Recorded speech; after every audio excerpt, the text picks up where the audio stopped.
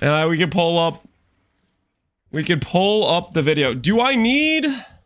Is it a video we can listen to while we craft? Or do we need to full on watch it? Like, is there a lot of like visual representation? You guys want me to watch the snap out video, right? The Kalandrification of PUE.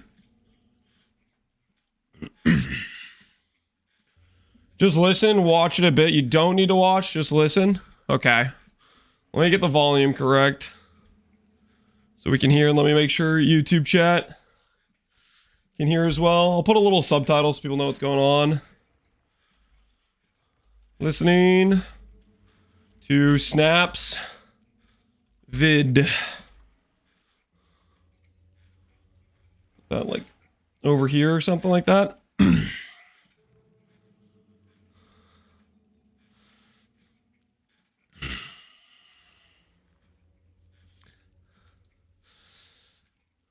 Snap is very in tune with the loot. Snap is in tune with the loot. Classic. There are some cool old clips in there, but they're not important to what he's saying. Okay. Well, we'll listen. We'll listen, and hopefully it doesn't distract me too much, and I don't roll over too many good rings. Hopefully we don't roll over too many good rings. And I'm gonna make it so YouTube chat can hear as well. A small screen. If I do a small screen, I'd have to like mess with the window on my viewer here to like fit it in. I mean, I guess I could try that. Let me see about doing that. Hold on. Let's do windowed. Am I crashing my game?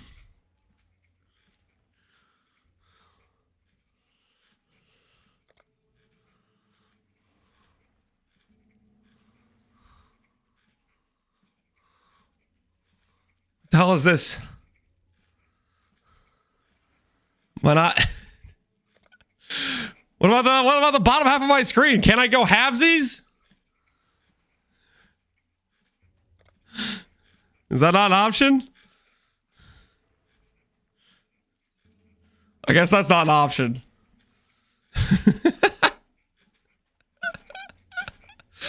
What is this?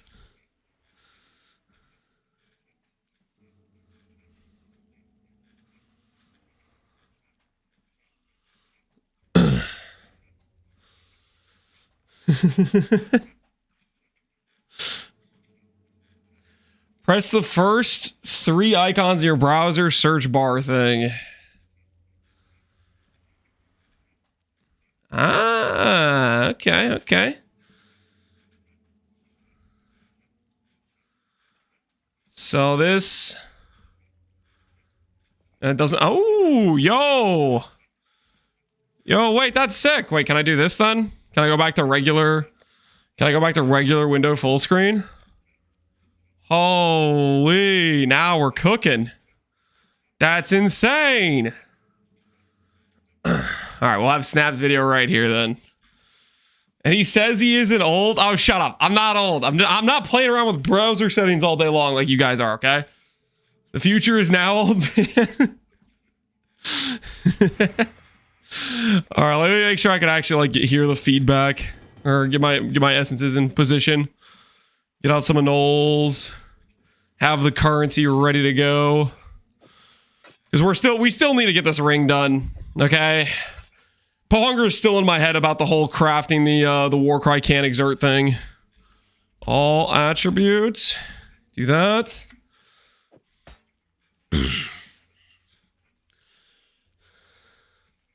Drop a 2-point jewel socket yesterday for 2 cluster points.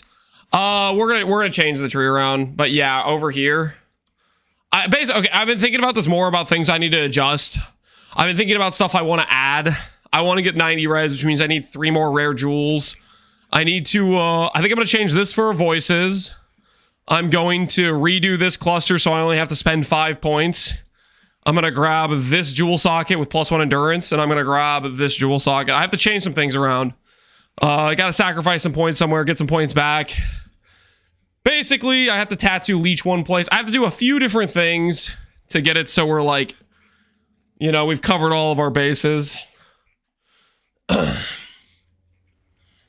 if I ask GG nicely, they'll delay by a day? No.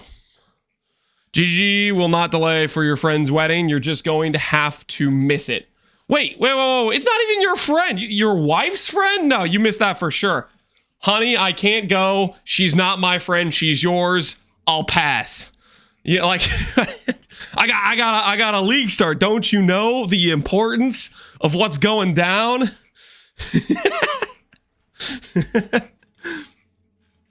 She missed the moment. You gotta let her know that you got priorities.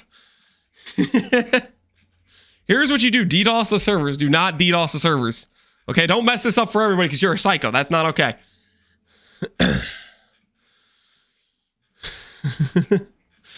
I'm having a baby on league launch. Just say hold it off. Hold it off. Okay, stall it. Okay. I'm not saying we showcase stall tactics here, but use some of the tactics we've shown on stream multiple times about how to delay that baby. You know what I'm saying? Kidding, of course. Of course, I am joking. All right, anyways, we don't stall. We're here for a craft. We're going to listen to Snap's video. Well, let's check the volume real quick. Day in 2026, ready to play your favorite game, Path of Exile. You go. Okay, quick check. Is that loud enough, or should I increase the volume? Did I just go all the way up? Is that okay? It's good. All right, we'll just keep it at that then. We'll keep it at that.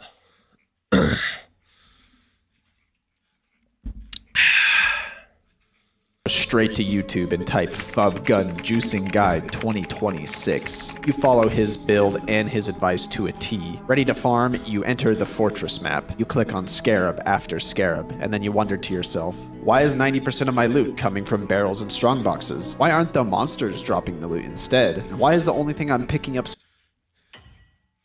It's echoing? Oh, hold on.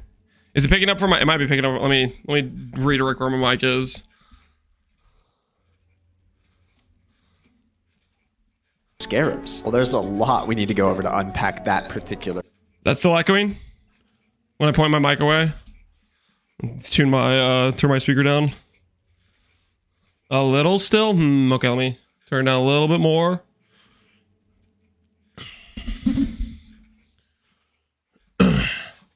It's the desktop plus the window. You think it's the window mode thing making it play twice? Question. Today we'll be going on a journey that starts all the way back in Ultimatum League. How's that? It brings us all the way to present day, detailing how exactly... Is that echoing? Are we good now? I think I'm just gonna make sure I'm pressing play with the actual browser source rather than this thing over here. I think maybe is what was doing it. First thing out of the gate. Why is all my loot from strong boxes and barrels? Meanwhile, is showcasing a strategy focused on strong boxes and barrels. I mean, the whole point of that strategy is like you're targeting a specific loot with a specific means to drop it. There's a reason the loot's coming from that thing, right? All right. Let's keep going. We got here because ground loot is a pretty hot topic in modern PoE. Oh, Today snap. I'm proud to present to you the Kalandrification of PoE. Okay, so the Kalandrification. So I guess the details he's going to go over is this all started in Kalandra, and it's where it all began, the inception.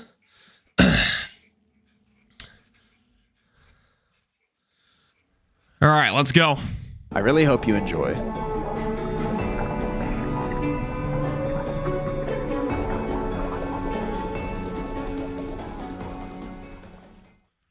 Our story begins all the way back in Ultimatum League. For those of you somewhat new to PoE, this era of Path of Exile is extremely different than what you're familiar with today. Just imagine a PoE with no Atlas tree. Path of Exile Ultimatum releases in April 16th of 2021. Many people like to remember this league for how awful the league start was. Ultimatum hands down takes the #1 spot for the worst league launch ever. I think that speaks more to the fact that they've gotten really solid on league starts for the most part, right?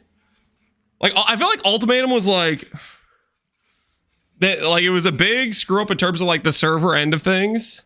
And I feel like since then we've had like some pretty consistent league starts for the most part. Granted, we still get, as far as I can tell, EU every league servers are cooked.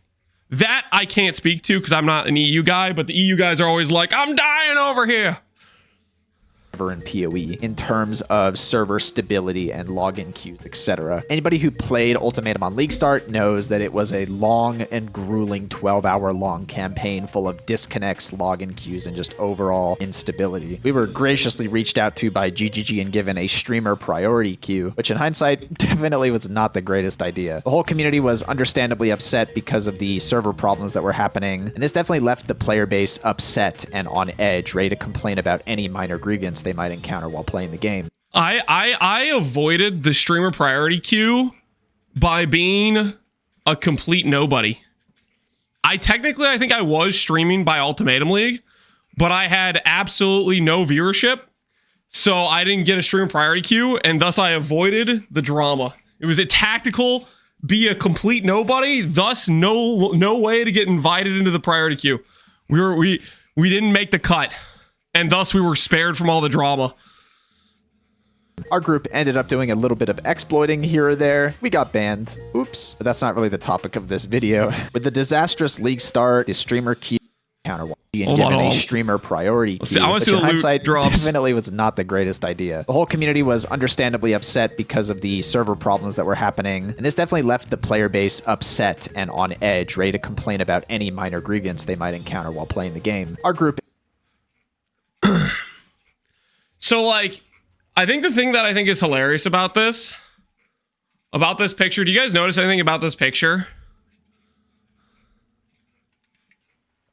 I want to see if he'll have other loot pictures throughout this video, but notice something very important about this picture. He has bindings, valorbs, fusings, horizons. All of this currency that he has on the screen here is very, like, low tier trash level loot, but the difference is the game has gotten so scaled in terms of loot drops that this was good back then. This right now would all be freaking hidden because you'd be picking up T0s by contrast. This level of loot is a complete joke to the current game because it's just gotten power crept the entire time. I wonder if he's going to talk about that fact, or if he's just going to say the loot's gotten worse and worse the whole time. Because right now, he has on his filter complete trash level loot because at the time, that was good. This is for Expedition and Tujin. Expedition and Tujin gets like giga outscaled by actually high level loot strategies. That's Blood Aqueducts. Is it Blood Aqueducts? That would be kind of funny if it was Blood Aqueducts. They are in a quad. No, I mean, that looks like it has 3 Delirium Orbs on it. Because it's 12, 12, 12. Wasn't it also like they were going in and out of a zone multiple times or something? Like, what the hell were they doing exactly?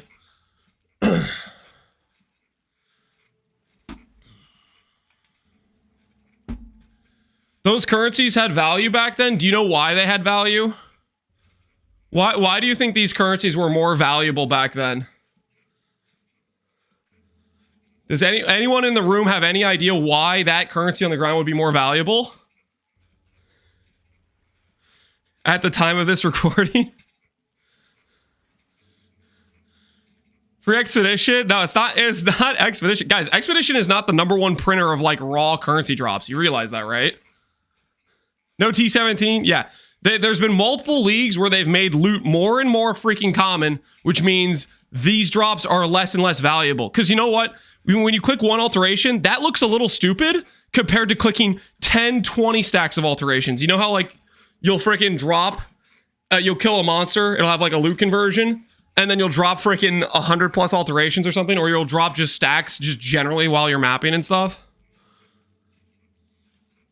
Because all this loot's more common in the current game, which means it's less valuable by contrast. Pre-stat currency. Did they have any drop stat currency at that point? I don't know if they did or not. The point is, loot drops way more now, and that's why this is valuable. the thing is, the loot dropping way more is also tied to things like T17s, the loot multipliers, like that sort of stuff. So I feel like, I don't know, we'll see what he says throughout the video. But I would be down for buffing the baseline, but killing the top end. Because the reason they have to nerf the baseline is because the top end is so egregious, right? If you make the baseline way higher, then the top end gets stupid. So you kind of have to like freaking counterbalance that if you're going to buff the baseline. Ended up doing a little bit of exploiting here or there. We got banned. Rest in peace. But that's not really the topic of this video. With the disastrous league start, the streamer queues, and just overall player dissatisfaction over those two issues, definitely wasn't a great time to introduce a league mechanic that favored extremely difficult content in the form of the Ultimatum waves, all or nothing reward system, and players took to Reddit to start to complain about the rare monster spam that existed in this mechanic. Many of the complaints were centered around there just being too many rares, the fights were just too hard to navigate. Fubgun showcase the 8 mod T16 with 0 casters. We can watch the Fubgun video next. I think there's gonna be I think that video will help explain the whole issue with the top end being insane, or why the baseline's bad compared to the top end. Because I think that'll bring up a pretty good point. Because there were so many rares, so many monsters to keep track of, and it was just overall cluttered. Chris Wilson himself confirms this criticism in a Reddit post titled "Some Thoughts from Chris," posted 5 years ago. Chris remarks, "The encounter..." Dude, I miss the Chris posts, man. When there would be like some sort of like thing people are upset about, Chris would be like, "Okay, this is my response to this. This is what we think is the issue, or this is what we're gonna do to address it." But then Chris also got like a whole bunch of crap for doing those too. Like so many people were like really toxic. You know, you have the Pathomath ban, which he was just a streamer who was attacking Chris, but there was like people just like posting on Reddit or in Twitch chats or whatever were also being just super toxic as well, right? He was just the public face person who was doing it, right? Monsters themselves didn't have great combat. They achieved challenge just by spamming a whole lot of rare monsters at you, and it was hard to follow what was going on. In Ultimatum League, the feedback was clear. There's just too much going on. There's too many rare monsters. It was just hard to follow the combat. GGG does what it does best. It takes that feedback, shelves it, comes back for the next league, and makes changes to their beloved game. That's the cyclic nature of the game. With Ultimatum in the rearview mirror, we will fast forward over to Scourge League. Scourge came out 6 months later after Ultimatum, and featured a scaling risk-reward mechanic, which incentivized you to have very powerful builds. During Scourge League, a popular strategy developed involving Alva, and something we like to call Pocket Beyond. In PoE, these league mechanics used to have a historic bonus that affected all league mechanics, Alva being one of them. When you were killing monsters inside of that particular league mechanic, they would get a very, very large bonus applied to them. This bonus was introduced so that monsters were just generally worth killing when you were doing the mechanics, such as Abyss, or in this case, Alva. In order to make the league mechanics feel more powerful and potent, the multiplier that these monsters had on them was, you know, in the realm of like a... As you can see, this is what we want. Very balanced. You finish one Alva and you have, you know, multiple thousand uniques drop. This is how ground loot feels good. If somebody on the top end can drop thousands of unique while the guy running out can go, doesn't. That's what we want. I don't know. 1000%, like 10 times more loot. This made it so monsters from those mechanics just generally felt more rewarding than other stuff on the map. And that reward was so potent that people would actually bring in a prophecy. Yes, wait, do you guys want that? You want it to be the case that you do one Alva and you drop half the uniques in the entire game in one Alva? Is that what we need? We need to drop half the uniques in the entire game in one Alva, and that's real loot.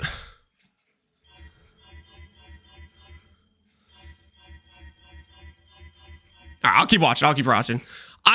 The whole blow up about the historic multiplier thing is always called crazy hidden to me. Reinforcements in order to generate extra monsters inside of the Alva. When you proc the prophecy, it would spawn a monster pack. You would kill the monster pack, and it would spawn beyond monsters. You'd then kill the beyond monsters, and they would all have that, you know, 10x bonus from the Alva applied to them. This strategy was one of the mainstays in early MFing, and it really cemented Alva as like the premier mechanic for magic finding at this point in time. The huge focus on killing as many monsters as you can. Killing as many monsters generates a lot of beyond. Beyond generates a lot of loot, it had a very good cycle going for it. It was a very, very fun gameplay loop to a lot of players at this time. But it's important to take note. It's a very fun gameplay loop for a lot of players at this time. How many people do you think were actually able to do that?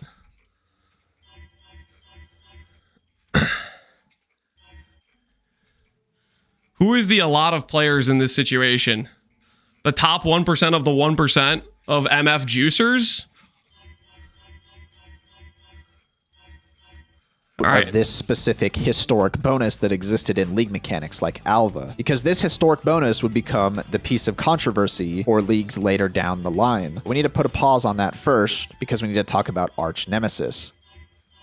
Archnemesis came after Scourge 3 months later. Who cares? Get good. I think having crazy strategies that promote having a strong build and you get rewarded for that is fantastic. I have issue with the situation when the guy doing Alk and Go has a strategy that's 1,000 times less efficient than the guy who has the good build, which makes the guy's drops from the Alk and Go dude, his drops are worthless outside of specifically farming, like, let's say, Betrayal for a medallion, because the medallion isn't getting inflated into the economy, and that's still worth something. You know what I mean?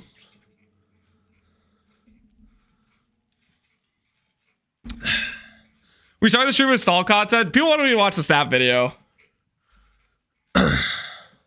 In February 4th of 2022, featured a new atlas, including the first iteration of Eater and Exarch, which were very, very cool bosses. It was also the first iteration of the PoE Atlas passive tree, which is beloved by many players to this day. So remember all that complaining that players did back in Ultimatum regarding rare monster spam and battle clutter? Well, GGG had a plan, and now it is time to finally reveal the rework that has been promised as a result.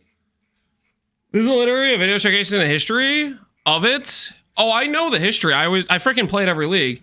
What I'm addressing is the statements that have been made during these various things. Like, for example, when they nerfed this historic loot multiplier that allowed them to drop thousands of uniques, Snap and his group freaked out about it. They had multiple drama videos of being like, holy crap, GG's killing the game. Do you remember that? Were you there for that? Because that stuff happened. Whenever they there's like some crazy overtuned mechanic like that occurs, they'll go out and defend that it shouldn't get nerfed. Meanwhile, it was completely overtuned at the time. like if you played through these leagues, you know exactly what I'm talking about. I played all these leagues. I remember these things happening. Because that's what happened. They nerfed the Alva thing, and all the Giga Juicers started throwing a wild outrage of I need to drop more loot. Loot is dead because I can't drop 1,000x the normal player anymore.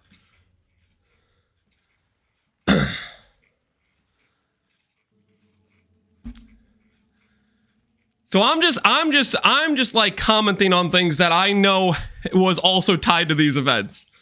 Like the comment about a lot of people were enjoying this strategy. A lot of people he's talking about is the 0.1% of the 0.1%.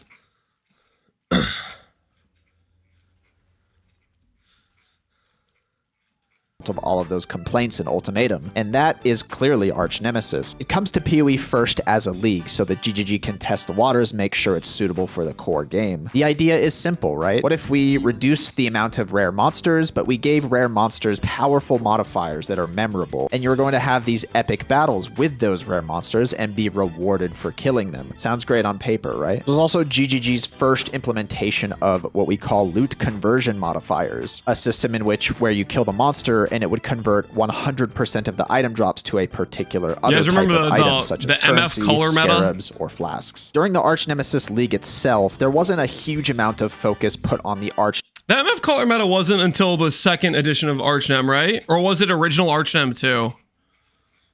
I kind of forget if it was original Archnem or if it was when they added it to core. It was Kalandra. Was it when they added it to core? They'll probably talk about it, right? Because the base game had so many changes. That's when you had like the 90D new bosses and the Atlas drop tree. from one monster type of thing. Archnemesis kind of came as an afterthought because of all of the other sweeping changes that came to the game. The player sentiment on Archnemesis was kind of lukewarm, stating that generally the mechanic was cool and rewarding, but a lot of the modifiers were generally unbalanced and very untested. A lot of modifiers would just make monsters extremely tanky or unkillable, and others just did way too much damage and just would one-shot hardcore characters. But once again, these problems were kind of overlooked because the base game had received such a fantastic expansion. Oh, dude, that was such a good freaking expansion. Was that when we got Eater and Exarch? I think this was the thing where I was like, for like after this expansion, and then the next year we just weren't getting I remember they like introduced this, so like, okay, these are two of like these, I don't know what they referred to them as, but they're like, okay, there's gonna be more invading celestial beings in future endgame patches and stuff. And Exarch and Eater were like the first ones or whatever. And then like 4 years go by.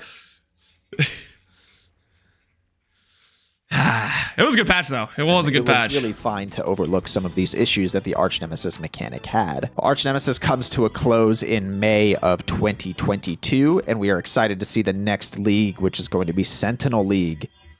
During the Sentinel reveal trailers, it was announced that GGG was going to fold Archnemesis into the core game, and players were apprehensive at best, but we were promised that a pass was done on all of the modifiers, and all of the problematic ones are going to be receiving balancing, so we were all willing to hold our breath while GGG cooks in the kitchen here. The first initial implementation of Archnemesis into rares had all of the modifiers of Archnemesis, but the same amount of rares that were there before. They also didn't really make the rares super rewarding as a result of adding these new and annoying modifiers to rares. And even though GGG did a balance patch on a lot of these modifiers, there were still some extremely unfun and problematic ones that would later be removed, such as periodic invulnerability. That's not a good welcome sign for a new player. GGG, what is that? In general, Sentinel League was full of complaints about rare monster power, as truly a lot of these were really underbaked and untested, unbalanced, and the rares that you were killing were not super rewarding to begin with. So now we just have harder monsters that are more annoying to fight, but without the rewards. Sentinel League in general was kind of the peak of magic finding in PoE, as we had Alva incursions at their strongest. What was Sentinel the peak? Snap's saying it's the peak, so I'm guessing he thinks it was better than like Affliction or better than Phorecia Rogue Exiles. That's kind of crazy, right? I feel like Rogue Exiles Phorecia was better. Rogue Exile Phorecia was insane.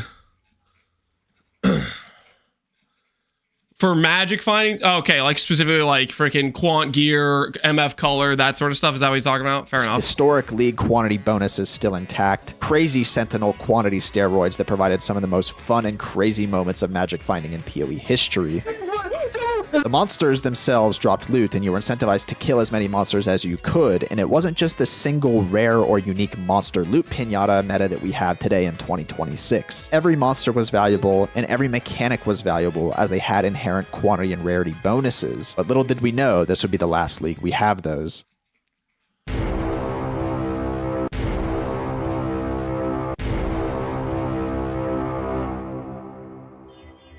Oh, Kalandra. So let's begin to unpack Kalandra, shall we? Sentinel was a pretty wild ride, and the rare monsters with the new modifiers are pretty overwhelming to the majority of the player base, and it made content generally very difficult, so we need to... Is that car getting chased around by the rare? And the rare monsters with the new modifiers are pretty overwhelming to the majority of the player base, and it made content... He dies with that, doesn't he? Like, it goes up and just, like, slaps him. I'm pretty sure he didn't, like, include the rest of that clip. I'm pretty sure it just went over and just popped him. Generally very difficult, so we need to pull back a bit, right? If you're a GGG in this situation, maybe the best way to keep these powerful rare modifiers in the game is just to reduce the number of rare monsters overall and add even more modifiers to the rare monsters. This in theory will achieve two things, right? The rare encounters will feel harder and make you think about combat more, and when you kill the rare, you'll be sufficiently rewarded for your efforts. That should drop that? Are you...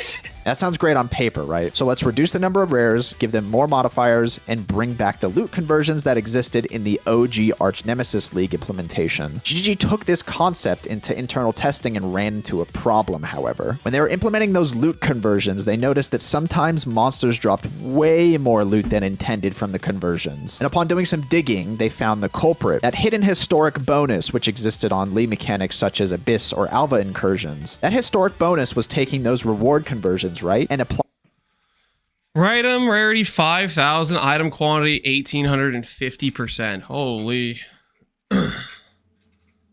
Holy.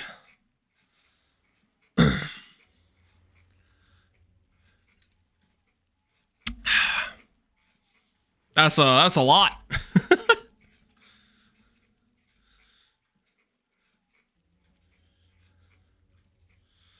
applying that same maybe 10x multiplier to the conversions that were coming out. If you landed these conversion modifiers inside of an Alva, combined with the way the loot system works, you would most likely be generating hundreds upon hundreds of divines from a single monster loot conversion. And this is obviously unacceptable for the core game.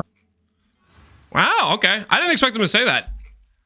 Unacceptable for the core game. I would have figured he would have gone with the like, what the hell? Because that's what it was at the time when they removed that bonus. They were like freaking out. Pretty base to say the multiplier that made Alva way more ridiculous than every other loot strategy was OP. Real quick before I start the video again, don't mind me. I'm just gonna not lose here.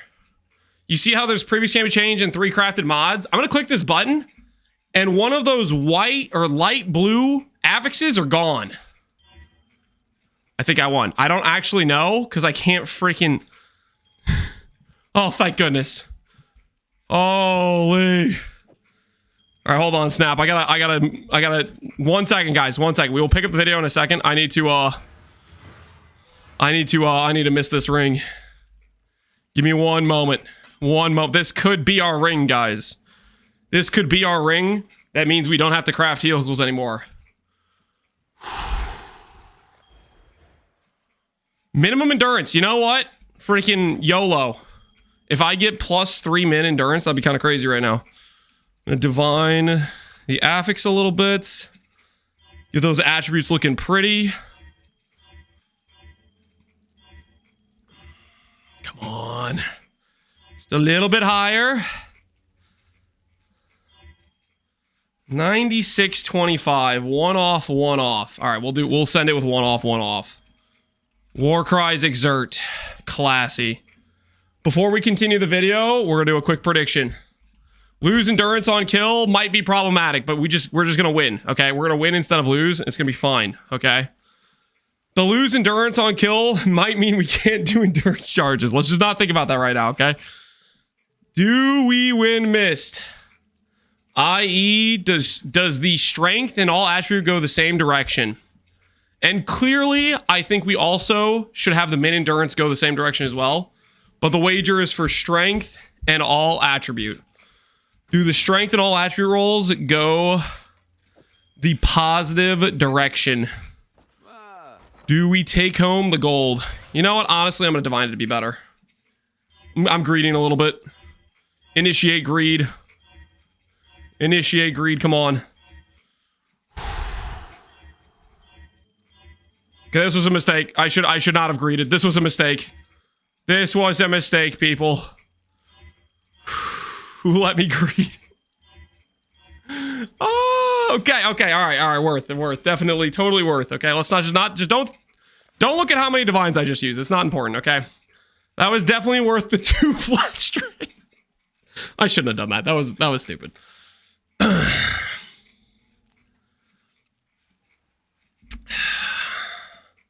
You can't kill monsters in the hideouts, so minus endurance charge per kill is fine. We're gonna literally do maps, guys. We're gonna do maps. No lock. Locks are 230 divines, my friend. Although this did cost us a ridiculous amount of rage essences. The cost is still not worth a lock. We did spend a ridiculous amount of rage essences on this though. 4 more strength with a 2x multi, yeah. Yeah, or it hits a breakpoint where that 2.1 hits and it gives us like 5 strength more, you know? Think about the value here. Think about the value.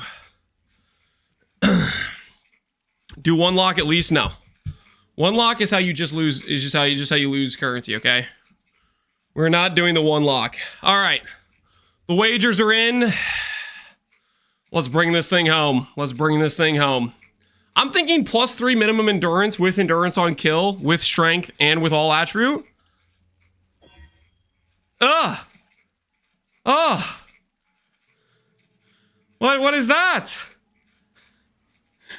Why are the attribute of the strength going a different direction?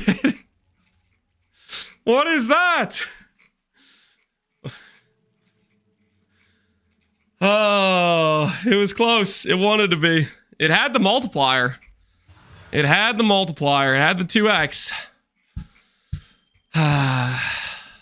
Unfortunate. Unfortunate. Give me the points. All right, all right. Congratulations, doubters. Then we're going to go back to Snap's video. Do we win the mist? The answer is no. The answer is no. We do not win the mist. We thought about winning the mist, and then we proceeded to not win. We proceeded to not win. Can you believe it?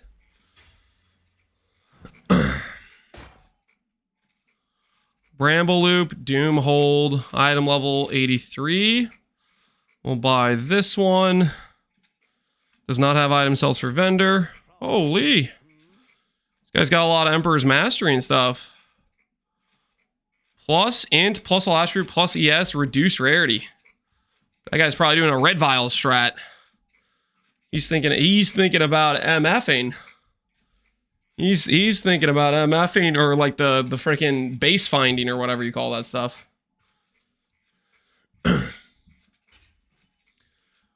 What do you call that when you reduce rarity finding? What's the name for that? I don't even know what you call that. Looks like a Valder runner to me. Yeah, he could have been playing tri-stack. It looked like he had some tri-stack going on too, maybe. He had some gear in there with like hybrid stat bases. Helical base. Oh, you know what? I should be just crafting on the on this character.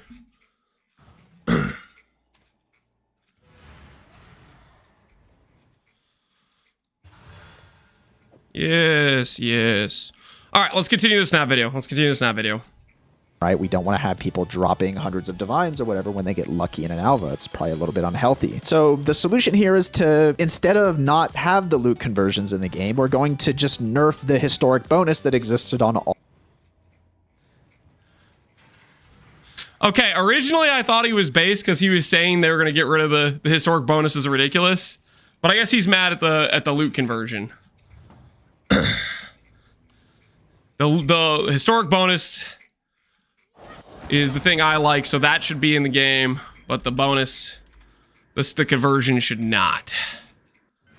Okay. All league mechanics. And we're going to compensate the player by maybe, let's say, increasing the number of item drops globally by, let's say, 30% or so. And then now we can finally implement the Archnemesis loot conversions into the core game. These changes are the genesis of all of the issues that have been plaguing PoE's item drop system for years now. League mechanics were originally designed with this historic bonus in mind to make ground loot feel substantially better than just normal monsters in your map. It was the primary reason why these mechanics were worth engaging with in the first place. These changes led to a litany of issues, mainly that Archnemesis monsters were extremely unbalanced and your main source of loot. Okay, wait, was that the rip? Changes led to a litany of issues, mainly that Archnemesis monsters Okay, he did include monsters were extremely unbalanced and your main source of loot. And you were just fishing for those conversions to scarabs or currency when they happened because it would drop so much currency when you landed the lottery that it was really no point in doing anything else in the game. It also had a knock-on effect that ground loot that doesn't come from Archnemesis conversions is just completely destroyed, and stock league mechanics that aren't juiced up by scarabs are now completely unrewarding when you're looking at it in the context of ground loot. These These sweeping changes to league mechanic loot was not announced at all in the patch. And obviously it left players a little bit questionable about what the situation was. The disparity of loot was actually so bad. Many people just thought there was a bug. Like they just couldn't believe that there was this little stuff dropping in Kalandra. There were other changes this patch which also led to a very, very large reduction in ground loot, mainly the absolute destruction of Beyond as a league mechanic. For any new school players, Beyond used to be the most powerful MFing or ground loot strategy, as it would just generate a ton of extra monsters for you to kill, a lot of unique monsters at that, and unique monsters used to have very, very high multipliers on them, so they were very, very sought after. This isn't a problem now, but the original rework of Beyond made it so that you could spawn a boss instantly after you just killed a couple monsters, which would turn off your Beyond. Obviously, that's not very good. The historic bonus, which existed on all of the Beyond monsters, was removed, alongside all of the other mechanics that had their historic bonus removed as well. It now basically can't spawn unique monsters besides the one boss, which was another nerf, and it kind of left Beyond as an absolute shadow of its former glory as a juicing mechanic. So players going into the Kalandra League knew that, you know, a couple of these things were going to be nerfed, but we really did not know how bad it was going to be. We as League players, you know, started to level up our new characters on the League launch, and we heard some rumblings from standard players that the loot situation was very dire, but oh boy, we were not prepared. The Archnemesis changes being rolled into the core games with the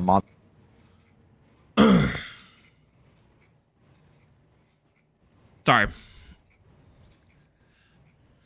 monsters being extremely overtuned and unbalanced, coupled with the insane reduction in loot coming from all mechanics, on top of the absolute destruction of Beyond, led to a flood of memes that will never be replicated in the PoE community. It was all a fever dream. There's no hard mode. There was no quantity nerf. And we can begin to also look at the double, triple, quadruple, and quintuple down that GGG did in regards to this situation. So the player base is extremely on edge at this point, right? They want answers. There's been the biggest shadow nerf to loot in the history of the game. We had some of the biggest crafting nerfs with the re-implementation of Harvest to trade. War 1, 2, 3, fire damage! And we had the destruction of Beyond as a league mechanic. The first thing to address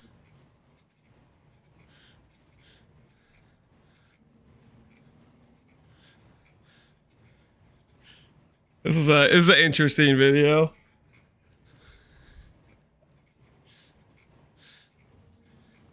They destroyed crafting by nerfing Harvest. I don't like. Okay. I definitely think that a good argument is that item editors should exist, right? That is the norm crafting, right? Is Archnemesis rares being too powerful. It doesn't really address some of the complaints that the community was having, and that a lot of these mods are underbaked and untested. And the only thing that we're going to get from them is just a reduction of life on Archnemesis rares that are coming out of Essences, Betrayal, and Red Beasts, which wasn't really the problem a lot of players were experiencing, and it felt like a disconnect between the player base and GGG. The next complaint that players were having was about Harvest crafting, and that it was just way too RNG to make the items you were having on your builds, right? It was just way too hard for a lot of players. And to address the feedback here, the answer we got was we're just going to be increasing the life force drop rates with no addressing of the community concerns about the crafts being just extremely RNG and less power. So let me get this straight. The whole PoE as a whole wants an item editor with remove add. I don't know. Like, I thought this was gonna be about loot. This is crazy.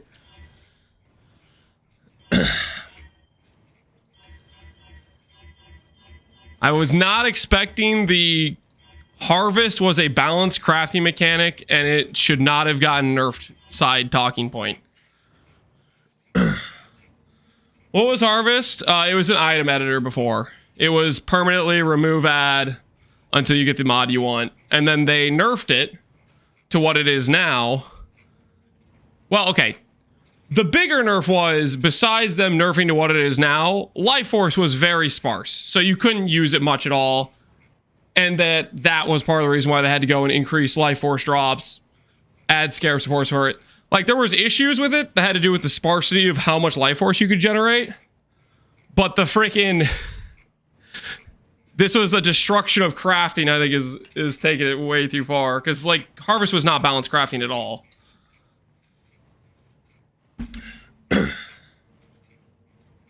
Snap, what are you saying? Talk to me. Okay. If the bad interpretation, help me understand. Because maybe I'm not understanding what you're saying at the time. Because right now, the way I'm hearing this is you're saying that this was a bad change or something. But you're saying that's just how the community felt about it?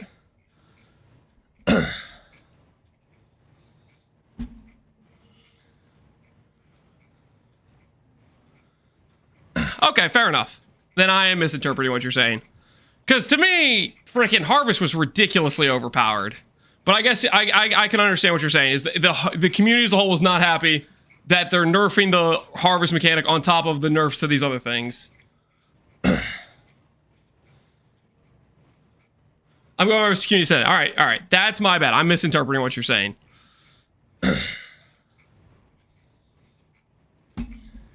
Discord call? I'll do Discord call with Snap.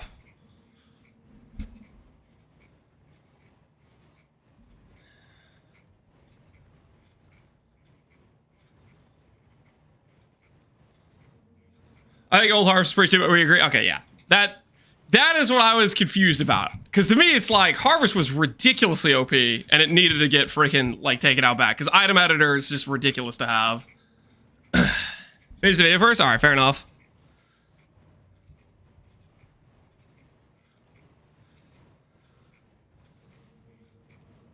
All I'm here is GG's nerfing stuff. This is just an overlook of like history of different things that happens over like I guess since Ultimatum. I'm gonna have a chat after you want. All right, we'll have Snap. We'll do a Discord call after we get through the video. Powerful than they were before. Lake of Kalandra was getting some improvements, but I don't think many people were engaging with the lead mechanic to begin with. But maybe those changes would be good. Everybody was going to wait and see. And we finally arrive at the now infamous historic bonus removal. Chris writes, players report that general item drops feel a lot lower in this expansion. There are two changes we made in 3.19. The first is that the rate of encountering rare monsters from certain league content has been reduced. So you are fighting, killing, and receiving rewards from fewer monsters than before. This is partially offset by rare monsters in 3.19 now being more rewarding than they were before. The second reason is that we removed a massive historic bonus to item quantity and or rarity that applied to some league-specific monsters. We replaced it with a moderate 2 to 3x increase to item quantity to offset the fact that they often have more life than regular monsters and some cannot drop maps. It's once again worth reiterating that the player base had no idea of these changes at the time. They booted up the league, leveled up their character, was experiencing terrible ground loot, and this is the first time we had ever heard about these massive sweeping changes to the way that loot works in the game. This post was received with overwhelming negativity by the PoE community. How could such a massive sweeping change not be communicated in the patch notes to the player? It was, for all intents and purposes, one of the largest loot-related changes to have ever been implemented in the game, and it didn't even receive a massive patch note or anything of the sorts. And a frustration that the community had at the time was that there wasn't any willingness to try and make any changes in that regard. It was kind of just, here's what we did, and this is kind of how it's going to be. The massive historic bonus removal just came as a shock to the general community. It's just, how could they have done this, was the overall sentiment, as you can see from some of these Reddit comments from way back in the day. The next Reddit post to satiate the Reddit dumpster fire would come from Chris in the form of nerfing defensive Archnemesis modifiers, which honestly was a huge W for the community here. A lot of the modifiers were extremely annoying, underbaked, untested, as I keep saying over and over again here, and they ended up nerfing a ton of those modifiers, and these changes were met with much positivity because people really did not like some of these modifiers. With the community... Who knew? People didn't like when they ran into a fire immune monster on their Righteous Fire character. Not all PoE players? I think most PoE players were pretty happy with the like toning down of like the damage immunity things. Because it was just like you just run into a monster that had the mod that said your build doesn't do damage to me.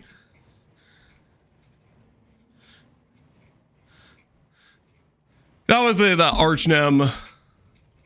Still absolutely enraged, and the Reddit just on fire at this point. Chris would sit down and write a post to address much of the criticism that GGG is receiving as a result of a bunch of these changes in Kalandra. Let me preface these posts by saying I have the utmost respect for Chris Wilson. In the now infamous What Happened with Items Reddit post, Chris would detail exactly how these changes came about, how would these changes affect item drops, and what we're going to be doing going forward. It is the most downvoted Reddit post in all of PoE history, but frankly, no matter what Chris said here, I don't think it could have satiated the absolute blind rage that the PoE community was blinded with at the time. This post, Chris details a few of the philosophies that are guiding the changes that came about in Kalandra. Chris also detailed the rationalization behind removing the historic quantity and rarity bonuses that applied to league mechanics here. The critical line is here where he says, as described above, various valuable Archnemesis modifier conversion drops in a way that directly benefit from item rarity and item quantity bonuses. When we were balancing and testing this, we wondered why certain league monsters were dropping significantly more items than regular monsters. It turned out this was due to the item rarity or quantity bonuses that were historically applied to monsters to make leagues feel rewarding. When combined with the new drop conversion system, these bonuses stacked exponentially and caused far too many rewards. So in line with philosophy 3, they rebalanced the league monsters so that they were now about twice as rewarding as regular monsters and didn't have these existing bonuses. To be clear, the bonuses were inconsistent and arbitrary. For example, Yellow Beast dropped more items than Red Beast, Incursion monsters didn't have any increased quantity, just increased rarity, and Harvest monsters had both. This also touches on Beyond, saying that it is not okay for 15,000 unique items to drop in the same map. The new version is more reasonable, allowing up to 1 unique Beyond boss per map, which is honestly a gigantic nerf, but it was intentional, and we mentioned in the live stream it was reworked. Chris also expresses regret for not patch noting the item rarity and quantity rebalance changes, which is understandable. I just want to say, unrelated to Snap's video, I thought he was going to give me some RNG. I'm losing all my Anole Orbs. This feels just like yesterday. This is not going well for my Rage Essence supply. I thought he would give me a little bit of enhanced, you know, I would siphon some of his RNG, but it's just not freaking working. There's a lot of stuff that goes on. It's just so hard to catch all of these changes and patch note them properly. But here's where the controversial bits start in Chris's post. Chris said he also overstated the impact of the change when communicating about it in the What We Are Working On post. He said we removed a massive historic bonus, and this caused a community to think the impact was larger than it was. The reason why I used the word massive was that the numbers sounded big and viewed in isolation, but are less impactful when viewed in context. For example, the rarity bonus that was removed from a Red Beast was 750%. This sounds big, but a 4 mod Archnemesis rare has a 41,000% bonus. Players have been saying we massively reduced drops, throwing out numbers like 90%, but in reality, a large difference could only occur in the most extreme situations involving Beyond, Delirium, and Incursion stacked with party, quantity, rarity, sextants, and scarabs, and a dedicated MF Kohler. I think he might be singling us out here. Every other player is unaffected on average. Snaps the I'm in danger.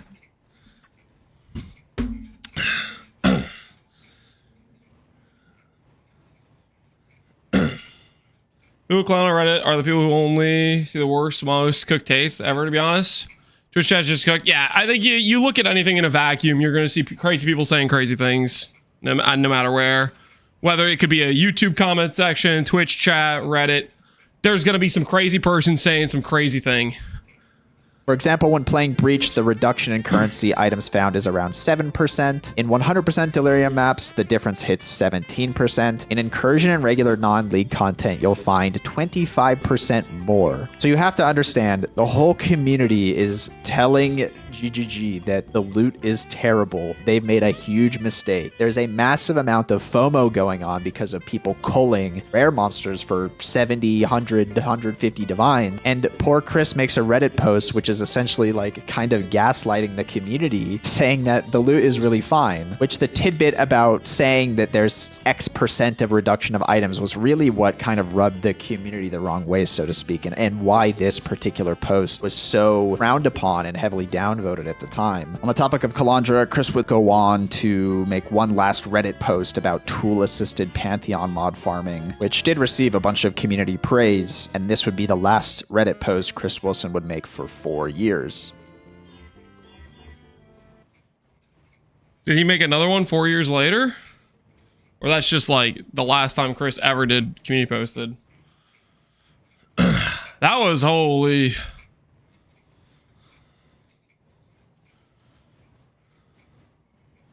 The loot was hidden behind the Goblin of the Lunaris mod. Yeah, the whole Cole meta. You find the specific Pantheon that drops the Divine conversion.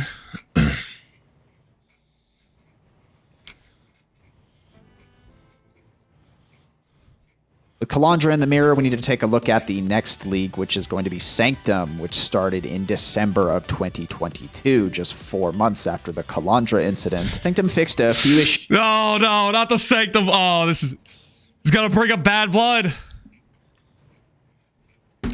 I know what you did, Snap. I know what you did. Just innocent old Sanctum farmers minding their own business. Target assassination, I say. Target assassination. Out of control, dude. Freaking he this.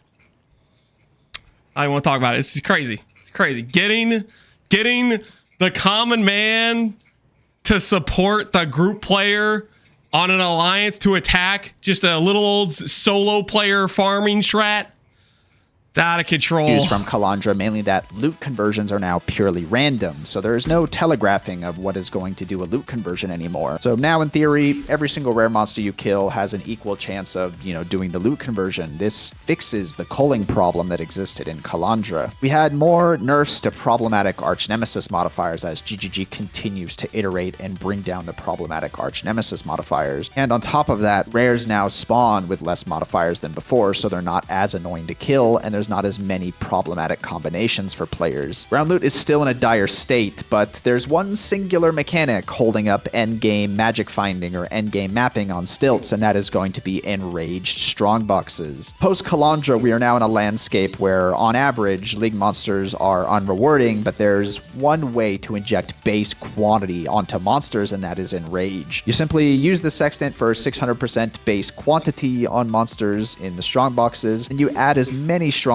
as you humanly can to your map with the Atlas passives and Scarabs. You choose a map with a good div card, and there's still ground loot. Hooray! Game's working great. Thumbs up. But the problem is that this is now the only way you can inject ground loot into your game. We're just holding up the end game on a single mechanic on stilts. We'll now fast forward to the trial of the Ancestors League, which came out in August of 2023. Here we get another pair of stilts to stand on when it comes to endgame farming and juicing. With the Ancestors patch, we got a new toy that is going to be the Speaker of the Dead Atlas Keystone passive. It makes it so Tormented Spirits in your maps can possess players for 20 seconds, and Tormented Spirits in your maps cannot possess monsters. For those unaware, touched monsters have a significant quantity bonus applied to them, similar to enraged monsters out of strong boxes. With some clever planning and manipulations of ghosts, a new farming meta arose. It's the same divination card farming strategy as we've seen for many years, but now instead of enraged strong boxes, we have to jam as many tormented spirits into the map as possible and infect monsters with that quantity buff. A common theme you'll see here with a lot of strategies post Kalandra is just players chasing the last remnants of mechanics that haven't had their quantity bonus nerfed yet. First we had strong boxes, then we had ghosts. Later on we're going to talk about rogue exiles, but it kind of does feel like we're drug addicts just chasing the very last mechanics that drop loot.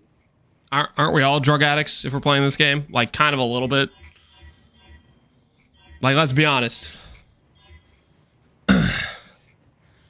GGG has got us hooked.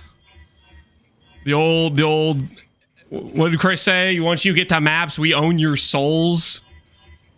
I mean, I'd argue that's a bit farther than drugs, okay? Drugs just ruin your current life. Chris is freaking on some like, you made a deal with the devil, I got your soul type of thing. I can quit anytime. All right, you guys said you're at Edge. I'll wait for you guys to get out of Edge. I'll wait.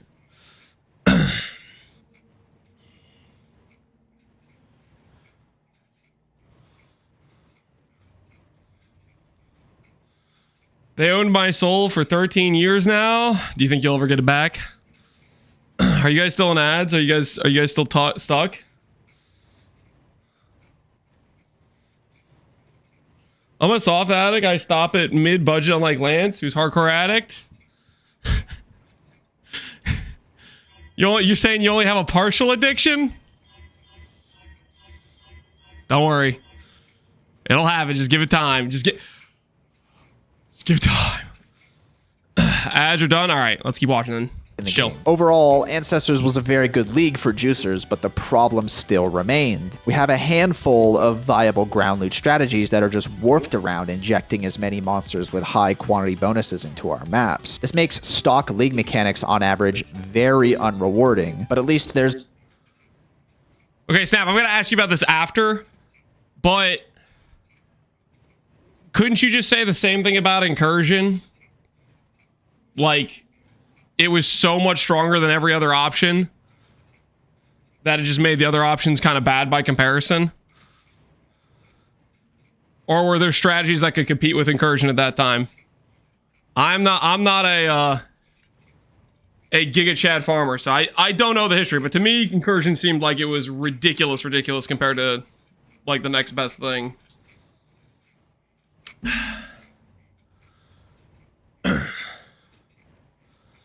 Ancestor, good league. Suck it, haters. Ancestors? Oh, dude, I think the biggest thing for Ancestors I was bummed about is I wish the actual mechanic, it mattered that your character was good. Because it just devolved into, do you stack a bunch of Avoidance layers and just click and hold the totem until it's dead, and it didn't matter if your character could actually deal damage or not. We'll talk about it at the top of you want? Yeah, I'm down. All right, continue. More than just strong boxes now. We have ghosts. But after Ancestors, we will see the craziest thing that has ever come to PoE. Affliction League came out in December of 2023, and we were absolutely not ready for the clownery that is going to come out of this particular league. GGG really threw out any restraint when making this league. Ghosting was still a strategy of this league, albeit overshadowed by other strategies quickly. Affliction was all-consuming. It didn't matter how bad the base state of the game was, or how unrewarding other league mechanics were, because Affliction was just the absolute craziest thing that PoE has ever seen to this day. Affliction was popular because it made all mechanics viable. It introduced generic item quantity to literally everything, and when you hit a good Affliction, you wanted to kill absolutely every monster in the map. This made previously weak mechanics for ground loot like Abyss viable, once again because it spawns a large number of rares. But now, with the juiced quantity from Affliction, I'm not going to delve too deep on all of the ins and outs of Affliction, but let's just say our resident Fub Gunner dropped something like 25 mirrors raw on his own and farmed around 80 mirrors in that league. Loot was at an all-time high. Headhunters were just a couple divines in price, an all-time low. With our dopamine receptors fried, we will move on to Necropolis. With our refractory period not quite recovered yet, Necropolis comes out of left field with a rework to Scarab. Affliction was over, dude. Affliction was the best league in any RPG ever. Changed my mind. Affliction was trash tier mechanic. It just had insane loot. There is no world where you could convince me walking around in the dark for 1 to 2 minutes at the start of every single map a good mechanic. It just had absolutely broken loot. Its mechanic was terrible. No one goes in the Affliction because they're like, oh, I want to do a Wildwood. No, they don't. They go in there because it's a loot multiplier. They don't want to actually do it. It's not fun. It's freaking, you walk around in the dark, pick up some pixie dust, and then you're like, okay, now my map has loot.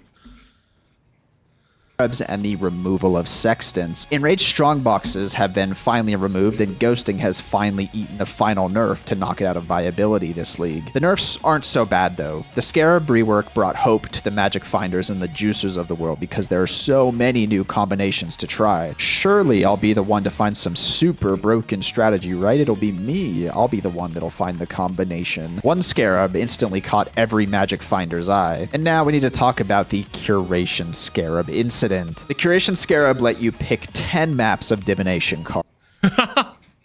This is where the one guy was just getting like how many divines from a T1 map?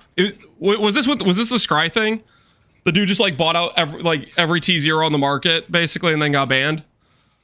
Was this the one? Having them drop as full stacks, and they let you have 2 of the old generic Divination card boosting Scarabs in a single strategy. Or is that a different the Scarab map? was absolutely...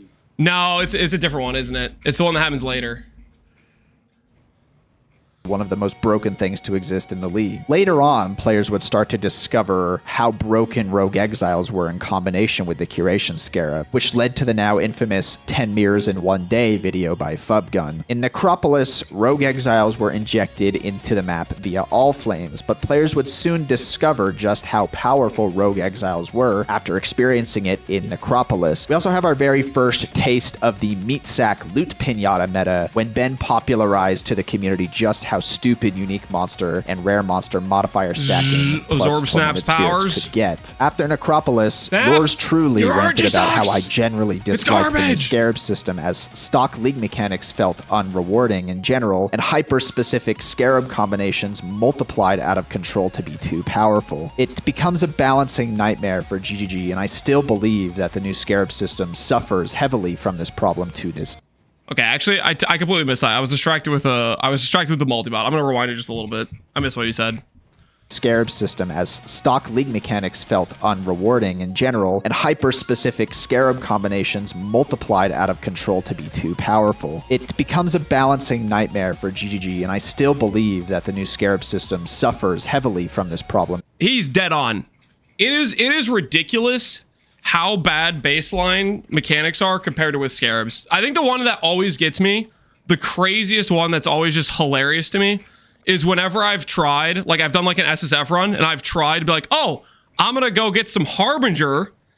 Harbinger without Scarabs drops absolutely nothing.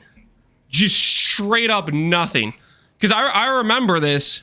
I was doing like the gauntlet race, and I'm bad at hardcore, right? So I'm doing the gauntlet race, and I got like all the white and yellow map completion. I did the thing where you could like rotate the Keurig missions and get like red map completion with white maps. So I had like my entire tree. I had like 100 passes on my tree, but I was doing Harby and white maps. So I had all the Harby nodes, and I was trying to farm myself ancient orbs to make an EE, right? This is back when EE you could hit in like, I don't know, 10 to 20 orbs on average or whatever.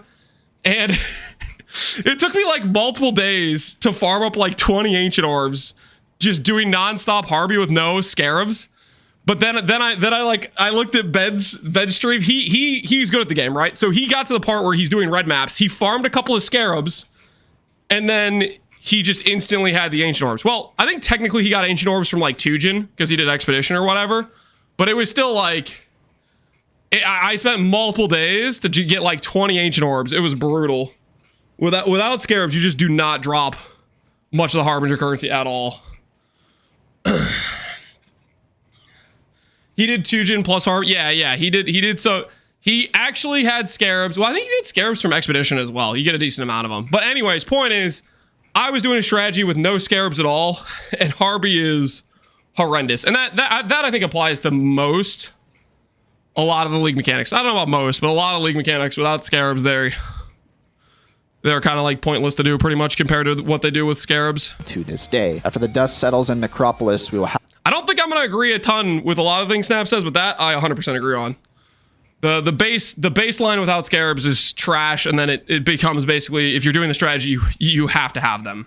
have to move on to the year-long bonanza that is the Settlers League. Settlers started in July of 2024 and was almost open for a full year ending June the next year. We do have a couple massive changes in regards to loot. Item quantity on gear has been removed, but at the time wasn't a big deal as the glittering scarab still existed with increased item quantity. This just means you really just had to pay the slot tax on the glittering scarab. We also saw the reliquary scarab reworked into the Titanic scarab. Tormented spirits had their bonuses Kalandrafied, which means tormented spirits are just basically functionally useless now. The Divination scarab reworked into the cloister scarab, which no longer provides a generic bonus to div card. Divination card drop locations also received a massive rework in regards to their drop location and drop pools. In theory, scrying divination cards will allow you to target farm specific cards on your preferred layout, but there's one catch. You can no longer increase the divination card drop rate relative to other items with the removal of the base divination scarab. So while you can scry whatever div card you want and use it alongside any strategy you are using, your divination card drop rate is significantly lower than it was before. There are strategies with pilfering where you inject a bunch of monsters that drop div cards, but it's a complete random grab bag of div cards and isn't really target farming div cards, which was a thing before. With these changes, the targeted farming of specific divination card set has basically been killed off completely. The last thing to talk about in Settlers League was the Titanic scarab and how dominant it has been for magic finding and just general ground loot. The reliquary scarab replacement has been the only thing holding magic finding together for the past few leagues, basically taking the place of enraged strongboxes from earlier leagues. Everything else for ground loot was just kind of bad in comparison. For those unfamiliar, you just stack as many unique monsters in the map with Pandemonium or Rogue Exiles and stack the new pack size chisel, and voila, we have a bunch of loot pinatas running around the map. That's kind of it. You just run from unique monster to unique monster, not caring for a single other thing that is going on, a single other mechanic that is spawning rares, etc. 99% of everything in the map that isn't a unique monster doesn't drop shit, and you find the unique boss or exile and it explodes with uniques like a loot pinata. Titanic has kind of brought back that meta that existed in Kalandra where you're just running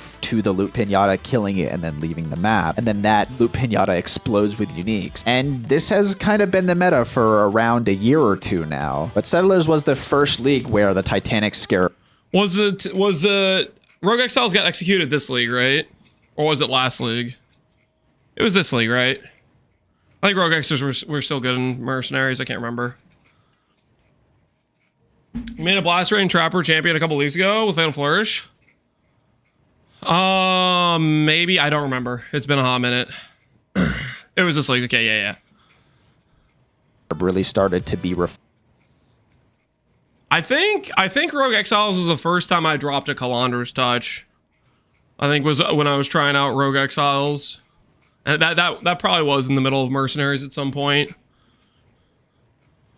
Seeing a Kalandra's ring was neat. Find as a strategy. And over the next couple leagues, players will take it to their absolute maximum. We now bring ourselves to the Mercenaries League, which started in June of 2025. We have the same powerful Titanic Scarab that existed before, but it's now juiced up with new toys. Number one, we have the extra party quantity from Mercenaries. For every mercenary in the party, you received basically 50% more quantity, which is half a player. We had new memory maps with pedal abilities, which generated some insane loot explosions and conversions. We also had the discovery of the Rogue Exile Pokeball strategy with ritual vessels. For those not privy to the Pokeball strategy, the way it worked was you can capture giant Rogue Exiles in a non-juiced map, then smuggle those giant Rogue Exiles into a juiced up Titanic Scarab map. Normally when you respawn monsters in a ritual, they have a loot penalty applied to them for each time they respawn. But a small oversight from the devs here is that the loot penalty does not apply to the Rogue Exiles when they are split from being giant. This let you have a massive number of unique monsters to multiply your Titanic Scarabs against, which led to some of the highest loot levels in terms of uniques that we've seen since Affliction. It's worth reiterating here again that all of these strategies require hyper-targeted niche interactions and scarabs to function. Meanwhile, the base game is still unrewarding since Kalandra. While Rogue Exiles took the limelight as the strategy of the league, some new creative farms sprouted up as a result of the scarab changes. some notable shoutouts being the Evolution Shrine farming and Abyss of Hordes. We finally move on to GGG's latest released league, which is going to be Keepers, which started in October of 2025. Keepers is where the years of bad decisions warped around Archnemesis finally catches up with GGG. Some notable changes in Keepers was that the Titanic scaling was cut in half, which is obviously a big nerf to endgame farming and juicers. Additionally, generic map mod effect on the Atlas was cut nearly by half. Additionally, quantity and rarity nodes on the tree were also cut in half. The Evolution Scarab was pretty much gutted. The Rogue Exile inherent quantity and rarity bonus has finally been Kalandrafied. Abyss Hordes ate a huge nerf. Tier 17 map modifier bonuses have been nerfed. Risk Scarab has also been nerfed and limited to 1. And then finally, Breach, one of the most beloved mechanics of all of PoE, was reworked into something way more annoying and less rewarding. In terms of ground loot, that is, not speaking about the tree. In Keepers, we no longer had a strategy that holds the game up on stilts. No enraged boxes, no affliction, no ghosting, no curation scarab, no rogue exiles. The game is finally laid out bare, and the players find that the game is just unrewarding at base level. There's a reason this league was received poorly, and it is the years of decisions that are warped around Kalandra and the knock-on effects that have made us arrive here today. If you don't have a niche strategy and or scarab combination to abuse, what is left is the base game, and the players finally woke up to the reality that the base game is in dire need of help. Ground loot in PoE has been in such a dire state since Kalandra, and has just been going from crutch strategy to crutch strategy because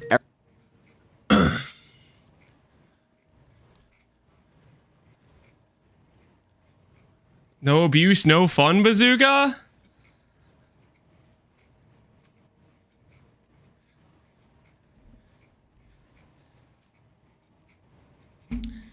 Just don't farm ground loot? What about they buff the baseline and then they get rid of a lot of like the top end multipliers that make certain things just go complete bananas? Like, do we need to have things on the map that say 200, 300, 400% more currency? Nerf scarabs. I like rework some of the scarab power into like the actual tree of the mechanics.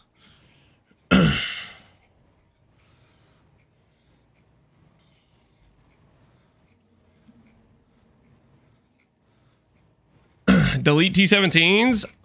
I don't. Would it be so bad for them just to get rid of the loot multiplier stuff? Like, I don't know. Having T17s have like this crazy loot multiplier, I feel like it's just doesn't need to exist. Because T17s can just be what they were supposed to be, which is like what you do to get your Uber frags, not what you do because it just has an insane loot multiplier. Because I think most people don't want to deal with T17 mods anyways, but you feel like you have to with if you're trying to push your loot, because it's so much more rewarding than doing it elsewhere. Everything at a base level is simply unrewarding. It all started with an idea to try to make rare monsters more rewarding and challenging. And what we got was design decisions warped around that end goal that compromised so many other systems in the game. Looking forward, GGG has mentioned they are planning a larger rework to endgame strategies and scarabs, so hopefully we will have new toys to tinker around with and new strategies to explore in the upcoming March League. I've been playing PoE for 13 years now, and I know GGG can always cook up something awesome. I want to thank you all for watching. This video has been a ton of work to put together, and hopefully we'll see you all in 328. Once again, I'm Snap, and thanks for watching. Solid video by Snap. Let me go ahead and link in chat for the people that didn't see it all or came in late. That's Snap's video on the history of ground loot, or colonification PoE is what he called it, I think. Snap, are you still here? You still want to do a Discord call?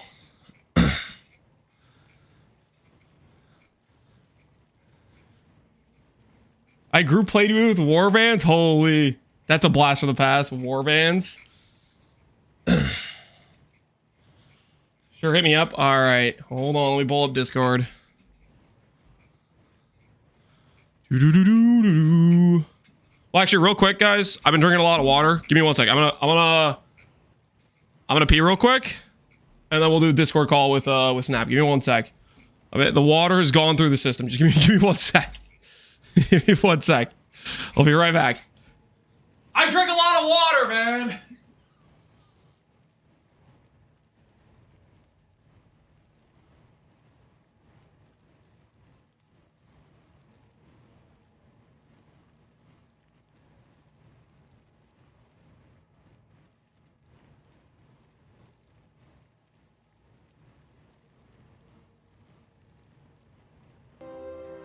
And my axe.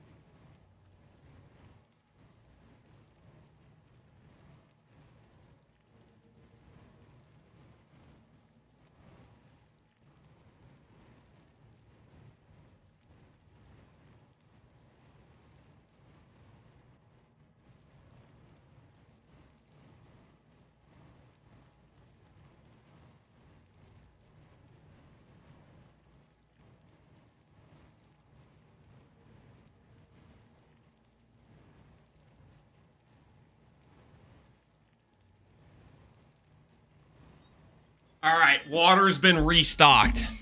I know what you guys are worried. You're like, oh, Lance, drink all your water. You're going to be thirsty. You're probably going to have to go back to your water. No, I got water at the same time. Let me go ahead and figure out how the hell to message Snap. As I am a Discord professional, I think the best way is to go to MP's Discord. Surely he's in MP's Discord.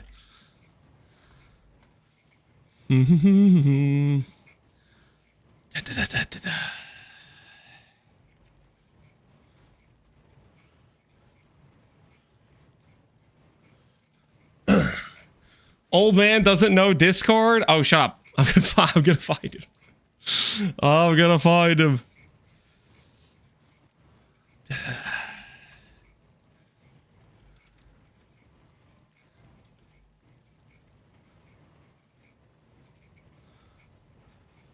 Lance, will you change Discord after the age verification thing? Change Discord. I don't know what that means. I change Discord. I don't know what's going on with Discord and age verification thing. I have actually no clue. The amount of times I get on Discord is not a lot. So I don't really know what's going on with it. All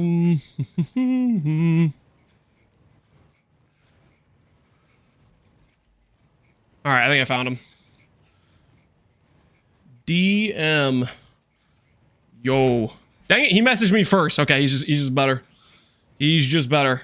All right, we're gonna start a Discord call with Snap. Let me change the text. Discord call with Snap. Topic, loot. Topic is loot, okay? Let me pull it up.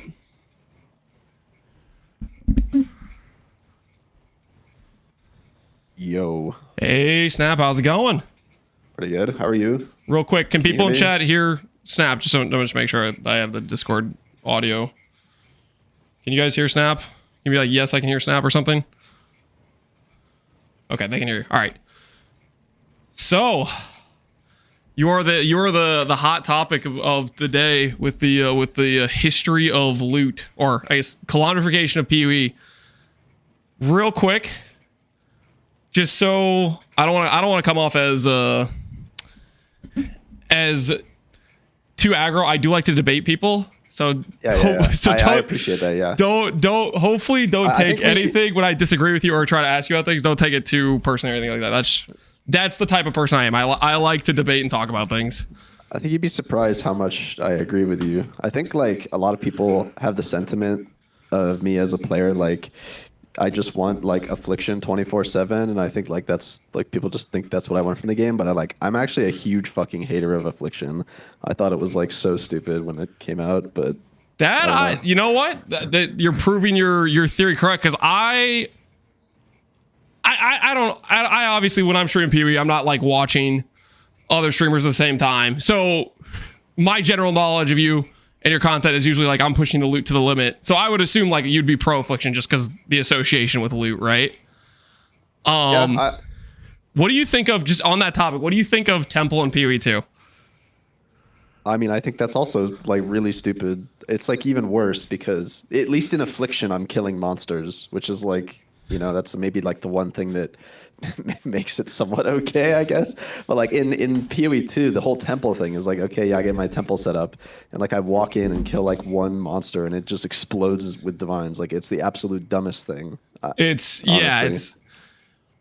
feel like when the loot gets that crazy, it feels like meaningless to do other things if it's like so disproportionate. True.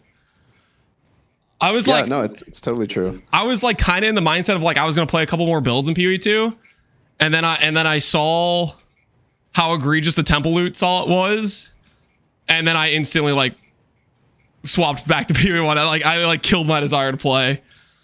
It's important to also like distinguish the gameplay itself versus like the loot, right? There's a conversation to have about like the loot level of the temple being like way too high, but then also I feel like the actual moment-to-moment gameplay in the temple was bad because really it was just you finding like the rare, and that rare exploded with like an insane amount of loot, right? Yeah, it wasn't like a hard fight or anything. Yeah. It was just a kind of whatever.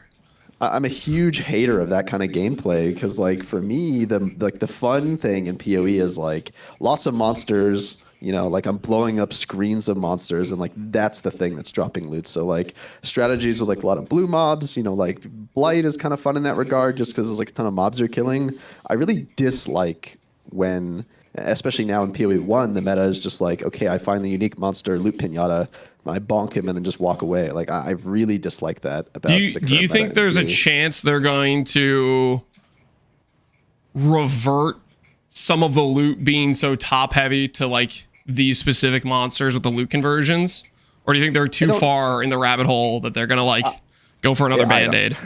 I don't know. Like it's the problem is a point I tried to convey in my video is like they have had a problem, right?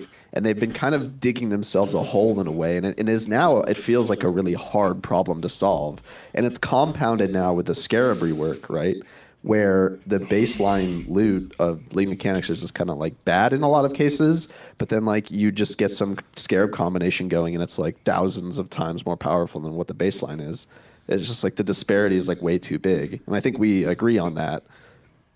See, one of the things I was worried about whenever this topic comes up and people are like talking about ground loot, my brain instantly is like, but if you have these scarabs, it's insane. So if you buff the ground loot, then it's just even more disproportionately crazy. Do you feel like if they do change ground loot, do you feel like they have to dial back that multiplier to some extent? Because otherwise it's like insane, right? They can't just buff the baseline, right? Because they're all multipliers. So the top end also gets multiplied. That's how it works, which is partly a consequence of the new Scarab system. Because if you remember old Scarabs, right, there wasn't the Scarabs weren't multiplying against each other. It was like if you think of classic juicing in the old Scarab system, it was I had a Reliquary Scarab, which was one multiplier separate, and then I had div cards Scarab, which was a different multiplier, but it was giving me like a different bucket. Didn't compound on each other. Exactly. Wasn't it also they were trying to compensate for like sextants? Because they got rid of sextants, so they were trying to roll it all into scarabs or something. Exactly, yeah. All of the effects that existed on sextants, they had to bake into scarabs because they're just removing sextants completely. But like the old scarabs didn't multiply against each other. They would just kind of like amplify one section of like the give you a bit of additive. Yeah, but now you have Harbinger Scarab 1, Harbinger Scarab 2, Harbinger Scarab 3, Harbinger Scarab 4, Harbinger Scarab 5, and like each one you add is multiplicative. It multiplies because it's like the King Harby makes the Harby actually have a good baseline, and then the Warhorde says that baseline's times 2. Like, if you don't have all 3, it just doesn't drop loot.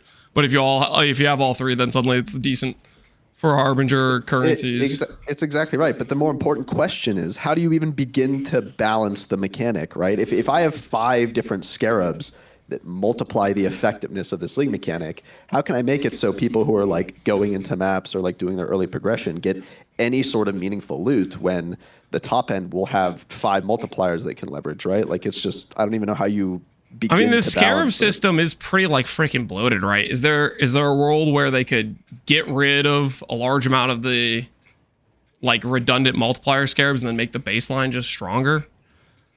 There's so many freaking scarabs because each mechanic has like 4 of them. It does feel like, I don't know what the number is, but like 80% of the scarabs just like aren't even used. It feels like so many of them are just so useless. But then like the really powerful ones are like really, really egregious. What'd you think of the double evolution? Because like people weren't showcasing that until I freaking just saw that's Flubgut's video at the end of the league. That's just a bug. I don't know. So I actually was doing testing on Evolution Scarab way back when, and this got shadow nerfed. I don't think they ever made a post about it, but Evolution Scarab used to scale with Shrine Effect, and you could pick up an Evolution Shrine. This isn't Settlers League. You could pick up an Evolution Shrine with a bunch of Shrine buff effect, and you could put the Fracturing modifier on the map, and you could go positive in rare mobs, and every time you would kill a monster, it would like crash the zone. Because you would just spawn more rare monsters than you killed, and it would just eventually crash. That got hotfixed silently. They never patch noted that. But this feels like the same thing. Like it's just a bug. Like those 2 shrines are not supposed to stack together. So yeah, I don't know. Evolution Shrine was a cool strategy. I think it's a shame that it got nerfed to the degree it did. But like, yeah, it's just. But like, okay, so if they leave evolution or these sorts of top tier strategies like they are, then it's just they can't buff the baseline. I don't know, because like that's my worry is just baseline is here because of how ridiculous these multipliers are. I feel like they have, if they're gonna buff the baseline, they have to kind of neuter how ridiculous some of the like top end stuff is. It's true, but I feel like the problem is twofold, right? And I think the big problem right now is scarabs. The scarabs, the way it's set up and the way the new scarabs are, because there's so many multipliers that go into the same bucket, it feels like they're never ever going to be able to balance it. And I've literally been complaining about this since they reworked it in Necropolis. I thought like it's just literally so stupid the way that they've set up scarabs. And I think it's like one of the big things they should maybe try to address in the next patch. I mean, yeah. They said it's one of their focuses, right? After how this patch was received, they made the post talking about, okay, we're going to focus on endgame stuff in 328, which feels a little bit weird. Was 327 not supposed to be somewhat endgame focused as well? That was mercenaries, or sorry, that was keepers. To get the numbers mixed up. 327 is mercenary, or is keepers, sorry. I don't know how they could say it was an endgame focused league when like there were so many just generic nerfs to map effect, and I feel like it's weird because I feel like they're going about it the wrong way, right? Because in 327 we received nerfs to the Atlas tree quantity, nerfs to the map effect, nerf to T17 modifiers, which, I mean, T17 modifiers... They nerfed a lot of the baseline, and then the Scarabs kind of stayed pretty similar. I mean, they nerfed a few of the Scarabs too, obviously, but... the Scarabs are the thing that's doing the multiplying, right? Not the baseline map effect that's, like, on all maps, right? Every player has access to the same amount of map effect, right? They're just clicking on the tree. Yeah, but not everybody's using the scarabs in the same way. That's like the difference comes with the scarabs and if you have a good enough character that can run basically every mod, and you can run the crappy T17 mods which come with the biggest multipliers. I'm kind of hoping they let T17s not have loot and just let them be what they are, which is access to Ubers. I agree. I've always thought that T17s were extremely stupid. I don't think the loot should be there. They marketed T17s as like a bridge for us to obtain boss fragments, and it was supposed to be like mini bosses, and like they turned into like just leverage the multiplier, which it just completely missed the original design intention. I was supposed to be disagreeing with you on more things. This is not as much argument content I was hoping. You actually are saying a lot of these arguments. Dang it, Snap. I think people have like a weird perception of me as a group player, because like I definitely did. I just like really hate stuff like Affliction. I thought it was so fucking stupid. I'm a huge hater of the current Titanic meta. It's just so stupid. Okay. This will work. Generally, I just think like I want to kill monsters in the map. A lot of monsters is really cool to me. I obviously want the monsters to like drop loot. That's cool too, right? Like Divines, dopamine, that's great. Do you have any remorse about what you did to Sanctum? You look in the mirror at all and think maybe I did a bad thing? To be dead ass, I think Sanctum did need a nerf, but they definitely over nerfed it, which is like, I don't know, man. Like, as GGG does with like almost everything, right? It's like, so slight regrets because you're like, you sent the triple tapper after us. Well, I don't know, like, the triple tapper did what the triple tapper does. Sanctum was so fucking stupid on like the first 3 whatever days of the league start. It was just so unbelievably stupid. Is that like, I always felt like it was a top tier strategy on week 1 before Faustus. After Faustus, my opinion of it being a top tier strategy is it instantly became only good on like day 1. Because of like how ridiculous Faustus is, because you can't trade in Sanctum, you have no gold. And that, like, you could make more money from Faustus than you could in the time you spend in Sanctum. Async trade, you mean? Yeah, Faustus, async trade. I mean, it's hard to compare the two because Sanctum ate the huge nerfs before async trade even came out. But I mean, it existed for like 1 or 2 patches where async was I think it was probably just 1 patch, honestly. I don't think the nerf was until the second async trade patch we had. What are you talking about? So Faustus, not like the async tabs. You're talking about the currency exchange. Yeah. Oh, I'm just talking about currency exchange, not async. Not the tabs. Yeah. I'm talking about literally just the currency exchange. Sorry.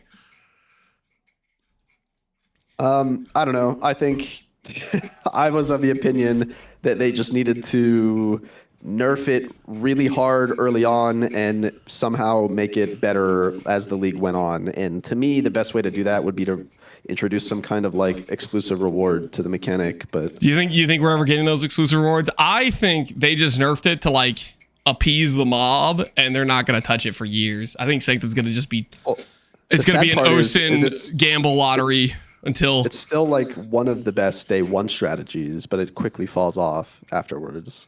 Oh, it falls off super hard. Yeah, but I don't know. They definitely over nerfed it. But like before, it was just so stupid. Like did you ever do any Sanctum League starts, or just had like people in the group that did it? We can't do Sanctum in a group. It just doesn't work. I like playing with my friends in PoE. You didn't do the thing with the. I thought you literally you made a video about like you'd have guys like prep the run.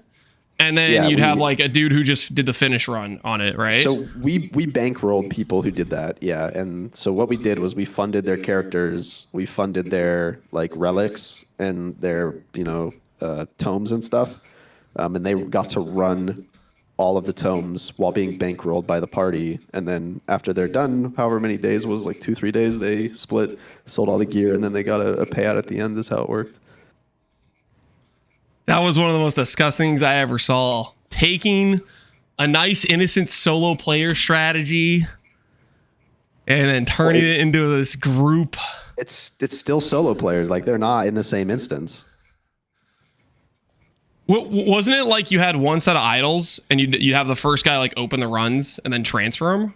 Well, it would snapshot the idols, right? Yeah. So because the double reveals and stuff were so fucking expensive, like you wanted to stack them all on one guy, and he would be the floor one runner. He would just open. Yeah, he'd do the floor and then he'd transfer it to the next guy, right? Because you sell it after the first floor.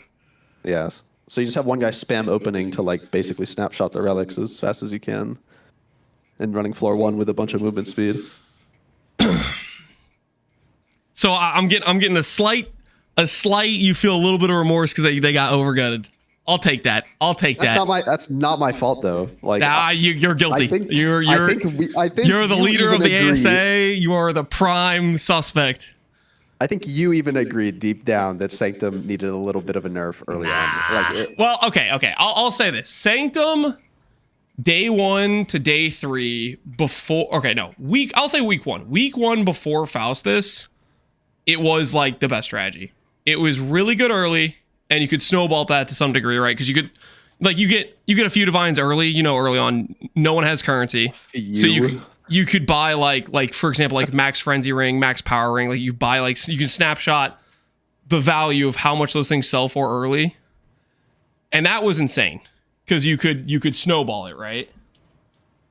But after Faustus, I genuinely don't think you compete outside of day 1 with async trade, because it's like you can have those runs where you get 4 divines, 6 divines, and it takes you, if you're a fast runner, you could do them in the 10 to 15 minute range with like a really like fast character, but not every run was giving you that many divines.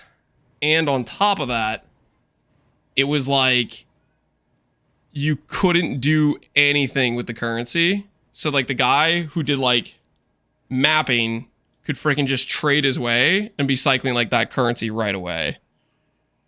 And then you'd have this like delay where you have to redo your atlas after Sanctum. You have like this spend half a day re-grinding the stuff you weren't doing initially. Yeah. I don't know. I think it's definitely over-nerfed. I think we agree on that. And I think they probably just needed to smooth out the curve to not be so unbelievably crazy early and like fall off hard. I feel like the correct move for them would just be to like nerf the early currency, like the raw currency, and give it some other kind of reward. I was always a proponent of like bringing back the soulbound, what the fuck are they called? Soulbound relics. Those that wouldn't give you any trade value. I'd be worried about that because then you'd start like people that don't want to play Sanctum. Make them tradable. Those things, but make them only come from Sanctum because those. It's not like actual trade value. It's not gonna cause inflation because it's just like it's like an item, right? And it only comes from Sanctum, so people running Sanctum are the ones generating those. I don't know, but it's just power. It's player power creep for sure. They could have. I think they could have nerfed the values on those, like those power relics or whatever, and made them tradable, and then it would give Sanctum a dedicated reward that is very sought after. Specific to it. To me, that would be like the logical solution, but I don't know why GGG doesn't really like. I feel like they keep taking rewards that are like tied to something, and then they'll put it somewhere else. I always get whenever I'm like running a like, let's say like synth maps is probably the one that drives me the most insane. Synth maps not dropping synth items, and synth items come from harvest basically and from beasts. And then you have like Awakener doesn't really drop Awaken gems. Like whenever they have these things that like this strategy or this thing was introduced and this was what it was tied to, and now it doesn't even exist in that thing. Like Legion and Delirium are the biggest offenders of that, right? They just like, I guess, Blight to a certain degree. It just like drops everything. Oh the other thing, the other extension of that is like reliquary keys, like dropping boss uniques and stuff, which is just like so crazy to me. Dude. What's hilarious is whenever you go and you look at the trade for like Progenesis. Progenesis is like one of the most funny ones to me. They're all foil. It's literally just. I feel like it's like 90%. I don't know. 90% might be too high, but it's like Valdo boxes and reliquary keys like took over the boss drop market and to a large degree, a lot of the just rare drops too. So funny because people are like selling these items before the like boss has even died in softcore trade. They're like these items are for sale. Yeah, because some guy got a Voidborn key at the end of his campaign run, and it dropped the thing afterwards. Mastery may be actually the most egregious one. Oh yeah, Mastery is entirely from keys. You think they could nerf the reliquary keys to dropping boss items, or like they can't do that because people like bought supporter packs? Is it like way too late for that? I don't know if they can go back. I just tried to search non-foil Emperor's Mastery and there's 0 on trade, but there's 40 that I don't know if they could go back on that because they already like sold the pack, right? And you have the guys who said, I want this item with this map, right? Like it was a cool endgame supporter pack, right? And people bought it because of that reason. You think people would be mad if they just got like they just got to choose a different unique? They like got their thing refunded, you just choose a different one? I don't know. Maybe people would be okay with it if they try to like target some of like the boss drops and stuff. I guess like the other option is just nerfing it and making the boxes and stuff way more rare again, or making them really bad where they just don't consistently give you good items at all. But that feels bad too at the same time. Like, do you want to open 500 boxes to not get something? Yeah, I don't know. It's scuffed for sure. I think the other thing, so going back to ground loot, the thing that I the most fun I think I had and the most healthy the game state was for me was in Toda. Was Toda? I think so, yeah. Because like for me, it was ghosting meta, which a lot of people found like super arduous, just like annoying. Which was that the one where you kind of had to like babysit the ghost to get him to possess a specific monster type of thing? Well, you just pushed him around. I never tried this mechanic out. You could literally just push them towards where you needed them to go. So the way it worked was the ghosts have a certain amount of monsters they can possess. It was 50, I believe, at the time. So if the ghost could touch the monsters by going by just walking over them, right? Yeah. While they were still a ghost, and but they would just wouldn't disappear, right? They had a cap of 50, but once they possess you, that cap would reset. So the goal was to push the ghosts around, but not let them infect you, to hit that cap of 50, and then have the ghost go inside of you, and then afflict another 50 mobs for the maximum juice, which was really difficult to do, right? Because you have so many like ghosts running in different directions, like you don't want to get too close to them so they infect you, and it was like a lot to prep the maps. I totally get that, but I think the loot levels in Toda was a bit more fair with the effort required. How much would you drop in like a map with a full party? It's tough to say, but like I'd say during that time, if we dropped a T0, we would be so excited because it was still like we would drop a T0 maybe like once every, I don't know, 10, 15 maps, but it wasn't like you're dropping like that one clip where you dropped like 20 Hellion Paws or whatever. It wasn't that level. Like it's just so it lost meaning. Yeah. And we also had old div cards, and not the new div card scry system, which I'm also a big hater of. What's the big change with the? I don't even remember the old system. The old system still had it where the div cards was tied to a specific map, but what was the change that happened outside of that? Like it was still like Doctor was burial chambers, right?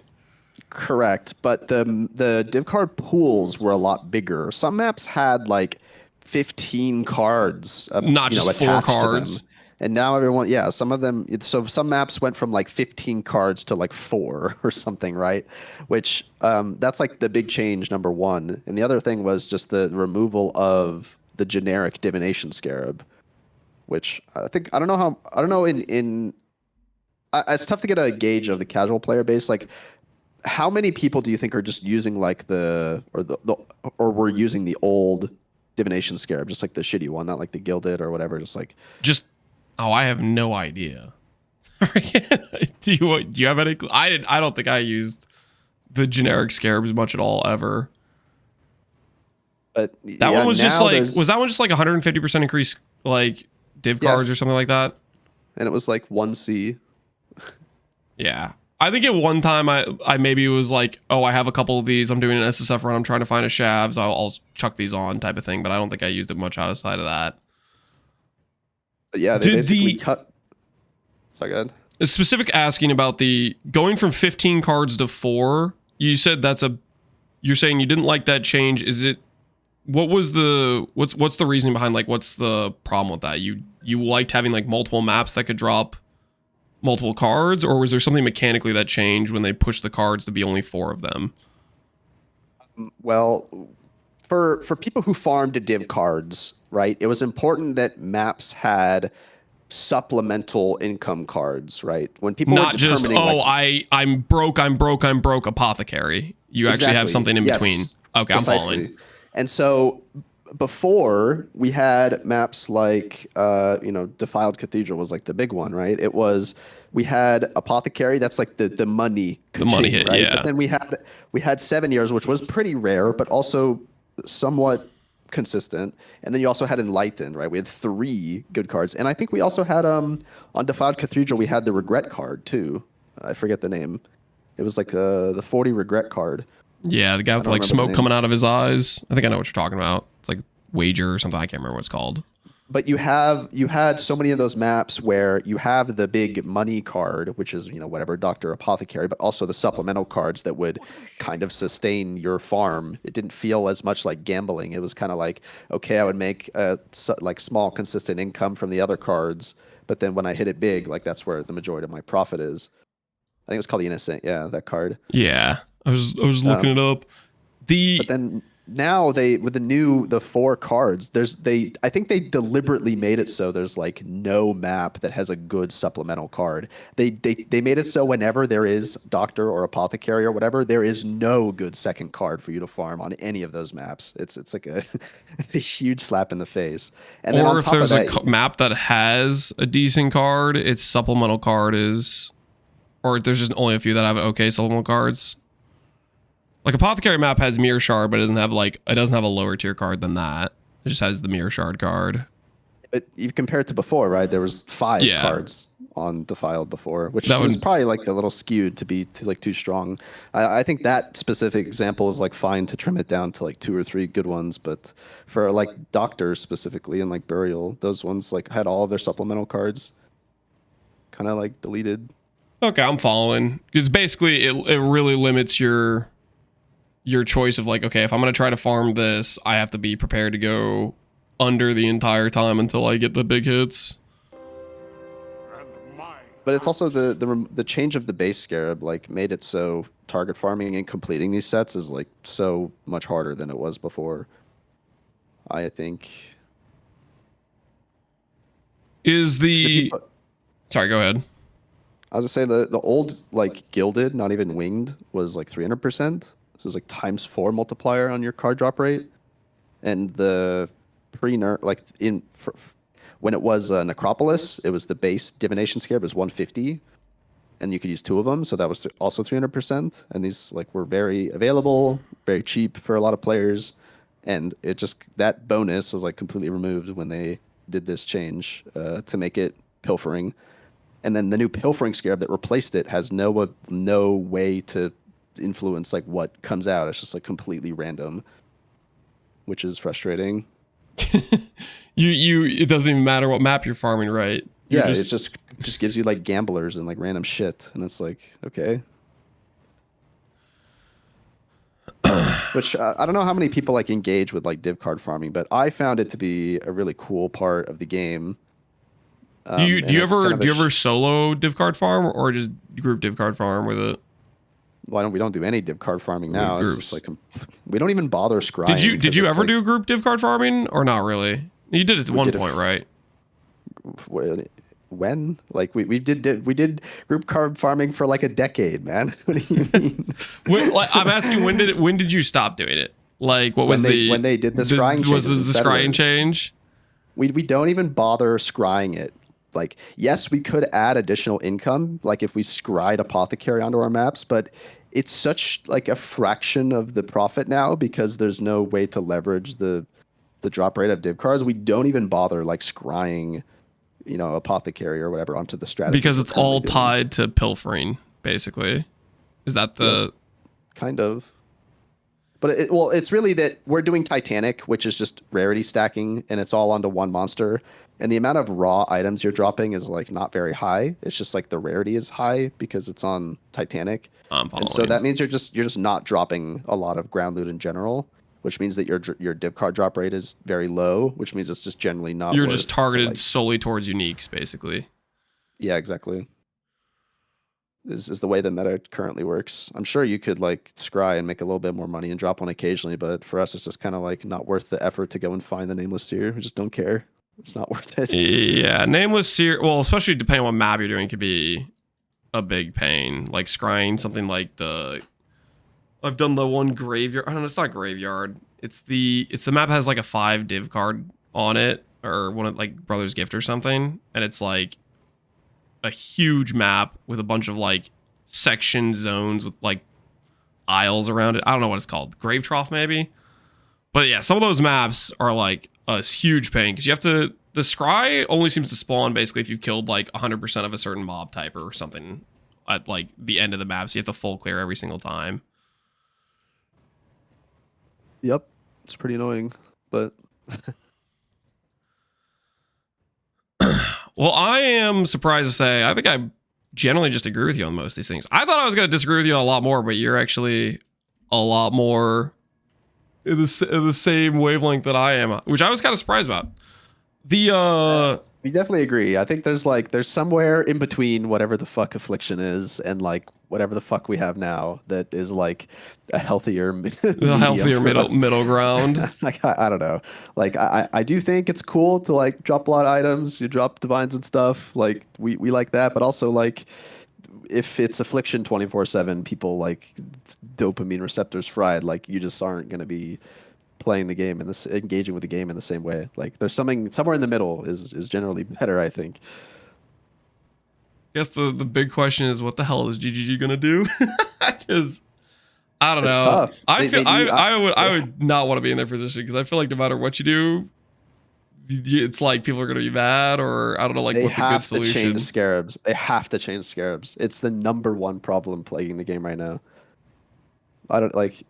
They need to take Scarabs back to the drawing board. Does this like current implementation is like causing so many problems? I think that's my takeaway. Do you think there's a world where they dial back? I keep coping about this because I like playing Farish. I don't know what your thoughts on Farish are, but I'm coping that there's a world where they could add some of the power back to double down on mechanics via like a jewel system for the Atlas tree that has like the ability to be like, I want to double down on this mechanic without having to need Scarabs to prop it up.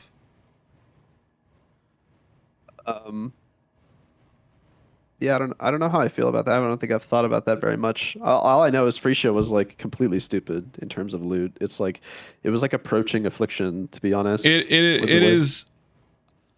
I don't know if this is true, but I feel like it's true that the first Faricia, Rogue Exiles, was literally stronger than Affliction. I don't know 100% if that's true, but it was pretty insane because of like the way the Rogue Exiles worked with those idols, because it basically doubled up on the mod. It was like a 50% chance to get like 80 Rogue Exiles or something like that. I feel like that was also a bug, but like I don't know. Aside from like that sort of outlier, normal, like the more recent one they did is still pretty crazy compared to baseline loot. I'm just hoping for maybe something in the middle, because what I like about Faricia is the part where like Harbinger is an example I think of, where Harbinger you have to use. This Regency Scarab. If you don't use it, your Harbingers aren't dropping anything. And Freesia would allow you to invest into specifically the Kingmaker Scarab, and all of a sudden, you didn't need this Scarab to prop it up. You had enough where the Harbinger you found in the game would always be the King version. Like, you didn't need that Scarab to satiate it.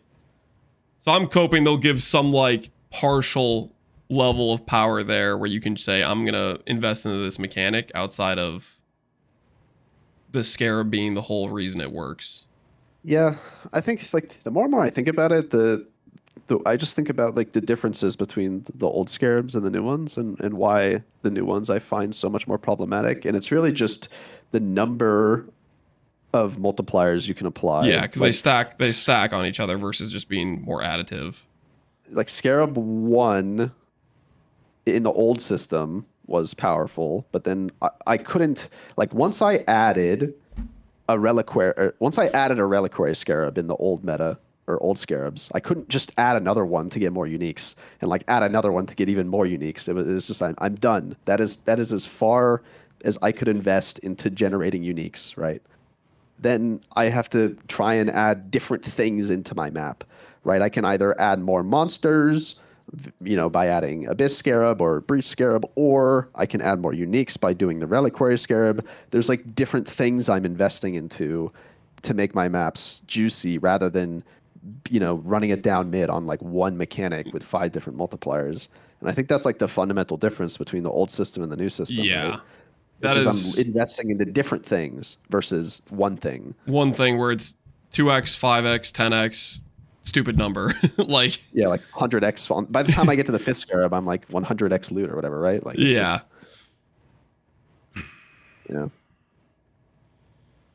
I think you've convinced me a lot more. Like, I thought going into this video I was going to be like, mentally I feel like the ground loot's fine, but it literally is tied to, you're forced into this and it's insane, but without it it's barely anything.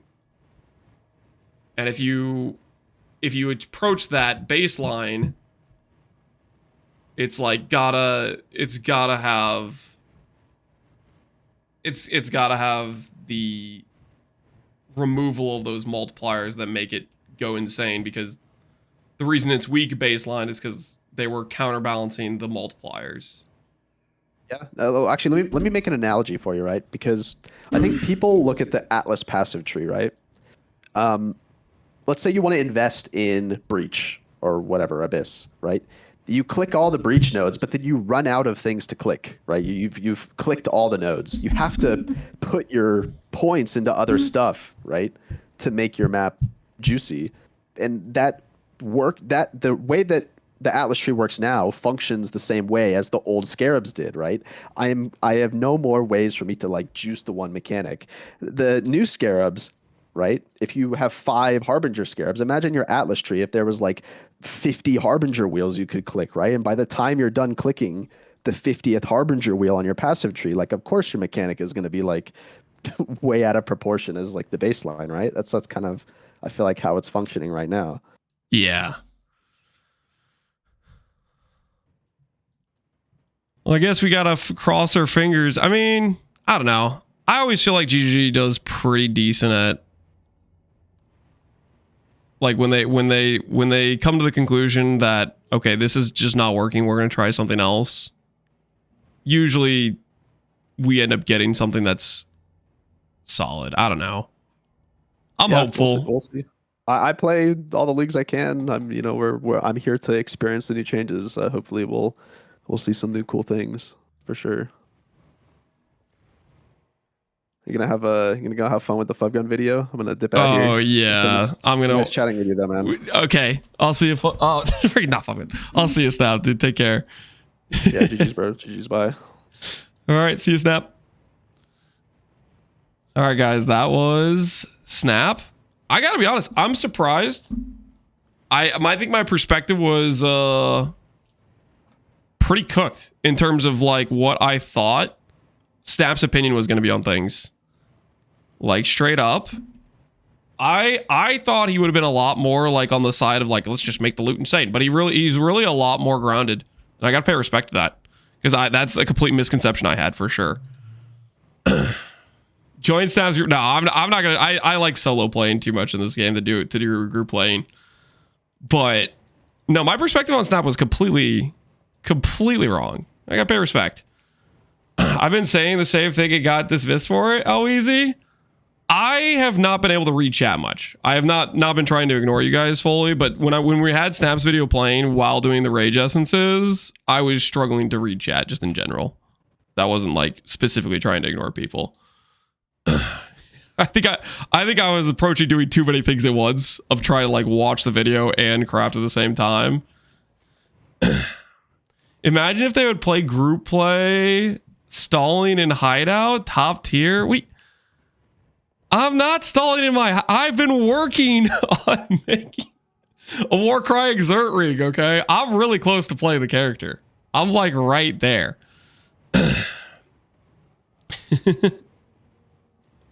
Be glad you didn't read chat. It was a lot of weirdo idiots. I think a lot of people just have different... People just have a lot of variation on what they think on things.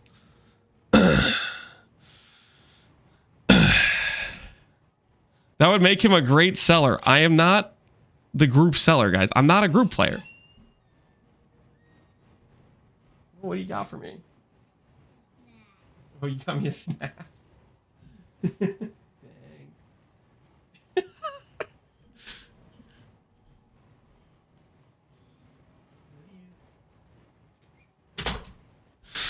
She just brought me a I think it's a hot ham and cheese. Holy.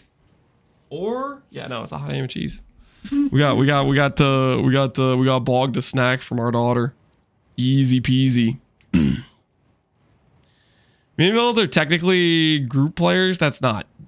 I'm not a minion build guy. Okay, I know what you're thinking. You're thinking there's 18 golems here. Lance is a minion player. It's not like that. It's simply just not like that. Okay.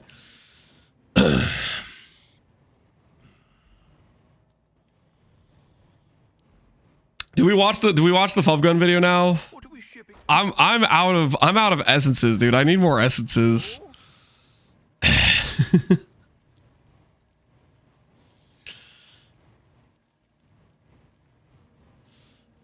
How is it then? Explain. It's diversity training, okay? It's diversity training. That's what it is. What was the ring supposed to look like in the end? I can't remember, and I need to go make dinner. Okay, so what we're going to do is we're going to get strength, all attribute. I'm going to click the mist. Strength and all attribute are going to go the same direction, and it's going to have Warcry Exert, and I'm going to be able to just put it on my character. Easy peasy. Would you accept bogged essences? No, we're not broke, guys. We can buy essences. We can buy essences. We can do it. We can buy the essences. We'll get through this. One essence at a time. I believe the dream is real. Okay?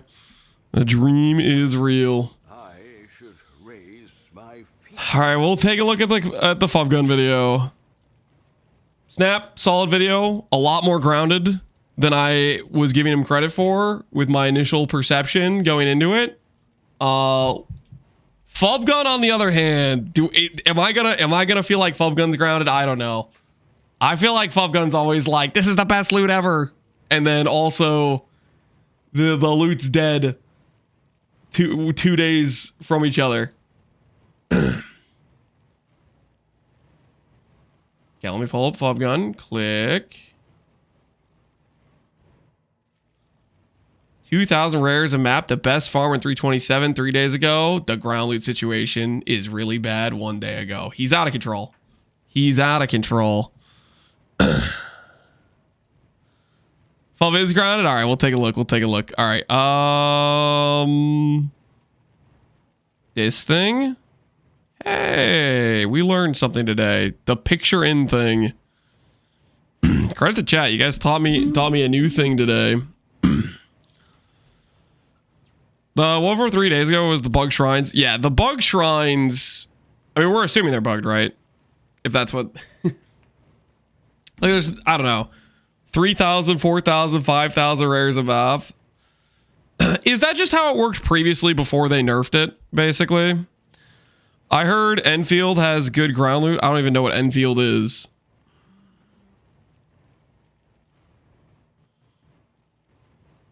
The only thing I found sus in Fub's video is he's calling Scarab Strat a tile loot rather than ground loot, but I'm not a juicer, so maybe I'm just wrong here.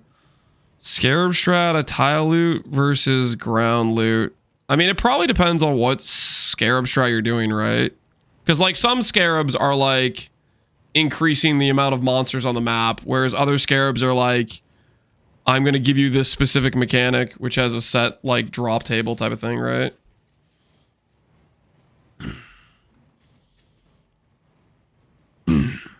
Discord call, text is still up. Oh shoot, my bad. Well, let me take that down. We'll take that down. Time to call Fubgun next. Oh, hold on. Let me aggro his video first, and then find out in the Discord call that I actually agree with a lot of things he's saying. Hold on. We gotta get through step 1. All right. Fubgun's video. I'm gonna try to do better at reading chat this time, but here's the deal, guys. If I do better at reading chat, it's going to come at the cost of me pausing the video more. Are we okay with this deal? Because I don't want to see you guys claiming that I'm turning a 17-minute video into 2 hours because I'm responding, and just watch the video. No pausing at all is insane. Longer stretches. All right, we'll try to do 1 minute stretches. A classy 1 minute stretch. Hey guys. Hey I want to make a guys. video going over the current state of ground loot in Path of Exile 1. I've been wanting to make this video for a while, and I feel like it's about time I do make this video with 3.28 coming up. So in my opinion, ground loot currently in PoE 1 is probably the worst it has ever been. Probably rivaling that of like a Kalandra. I want to go over the ground loot history, why it's so bad right now, some solutions, and start some discussion on this. I really hope 3.28 can address a lot of these concerns. So before we get to any discussions and why ground loot's so terrible, let me just do a quick map showcase. We're doing an 8 mod tier 16. Now I'm doing tier 16 over 0.5s or 17s because these don't have more multipliers, and I do feel like more multipliers contribute to the very bad state of ground loot currently. Yeah, regular tier 16, fully 8 modded map. Fully 8 modded tier 16 with just extra rares, extra magic pack size. Real quick, I know you guys are gonna hate me because I already paused the video. Let's just verify. Snap's RNG sucked. Okay, every single time I went to annul, I basically deleted my strength and all attribute. But Fubgun is a lucky person, right? Time to test the theory. Is Fubgun lucky and going to allow me to annul this correctly? Fubgun's RNG also sucks. All right, confirmed. We just have additional rare monsters, magic pack size, and 100 traders. Just to buff the base loot of the map with max map effect and pretty much mostly max quant and just some Scarab nodes. This showcase should show you why I think the current state of loot is just horrendous in this game. We will be using altars, but you won't be clicking the tile loot altars, as that is tile loot and not base ground loot. This filter does show 1 chaos orb. I'm using my tier 17 filter, which shows like 1C and up. So let's see what we drop. I guess I'll pick up all the loot just so we can see at the end. I do expect to drop a couple of Scarabs because we are spec'd into all the Scarab nodes.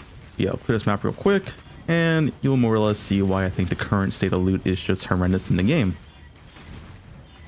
Of course, Breach Wall is still in the game. Hopefully that is removed in 3.28. We'll take Quant here, just to buff the base loot even more. Take Rarity, I guess, doesn't really matter.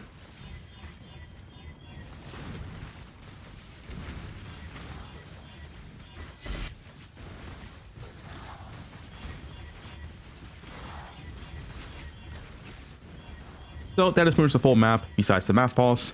And as you can see, like I said, I'm showing chaos orbs and a full, max quant, max map effect, tier 16 map. We didn't even drop a single chaos orb.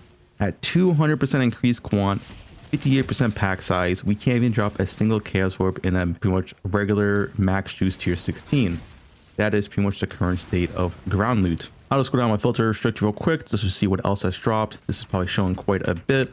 But let's see if going down this filter tier even shows anything else. Looks like the answer is no. So even my base default tier 16 filter, that is not that strict whatsoever. This is like half a chaos and up. We didn't drop anything that's worth showing my filter. So real quick, I got this at my stash tab. This filter is showing chisels, baubles, GCPs, and even orb fusions. And once again, it's also showing chaos orb. As you can see, we full clear this map and max Jews, 200% quant. We didn't drop a single of any of those items. We dropped 3 scarabs, 2 jungle valleys, and a Solemnation div card. That is the current state of ground loot. Now, I hope with this showcase, you understand where I'm coming from. The current state of ground loot in PoE 1 is just awful. It is. This is damning footage. I think okay. Baseline loot, if you're doing nothing intentional, like you're just saying, just a 100 quant map, running like go, like to me, this is like an Alk and Go showcase almost. But like, is he also gonna say the top end stuff needs to be weaker in order for them to buff this sort of situation? Well, I guess we'll see if he says that at the end of this video. If his conclusion is just buff baseline and don't nerf anything else, like don't nerf the top end multipliers. What do you mean? So this is the thing that I was talking about with Snap. And this is where I have some hesitancy about the ground loot complaint is if you just make the baseline much stronger, but you still have these insane multipliers at the top end, then you just end up with stupid amount of loot, which happens at the guy doing the strategies that are actually efficient. Is completely terrible. It probably needs almost an entire rework at this point. When you can do a 200% quant tier 16 and not even drop a single orb fusion, there is something seriously wrong with this game. So let's go over all the reasons why ground loot is bad. Why did ground loot come to this point? But let's go over all the reasons. It's an 8 mod with full scarabs. The map is 100 quant. If you had a chiseled 6 mod map, you'd be a similar amount of quant. Like it was a 100 quant map.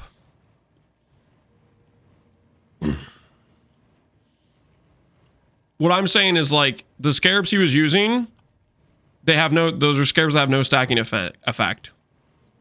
Like to say this is the example of like a fully thought out scarab strategy it wasn't, right? Because that's just adding like a tiny amount of baseline mob increase, not stuff that stacks on top of each other. It was 200 quant. It was a 100 quant map with map mod effect. It was a 100 quant map.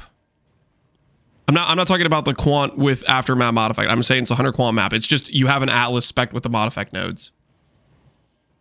200 equal. Do you guys want me to loot in Path Exile 1? I've been wanting to make this video for a while, and I feel like it's about time I do make this video with 3.28 coming out. I feel like you guys are being dense on purpose. Ground loot currently in PoE 1 is probably the worst it has ever been. Probably rivaling that of like a Kalandra. I want to go over the ground loot history, why it's so bad right now, some solutions, and start some discussion on this. I really hope 3.28 can address a lot of these concerns. So before we get to any discussions and why ground loot is so terrible, let me just do a quick map showcase. So it's a 104 quant map. That's what I'm talking about. If you put it in a 200 quant map, it would have been 400 quant in the map. That's all I'm saying. If you have an alked map with chisels on it, you get like 80, 90 quant, right? It's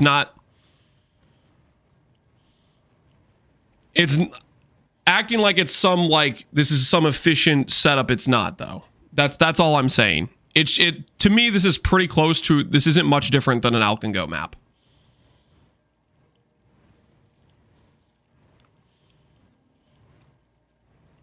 Anyways, let's see what you have to say. All the reasons why ground loot is bad. Why did ground loot come to this point? But let's go over all the reasons real quick. So first things first is that we lost a lot of map effect in 3.27. I think like 30 to 34% map effect was lost. This is the lowest base map effect / quant we've ever had since the core Atlas tree as one core. So yeah, we are at an all-time low in terms of just raw loot drops because we're just at a really low map effect and quant values now. Another one was a 3.25. We lost player quant. While not everyone's favorite, the game was balanced around player quant for over. Which exemplify that the base is bad. That's what I'm saying. This is a baseline type of loot. This is not a well put together strategy. Like, that's all I'm trying to say. 200 quant is a thing. 200 quant is a thing tied to T17 mods. It's related to specifically those like mods that have much higher quant multipliers. For a decade, and removing player quant with no compensation was just a straight loot nerf. And now there's also been multiple farm nerfs, especially in 3.27 with no compensation back. So in 3.27, we had the Abyss Hordes nerfed, we had the Alva strat nerfed, we had the Breach strat nerfed because Breach got reworked, but that was ultimately a ground loot nerf because the new Breach doesn't drop ground loot. And that pretty much only left Blight as the only real ground loot farm left. And a lot of people pretty much hate Blight, especially endgame farmers. It's just not that fun playing at 1 FPS all the time, doing max juice Blights. Do hope this is not really a thing in 3.28. And a fourth big reason is stuff like King's March, the Genesis Tree, and Gold Goblin heavily devalues all ground loot in the game at all stages. You know, getting Divines, Raw Chaos, the perfect gear from Genesis Tree, and extremely good gear from Gambling, just devalues everything that drops on the ground. And the last reason is the game is currently balanced around more loot multipliers, which makes it when you don't run them feel terrible, because if you're not running 200%, 300% more currency, more Scarabs, you're just not really dropping loot whatsoever, because that is what the game is balanced around. Which that I think is the biggest issue, is the game is balanced based on the multipliers. Because that's the reason the baseline has to be bad. Is because if you put all these multipliers together, if that can exist, the baseline has to be trash in order to like counterbalance it. But I think you can make the baseline better and you can cook the multipliers. Doing regular tier 16s, which drops no loot. Even doing tier 17s and not properly rolling them will result in no loot. So yeah, there's been multiple reasons why, you know, the loot feels terrible right now, because there's been multiple loot nerfs combined with other sources like tile loot sources, these guaranteed sources that just devalue the current loot on the ground. Now, if you don't know what a tile loot is, you don't really understand what I'm saying. Tile loot is a form of loot that is guaranteed to drop. If you've done strong boxes, which pretty much everyone has done, when you click an Arcanist strong box, you are guaranteed currency ranging anywhere, I believe, from a transmutation orb to a mere Kalandra, right? You can drop anything in between those items. But that is a form of tile loot because it's guaranteed item drops. It's guaranteed currency drops. You know, getting more quant in your map, getting more packs, guys, getting more rarity doesn't really affect the strong box whatsoever. It's just guaranteed that loot reward. Another form of tile reward is Legion. The Legion monsters have these icons over the head, and that means they're guaranteed to drop those items. Stuff like the Legion Sergeants, they have a Chaos Orb over the head. That means they're guaranteed to drop a currency item, and that loot does not scale with quant. Yeah, that is tile loot, and currently in the state of the game, in which every single farm in the game is a tile loot farm outside of something like raw loot Blight.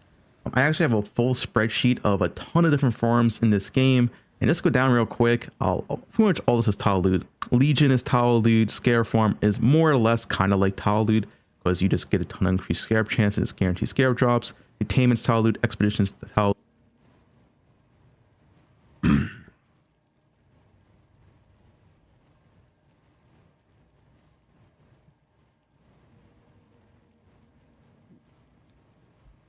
I mean, there's a lot of tile loot stuff, but I don't think Scarab is not a tile loot though. I mean, it's a specific loot you're getting from when you're doing that strategy. Loot, Blight map farm, this is tile loot.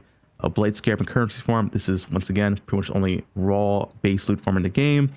Map farm, Essence, tile loot. This Deli Orb farm, that is tile loot. Once again, the Deli Orb rewards down below, that is just pure tile loot. Harbinger, tile loot. Ultimatum, tile loot. Harvest, tile loot. Altars and Contract farm, once again, tile loot. Destructive play, once again, tile loot, because you click the map nodes and it's just guaranteed to drop maps. So as you can see, I have a lot of different farms on my spreadsheet. A lot of people use this, and pretty much all of this, besides this like apothecary farm, and there are things that drop Scarabs as tile loot, barrels mainly. Fortress, that one always cracks me up. I'm trying to think who was talking about it. I think it was recently I think it was in Zaboob stream, and he was doing like a test with barrels, doing fortress. He was doing a Scarab farm strat, right, where he was doing Harby to spawn beyond to get Scarab drops, and he did like fortress versus non-fortress, and still a large portion of his loot was just tied to the barrels. And raw currency mount farm is just all tile loot. You don't really drop anything in these farms besides just tile loot. Now, there's nothing wrong with tile loot in general. I think tile loot farms are completely fine to have. But when pretty much all the farms in the entire game are tile loot, there is something really, really wrong with the current state of loot. So let me go over all these one by one. First is King's March, Genesis Tree, and Gambling. I really feel like this is a major problem in the current game. King's March especially just heavily devalues all currency in the game. You know, when you go to King's March, it's both mappers and boats. Mappers, you get a ton of raw currency. You get divines really often. You can usually expect like 1 raw divine per 36 mappers doing tier 16 maps. If you're doing boats, obviously 50 mil boats, you're just guaranteed close to like, you know. Delete King's March, agreed.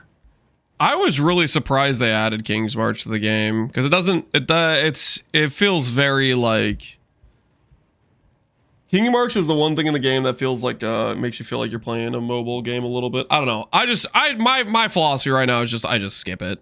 I skip it, and then when I decide I need to recom, I hire like 6 dusters type of thing.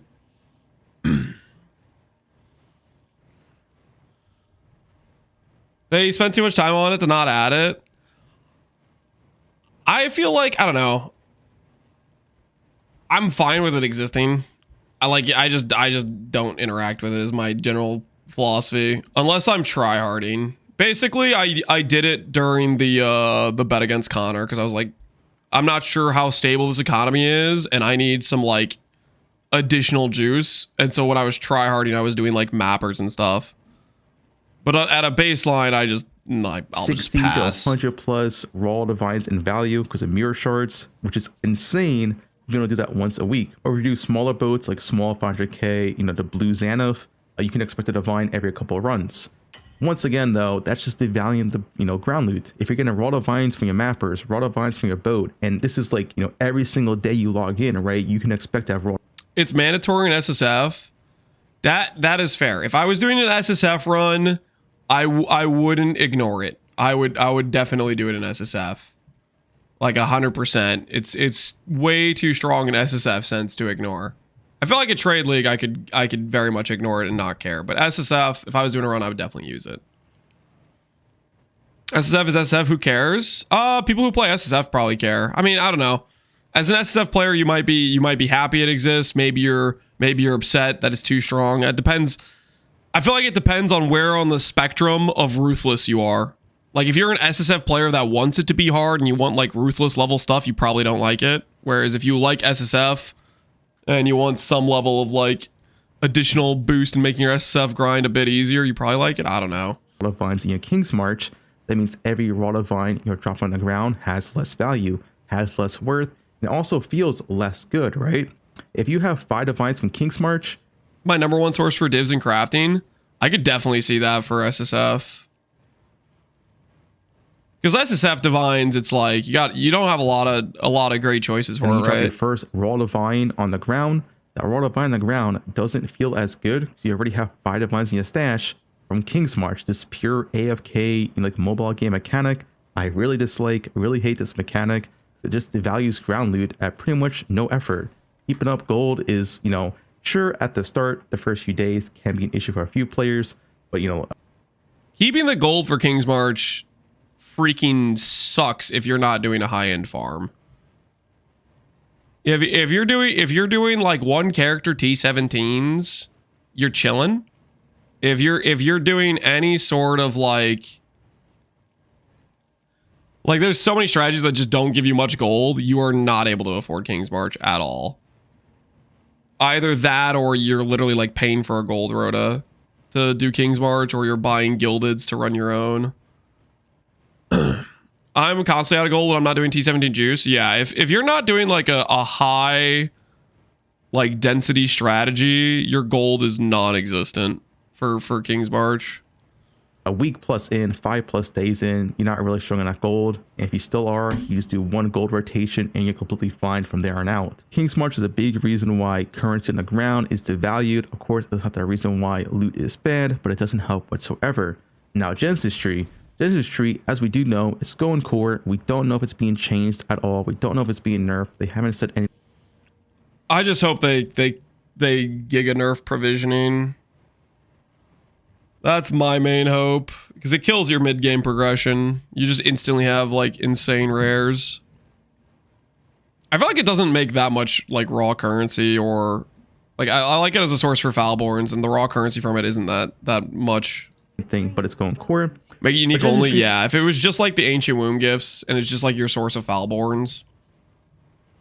As get nerfed a ton, like my brain says logically they would nerf it, but at the same time I don't know how confident I am. I feel like there's a chance they just like have it be what it is right now. I don't know. Issue. This tree just prints all these perfect triple tier 1 rare items, which makes picking up rares on the ground just not even worth it. Okay. Come. You're not picking up rares anyways. That is not new.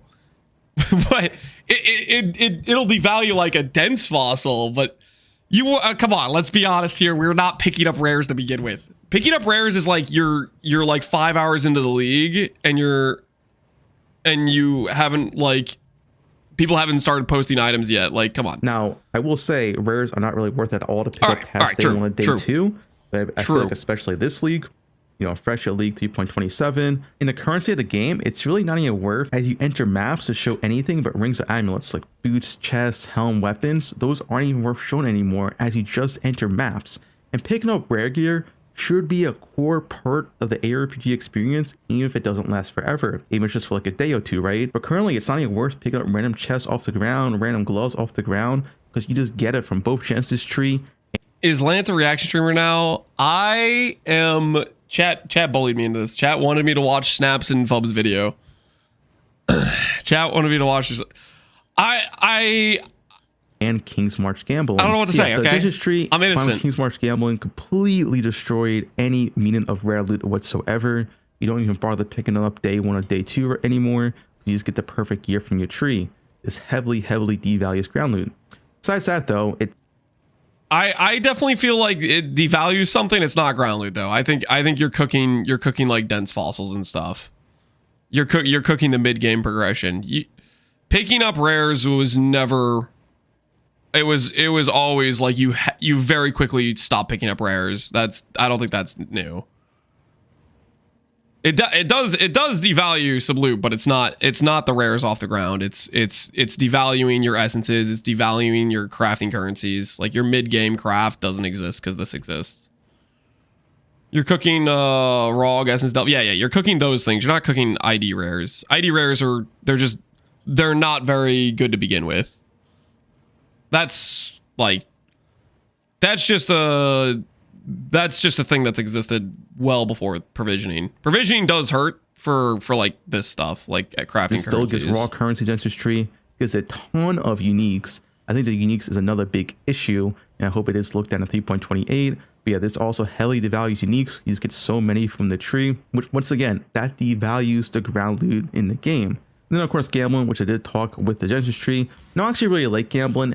In 3.26 and 3.25, it felt very good as a gear progression mechanic. I don't even pick up rares when I league start. I pick up rares just like through the campaign, basically.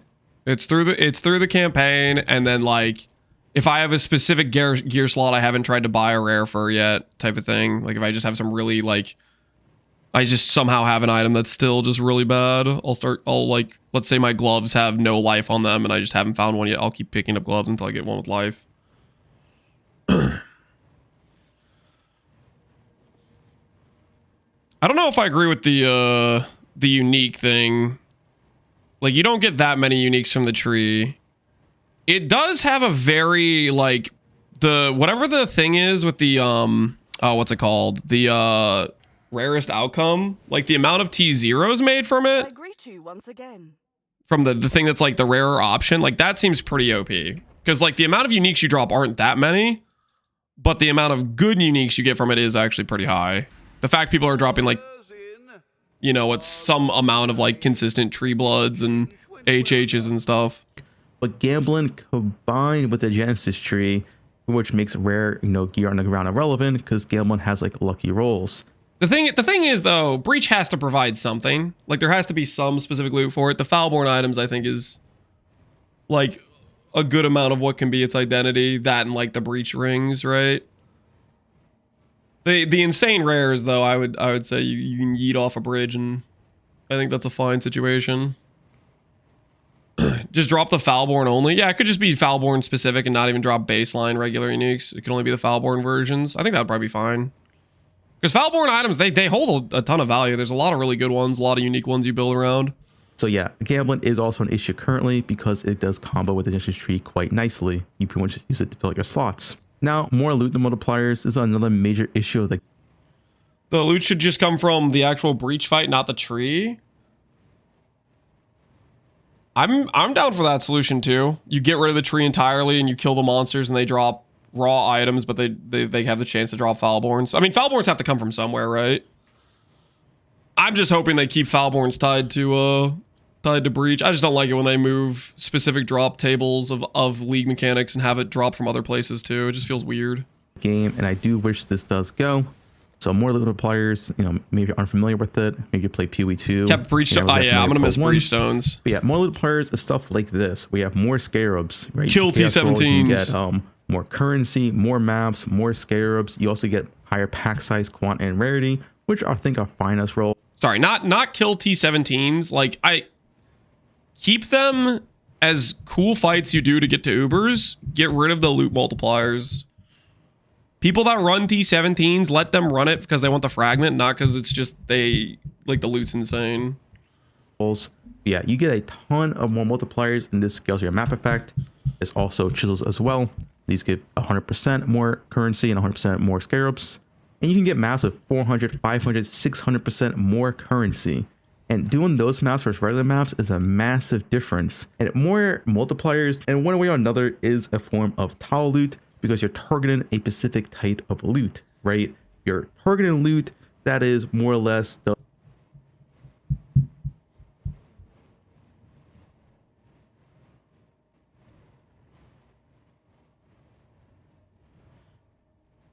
I don't know, man. This definition of the word tile loot's getting a little crazy here. Because all of a sudden, if you say it's just, oh, it's the loot you're targeting now, I don't know, then you just say tile loot's everything. Even like the ground drops because you're trying to drop this, like, I don't know.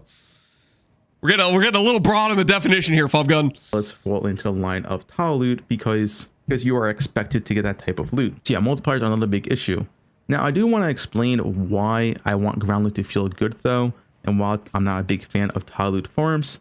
So a big reason why I'm not a fan of tile loot farms is because you already know what you're going to get, which makes it way less exciting. For example, if you do boxes, you know you are just going to drop a raw to find, most likely, in almost every single containment map. Of course, not every single map does drop it, but it makes it way less exciting if you already know you are going to get it. You go inside a map and you just know you're going to raw to find back, it's way less exciting. And this is true for pretty much all tile loot farm.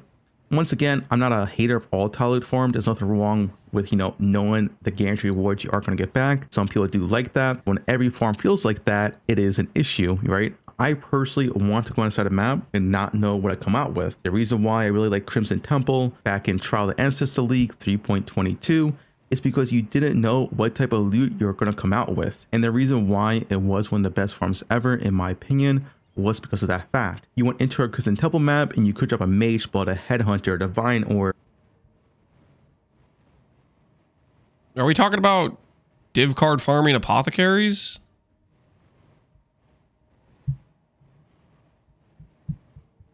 Dude, I don't know. Fubgun's losing me on this one. I feel like... You know why you were running Crimson Temple, right? You're running it because you're farming apothecary. Yeah, sure, you could randomly drop a Mage Blood. Yeah, you could do that freaking... You could be Connor and running your T17 after getting killed by Pro Play's magic plan to ruin Connor's wealth and then get an freaking Mage Blood from Scry. Stop hating. I mean, come on, guys. Don't you think that's a little bit of a stretch to be like, I didn't know what I was farming for. Meanwhile, I was specifically doing this map because it drops the apothecary card. I don't know, man.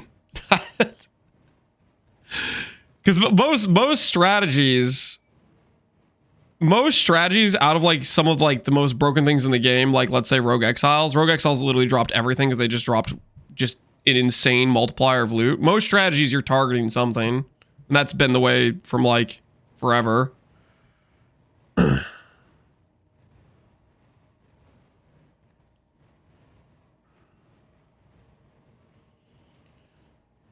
He's preferring loot variance over loot predictability, but he's making it badly. That's fair. That's fair. He wants to be like, I'm just doing a strat that just has a generic amount of like whatever amount of monsters, and it can have a chance of multiple things being like the high return item. The way he's saying it though, I think is crazy. Apothecary card, 7 years of bad luck. Where's your video? Do you guys want me to make? No, I'm not making a video on ground loot. I'll let everybody else make videos on it. I'm gonna make a video about me having a big AoE slam, and I'm gonna claim that I'm not stalling the Scion practice runs. Meanwhile, everybody knows I'm stalling the Scion practice runs. Dragon card from power card, or just raw chaos orbs. You could drop so much different type of loot, and it made that farm so fun because it wasn't tile loot. Make a video on tile loot. Oh, do I have a video that's like make tile loot great again or make tile loot better? Tile loot needs to be stronger. And you weren't guaranteed anything. You went into the side of the map and you didn't know what you were going to get out And then the entire time I'm complaining about ground loot being too good. Just the antithesis of it. So yeah, that's personally the type of farm I prefer, and it's what this game really lacks right now. A lot of farms right now is just tile loot, which I just don't like that much. So let's go over some solutions and some stuff they can do, at least with my suggestions. So first things first, they have to heavily nerf or even remove King's March and Genesis Tree. Personally, I wish King's March was removed. Genesis Tree, they said, is going core, but yeah, this stuff needs to be nerfed. If this stuff stays in the game unnerfed, it just completely destroys any value of the current ground loot we currently have. Makes your divines worth less because you get a lot of them from King's March. Makes any rare gear completely pointless to pick up from day one onwards. And I don't think there's anything wrong when rare gear is divided off the ground. But you know, day one, day two progression, picking up rare gear should be a core part of the ARPG experience. I think there is something wrong when you don't even pick up rare gear in maps anymore. Because stuff like the Genesis Tree, King's March, and Gambling is just so strong and completely removes any value in those ground rare loot. Another big change I think they should do is remove more multipliers. But in return, they have to drastically buff the base quant and base monster quant to make up for it. And I do mean drastically. Don't. Okay. This is what I was waiting for. This is what I was asking at the beginning of the video. I'm hoping if he says ground loot's bad, that his solution is saying we have to delete, because like if you keep the multipliers in and you buff the baseline, it just you get stupid loot. But this is like the hopefully the thing they decide to go with. This is what I would hope for. If they're gonna buff the baseline, they have to kill the top end multiplier stuff. So you get a more like sensical situation. Oh, wants to remove King's March because he doesn't use it correctly. What are you talking about? There's not much to use correctly on King's March. King's March is very like you just have gold, you hire some farmers, and you send some ships. There's not much to it. Like I don't personally like King's March. I don't play King's March. I don't know if I agree that it has to be removed. I think it's fine to exist for people who like it. If they remove it, cool. If they don't remove it, I don't personally have that attachment to it. Genesis Tree, I think provisioning needs to die. I think the provisioning is just way overtuned. But I mean that's like just the same thing as saying I wanted to nerf Genesis Tree. It's pretty good for people who can't play 4 hours a day. King's March, yeah. I mean, like, I'm not really a fan of King's March or like feel like it needs to get deleted. I don't think that's necessarily like gonna like if King's March is gone or if it's here. I don't feel like it changes much in terms of like when they made King's March baseline. I would drop a divine in a map and I would still feel good about dropping a divine. Whereas if Affliction's in the game, I drop a divine in a map and it felt like meaningless. Like I think like we're overstating a bit how much King's March does. But I definitely agree with the point too, for sure. just do like a base 10% more monster quant buff. It has to be a massive buff to base quant.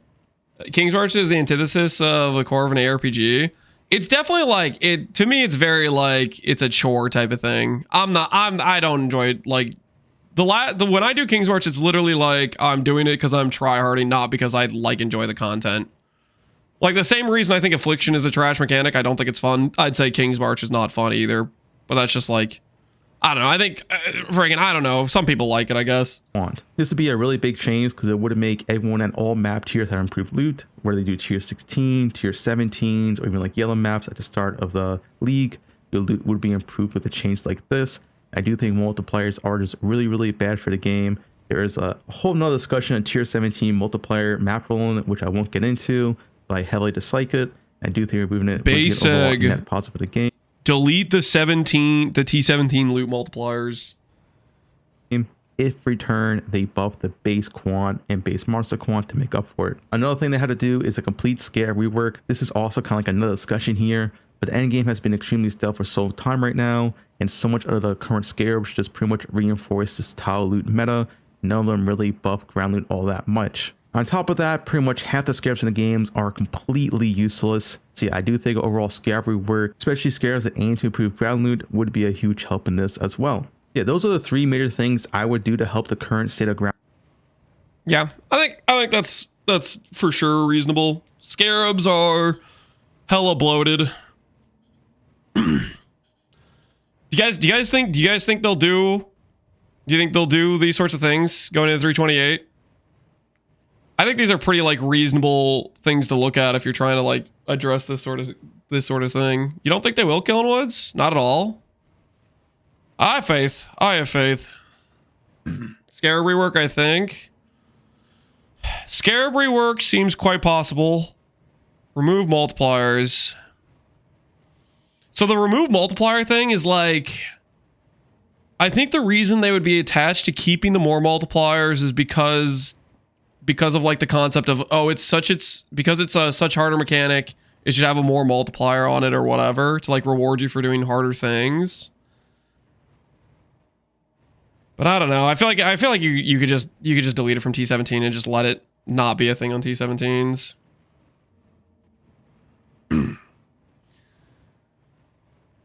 Ground loot, I do think it is fixable, but the current state of ground loot is just so terrible in PoE. I really hope it's heavily addressed in 3.28, because whether you're like an endgame juicer like me, or it's a casual tier 16 farmer, we both feel the current effect of ground loot. We both know it's bad.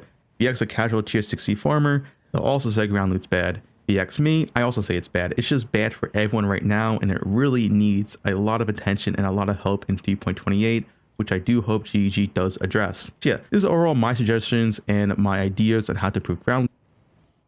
Well, if they do nerf the tree, it'll be dead on arrival. The tree? I think the tree is completely gonna be worth doing as long as Foulborns exist. But if they make provisioning exist too, then it just kills the mid-game rare gear progression. Used to have some scares with 40 uses per. I think you're thinking of sextants, like the Giga Sextants. I feel like they were like 16 uses. Can we bet on when Fuvgun's gonna quit 328? Can we bet on when Fuvgun's gonna quit 328? If history has taught us anything, Fuvgun by day 3 will be saying game is dead. And then day 5, somebody shows him a good strategy, and he'll be saying game is alive.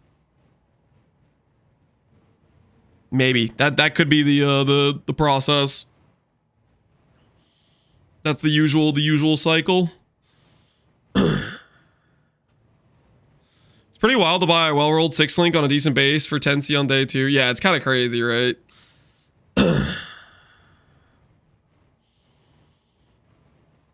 If they make cost of the gear creation 2 or 3 times the cost, then not. I guess we'll see. I mean, surely they're gonna have some. They'll be like, okay, we're adding the tree core, but we're addressing it in some way or adjusting it. I think that's very, very, very. That's got to be likely, right? That's got to be somewhat likely that they're doing something with the.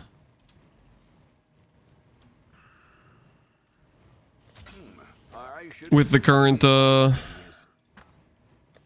tree.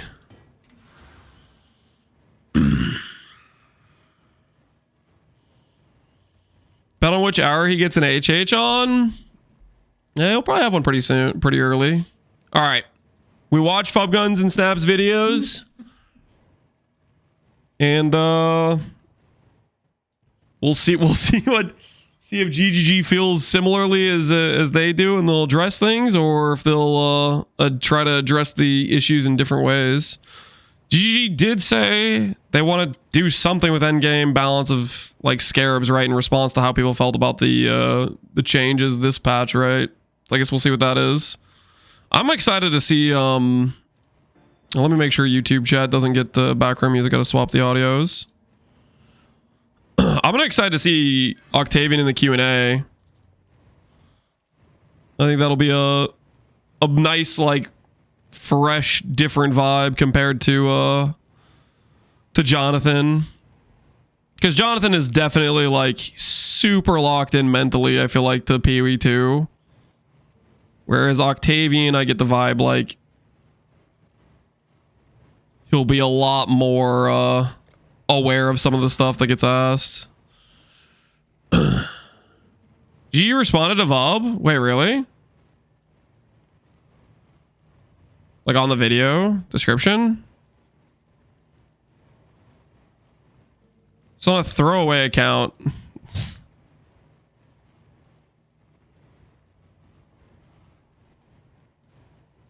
So some guy who may or may not work for GGG is just like, I don't know, man. That doesn't sound very real.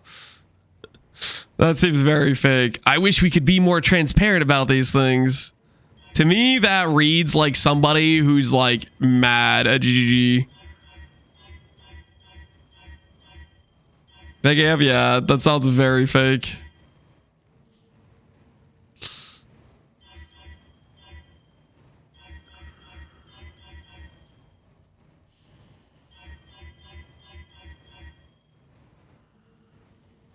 Barbarous, sure.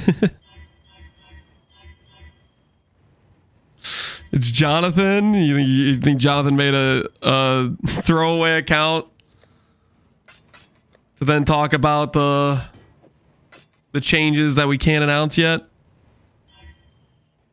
Come on, man. Just let me have this. Just let me have this. I've been thinking about this tech that I want to try that should guarantee a win on my next Veiled Exalt.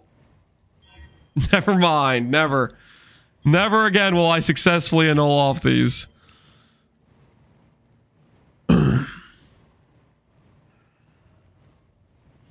at the replies. They prove who they are. So they have an account where they say it's for anonymity, and then they prove who they are because they just decided they don't care about their anonymous. Shut up. Okay, stop it. Just let me win once, please. Have mercy on me, Essences.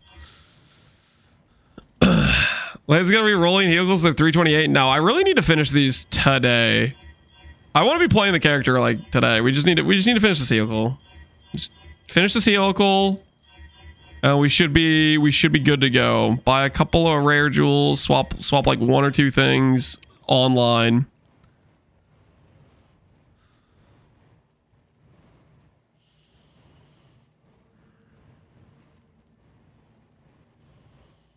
GGG, the famously not transparent company. Shake my head. Yeah.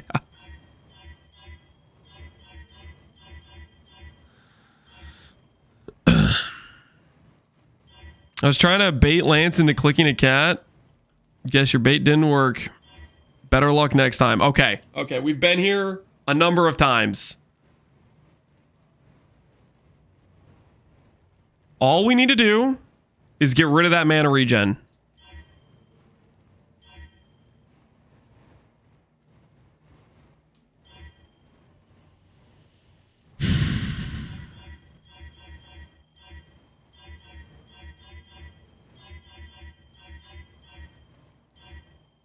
I think if anything, the takeaway from here is if I'm ever making reflected rings in the future and I'm on any level of budget, at no point am I gonna say T1 all attribute is worth it. I'm gonna benchcraft T1 or benchcraft 13 every single time. Cause this has been hell, man. We have a 4 suffix item and I'm going through multiple thousand essences to get one chance at a mist. Okay.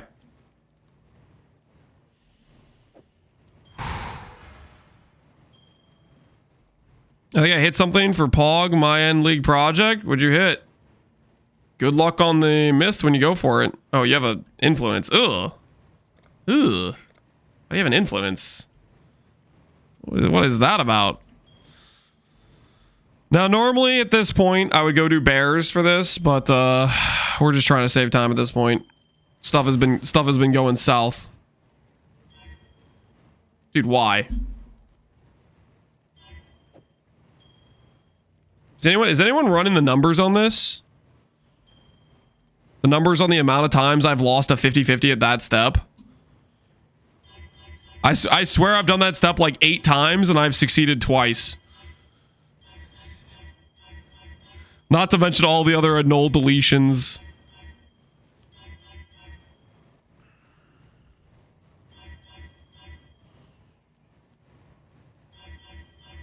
At this point, have you considered fracking the ring? No.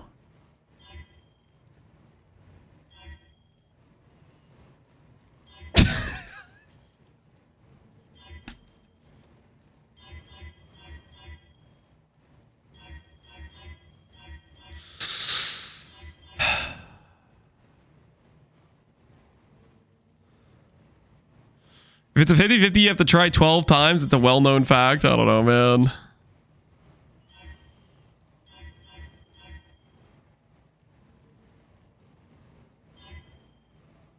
You said after essences were out, he wouldn't try to craft the ring? No, I said after essences were out, I would slow buy essences. Because I wasn't going to do 1 divine per 20 essence. Which is what I did. I slow bought a lot overnight. And there are more up for trade at reasonable prices. Because I'm not paying 1D for 20.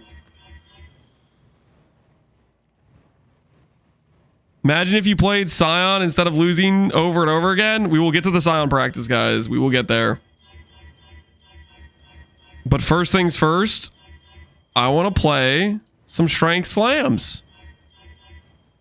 We're right at the finish line, guys. We're right at the finish line here of the strength slam testing.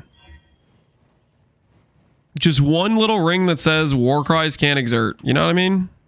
You picking up what I'm putting down? My word, just let me... Dude, I want to test something out because I think it'll work.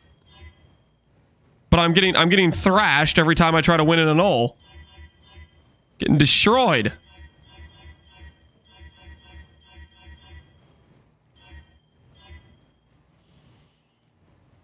You've been at this finish line for more than a day? Technically, we were gonna start playing, and then Pohunger was all like, but you could have walk eyes, not exert.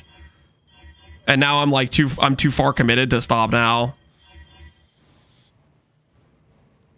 I want to play E-Blade Inquisitor. I wanted to ask, why are you going for minion attack speed and leveling tree? Because that attack speed node applies to your attack speed, which means your movement skills feel better. It's a quality of life thing to make your leap slam actually like fast and not slow.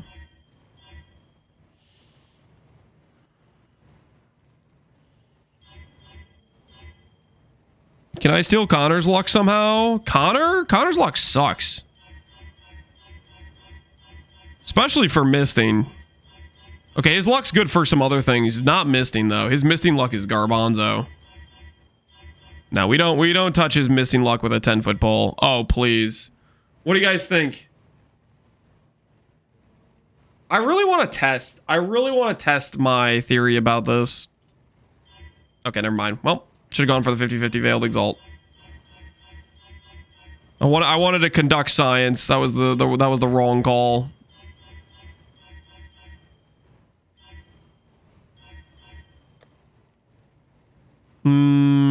Where are the rage essences? Business.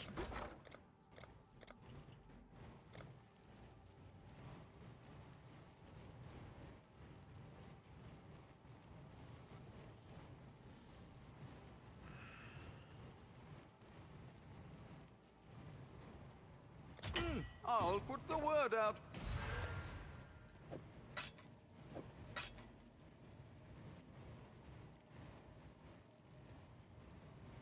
Did you already crowd ring other stream? I did, but that ring doesn't have a Warcry Exert mod,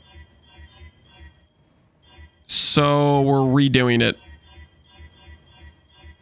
And we only need a 2 mod, and we've already failed like 3 times in a row on a 2 mod, so we should be able to succeed very shortly on our 2 mod ring.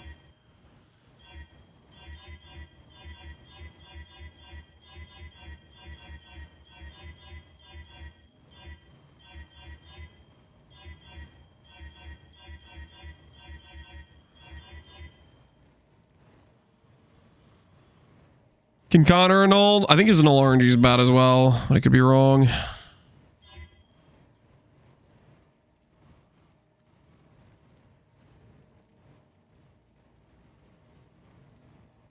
What's wrong with mana? If mana goes negative, I might have more mana problems. Because we aren't going to be blood magic with this setup. We're going to try to do reserving mana. So we can afford to reserve more war cries, basically.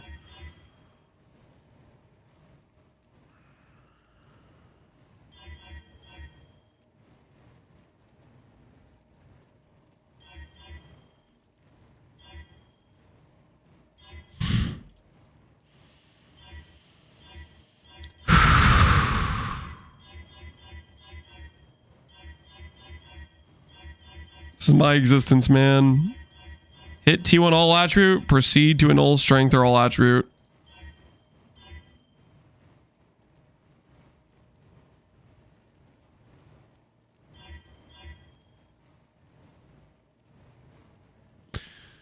You're gonna probably find more tiles to add to the base game, so ground loot feels better, even though it's not. They're gonna add more tiles to add to the game.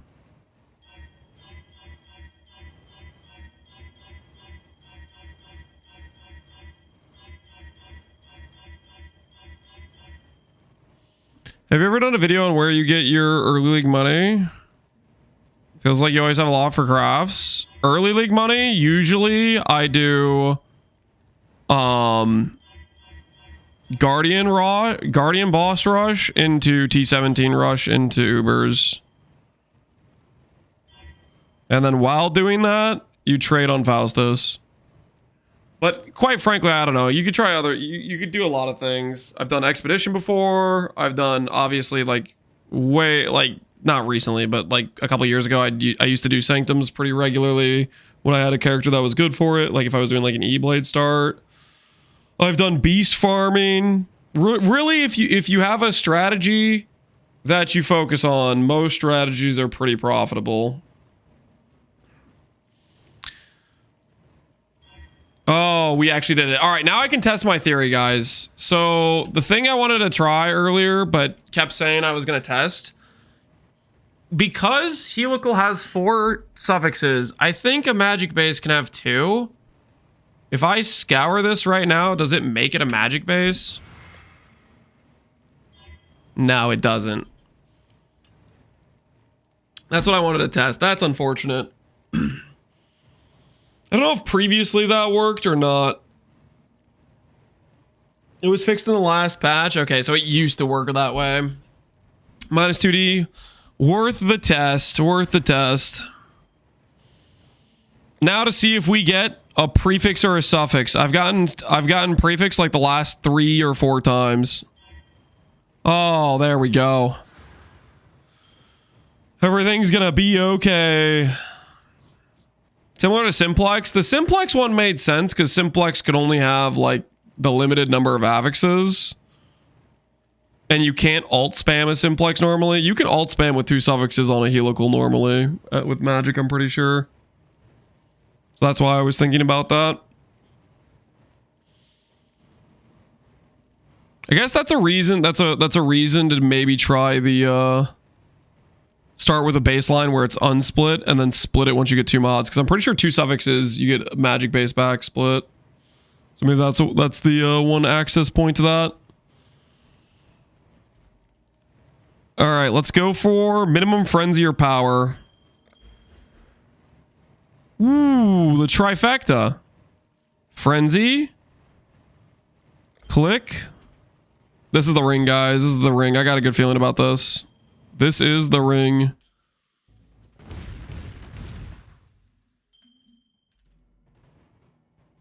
We need one more bear.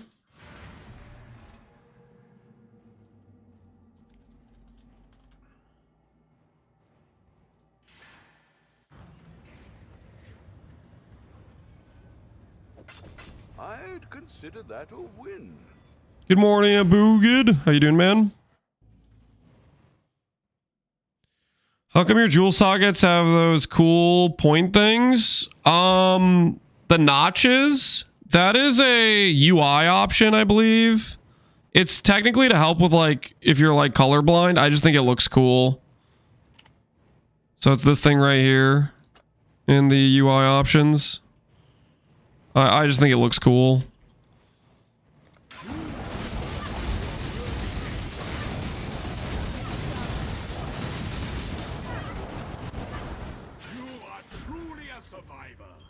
Am colorblind, it doesn't help. It doesn't help, really? So you think these pointy things look the same as the like swirly things? Because they each have like a specific pattern, right? The blue one is the swirl, the green one is the like the squarish notch, and the red one is the pointy.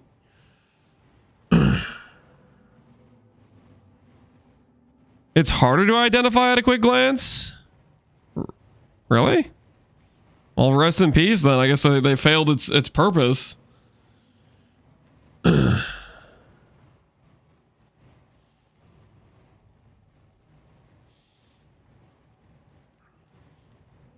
You gotta be able to see the colors to know that, though.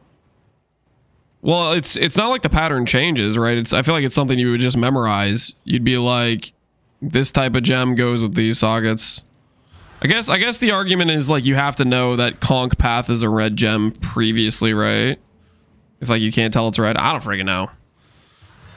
I'm just saying I think that's what the purpose was. Maybe I'm just wrong. Maybe it wasn't for color blindness.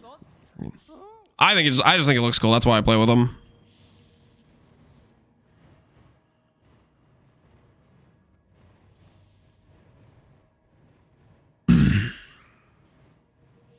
Is the skill doing the damage with this build that summon the golems? The thing doing the damage is the flame golems. The flame golems are doing the damage.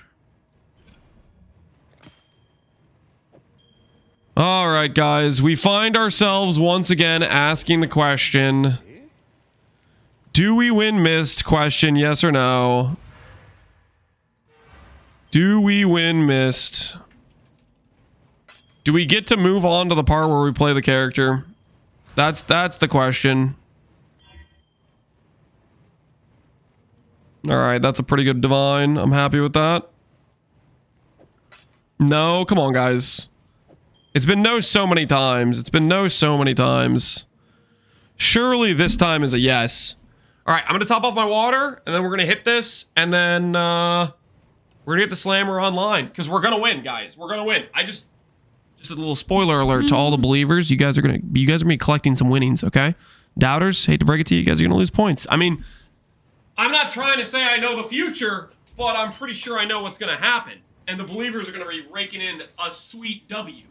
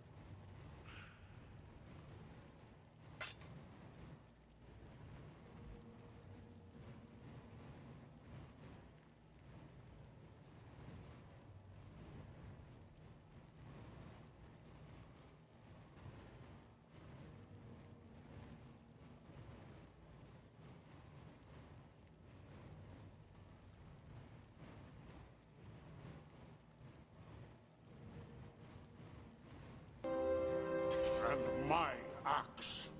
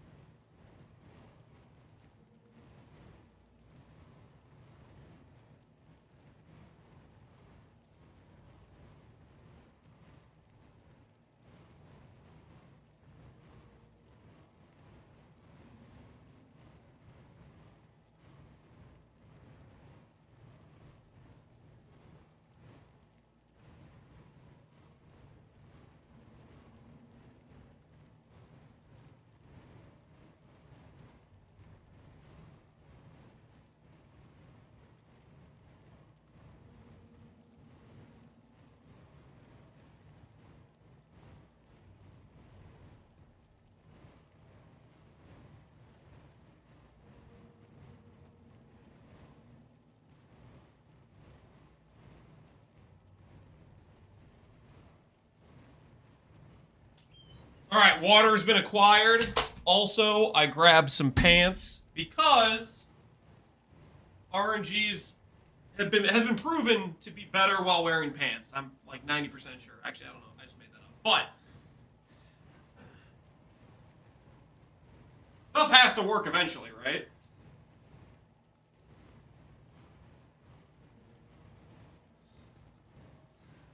Three small sandwiches. I did not get any sandwiches.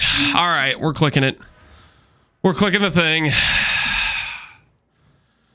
3 min charges plus 50 all attribute plus 190 something strength.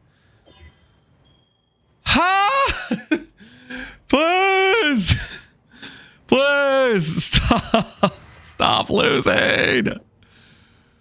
The hell is going on? This ain't a good look, guys. This ain't a good look. Did we hit? Yeah, we hit ourselves a failure. Do we win? The answer is no. The answer is no.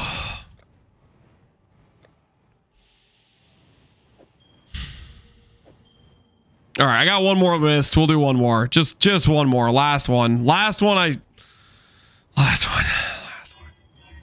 If this doesn't hit, you know, we move on with our lives, guys. We move on with our lives. If this doesn't hit, we move on with our lives.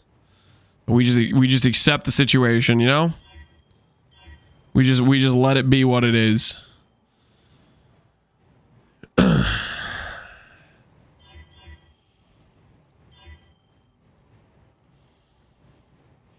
Move on with our lives to the next miss. No. I want to play the character, guys. We don't have a lot of time. You booting up AoE2 Nomad and cooking some Huns players, but we can't have nice things. Abaxith, people don't play Huns on Nomad.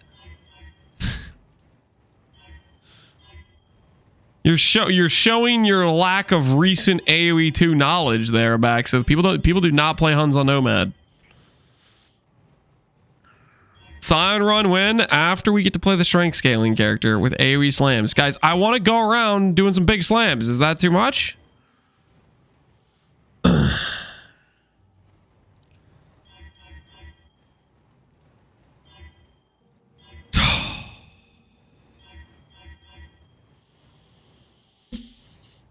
AoE 2, it'll be fun. Not now. Not now, Pohunger. Not now. I do want to do an AoE 2 match against the backs at some point, though. He's been talking a lot of smack. And I think I need to expose this fool. Ah, what are we shipping today?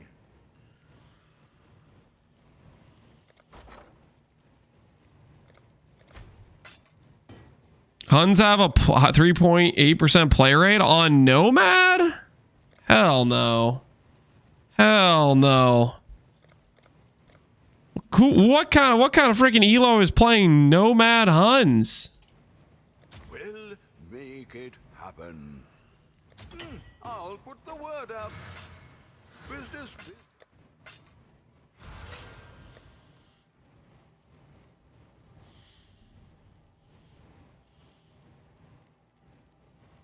A 16.5% play rate, a correction? What? Did they change Huns recently? Huns are like, they must have changed Huns recently, because Huns are trash on Nomad, or at least they were, unless they fixed their initial wood problem. Bro says he's below 30 but plays AoE 2. What's wrong with that statement? What's wrong with that statement? It's their second most played map. They must have gotten rid of the minus like 100 wood debuff on Huns then. Because the problem with Huns is, on Nomad, is you couldn't build a TC and a dock to start with. They must have gotten rid of the wood debuff. Did they change Huns? Because there literally was an issue with Huns where you wouldn't want to play them on Nomad because of that reason.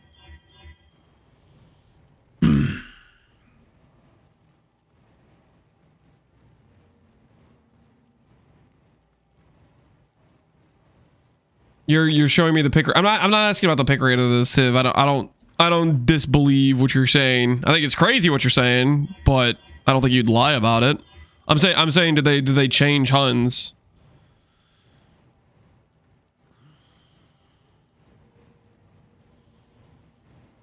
I played AoE 2 as well. Are you 60 years old? Guys, AoE 2 is not that old. It's only like a 25-year-old game.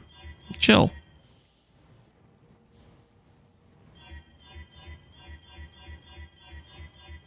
Also, it's been receiving a lot of updates recently. It was 100 years ago. It was not that long ago. Dude, back to this driving me crazy right now. Did they change Huns?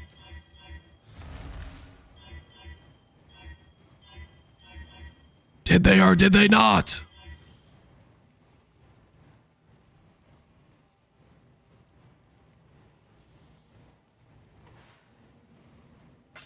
One of my earliest memories is AoE 2 on my old PC, on our old PC. Hell yeah. You're getting old and slow, and that's why you voided Pohunger. You're gonna blame him voiding on that? Why's this guy die beaming me? Trying to craft here.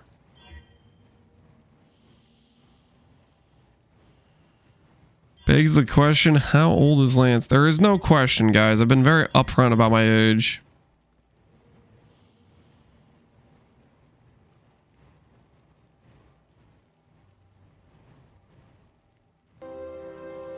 My axe. Yo, marsupial. I played AoE 1. Help me. There's nothing wrong with that. I think I've played some AoE 1 as well. Solid game. Not as good as AoE 2, but solid game.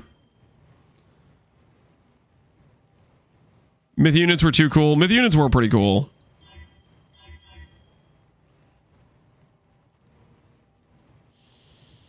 We cheated in the car or the baby on a tricycle. You did the big daddy cheat. Get the Cobra.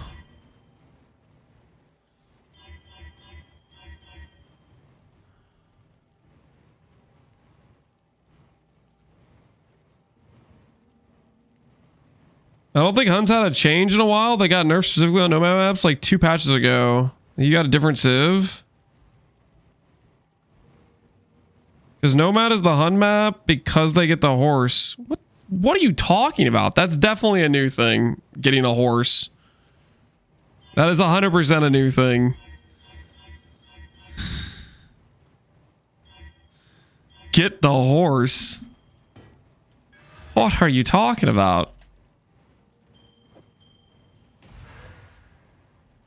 Business. Business, business, business.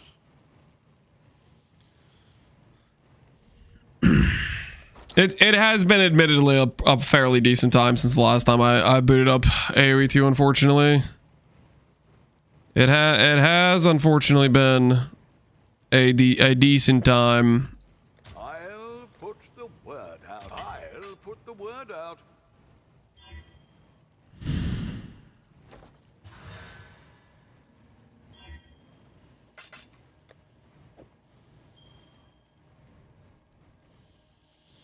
The Mount Royals expansion, the Huns are now equipped with a unique starting scout horse.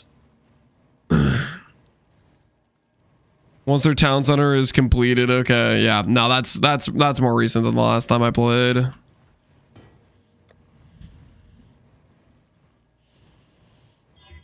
That is more recent.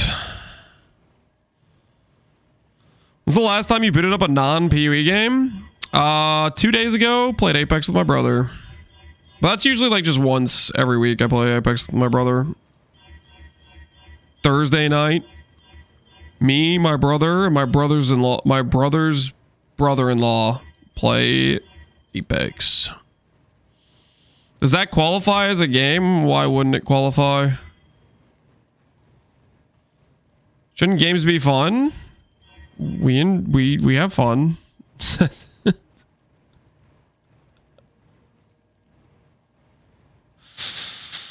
How do you know it's a prefix without alting? Unveiled affixes. If it's a long text, it's a prefix. If it's a shorter text, it's a suffix.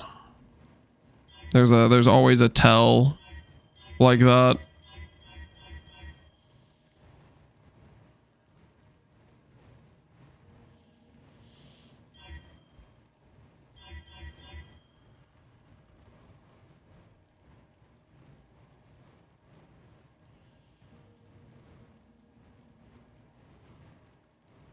Was I too high MMR? I don't think you need to be that high MMR to run into Pred players.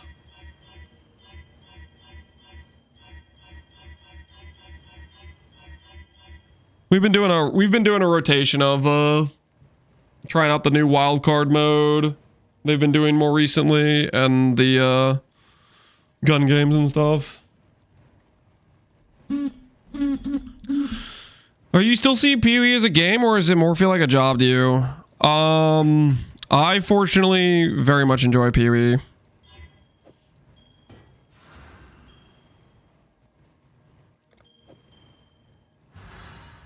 Ahoy there. I should raise my fees. Until I miss every annul in a row. Dude, what is this? I'm getting thirsted out here. Getting destroyed. That's what they asked. They asked if I view it as a game or more of a job now, and I said I'd still enjoy playing it. So it's not like I view it as this is just a job, if that makes sense. So I was answering their question. I guess you didn't like the way I answered it.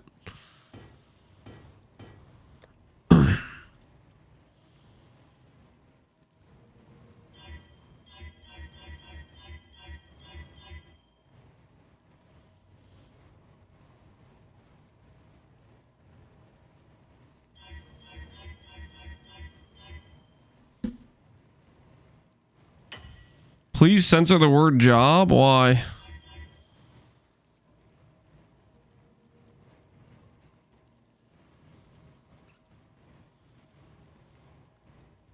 Notice how we're listening to AoE 2 music? It's a good game, man. It's a good game. Lance, my ears, stop.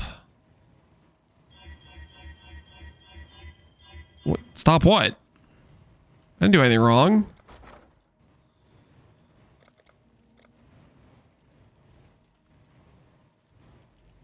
I'll put the word out.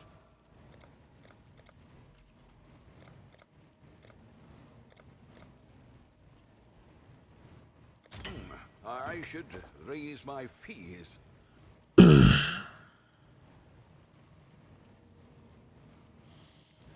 Well, wait, Lance, the word unveiled X is kind of scares me. It's saying remove a random mod and add a new one. So isn't it always going to remove suffix can't be changed? Correct. It's always going to remove suffix can't be changed. It is RNG whether or not it adds a suffix or adds a prefix. It's like a 50-50 basically.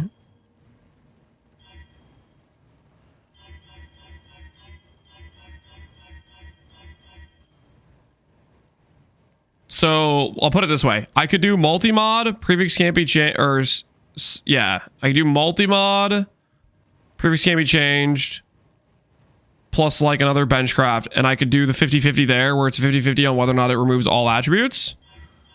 Or I could do the suffix can't be changed, Veiled Exalt, it's a 50-50 on whether or not it adds a prefix or a suffix, but at least if I lose the 50-50, I have a chance to annul the prefix and go again.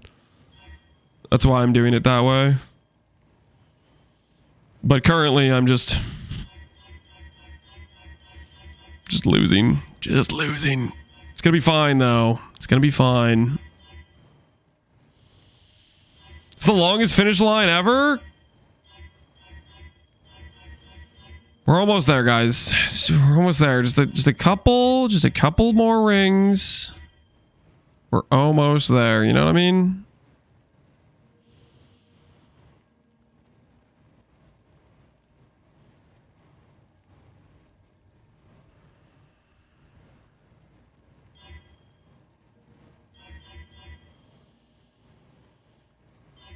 At least I know how to do a ring now. Well, this isn't very economical, so I don't know if I'd really recommend this method. A better method is going for a third affix that is an all attribute and then bench crafting the attribute up to a 13 roll and calling it a day, probably.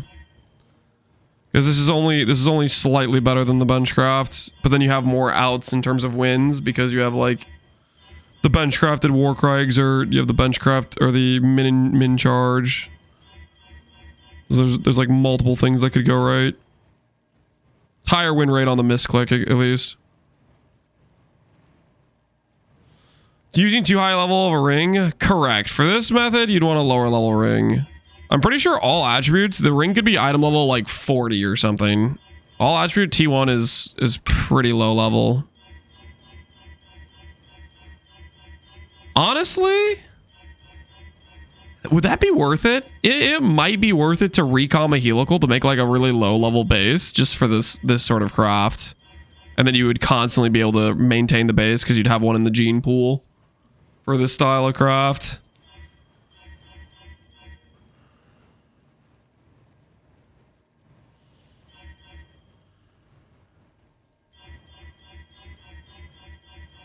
It's only +3. The top roll of T1 is 27. The top roll of Benchcraft is 22. So technically, after like a 2x multiplier, it's the difference in 10. But then you have 2 rings, so it's the difference in 20. But this is only going to be 1 ring, so not exactly the same, obviously. And dude.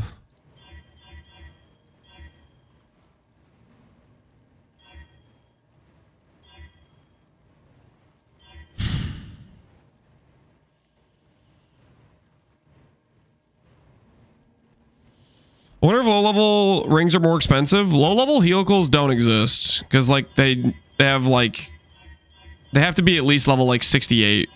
So you don't have like really low-level helicals because they come from grand heists. So you'd have to recom it to get it to like a proper item level to cut out most of the mod pool. What level would you actually need? Let me cheat. Let me see. How much easier would it make this craft if we had a low-level base? So to make this base, we would need item level 33. So right now the mod pool is 100k and 60k. It would cut out half of the mod pool. So it would make our all attribute hit twice as easy if we made the ring only 33. I mean, there kind of is a little bit of an argument to do that. You'd have to make it at like the beginning of the league if you were planning to do like multiple attempts. But if you just had one ring to constantly do the vendor recipe, so you'd keep the gene pool alive to be a low level base. It does make it twice as easy, or actually probably more than twice as easy. The compounding effect. Does the unveil have to be a minimum level? Unveil? I don't think so. Ooh, wait, does it?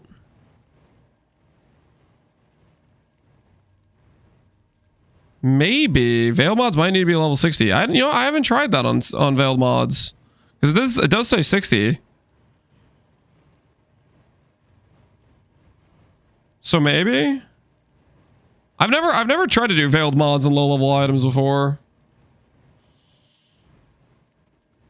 Just test with a random low level item? Okay, let's do it. Let's do it. Let's see what happens. Hold on, I'll buy a low level item and grab a veiled chaos and see what it does. I'm curious. It's probably gonna just tell you it either just says it doesn't work or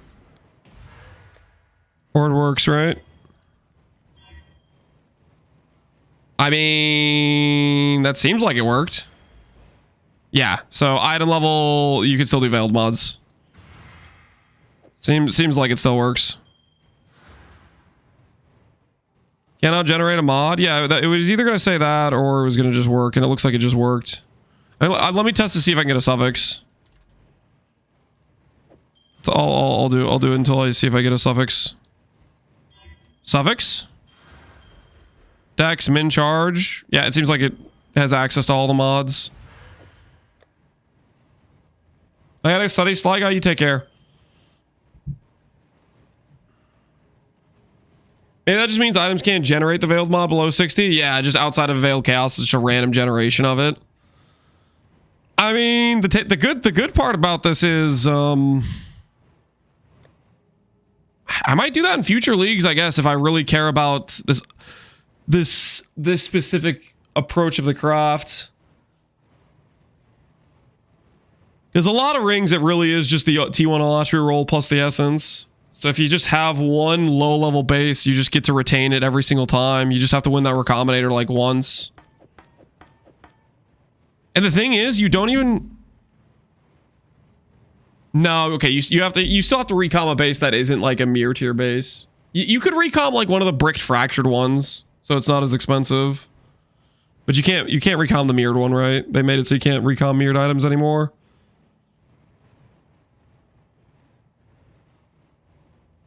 Super budget, you just essence until max roll, isolate, and craft an attribute. Yeah. But the thing is, if you're like trying to make a better ring, I would even think like let's say you're trying to craft these for profit. When you're doing a craft like this, where you have like min charge plus bench crafted min charge plus strength plus all attribute, right? There's like multiple outs to get a win for a 3-stat. So that's the other advantage of these sorts of setups, is it's not just like you're not just doing the 1 in 10. You're doing like multiple layers of like high win rate stuff.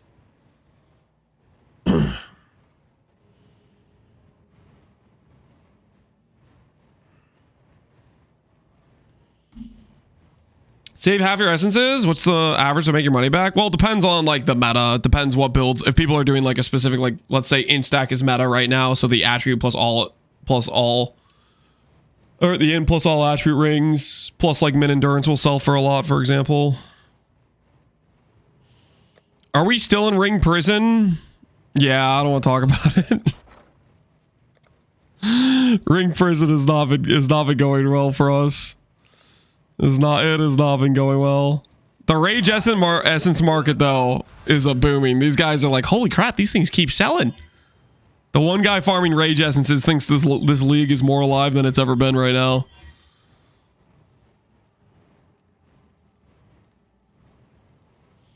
You can't win too much too early, or you lose all your gene pool of helicals to breed from. You don't, because you always have the base that is the opposite. You never lose your breeding pool, because the vendor recipe always keeps the lowest level, so you retain the low level base no matter what, because you have your win base and you have your lose base, and the lose base you get to keep 5-to-1ing.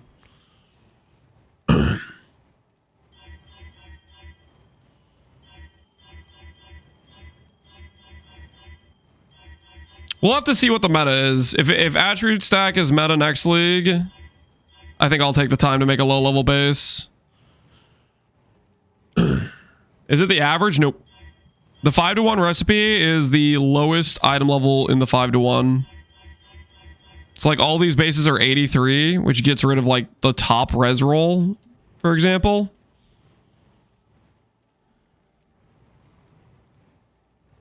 Too bad Sentinel recoms can't introduce mutations anymore. Yeah, Sentinel mods were fun.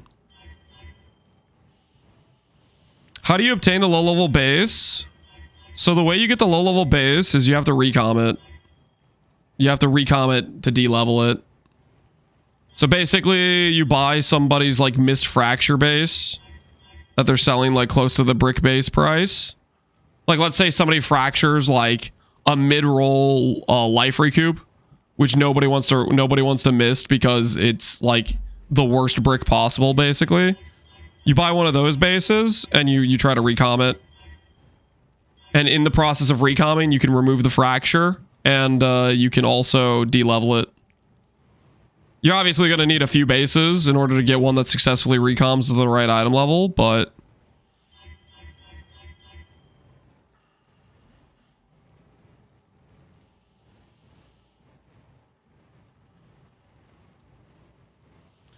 why don't I have a sub rank on Discord? I'm not sure how the sub ranks reads from Twitch to Discord, to be honest.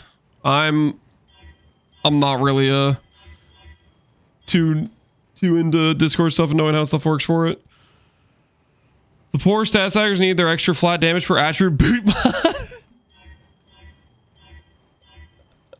Yeah, the attribute stackers are really suffering. They need another insane multiplier to their character.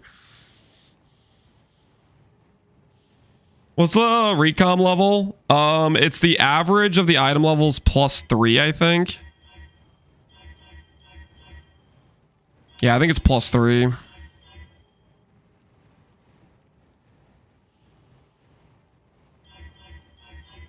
But C can't be higher? Yeah. Or is it only plus 2?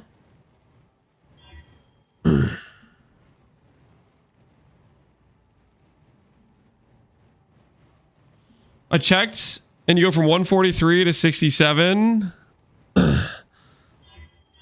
So yeah, it's like twice as efficient. It also has the advantage of more win cases where you can settle in terms of like if this is T12 mana, I don't feel as bad about reflecting that as if I had like T2 mana, because it's less of a brick if it goes negative type of thing, because you're eliminating a lot of like the higher tier mods that you don't want to go negative, and if it's a low tier, it's not as like, it's more acceptable to send the reflect with it.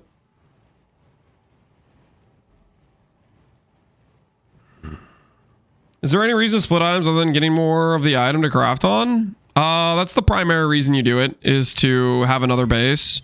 The other reason you can split items that unrelated to having a second base is a good example is like, let's say you're trying to make magic jewels with percent life and let's say fire dot multi, because you're playing a righteous fire and you want adorn jewels, and alt spamming plus augs would be a pain. You can buy a bunch of bases that have life plus fire dot multi, split them, and they have a 1 in 3 chance to become a magic base with those two stats. So there's a crafting purpose where you're trying to isolate specific affixes. The other crafting purpose is like if you're trying to make a base to transfer. For example, you have a grasping mail and you have crit chance per lightning res, and you're trying to isolate that mod. That's a scenario where you split as well.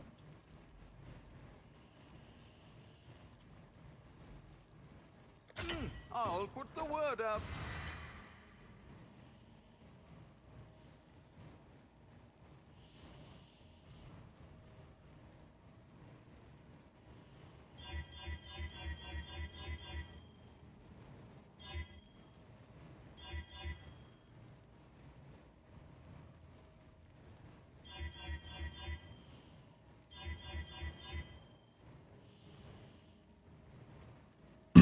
Holy guys, don't test Alweezy. He believes in the law.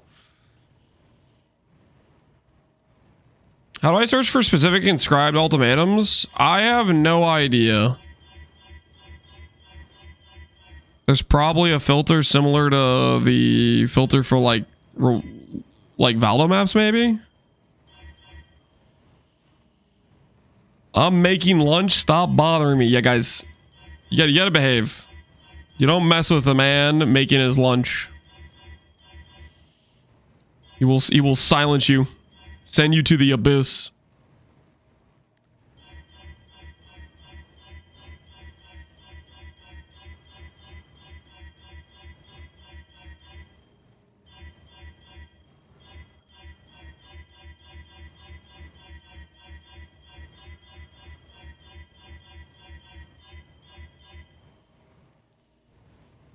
Is he gonna make lunch for all of us? Alweezy, obviously. He cares about everyone in chat, myself included. And he wants us all to have a good lunch. So he's clearly making lunch for the group, I would imagine. No, I am not. Wait, what? You're just gonna bring up that you're making lunch and you're not gonna share with the rest of us? That's crazy. That is crazy. Guys, I don't know how much longer I could do this, man.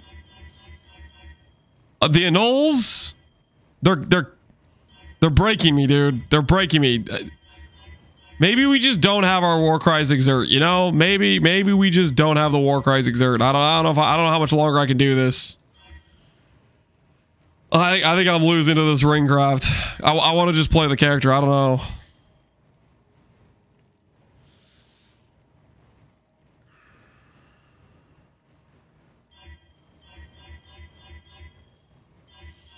Beaten by a ring. I am getting destroyed by this ring right now. You're like 500 D deep. You have to keep going. Okay, I don't think we're 500 D deep. We are pretty deep into trying to get Warcry Exert, though. It's been like 4 reflex at this point. We might be like 200 D deep into this. You think Sauron had that attitude at Mount Doom? You know, I gotta be honest, when I started talking about giving up on the ring, I thought you guys would have been like happy about it. Like, oh yay, finally, no more Stalin.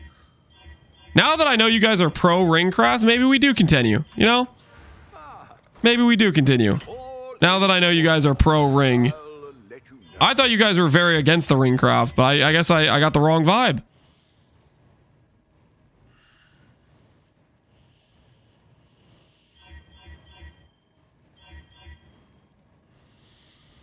They like to see you suffer.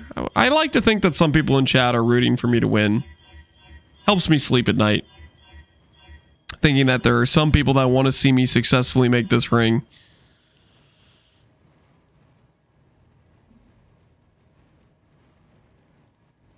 Gotta see it through to the end. All right. Through to the end it is. The 3 believers that are left. There's a lot of believers left. Any believers in chat, raise your hands right now. Are you guys alive and well? Speak to me. Talk to me. Believer? If you're a believer in chat right now, could you raise your hand and say, I am alive? I am feeling well. I root for you to win if the odds are favorable on the bet. Does that count, Barbarous? You only care about the numbers. I believe ShamWow. There's like DK point. I was alive. I believed last time. Are you still alive? Aced, I believe. I'm alive. They're poor AF. I do believe. Okay, there's multiple believers, guys. There's multiple believers. I believed 200 rings ago, and you're ready to believe again, aren't you, Chronolin? You're ready to believe one more time. And then one more time after that if it calls for it. There's dozens of them. There's at least double-digit believers in the house right now. At least double digits.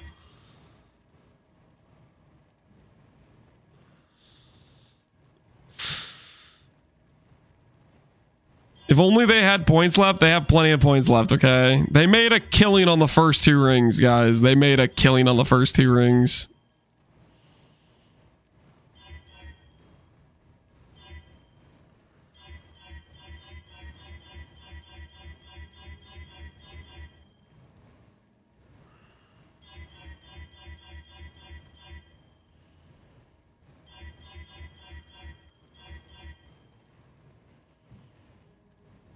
They made a killing. They already lost it. No, they're fine. They had savings accounts. They're fine. They can weather a few losses.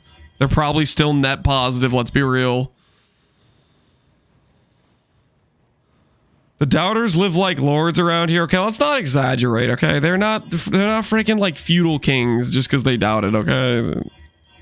Sometimes the wind blows their way, and they get to say, hey. Lunch is on me. But like, let's be real. Most of the time, doubters are getting destroyed out here by the believers and their consistent winning.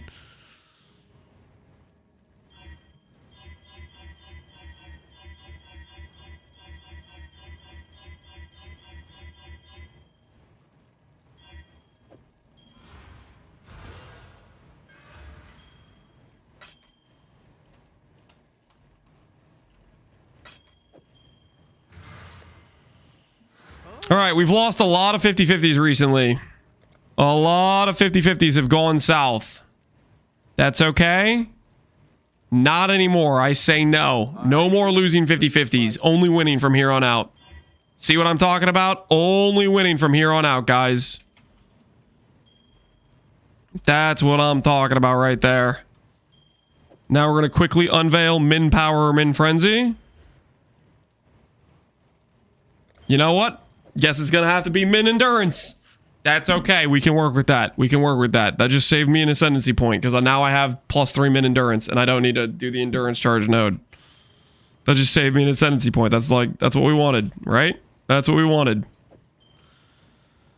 All right, believers. It's time to cash in your hard-earned victory, okay? Start prediction. Do we win the mist?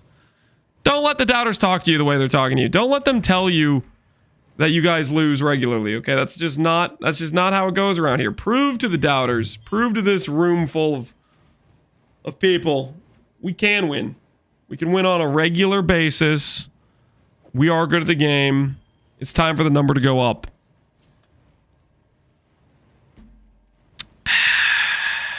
It's time for the number to go up.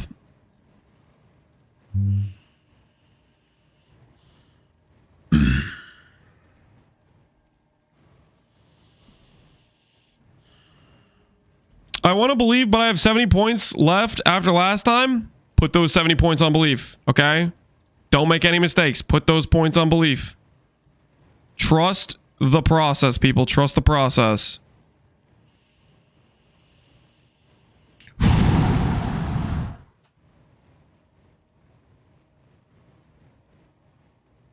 All we gotta do is make the number go up.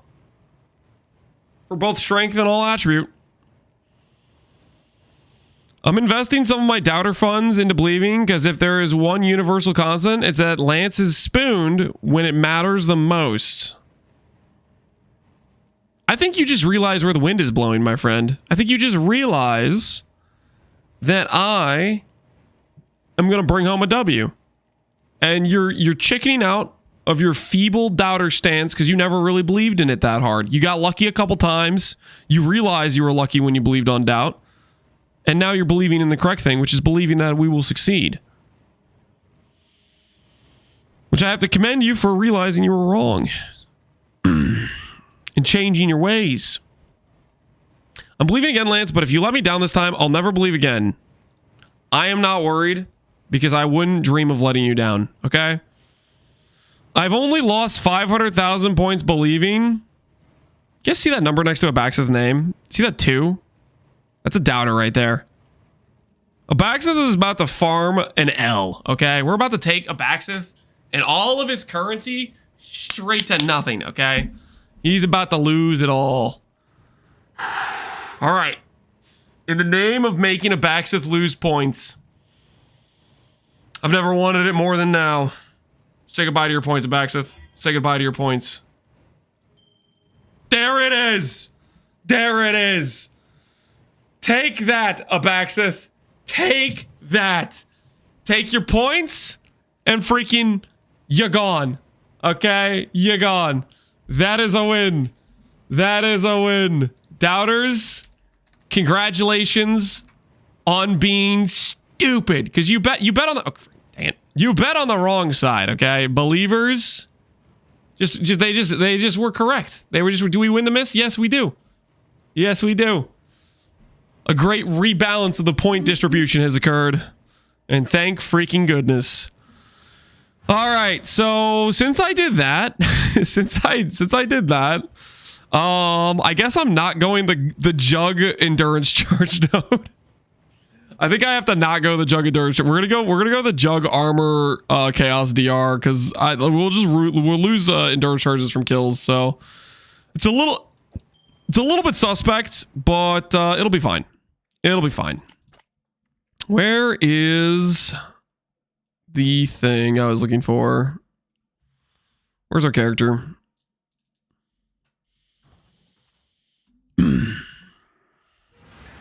Only 14% per kill, well, 7% per kill.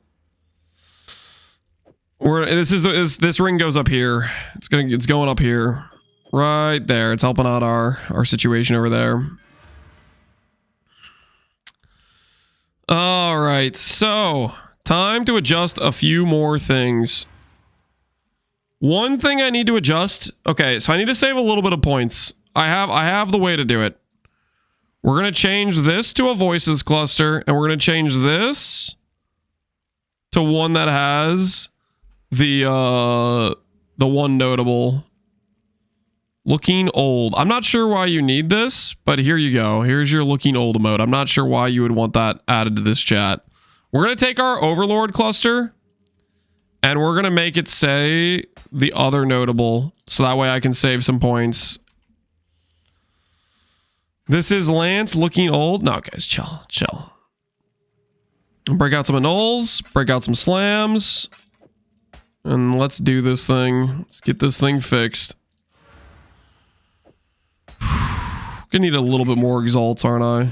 Just a little bit more exalts. I should raise my ball in order. I'll let you know.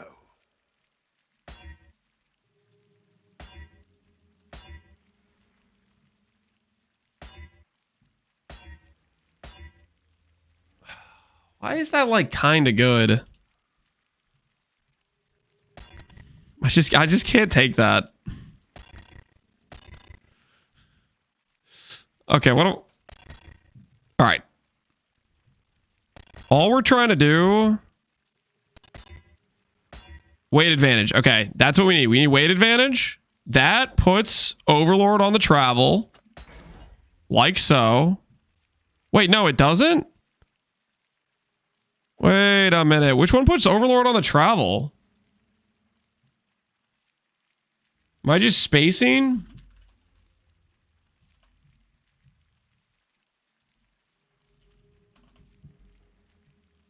We need two notables with Overlord. Overlord.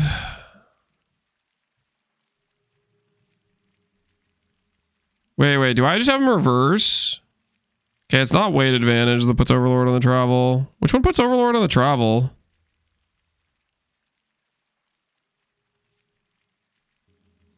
All right, I need to start canceling stuff out.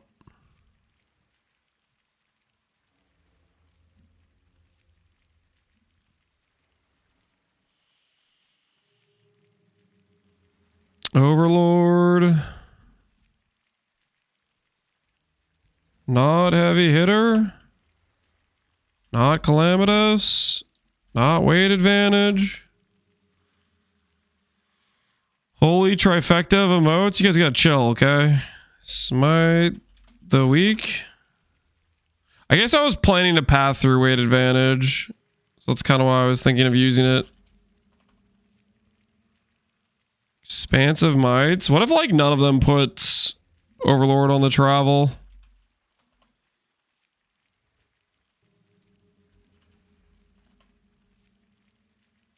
Dude, maybe none of them put him on the travel.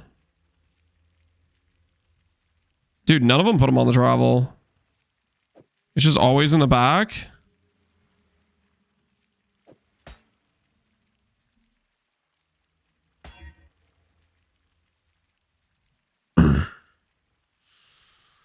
I guess that technically gets it on the travel. But then we lose a little bit of strength. But we get maim. All right, we'll do that as our temporary solution. We need the passives back as the main thing. Let's figure out how clusters work. I didn't forget how clusters work. There's just usually there's a two notable combination that can put certain notables on the travel, but none of them work for Overlord. Is there any combination that puts weight advantage on the travel? Probably not, right? They're probably all just wrong. Smite the weak, martial prowess, heavy hitters, the other one, right? Yeah, neither of them put it on the travel. So technically martial prowess would be the better option over smite the weak. We'll just do this one for now because I want to play sooner than later.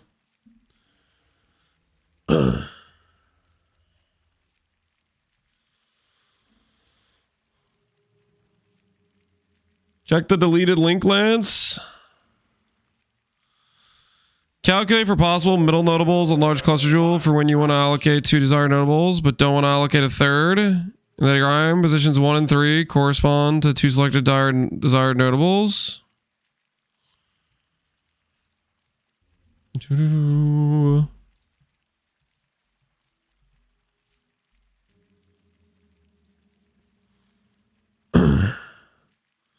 So position your notable, smite the weak, heavy hitter. Oh, that's kind of neat. But if I say veteran defender, it's not going to know, right? Yeah, they're notable. No notables for this. So if I say overlord,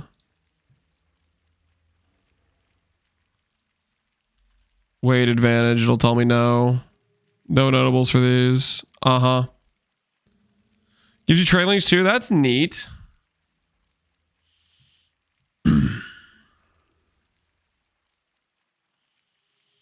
Why is Link called Theodore J. Bieber? I don't know. Probably the guy who made it, maybe.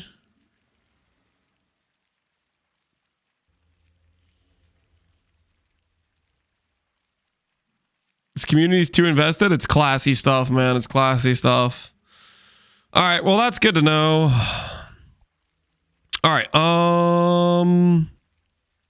Swap this to voices, respec some points, and see where that puts us.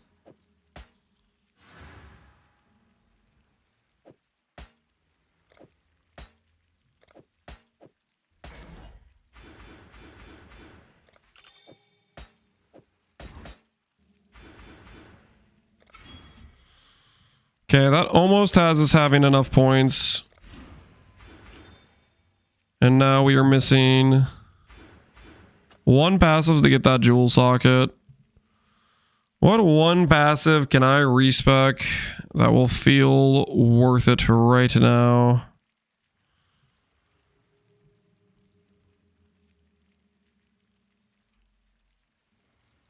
I could respec this thing, right? Change this annoyance, respec 2 points and grab rage right now. Just level up. Yeah, well, I want to just know what I'm going to do right now at the very moment.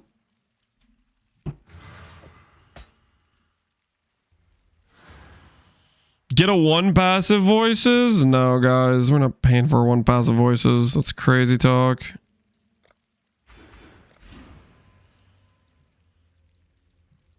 Endurance charge is 5% strength. Oh, I guess it was only 20 strength. All right, yeah, we'll let go of that one for now.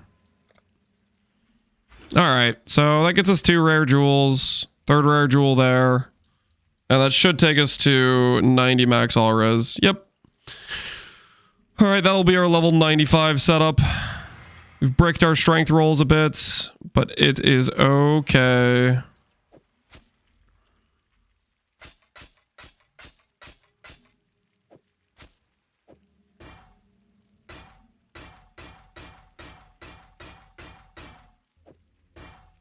Attribute rolls are king.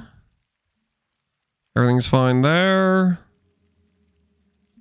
Do I care about this prefix at all? Armor, evasion. Percent damage is fine for that, I think.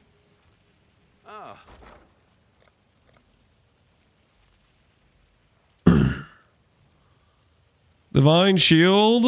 Yep, we have divine shield. Okay, I'm gonna grab 1 leech tattoo. I don't think I have leech anywhere on this tree.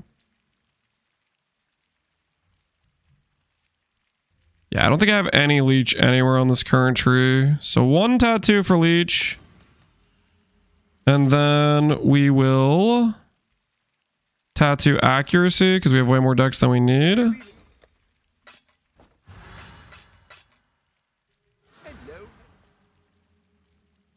Yeah, tattoo accuracy.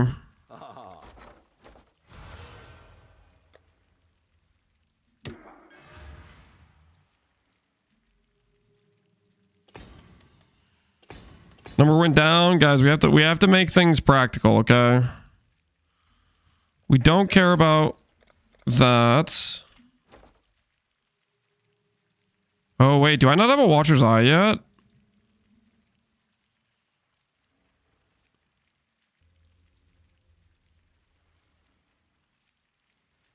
I don't have a Watcher's Eye yet. We forgot about a very important thing. Purity of fire taken.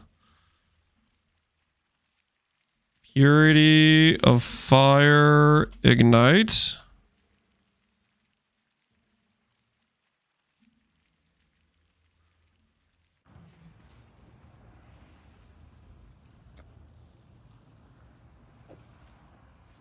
Wish I'd kept that one. You get the leech on the Overlord cluster instead.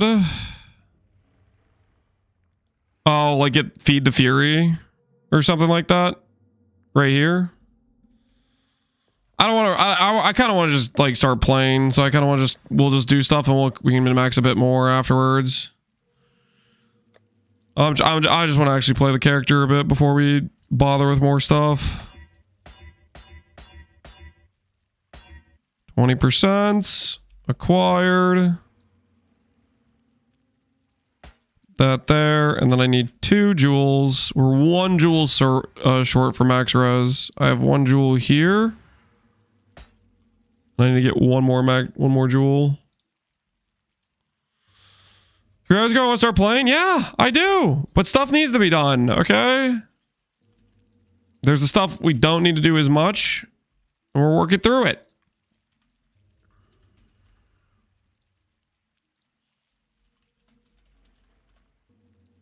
The rare moment of Lance not wanting to stall.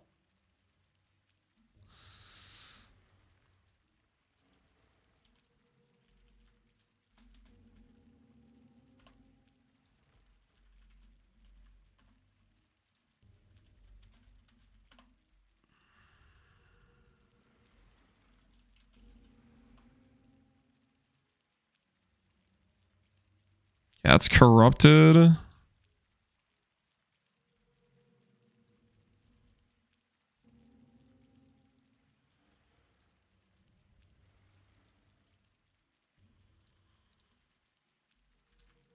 We're using Purity Fire Sublime. Yep. We're doing that. We're doing a bunch of Warcry Reservation. Purity Fire Sublime helps fix the res scaling is the main reason, right?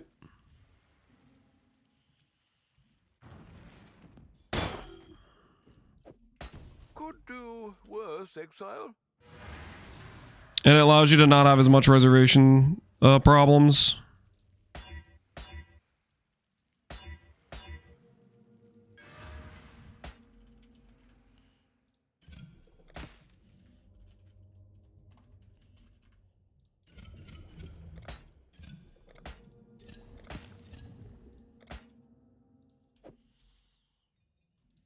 All right, we're at 88. We kind of need to fix that later, but good enough for now. Good enough for now. Purity of Fire, correct. Seismic Cry. Let's change our... Ooh.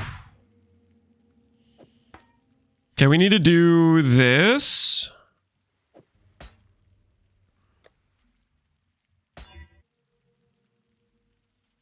I need to trade out these reservation clusters. Or these life clusters for reservation.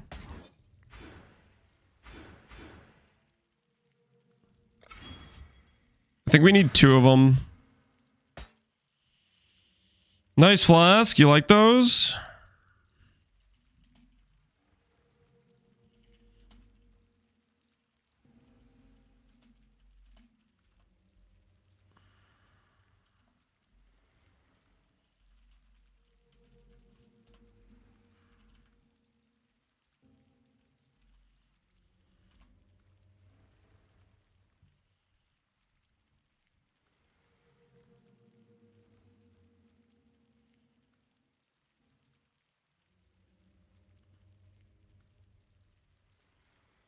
Okay, what's the solution here?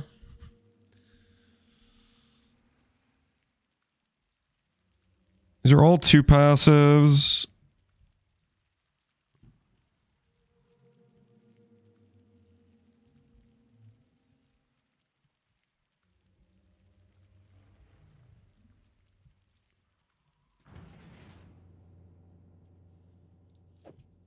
I'd consider that. So this we need to get rid of the notable.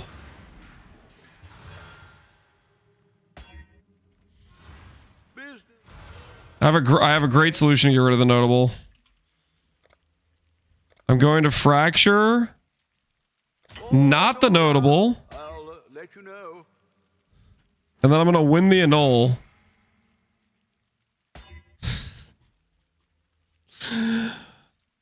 Oh. Stop. Stop.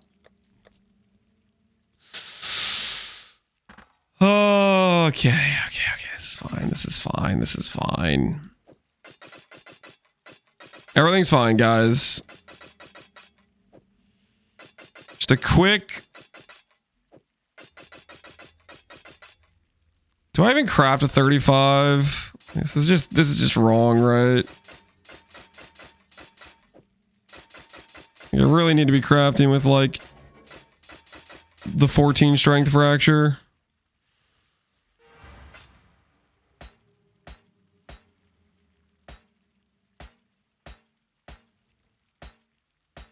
Maybe the game will just be on our side for just a short, brief moment here and just give me T1 strength with all attributes at a high tier.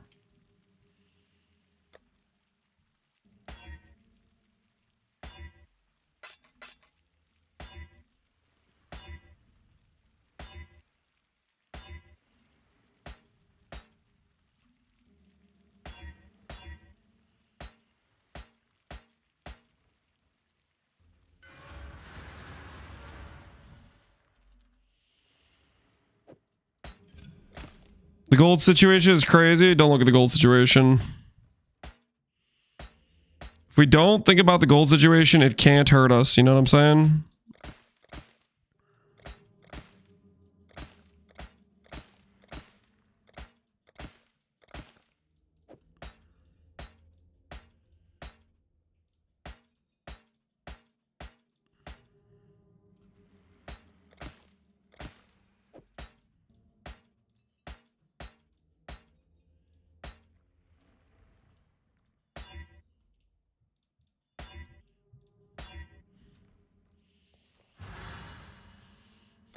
Guys, I'm getting scared. I don't feel so good right now. I don't feel so good right now.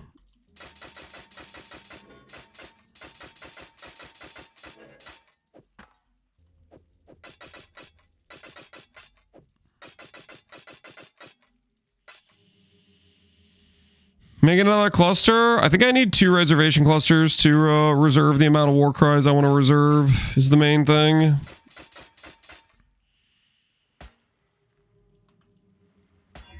Oh, come on, man. Just give me like a good tier.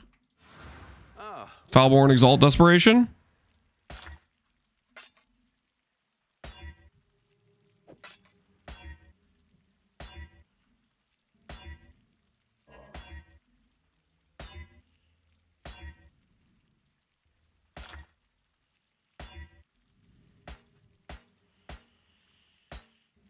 Worth a try.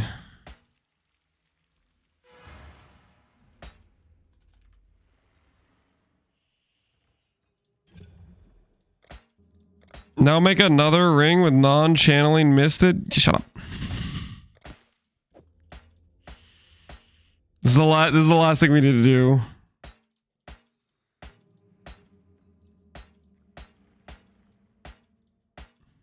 We're right there, guys. We're at the gates. The gates of freedom. We just need to craft one small strength cluster on a reservation. On a reservation cluster. That's all we got to do to break free.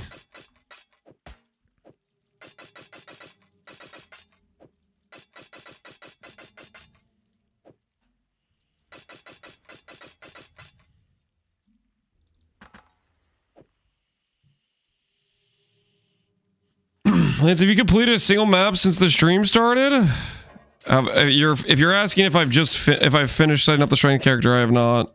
Obviously, I'm not going to take a unfinished character into a map. That would make no sense. We're gonna get the character operational before we do maps.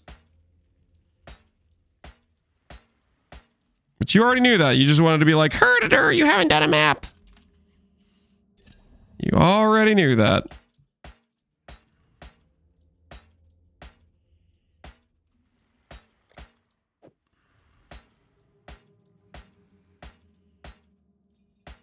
You know what I'm gonna do is next time you guys are crafting in your hideout alone, you're trying to make a critical piece to make your character work. I'm gonna start harassing you. I'm gonna show up at your hideout, and I'll be like, "Yeah, that piece that you need to make right now that'll make it so your like resistances work or whatever. Stop making it. Get in the map now. Get in the map now. Do it. Just preemptively go in before your character has a res cap. I know you're in the middle of transitioning something, but instead of actually finishing that transition, just skip it. Just skip it all together."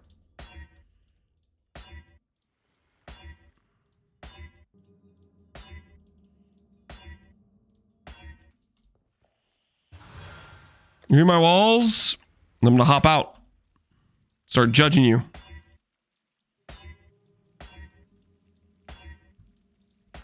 Whoops. Slight double click there.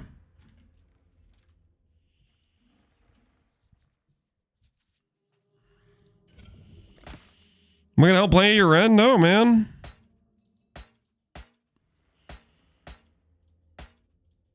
Just gonna randomly start backseating you in the middle of gear change. Because that's apparently acceptable in this day and age.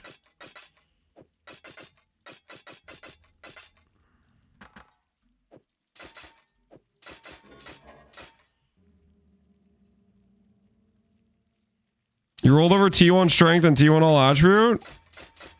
Was the double clicked? Was it actually? Do you have a clip? Do you have proof? Or are you just gaslighting me? I did double click one on accident there.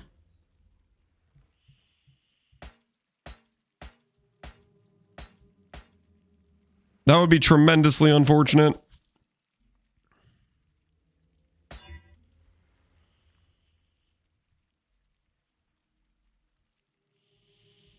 You was into all attribute? Yeah, okay. Into all attribute doesn't help us.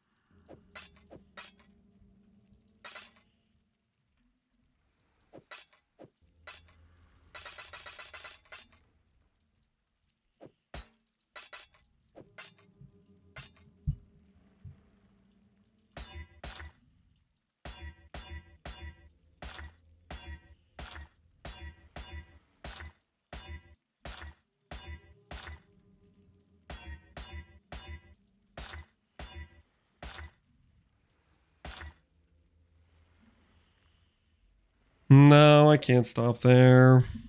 It's like I want to, but I can't.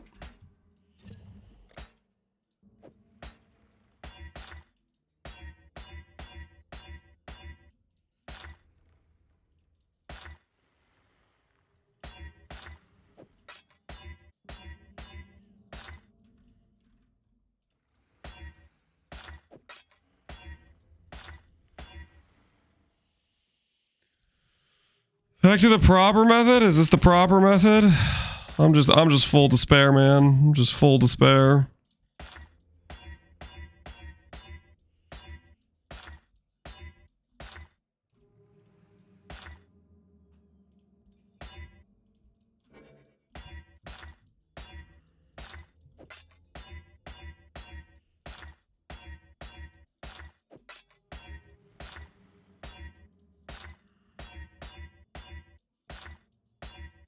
Ah! That was too much drag. Oh. Oh no, no, no, no, no, no.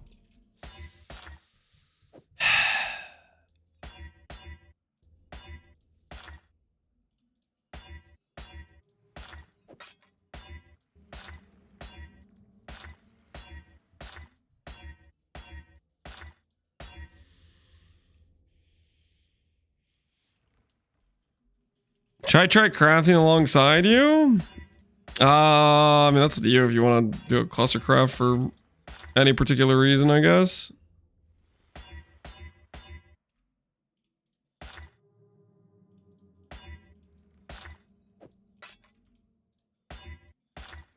And that's the bigger question. Do you want to do a clustercraft?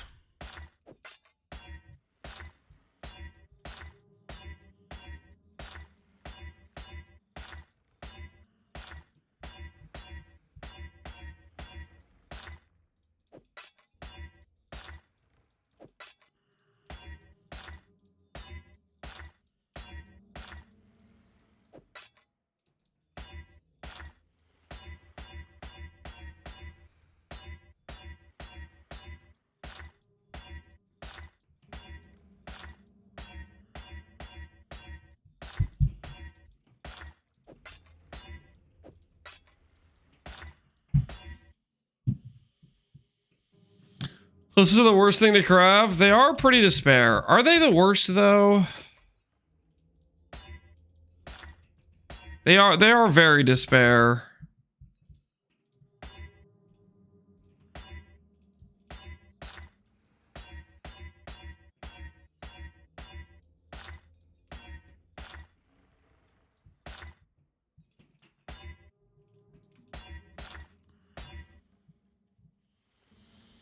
What could be worse? A strength simplex? Simplex is pretty bad right now.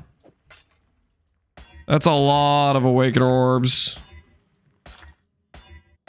A lot of bases you have to do.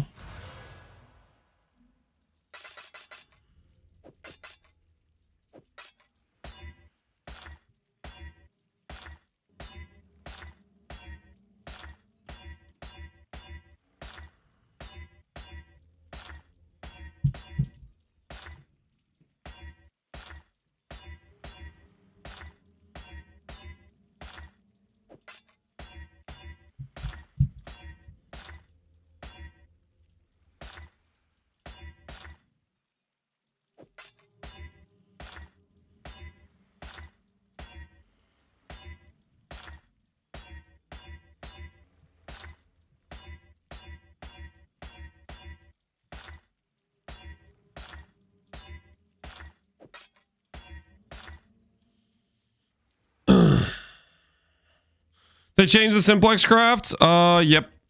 They nerfed the ability to Hinekor lock Beastcraft. You can't make a magic base with a specific affix now. So it is quite a bit weaker craft, or a much harder craft.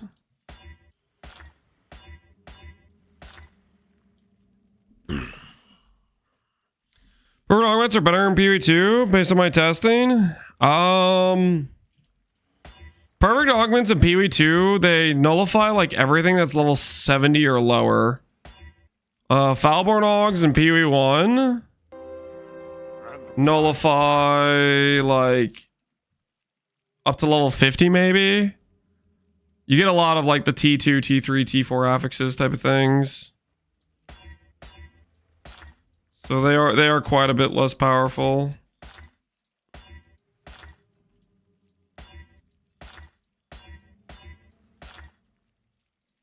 I don't know about Foulborn Regals. Maybe they have a similar... I don't know what their rule set is.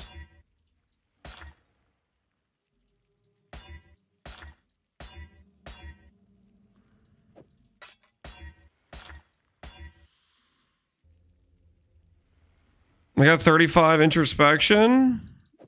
Congrats. Introspection clusters are pretty solid. Not what I'm going for, though. I just need the reservation space and strength.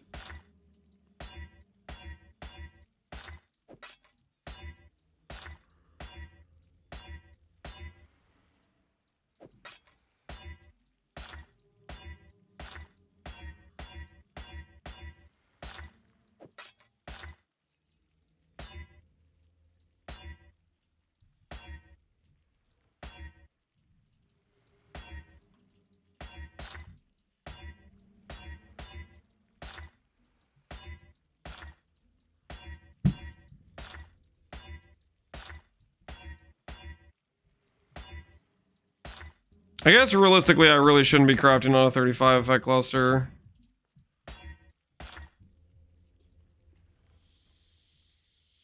Just give me all attributes. Let's be nice. Dream big. And dead. There goes the strength cluster. There goes our dreams. Unless...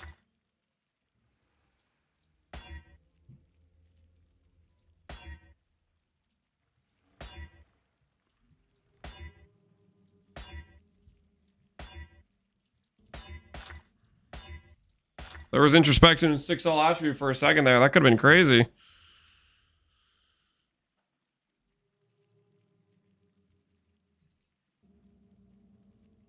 Imagine you fracture the strength or whatever it was. That strength was T1. That would have been ideal if I fractured the strength. That was the best possible fracture. The reason I was fracturing it is because there was a notable I needed to get rid of. So I was trying to increase my odds of successfully removing the mod. Hoping I fracture a good mod and then annul off the notable. Like the cluster was perfect as long as I could have gotten rid of that notable. But I failed to get rid of the notable.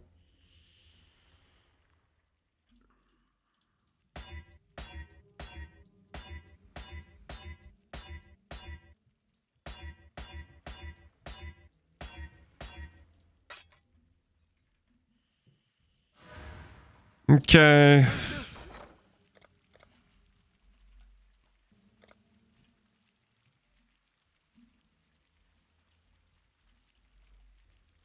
What is our plan here? We'll make it happen. Let's do this. I'll let you know. Tell me Life Reforge. Tell me Life Reforge does not hit any notable.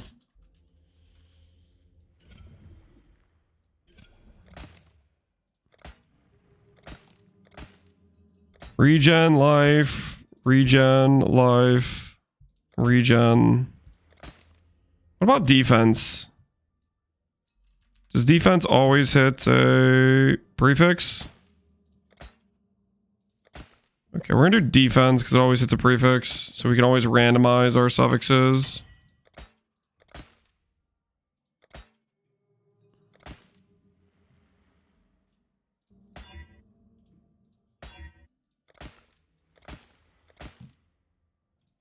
That gets rid of the possibility for notables.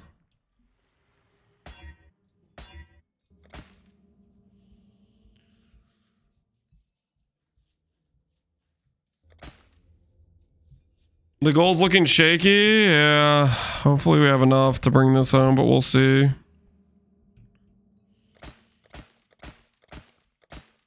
Four all attribute with T1 strength is enough. We'll call that good enough. A tier 3 attribute with T1 strength. That is the level we were willing to settle at.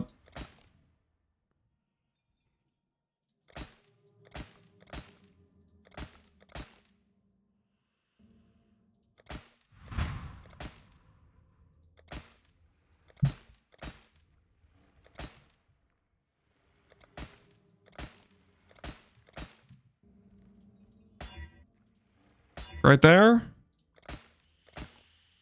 That was T1 strength. Just walk away. Be all done. T1 strength. Can I know the chaos res? I'm Foulborn exalting. Hello. Don't tell me the cost. Where is it? All in order. I'll let you know.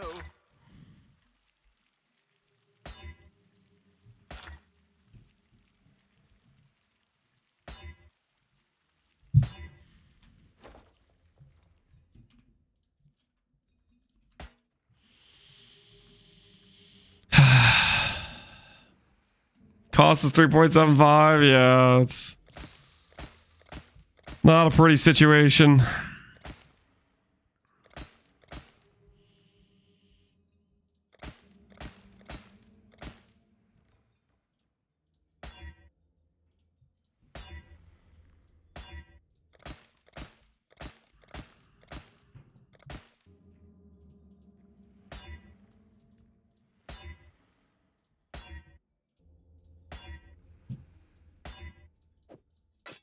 I slam from this position enough times, eventually I will be free.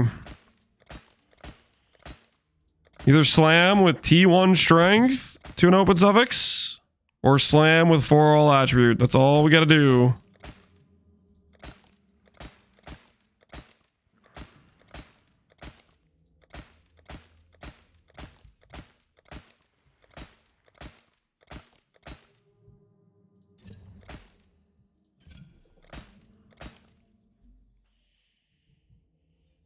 So we Giga once you hit. Well, it's just gonna allow us to run a bunch of war cries. We just need reservation space for auto exert is the main thing.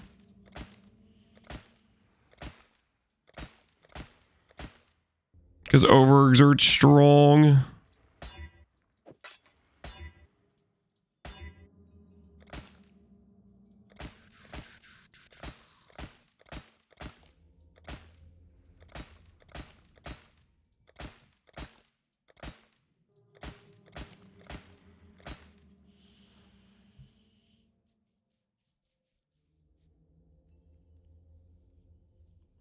Still waiting for the gameplay, Winky Face. I am working on it. How much strength does your character currently have? 5,800 apparently. With these cluster jewel changes, we will be, I think, slightly lower. I think Wall of Muscle is just a slightly better strength number than strength plus all attribute. But we need the reservation space. For the war cries, that is. For the war cries.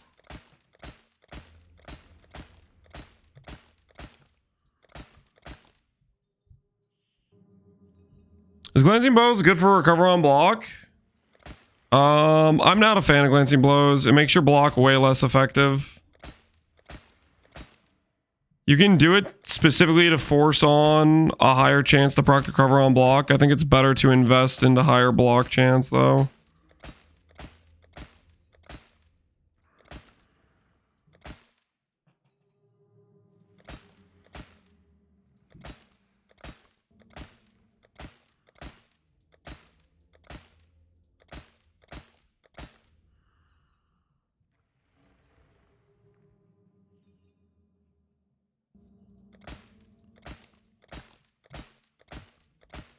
Am I interested in a 35 blue with T1 strength? Is it fractured or is it just a magic base?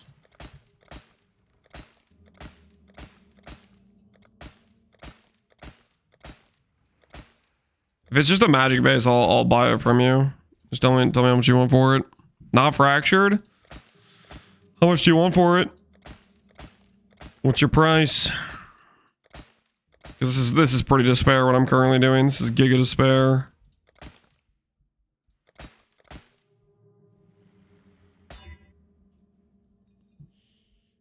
One div next league? No, I'm not trading you next league. I'll buy it from you now though.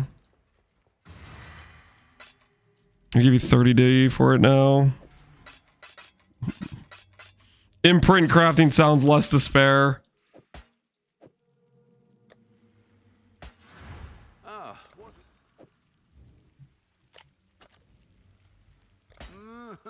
Really? TY.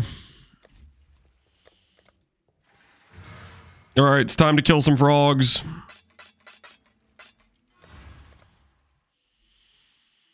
Just hit it. That's the goal. That's the goal. Once we do this, we can buy ourselves our gems. Get our reservations set up. And hopefully things just work.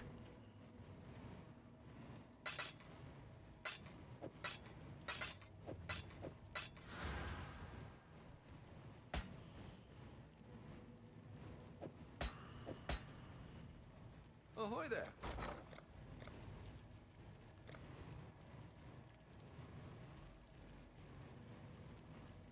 All in order. I'll let you know. Buying frogs. You think the frog price is going to be bad? Frog price is pretty bad. 2D.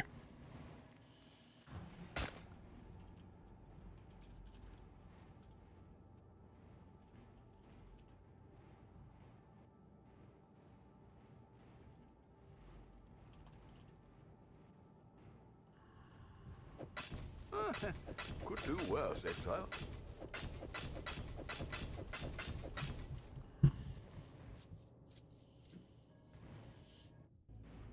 What happens to your menagerie when you go to standard? It merges and then maybe deletes his excess beasts.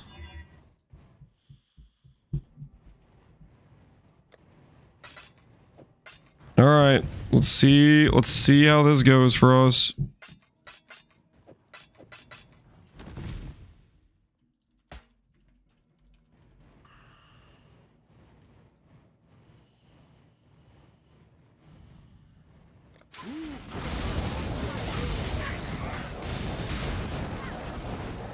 Do beasts get voided? They transfer over. And then I think if you have too many, then extras will get deleted. I don't know how the logic of it is handled. It might be first in, first out. It might be they try to retain the red beast over yellow beast. I don't know exactly.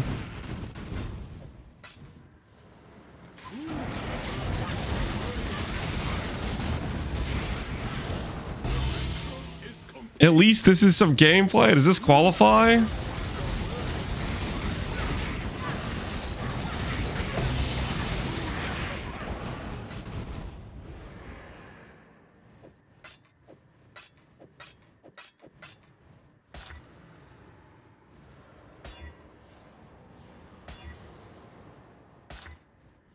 Stop. Stop with the end. Stop.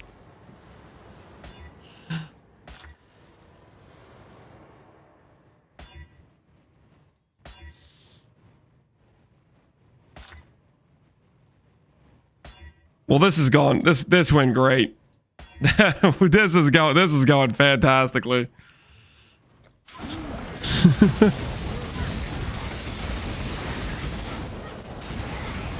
Holy Inquisitor cluster? Yeah, that would have been good for an Inquisitor.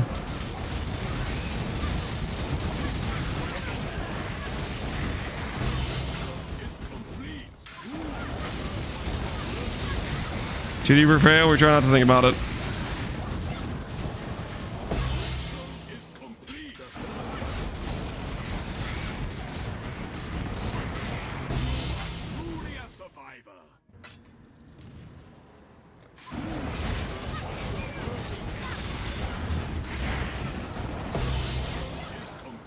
What's the difference between Foulborn and regular? Foulborn has like a higher mod level on average.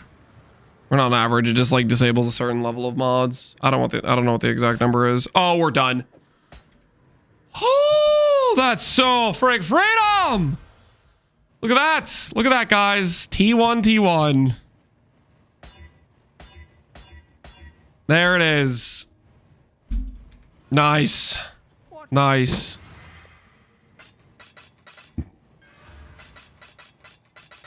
All right, mission accomplished. Let's see. How much strength do we lose? This versus a wall of muscle cluster.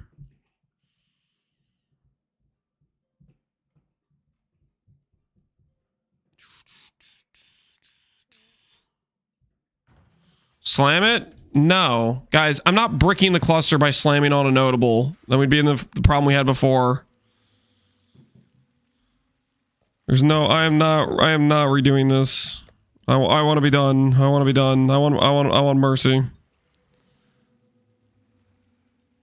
Oh, this one has lightning res. What does my other one have? All Ellie res? Wait, this one sucks. Okay, well, does the strength number go up or down? 5,800 versus... Oh, it goes up, actually. We gain strength. Nice. I guess I did settle on the wall muscle clusters. More than I realized I did. This one should be fire res then.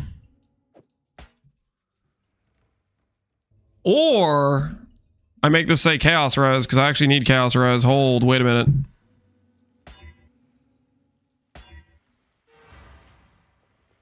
I know what you guys are thinking. Lance, what the hell? Listen, I need some chaos res, okay?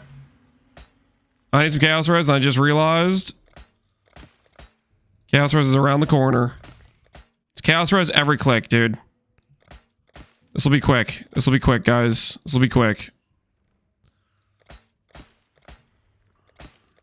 All I need to do is hit T1 strength. That's all we gotta do.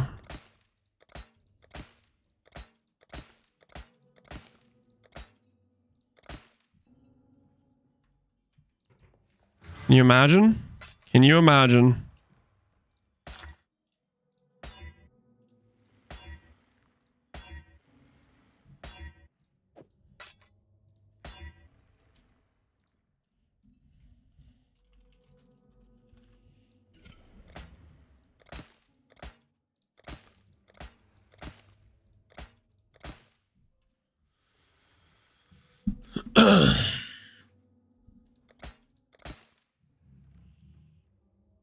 Is Pure Might better for a reservation cluster? Pure Might? What does Pure Might do? Pure Might, baby wiki.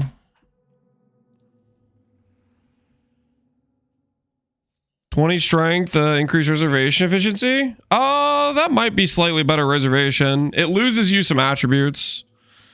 It might be slightly better reservation, that I'm not sure.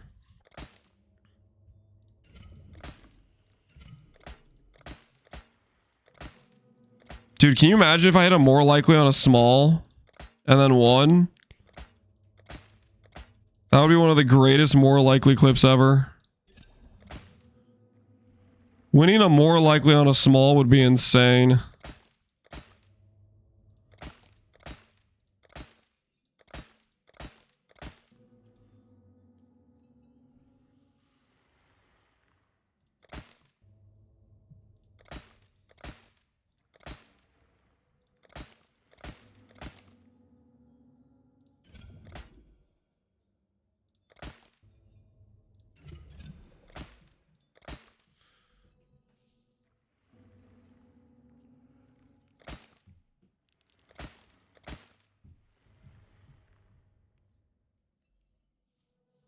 Like it's 20% chance to not keep a single mod with more likely. 20% chance to not keep a single mod. More likely doesn't guarantee any mods. What more likely does is it's like, think of it more like a fossil. It gives you some like weighted increase on all the mods that are currently on the item. I don't know what the actual multiplier is. It's like maybe 20x or something of every mod you currently have on it. It's a pretty high multiplier on the mod you currently have, but it doesn't guarantee anything. What more likely does is waste your juice. It does not waste the juice, guys. It is an efficient click. It is an efficient click. Oh, that could have been it! It was dexterity for some ungodly reason instead of strength. What the hell?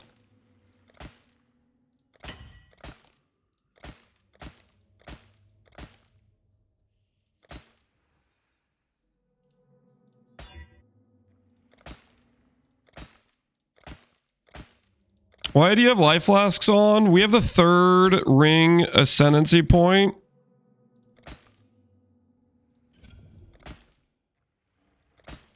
The 3rd ring ascendancy point, which you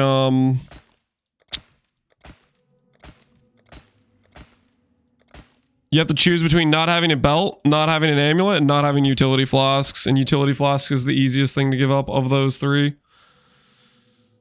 There's a chance they buff this ascendancy, right? Maybe they make the downside less bad. Because, like, what do you guys think the play rate is on the 3rd ring ascendancy? It's gotta be low, right? Like, it's mostly just people that are memeing, making a number go high that are using it, right? 0.1%. It's pretty low use rate. Like, it really is just people memeing a strength or int or dex number, right? For the most part. Are bloodlines core? Yeah, bloodlines are core. Ooh.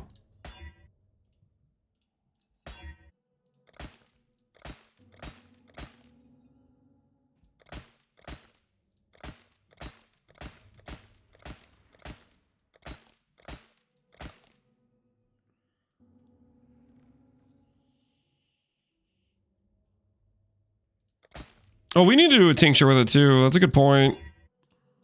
That is a good point. We got to do a tincture with our setup. I forgot about tinctures. We'll probably just do like what? Crit chance, crit multi. Is there chaos pen? Can you get chaos pen on tinctures? Probably not.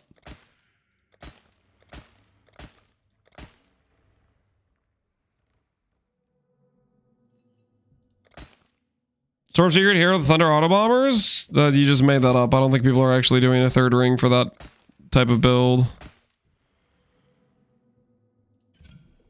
I'm pretty sure you just made that up.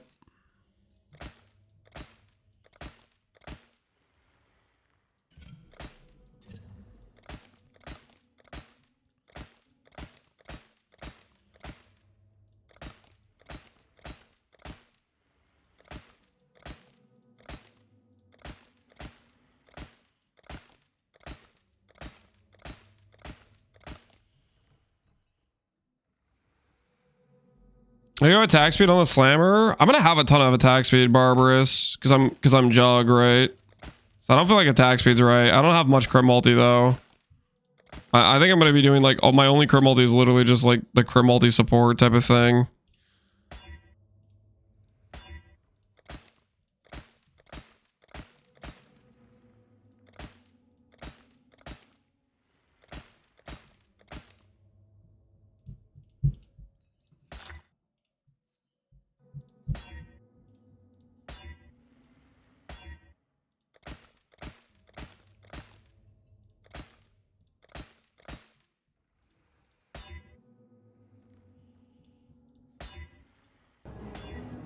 What we doing live? What we doing live? Yo, Uncle John. Appreciate the raid, man. How you doing? Welcome, welcome. Do you have any predictions on the next league? I wasn't here when they released the teaser. Do I have any predictions on the next league? I mean, my main predictions are I think we're getting Scav.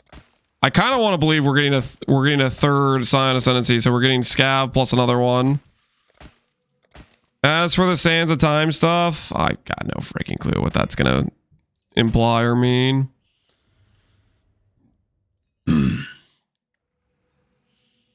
confused, really, Uncle John. You don't got any predictions either? Mercs going core? I don't think Mercs are going core. I don't know. I mean, I know they said they're like, yeah, we'll re-add these later, but like, I don't think they won't be anything like what they are or were in Merc League. Like no customizable gear type of thing is what I think. I think they're more likely to be like a replacement for Rogue Exiles.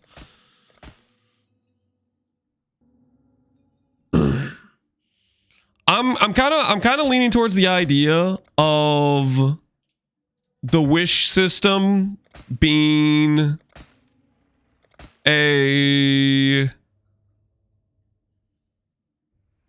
something that builds on, I guess, like the old prophecy system, to be honest. I think it's going to be the idea, something built around the concept of you get this thing if you do this for me type of deal. But hopefully a little bit more, you know, enhanced, well put together than what prophecies was way back when.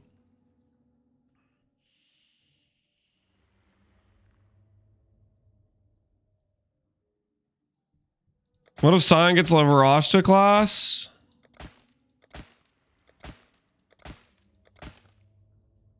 I don't think it would be Varashta themed. I mean, I guess it could be, but I think whatever Scion gets is gonna be more like Scion is kind of like always like its theming is always like sort of like this jack of all trades situation, right?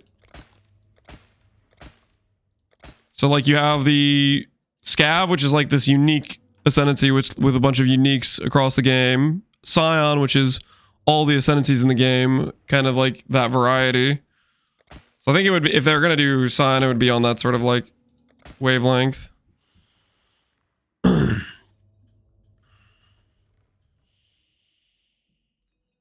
Frigid characters are voided? Nope. No, frigid characters are alive and well.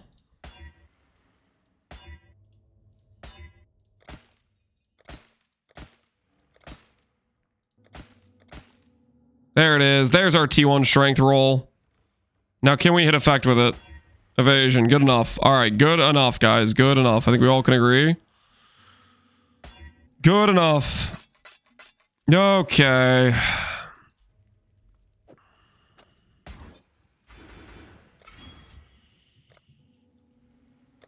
Chaos res, mostly fixed. Fire res, kind of fixed. Attack leech acquired. Now we just need to fix our gems.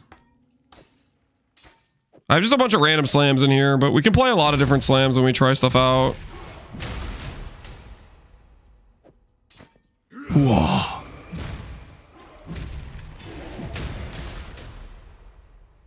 All right. We'll figure out what slams we want to play. Let's go ahead and figure out our gem links of stuff.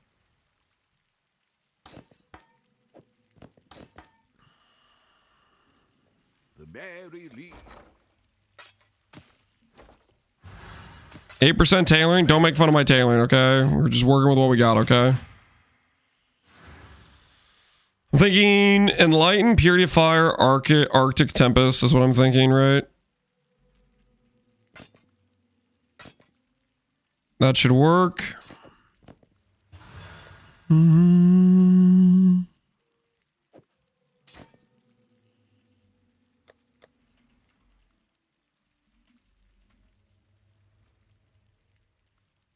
Guess we don't have any of these corrupted. Oh, we do have Tempest Shield. All right, let's find Arctic. He doesn't have the attributes. What is it? 200%? I'm pretty close to the end necessary if I did a 15% defense one, but it would require a little bit of finagling stuff.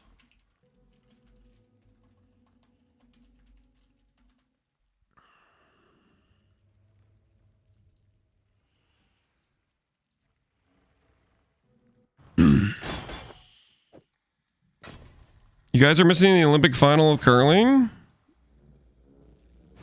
Well, aren't you in the same chat as everyone else right now?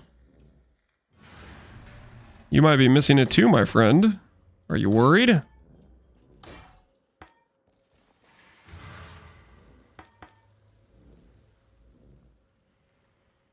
That's with blood and sand. Get this thing out of here.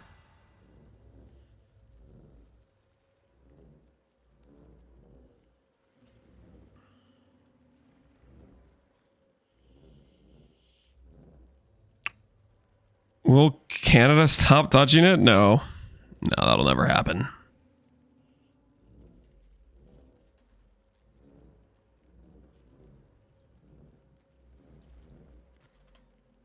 Does our seismic have 23 quality?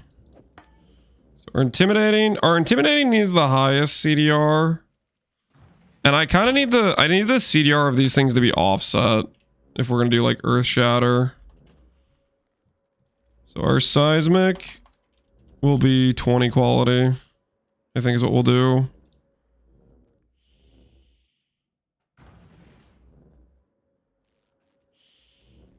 Is the 3 to lightning mandatory? No, that doesn't do anything for the character. Does not do anything for the character.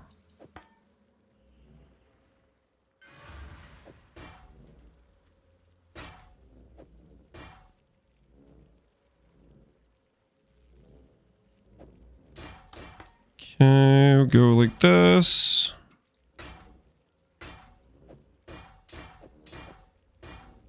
So grab an auto exert. I think we have to do this.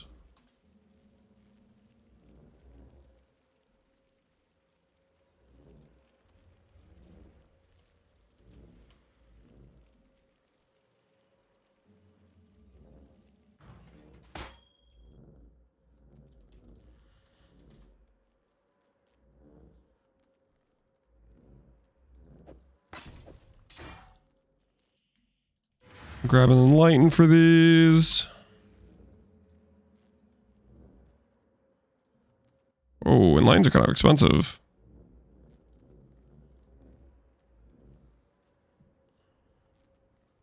Spending like a wastrel again.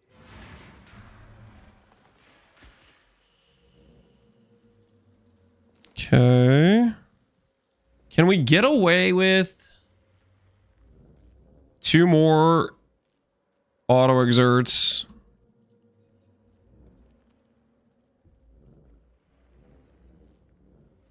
Can I do Battle Mage, auto exert, despair?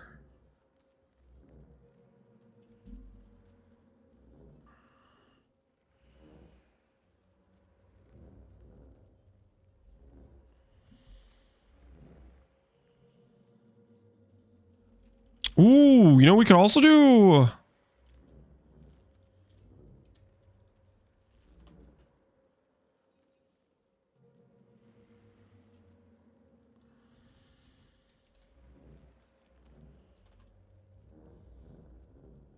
Can you buy some that aren't corrupted? What the hell is this? We're listening to Gary's right now? No. Enough of that.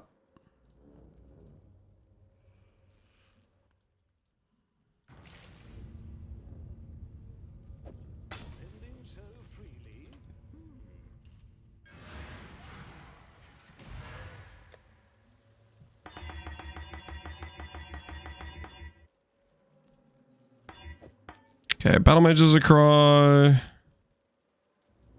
Another auto exert.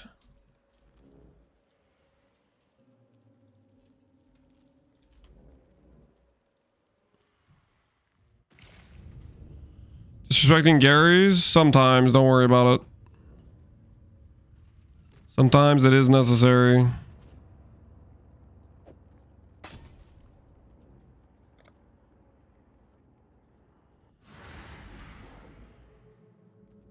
We could manually do battle mages with despair, technically, I guess.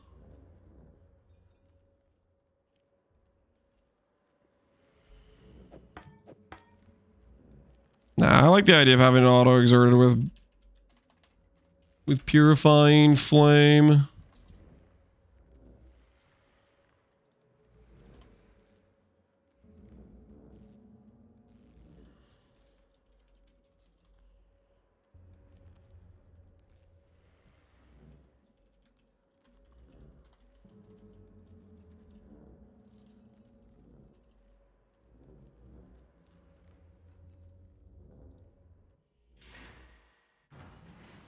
Does Purifying Flame get radius with levels? It does. So we'll get one that's leveled up a little bit then.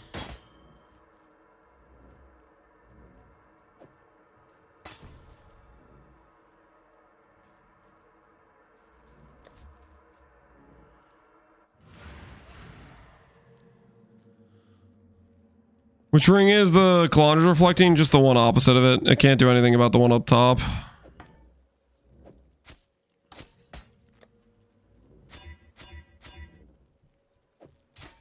Just the ring directly opposite.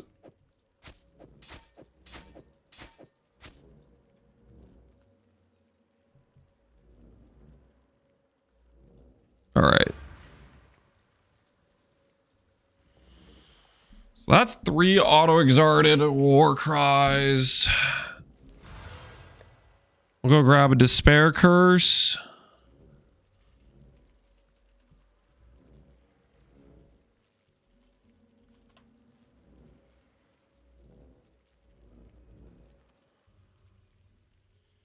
Back to the why are you meowing?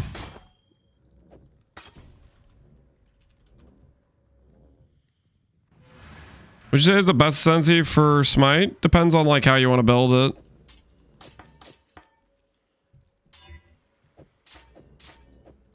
Let's go grab Blood and Sand, that's higher level.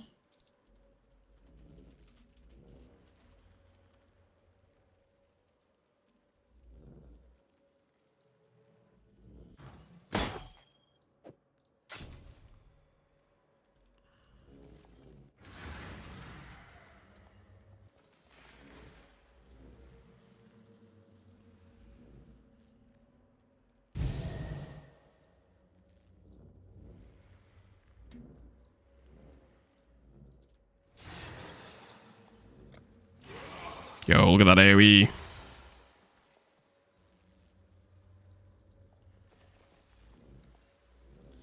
I'm gonna boot it up for the new campaign. Respect that. Campaign's a good time. Let me check if we can do one more war cry, if it's too much. It's gonna be too much, right?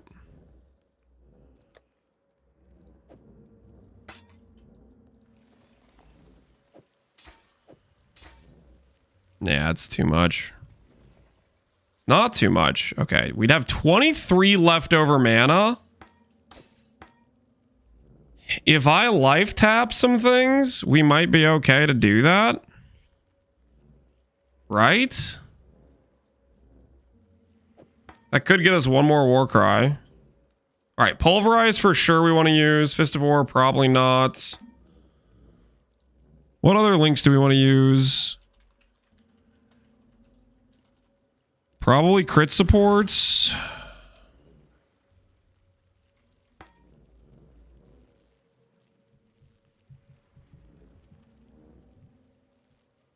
Don't have any low-level crit supports.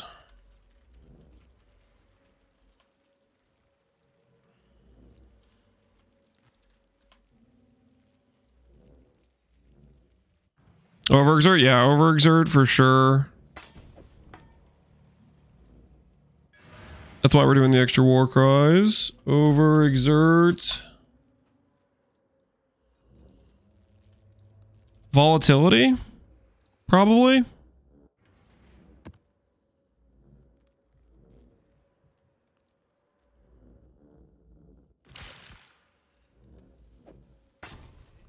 Does that get us everything we need?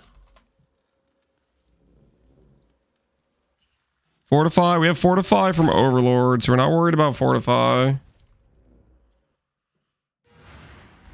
That should work, right? Is there any obvious one I'm forgetting right now? That'd be really good. I guess Void Manipulation would be okay right now. Void Manipulation awakens like 40% more.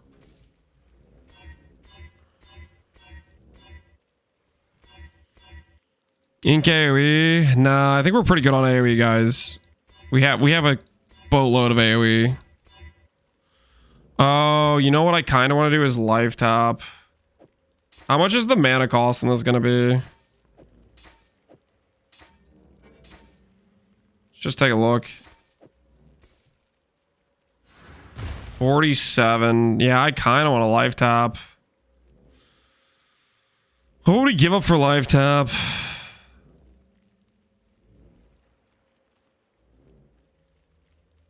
What's our crit chance right now?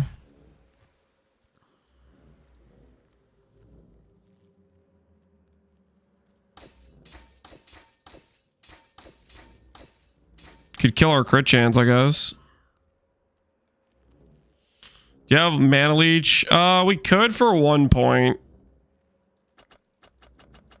We could for 1 point.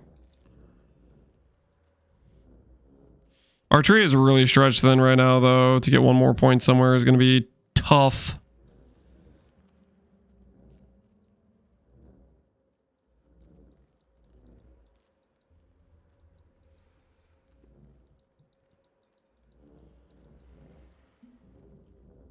Level up. All right. Well, we'll do life tap until we can level up. Until we level up, and then we can swap to pulverize.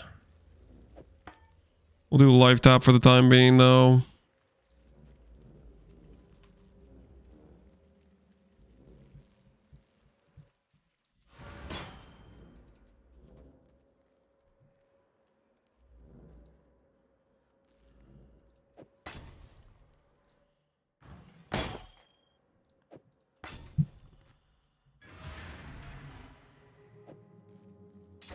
What are you putting in your shield? Potentially 1 more war cry.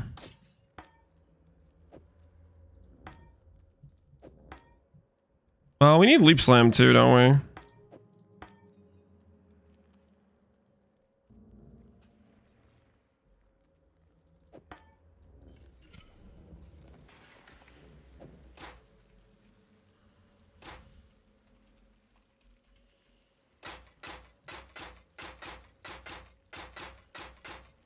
Whoops, that was what I needed.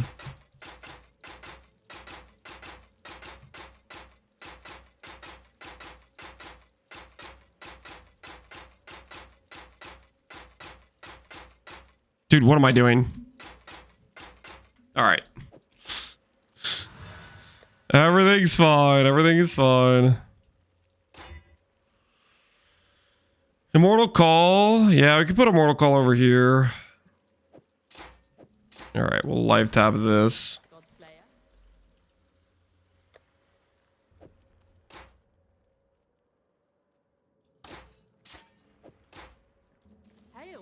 Yeah, no Immortal Call. Let's grab Blink.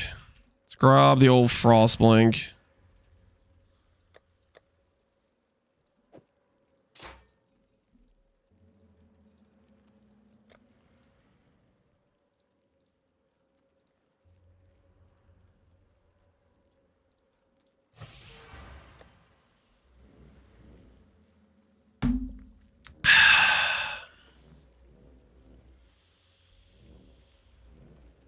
How much strength do I lose if I want to add myself the block cluster to fix our block? Because our block's kind of cooked right now.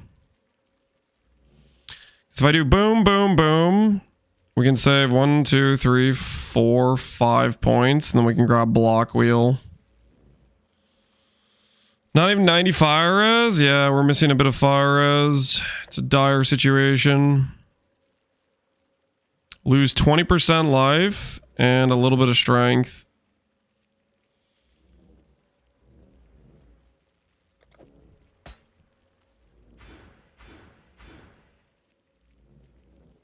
We were at 5,800, right? Let's see how much we lose.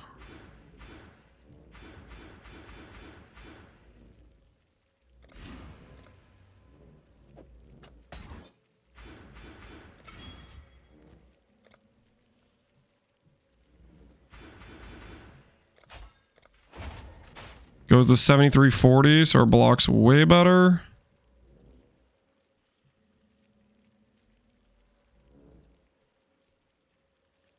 Lost like 2,000 life, so we did lose kind of a lot of life.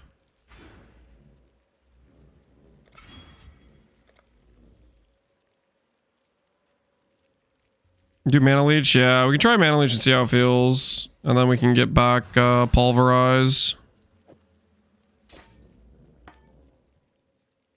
And then instead of life tap, we probably can use.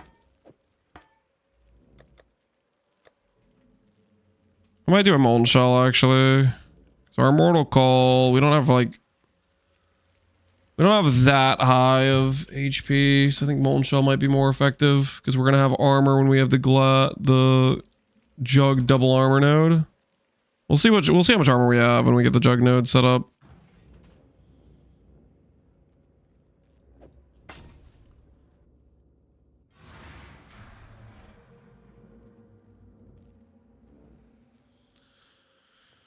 Put a point on the right cluster. Isn't that more strength? What are you talking about? Is what more strength? Ahoy there.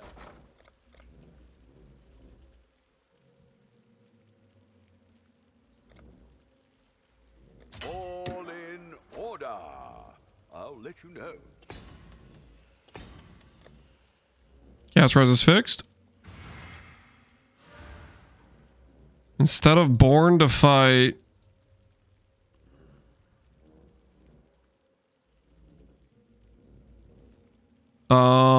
This is 15 strength. This is 20 flat. I think 20 flat's the highest 1 point strength node I can do right now.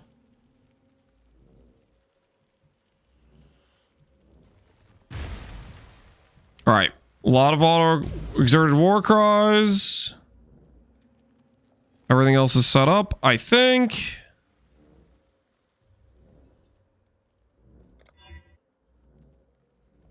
Holy, we got a flail.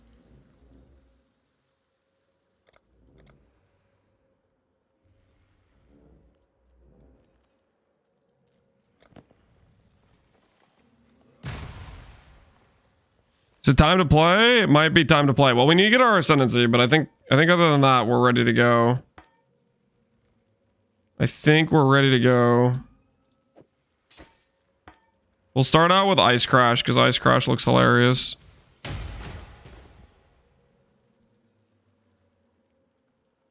What's the CDR on my war cries? Oh, it's bad. Our CDR on our war cries is bad. Oh, I was gonna change the anoint, wasn't I? Yeah, we'll not worry about it for right now. We can swap it after. We swap it later. I don't want to mess with it right now. I do want to grab a higher level pulverize though. Do you have an MTX for it? I do not think I have an MTX for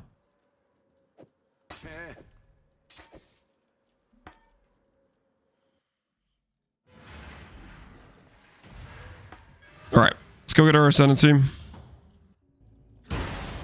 Holy, look at our attack speed, guys.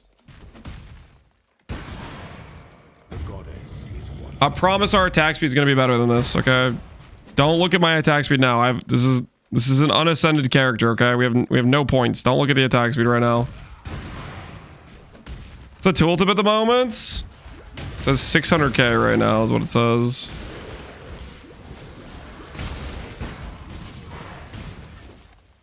Don't look at the current attack speed, guys. Just look away.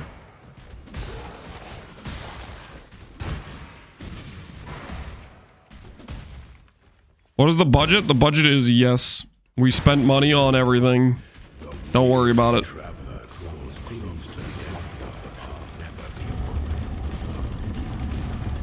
That ice crash crashed my PC. Good.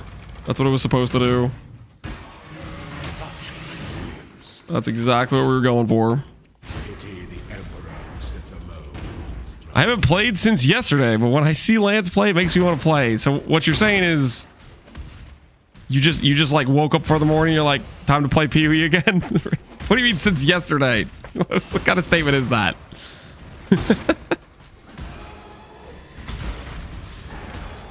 Oh, we need to do tincture. We need to do tincture. Tincture fixes the rest of our crit. I need to do that. We'll do that after we get our Jug Ascendancy and we get our attack speed.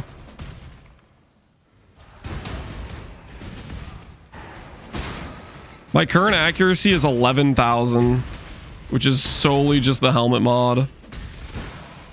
So our accuracy will go to like 30k, which will give us like 200 attack speed.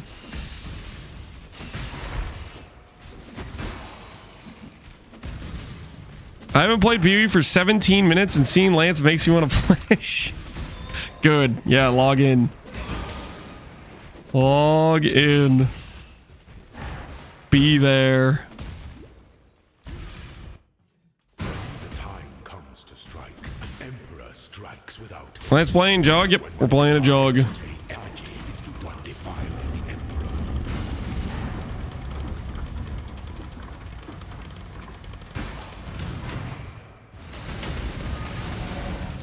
The budget is at least 425D for 5 supplies that weren't fire. Why do you gotta bring that up, okay? We were investing, okay? We were investing into a failure, but we were investing. The attack speed looks horrible. Yeah, it turns out when you don't have your Ascendancy that gives you 200% attack speed, your attack speed looks bad. It's crazy. I would have never thought.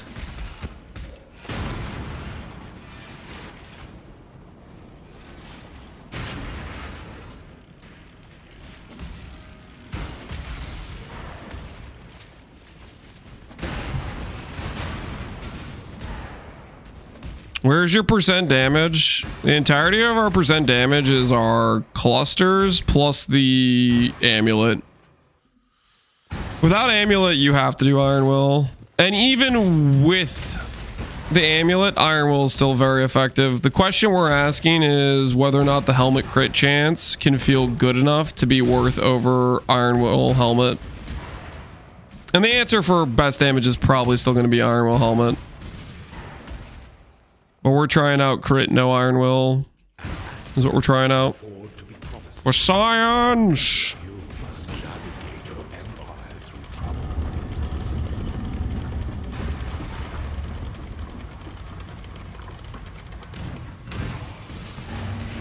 Is it linked to cast and damage taken? Or do you... Oh, no, I don't. Wait, did I even put it on? I didn't put it on yet. There we go. We have a button now. Change, jog, ascend. Divides the conqueror from the conquered. All right. Perseverance. First things first. How much accuracy do we get from this? We go from 11,000 to, survey says, 30,000.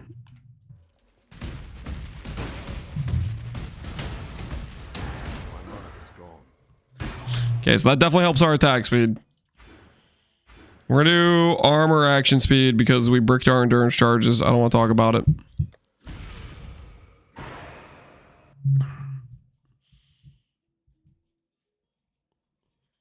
Honestly, our armor's not that good. Only 20k.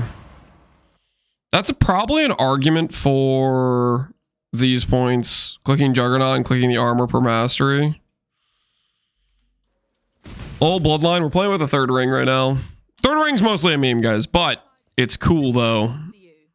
It would be wrong. Wait a second. Do I have the all-res passive? I do. Hold on. We just got +1 passive point, guys. Hold on. Oh, wait a minute. Another passive point was found in the budget. Greeting. We've met.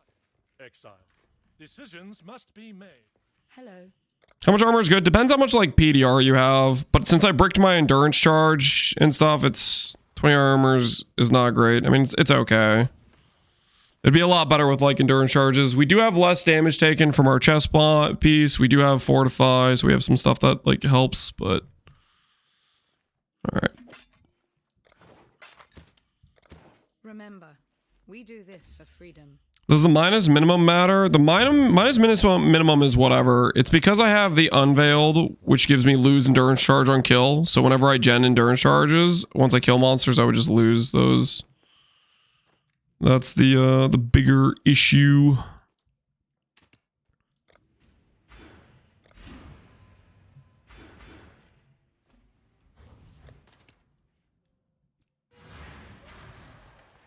All right, we'll do that for now.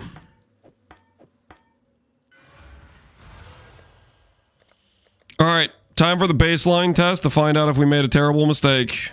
The Minnow baseline test. The tried and true baseline test to see if we should be depressed or not. And I have witnessed Minotaur recently, so I need to do a Chimera.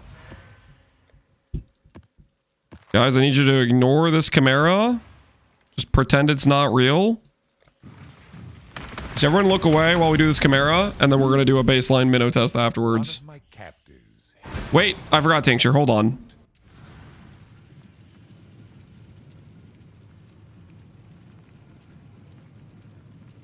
What's the tincture even called? Tincture crit chance. Rosethorn.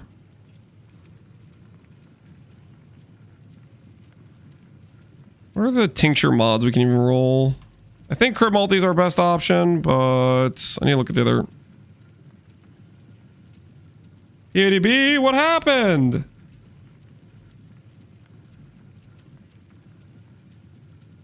So I guess PDB is down.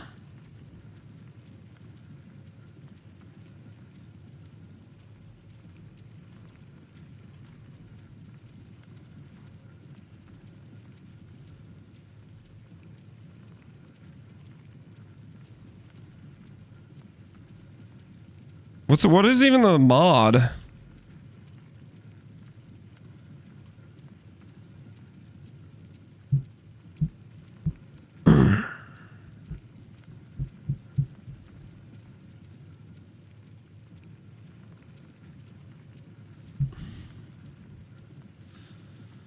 Melee weapon attack speed.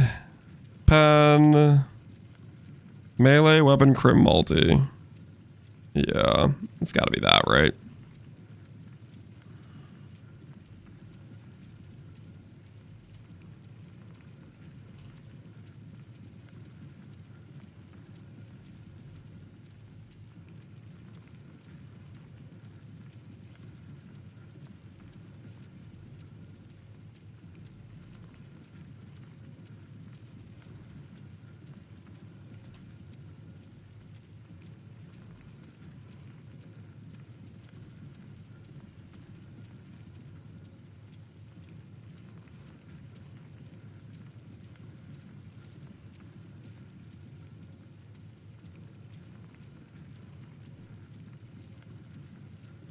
Okay, that increased effect is the one I need.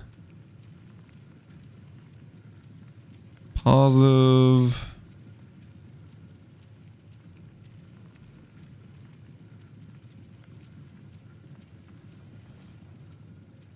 Does this thing just always just... Hold on.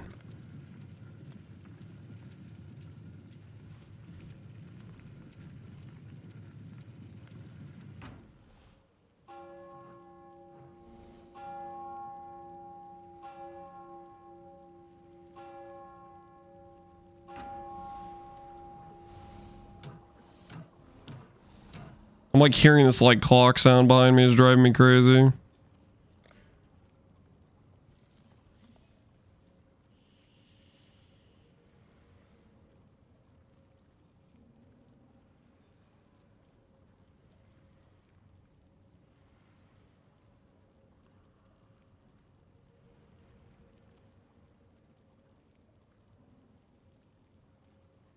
All right.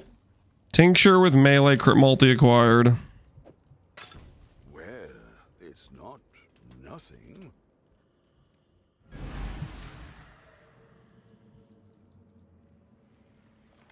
With how much mana you have, your tincture uptime will be very short. Tincture is a percentage of your mana number. So we'll have a I'll do like one Eternal Flask to counterbalance it, and I'll just press them at the same time.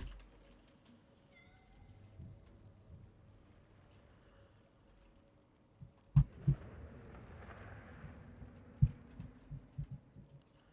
doesn't want me to type Enduring.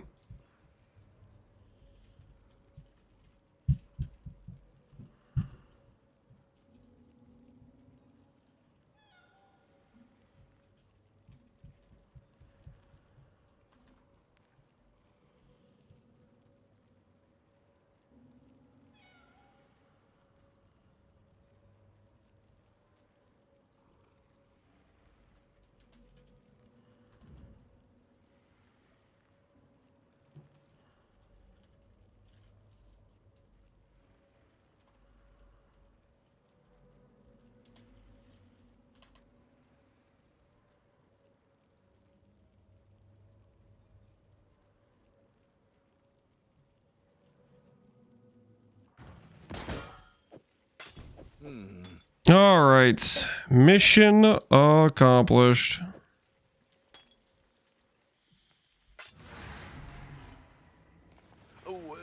Not 30 quality? Well, this one's 30 quality.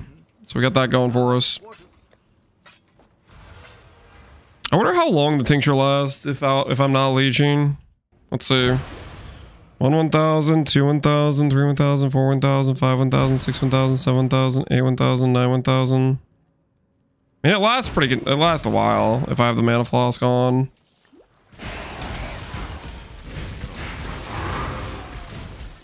Hold on, guys. Hold on. Hold on. I thought we were ready. We have a level 1 ice crash. Back it up. Back it up, guys. Back it up. We have a level 1 ice crash. That's my bad. That's my bad. Non-level 1 acquired. You know, let's get the high levels of all the things while we're thinking about it. What slams do we want to try out, guys? Sunder.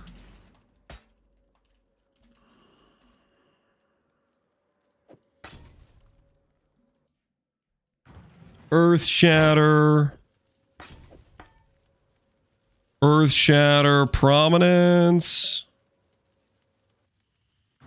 Conk Path. We can do Conk Path. Conk Path.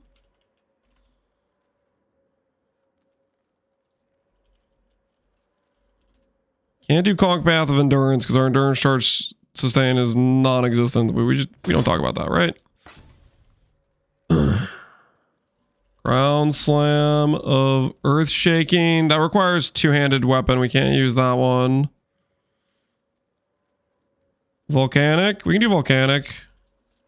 See how the snaking turns out with this much AoE. See if you just get overlapping hits because the AoE is big.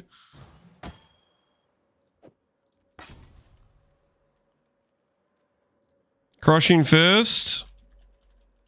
You need to try out Crushing Fist. Does this work? I guess I technically have block, so it should work, right? Tectonic Slam. Okay, we try that.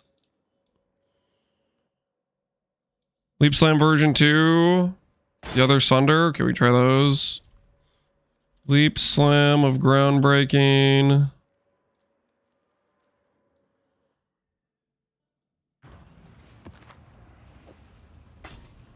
Sunder of Trarthus.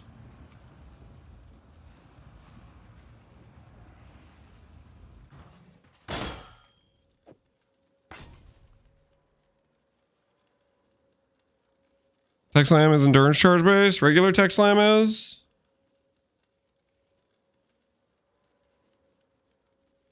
You don't need it to use it. The Tech Slam of Cataclysm, I think you need it to use it, right? A retaliate skill with a bunch of attack speed sounds pretty good. Yeah, it's not great, right? It's not technically what you want to go for, is it?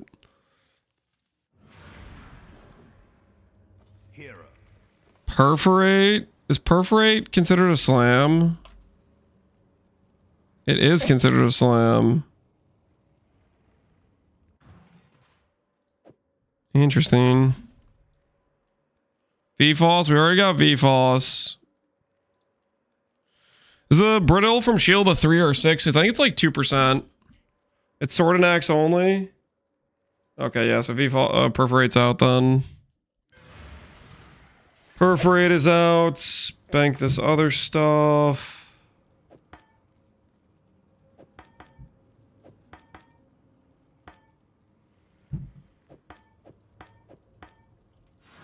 All right. Is there any other slams we're forgetting? Just look around and see if there's anything. Earthquake is going to delay too long.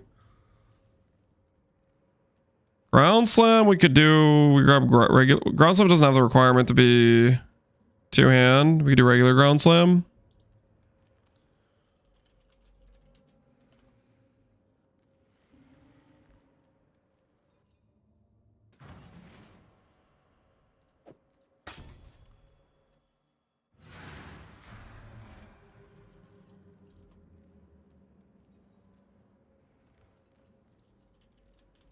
Smite a Slam.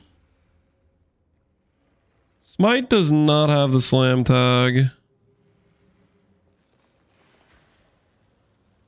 Better Anoint? We'll keep this Anoint for now. I was gonna go with the double exert thing, but let's just see how this feels right now.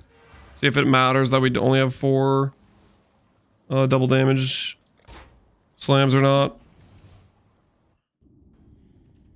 Did you grab Conk Path? Yep, we got Conk Path.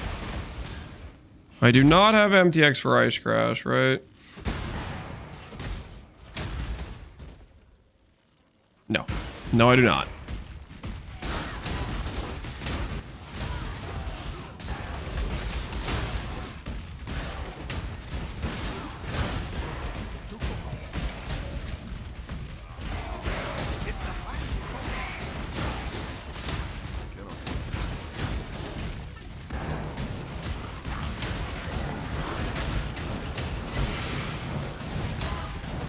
This would be definitely unplayable without Leap Slam attack speed.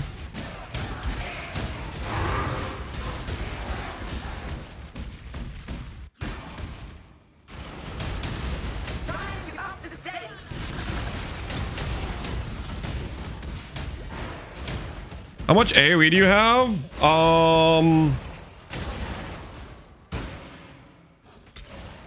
3% per 50, 340, roughly.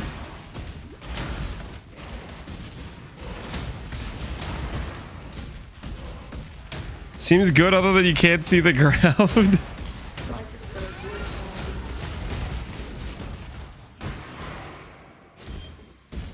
Yeah, the not seeing the ground is maybe a little bit problematic. Mistab should show it. 384. But it's not just 384. We also have Blood and Sand with really high level, which is giving 21 more AoE. And we have Seismic, which is giving another 50 AoE. Those multipliers are quite important.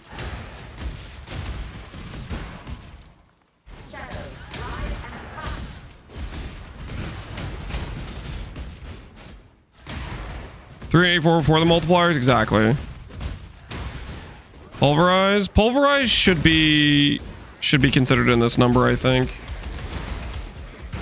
Yeah, Pulverize is in that number.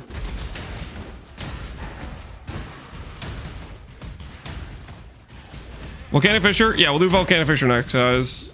We're gonna swap out each map and just kind of like get a feel for them.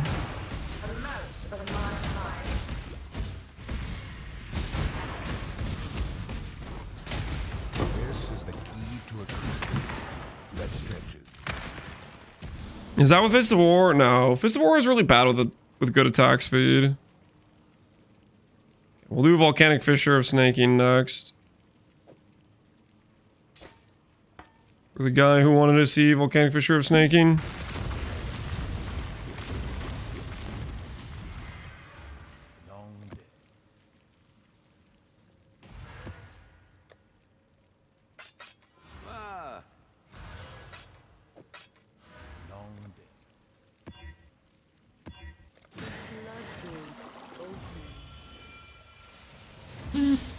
Of snacking? Yeah, that is the preferred way to call it, right? Why not test Minnow? We're gonna do Minnow next. We're just gonna do rotations and try all the ones out.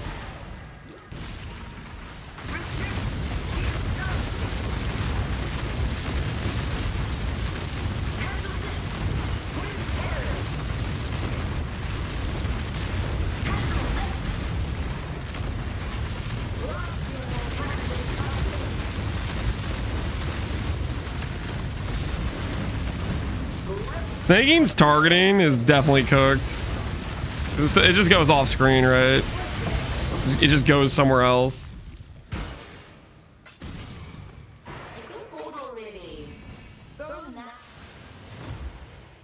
It's so much worse now. Yeah, the snaking targeting is horrific. Okay, hold on. Let me just put this like this, like this, and like this.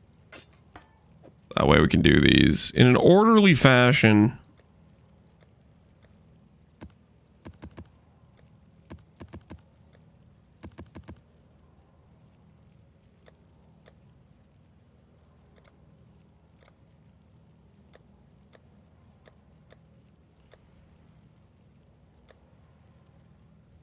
I know I have another map tab with a bunch of cam arrows on it.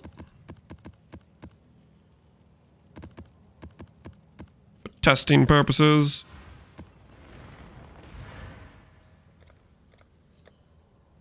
Alright, make everything baseline.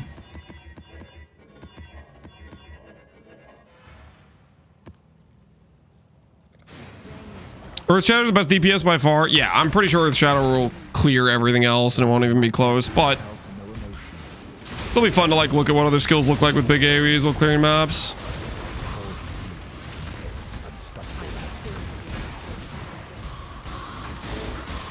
I'm also a little bit. I should be using the +1 exert annoying, so we're kind of throwing a little bit there.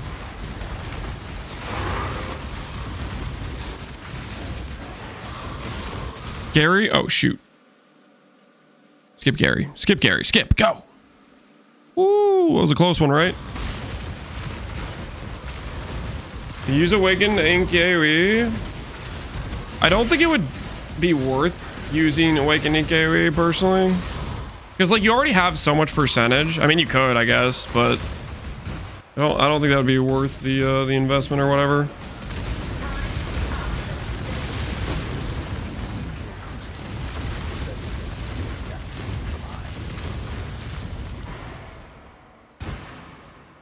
I was listening to that? Well, too bad.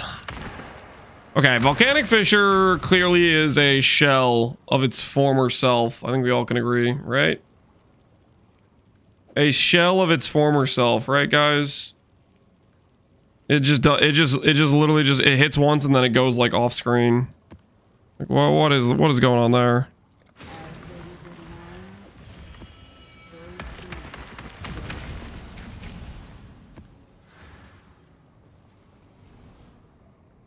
One of my captors hid a beast.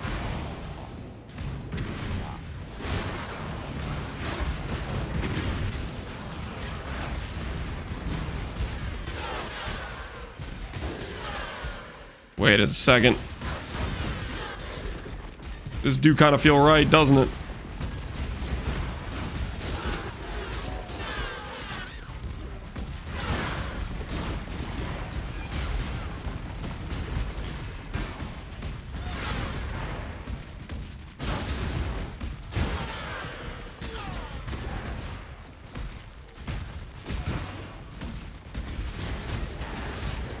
I played Volcanic Fisher of Snake in Farisha 2.0 and it was really good.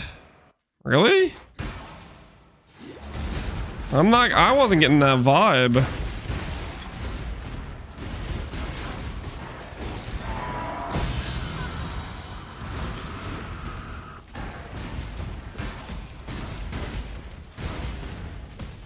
So you tell you the vibe I'm getting right now is good AoE feels good. That's the vibe I'm getting right now. Not dual wielding? No. Right now we have block for tank purposes on the current setup. Because tank is good. Being not made of paper is good. Give yourself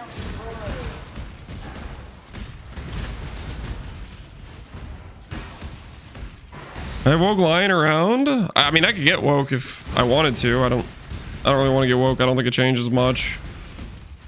It's just a worse damage support, I think.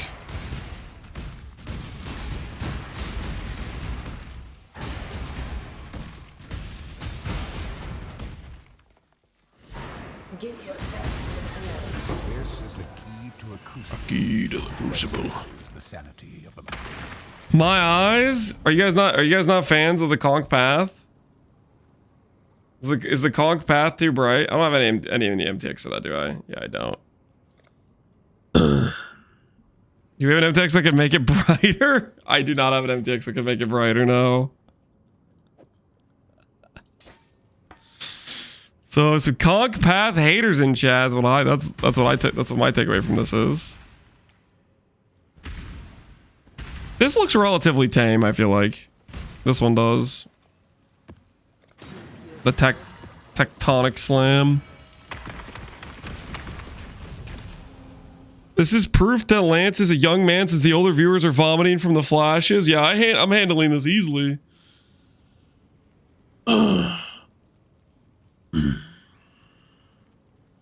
Is all the damage from Alberons? Correct. If you're a strength scaler, Alberons is all your flat. Technically, if you add in something like Osin or Fire Conversion, you can do the Whoozy Whatsy mod. The damage per strength fire mod. And that would give you like another 50% more damage. But you'd have to get conversion for that to work. I'll break all of you to crap. No.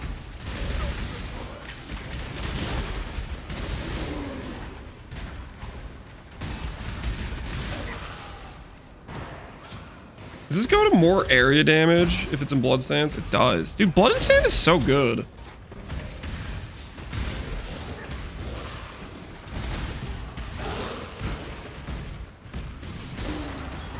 Is it true Lance is retiring after this league? No. Who told you that?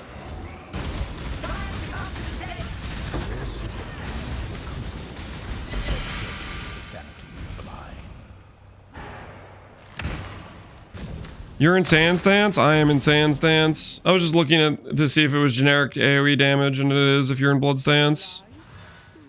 You definitely swap to that if you wanted more damage, right? But then the AoE would be smaller, which would be lame. Okay, Tech Slam, I'm not too impressed. I think so far I'm liking Conch Path the most so far. I think Earth Shatter is just going to be the best, though. Because Earth Shatter OP.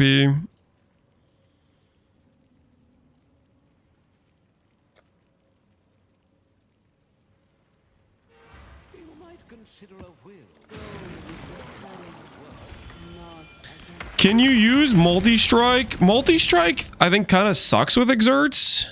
I don't think it's a good link. Can you use it? Yeah, I don't think it's a good link though. Wait, I have Ground Slam MTX, don't I? Probably, maybe. I do. That'll help us see it better.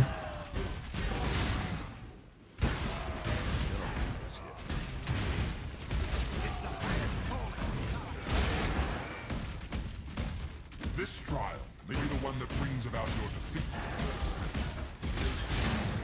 You have Val Ground Slam? Yeah, I have Val Ground Slam on my right click like that. And then I have regular on my left click.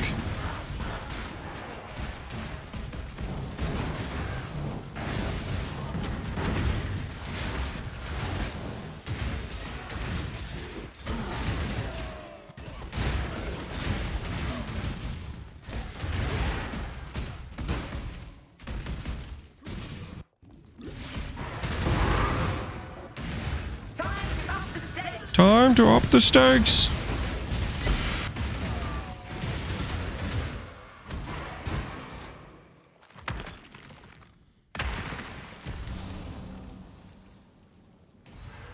What's your strength number? This is 5,600 strength. I think you could do quite a bit more optimization to get the strength number up, but I just wanted to play the character. I just wanted to play the character, and we're also level 95.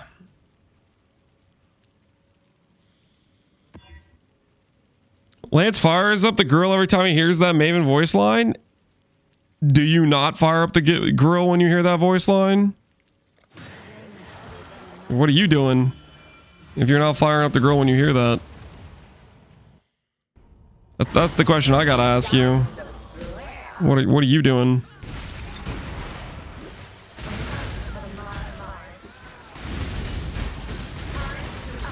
Oh, my mana! Dude, that's hilarious. I was like, my character's like default attacking because my mana's just bricked.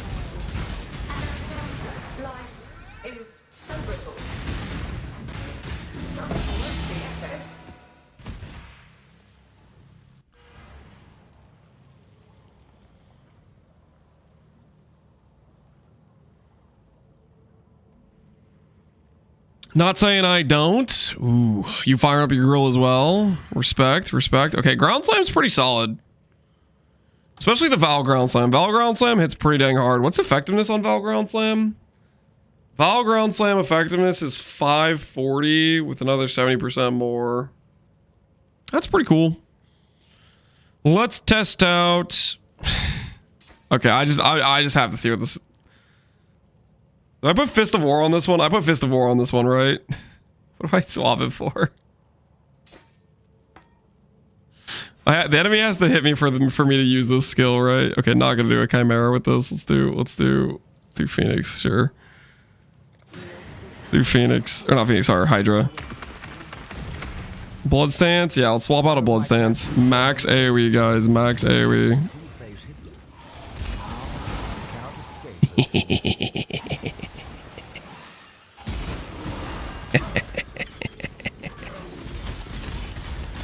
I have no mana.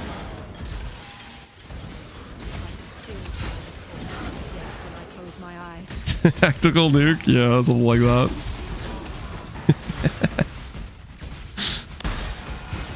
Kill enemies with our leap slam for a bit.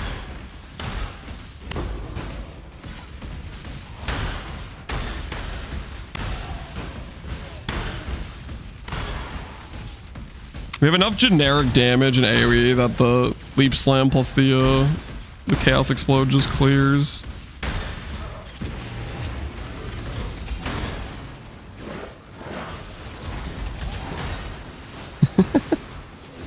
This thing has like a cooldown on it, doesn't it? Yeah, it literally has a cooldown. Or like it can't proc right away.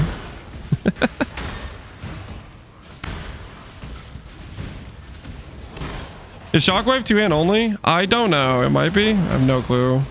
Alright. Let's get Varun in here. Yeah, no Varun. Unfortunate.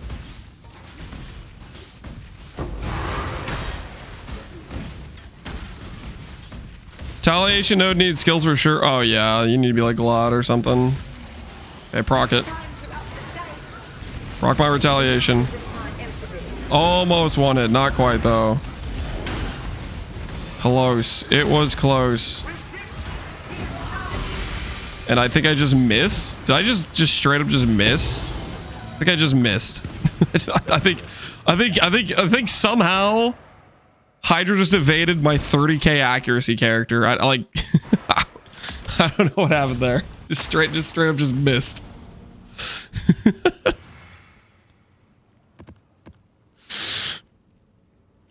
Oh, retaliation skills. Retaliation skills are, I don't know. I'm not like, maybe when I try some glad practice, we'll try some retal stuff and we'll see. Maybe I'll change my mind. All right, no Fist of War anymore. All right, that was Crushing Fist. We've done Snaking. We've done Conk Path. Let me put this stuff to the side. Now for a Leap Slam. Let's make this one have the Celestial MTX. So it looks like we're just teleporting constantly. Yeah, that's what we're going for right there.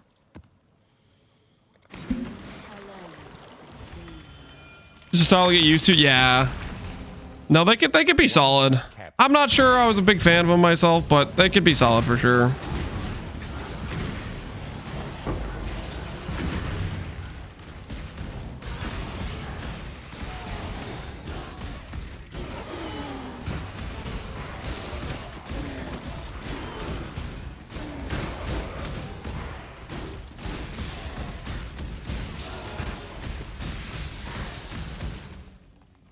How do you have 5,000 strength? Because I started adding strength onto my gear pieces and then I didn't stop.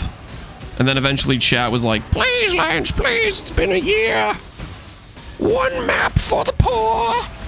And then I was like, all right, fine. Fine, we'll go on a map.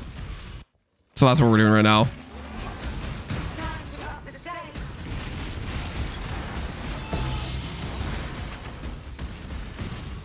What is this? This is the Leap Slam skill. The Leap Slam that's like an attack-based Leap Slam, like it's actually supposed to do damage. It's got like 600% effectiveness. Yeah, 70% attack speed with 688 effectiveness.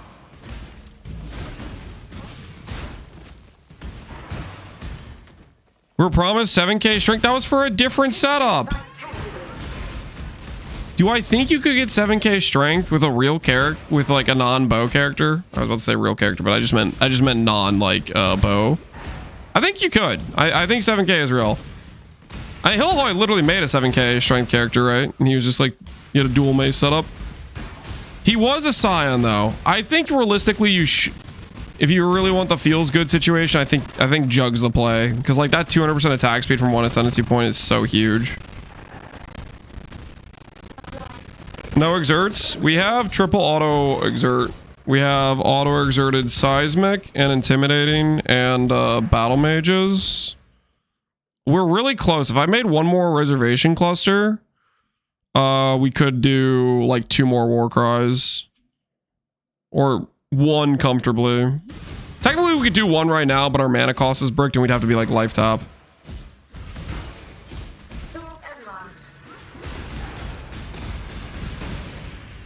Not exerting the movement skill. Oh, does this not work for? Oh, that's right, because we have the freaking ring on. Yeah, I wasn't even thinking about that. Yeah, so we can't work. We can't exert this skill right now because of the ring. Should I? Oh, okay. We'll do another map where I can exert the Leap Slam, because we're missing the AOE on it then from seismic and stuff. Drop the ring. The good news is we have a ring. The good news is we have a ring. That is exactly what we need for this build that doesn't have that mod on it. Can you imagine if I was like, hey guys, I gotta make another ring? No, we don't. We have the ring right here. Strength, no exert, boom. How fortunate. Yeah, guys, we have another ring just sitting right here. That's conveniently exactly what we need.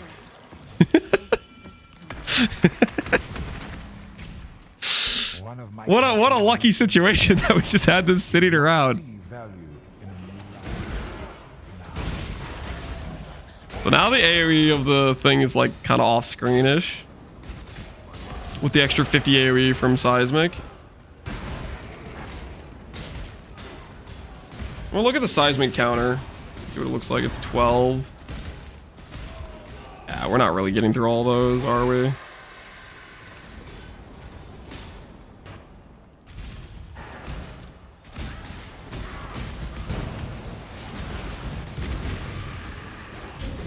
So Groundbreaking has a... What's the radius on this skill anyways? 2.5 base. So it's a pretty big base radius.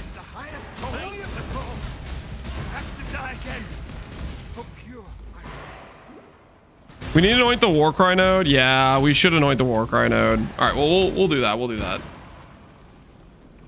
Because we're missing like 2 double damage slams basically whenever we do that.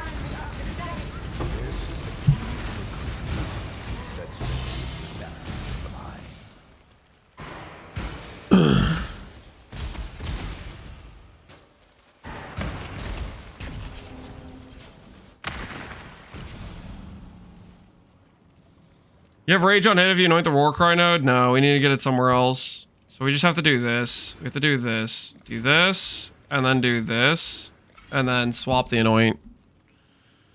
The anoint is a gold, black, and an orange. Gold and oil. Wait, I have those. I have oils. Yeah, we have oils. Okay, we'll do this. Gold, black, boom. +1 on Warcry exert.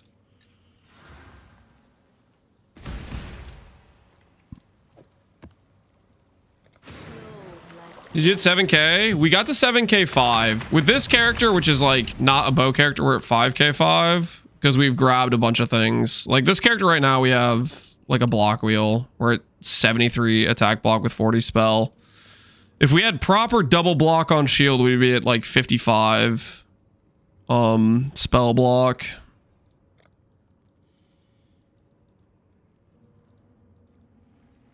Which would feel oh so good. We also did other things that are like trying to make the character more well-rounded, as you could say. Do we do damage? Oh, I think our damage is pretty good. We're kind of just memeing with random slam skills. Like, for example, Earth Shatter, I'm pretty sure will be like just way more damage than what we're using. But what we're using, which is just random slam skills, do decent damage.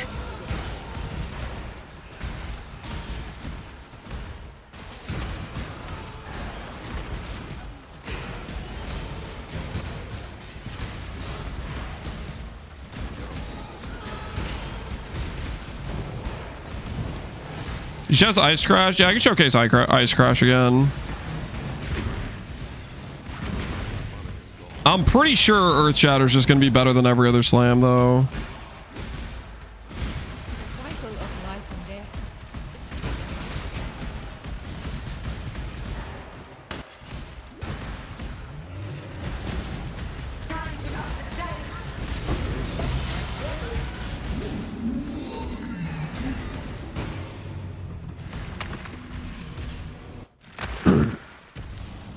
Ice Crash has crazy base area. Oh, we know. Look, okay, we'll pull out Ice Crash.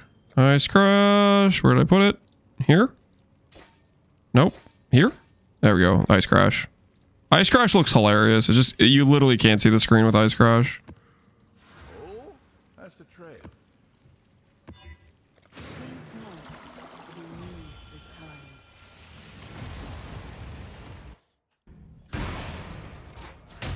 That's the Ice Crash area.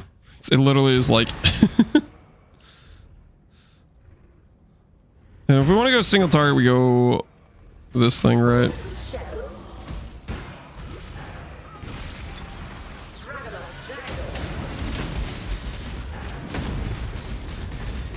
I literally just have bricked mana. Don't look at the current mana situation, okay, guys? Don't look at the fact I was like default attacking that entire time. It's not important. Just a slight, tiny, ever so tiny mana issue. I don't know. We might need to go life tap. Because the leech is seeming suspect in reliability. Because we're missing so many attacks. Pulverize. I'm sorry.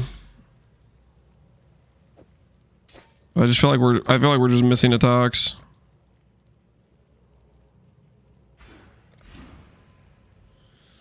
You need another non-channeling minus ring cost. Yeah, that would that would have to be like a 3 stat. Like you could make like this ring right here, but instead of, oh, actually you could totally just do a multi-mod, because you could multi-mod Warcry's Exert and then non-channel prefix and do a 3 stat like that. That would work. But then you'd have to hit a 3 stat, right? Which is kind of, it's kind of dicey to hit a 3 stat. It's kind of suspect. No more rings. We're not gonna make another ring, guys. Relax, just chill. You're safe, okay? You're safe. For now.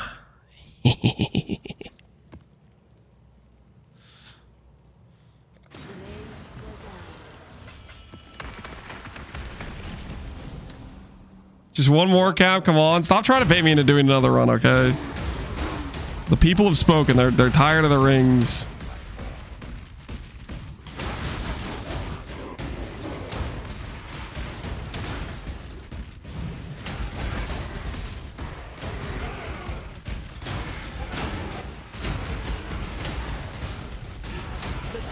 The game noticed I had ridiculous AoE, and it said, well, you know what we can do to counter that? We can just start adding procs bubbles.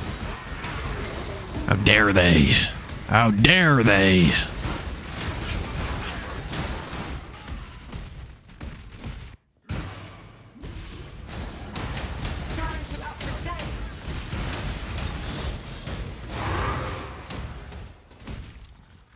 Do you have Automaton Ice Crash? I do not know. I don't have MTXs for most of the slam skills we're testing, unfortunately. We had Celestial whatchamacallit? Ground Slam, and we had Glimmerwood Sunder.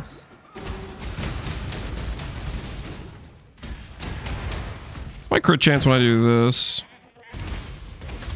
I'm gonna check out the crit chance with the Rose Thorn up. So we would be crit crapped with Brittle, is what it would be. We're getting 20% taken as cold. Watcher's Eye. Purity of Fire setup requires Watcher's Eye plus Sublime plus whatever the other thing's called. Tempered by War. Crit cap. You guys know what I'm trying to say. Words are hard sometimes.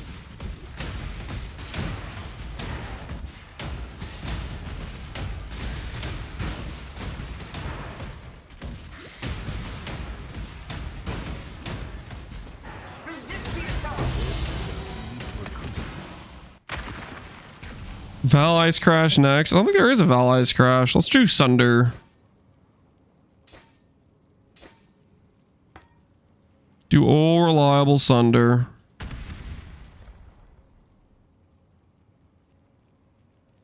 Sunder. Glimmerwood acquired.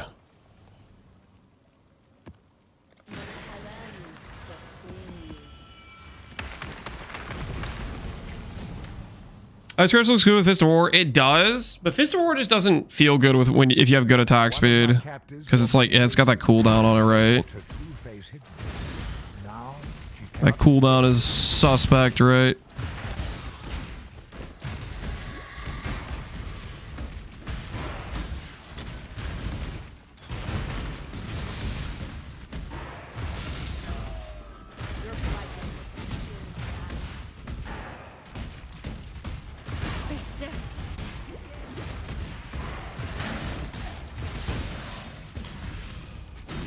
It's funny because like I don't think we're getting to like the final stage of like our Sunder is a lot of times it's like dying before it gets to its like final stage because it gets like it's a wall.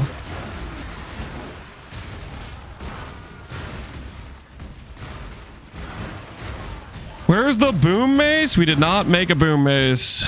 We decided we'd rather have the attack speed. You can make a boom mace though if you want. It will give you like some extra additional clear for sure.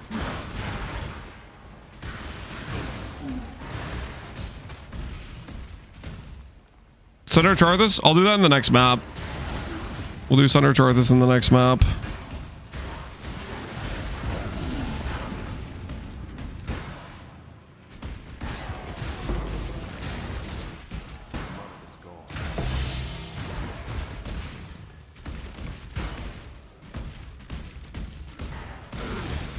+1 reflecting mist. Click.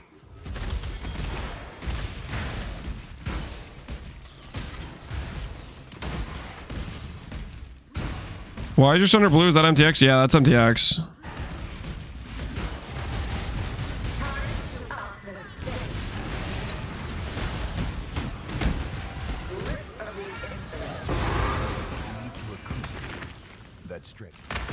All right, Sunder of Charthus. What's the difference between this one? Waves cause shockwaves of the 5 areas. Wave damages 4 areas. Reduce delay between end waves. What's this? What does this thing show? Wave 5 areas. Wave causes shockwave. Shockwave deals less damage. Shockwave deals less damage. 5 areas, 4 areas. Reduce delay. No to reduce delay.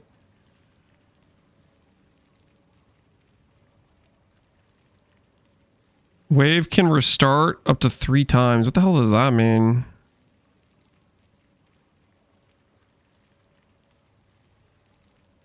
Wave can restart. What does that mean, guys?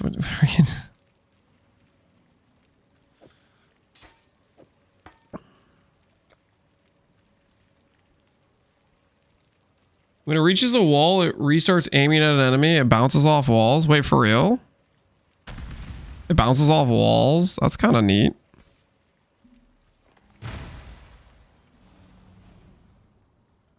It's kind of like VFOS, but it's Sunder. Okay.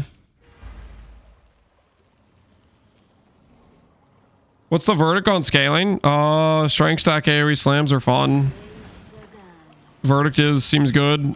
We haven't tested Earth Shatter yet. I'm assuming Earth Shatter is just going to be by far and away better than the other ones, but we'll find out. Wait, it does kind of like bounce around.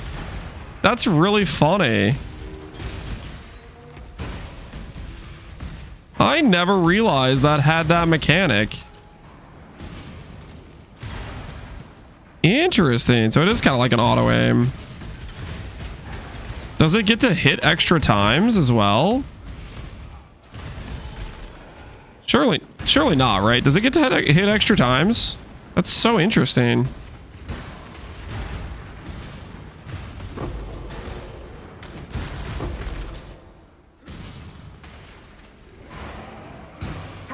Our mana's like super bricked. Wait, can it hit extra times? Load up the standard Scion. Sure, let's boot up the let's do a hit contest. I'm curious.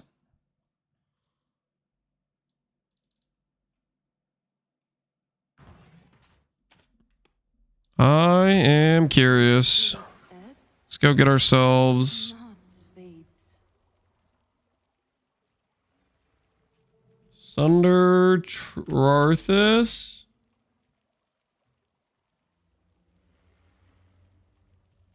If the level matters or not. Just buy one that's like 2020.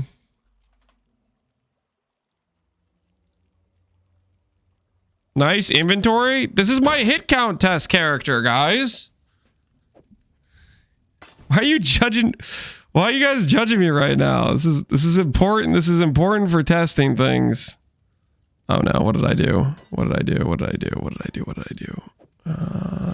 This, that, boom. It's important for testing, okay? Wave can restart up to 3 times.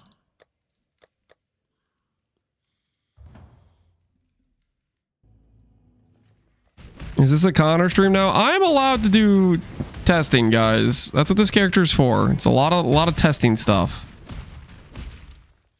All right, let's see. So let's lure that guy. Let's lure him over to like a wall like this. I got 1 hit. 1 hit.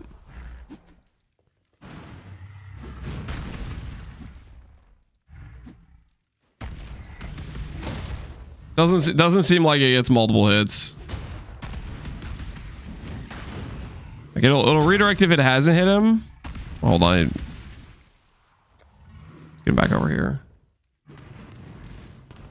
Do it further away from the wall. I need to get him back over this direction. 1. 1. Get him a little bit farther away. 1. Doesn't look like it. Looks like it's just limited to 1.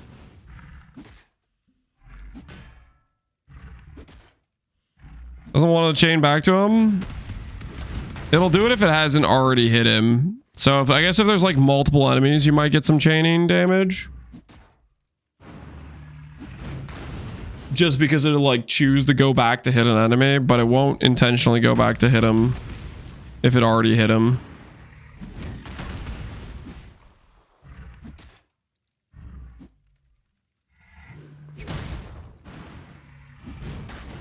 What about with AoE? It seems like he can retarget pretty far away, right?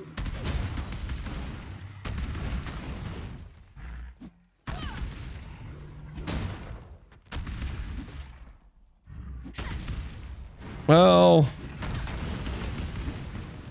it has to be within like a certain amount of hits, but I think the matter remains, like even when you're like close, it doesn't go and retarget and hit him again.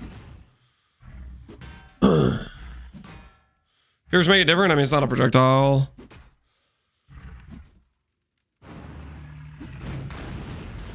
I think it's one of those situations where if there's more enemies, we'll get extra hits, but I don't think if I have one enemy that I'm going to get continual hits based on like what that behavior is.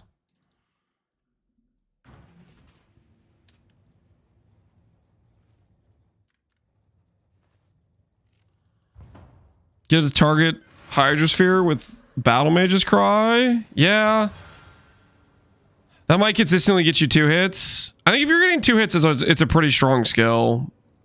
I don't think it beats Earth Shatter if it's only 2 hits, though.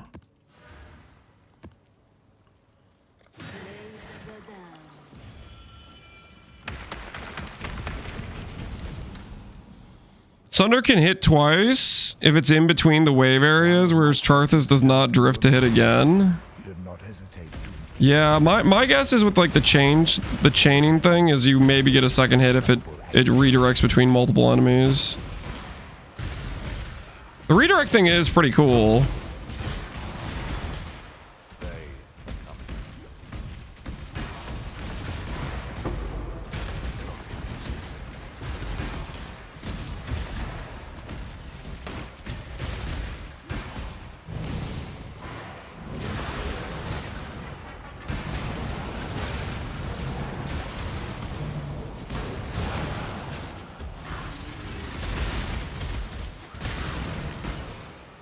For clearing, it's awesome. Yeah. I mean, our clear is going to be good no matter what skill we're using, right? With this amount of AoE. But the fact it can like chain around walls and like kind of auto target and stuff, that is pretty neat.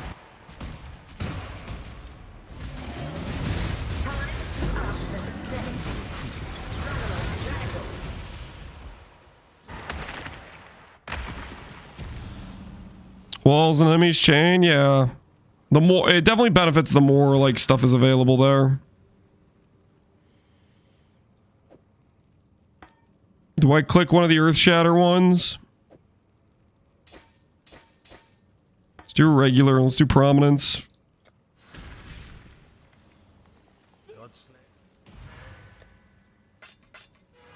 Long day.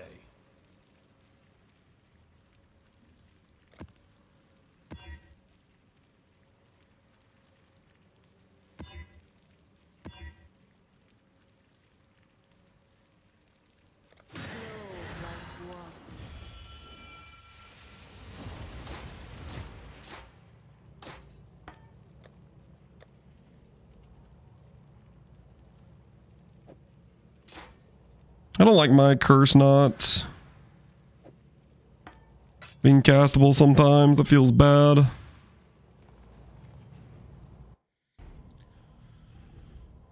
The Troy of the Sunder is pretty nice if you have it with Gen Cry, since each boy gets the 3 hits. What do you mean by each boy gets the 3 hits? Like the waves? It somehow gets you additional hits? What do you mean by that? What are you talking about?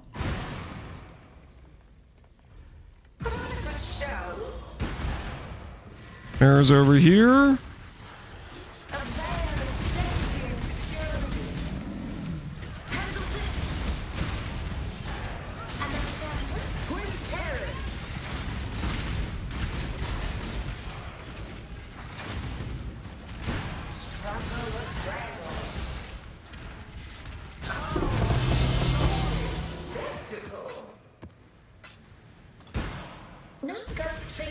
I think our war cries might be.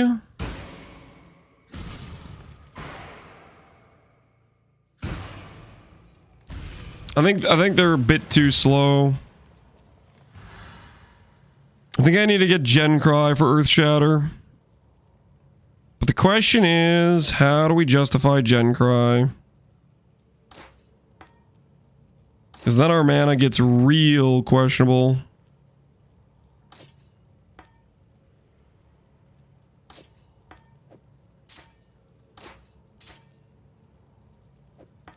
It's like this.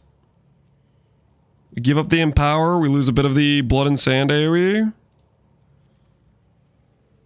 Then we grab Gen Cry, which has like the much faster cooldown.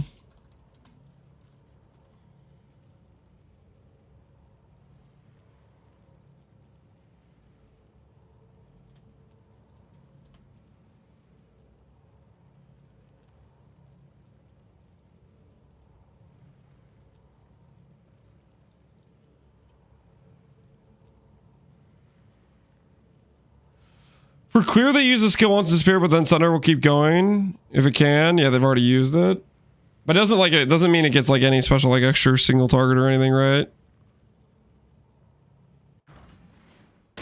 But I see what you're saying. Like the Sunder continues and it doesn't overwrite the other Sunders. I'm following.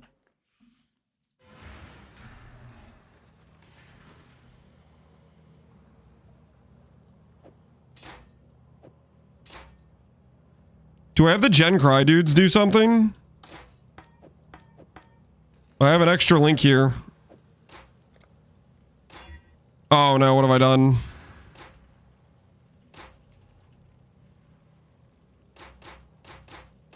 Look away. Look away, guys. Look away. Don't look at this. I forgot this is a dex-based shield.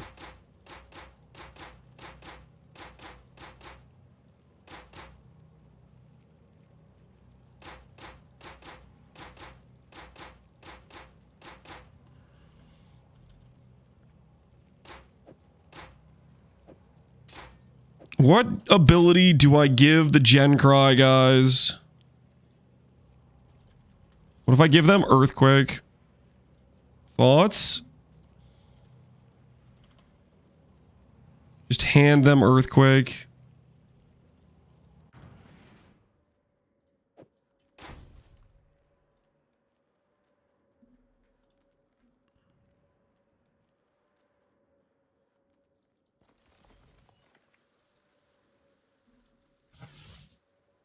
Okay, we technically have enough mana for this. As questionable as it looks.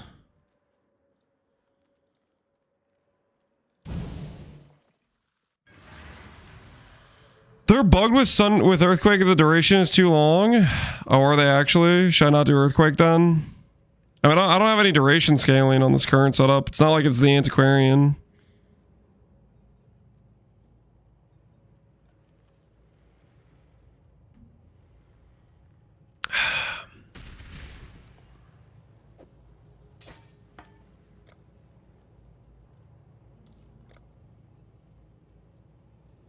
Let's try this.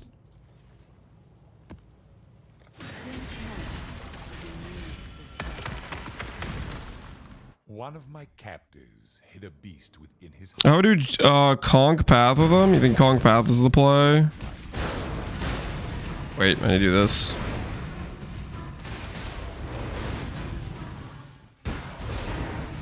Yeah, okay, we'll try Conk Path. We'll try Conk Path on them.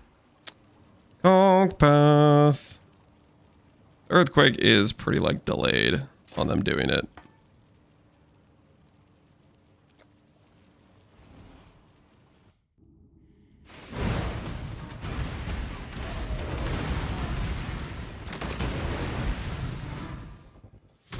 Okay, I don't know if I can deal with that visually. What if I give them Sunder?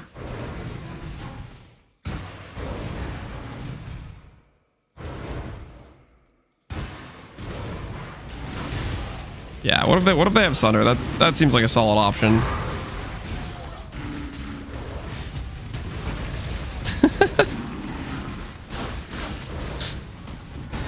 Isn't Val Blade Flurry? I don't think Blade Flurry works with the mace. I don't think that is an option.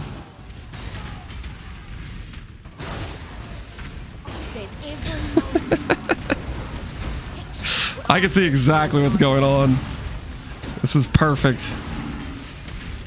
Everything is working according to the plan.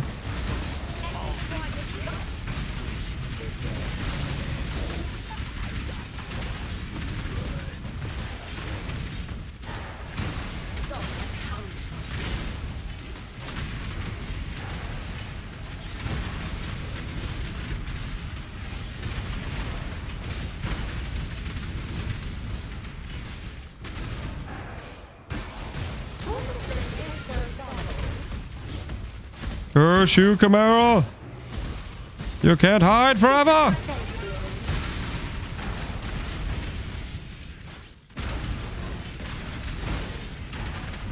Give them the leap slam instead. Like the ground slam, the ground breaking one. We could try that.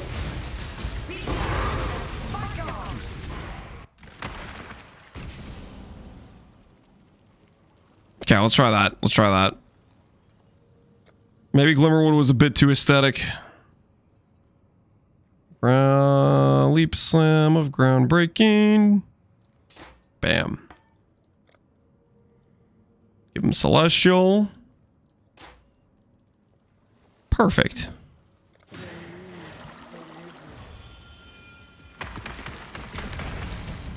What's the main boss fight? Chimera is definitely like one of the original stallers for sure, right?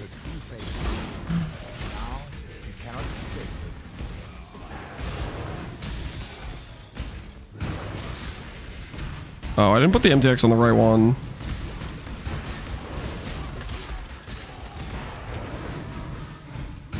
Put on the wrong leap slam. There we go. Perfecto.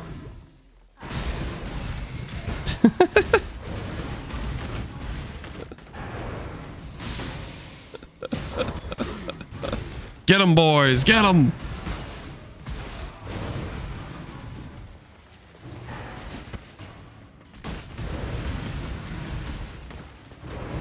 Get him. Mess him up.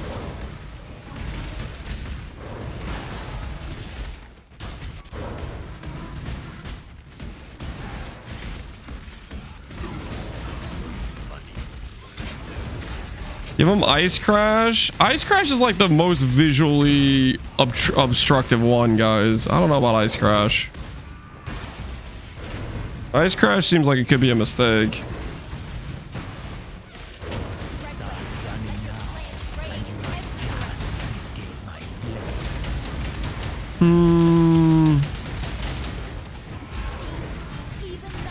I don't know if I give it a Ice Crash, guys.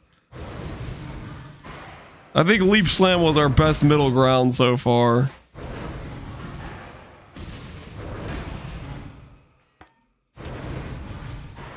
Giving them the Kong Path of Endurance. Well, I don't have the I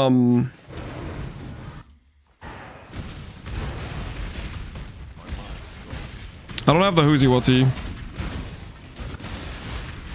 It would work if we were doing the endurance charge node, which we would do if we didn't have the ring that bricks our endurance charges.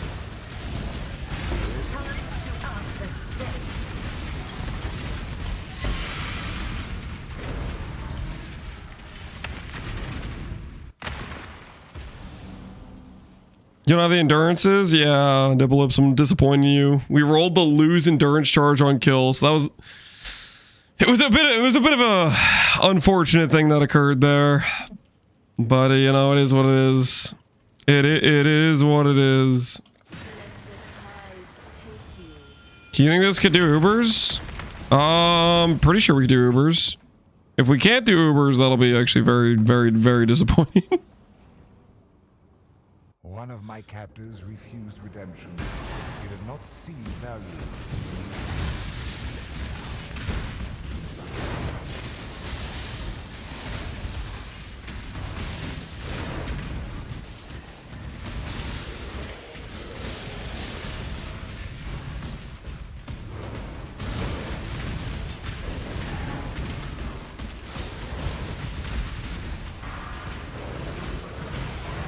You think it's league startable? Are slams league startable? Yeah, they're one of the literal best league starts in the entire game. Do you league start with strength stacking?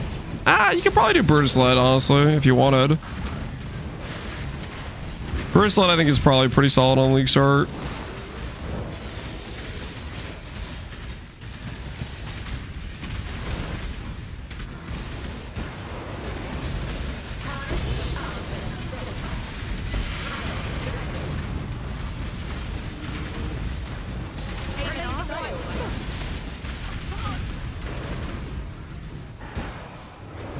Quick Berserker, you have Trash Gear and Giga DPS. Yep. I league started with Brutus, was solid. Yeah, I think BLS you're kind of chilling. It's pretty strong with pretty basic gear. Chieftain is the best in slot slammer. I want my 9-button build and I want 90 res and 100% crit chance. Chieftain. Ugh. Oh, I don't know about Chieftain, man. I don't know about that.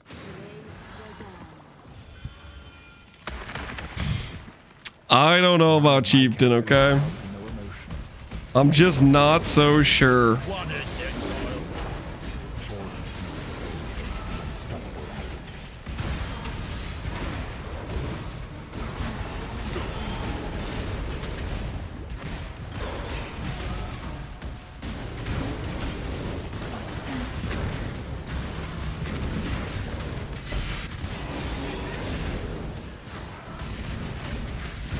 What is this? Where's my ring crafting? We got the ring crafting done.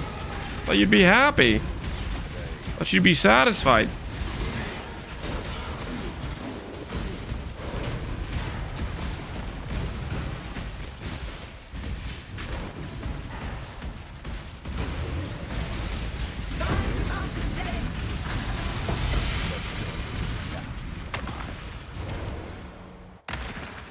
You do the numlock thing to automate war cries. War cry automation you do with this new gem called auto exert. It reserves like 15% mana.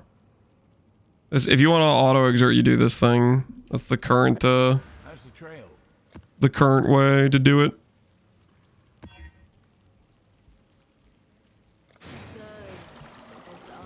We killing monsters today? Yep. We're killing monsters today.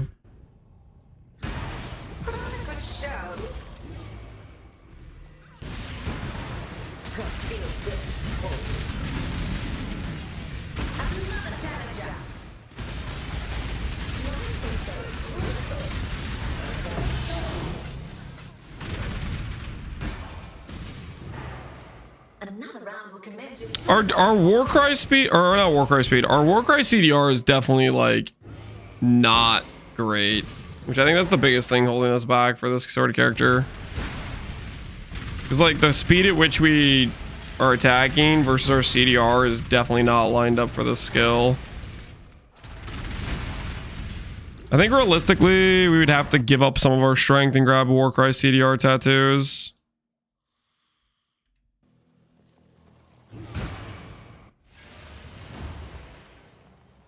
How much are Warcry CDR tattoos? Do I even want to know? Are they going to be expensive?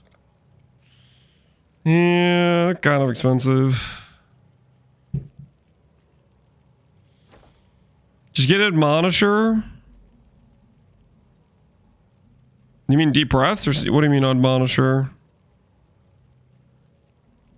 Admonisher doesn't give you CDR. You mean Deep Breaths, I think.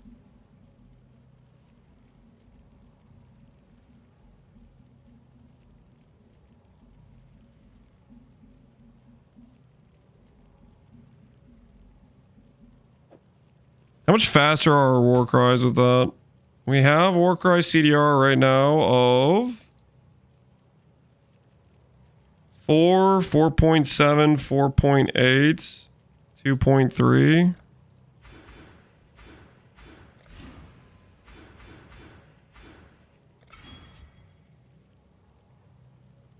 3.2, 3, 3.2, and 1.4.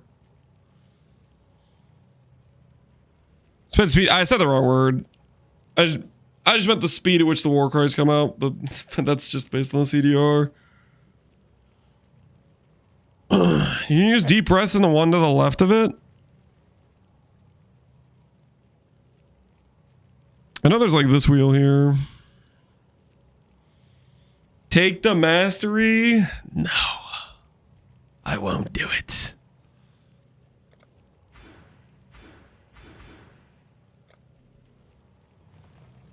Do a map with this and see what it feels like.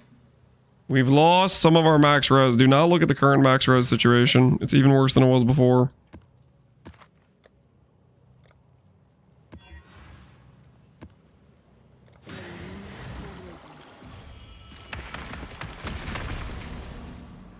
One of my captors felt no emotion. He did not hesitate. Now, all he takes unstoppable agony.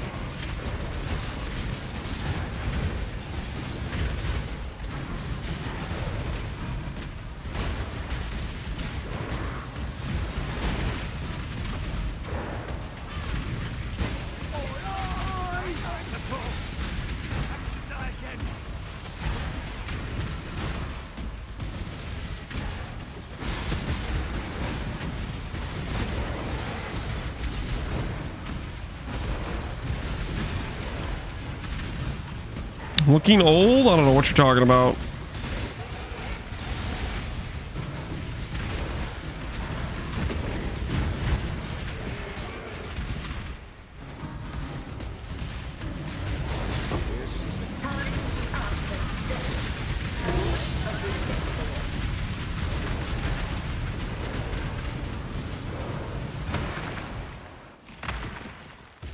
Could you add Explode Flask? Explode Flask is utility. So no. We could not add Explode Flask. I mean, it's a lot of CDR. My max res though. Dude, our max res is such a cooked situation. Let's just not think about how cooked the max res is. It's the current strength counter. There's no one on screen. Right now we're at 5,500. We just brick some strength to grab CDR. Which is definitely probably the play for single target. But not the play for a higher strength number in max res. Where do you get damage from? Boots, amulet, helmet, weapon, pretty much. Let's beat up some synth bosses to get a feeling for the situation.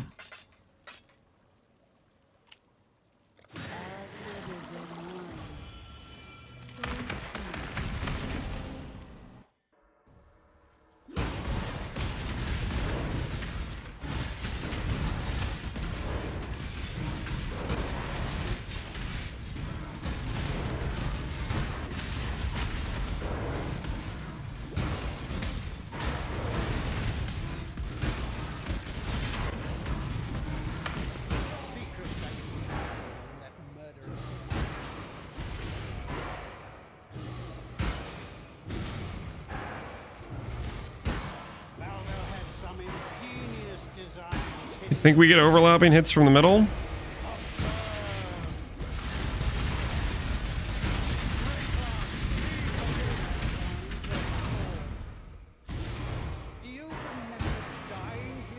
I mean, it's pretty contingent on blowing up the spikes.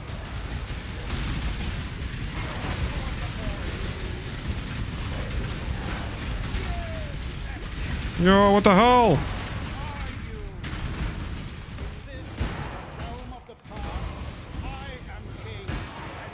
I understand now, it's strength. Yeah, I put strength AoE slam in the title, right? Surely we did.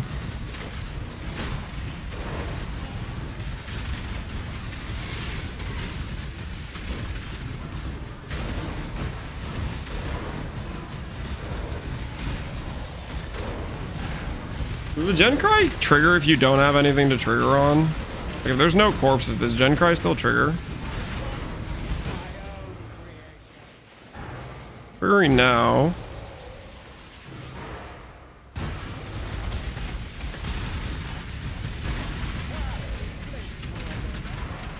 Was it triggering before? No corpses, obviously, they just don't spawn anything, right?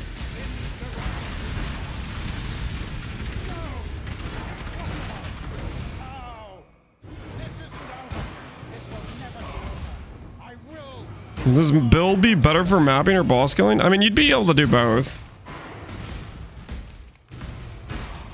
I personally think if you're playing a big AoE build, you'd probably be like mainly doing it because AoE is cool while mapping, but there's no reason you can't kill bosses with this.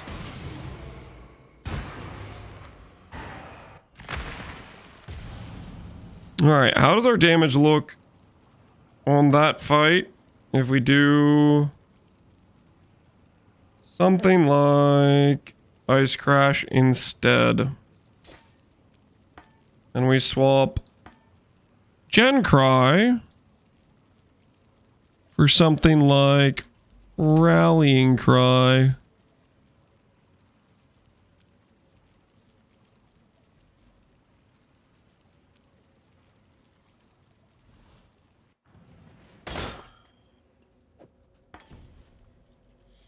How much does build can be league started? I mean, this isn't a league start character. Like a min-max strength stat character is not like, but you league start slams. Like slams is a very good league start, but like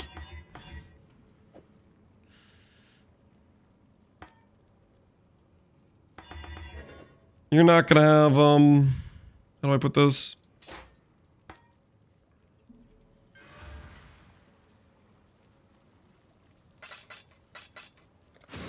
Anywhere close to this level of gear on a league start. League start attribute stacker? Well, I mean, you can league start attribute stackers. Like Bruce Blood Sprinkler will be solid, but your tree and your setup is gonna look a hell of a lot different. You know, like you can't get away with, like, for example, right now my character has like literally no % damage nodes on the entire tree. You can't do that on a league start. On a league start, if you're doing Brutus Lead Sprinkler, you'd grab like this wheel and you grab the 100% wheel. Like you'd put effort into other things, right? Right now, our % damage is getting carried by a freaking amulet, so it's just not comparable.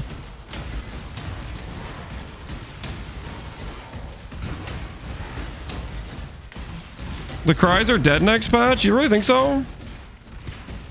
I don't think they're nerfing slams. I think they maybe nerf Earth Shatter. I can't have 5,000 strength on day one? Nope. I mean, at least I don't think you could. Unless you're really, really good at the game. And you do one of those 60-hour day ones that I've been hearing people can do.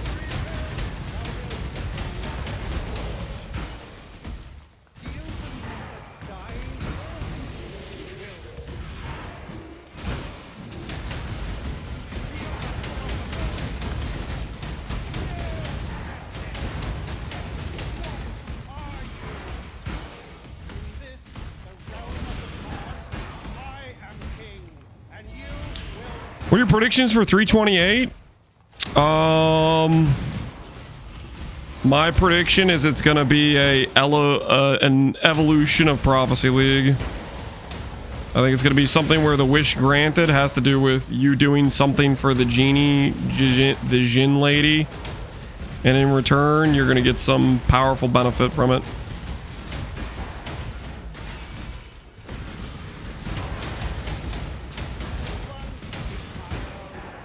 I'm trying to check jug on keepers, and I'm only getting 2,300 strength. What's giving you the crazy amount of strength? It's mostly just good gear. Strength number is super just tied to how good is the gear you've made. 60-hour league start. Some people don't care whether. Yeah, there's some people that do. Okay, 60-hour. Okay, I don't think that's an exaggeration. I don't think anyone's doing a 60-hour. I think Karn does like 2 days straight though, but most people are not doing that. That's That's just the people that are like super giga degenning.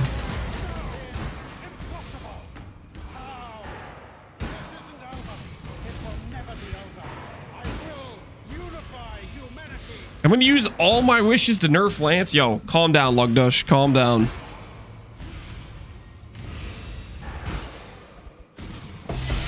Belton does? Belton does 60 hours on League Start? Are you messing with me? I feel like Belton doesn't even stream League Starts. I feel like Belton like boots up stream like a week after League Start and he's like, yeah, I took a vacation on the League Start weekend. Also, look at this. I got a mirror tier item in the book ready to go. Like, I don't know what the hell Belton's doing.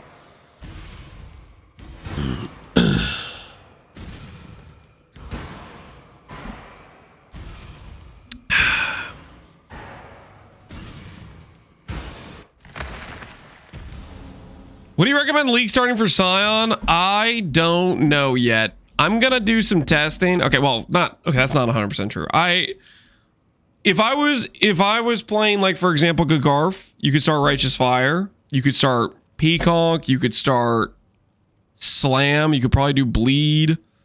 There's a few different things Scion can do okay on a league start. It's just got a rough starting position is the main issue with Scion for league starts, is its starting nodes are just weaker than every other starting location on the tree, basically. Scion testing, yeah. Is it Scion testing time? I feel pretty satisfied with my little strength slam AoE test. I think the TLDR is, I like it. It's fun. I don't think it's as OP as I thought it was going to be. I thought it was going to be more OP. Granted, I would need to like rework and change some things, but I think it was a fun test. Cool AoE. Does it kill the bitrate? Like when I'm doing these slams, is this like one of those situations where it makes the stream quality bad, or can you guys still pretty much see what's going on? Does it like make it blurry for you guys?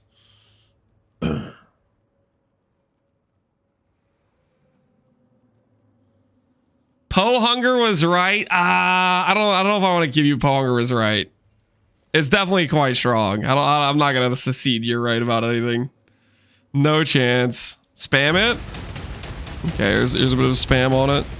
This is without the like war cries though. Let me do like this. It's fine. Okay.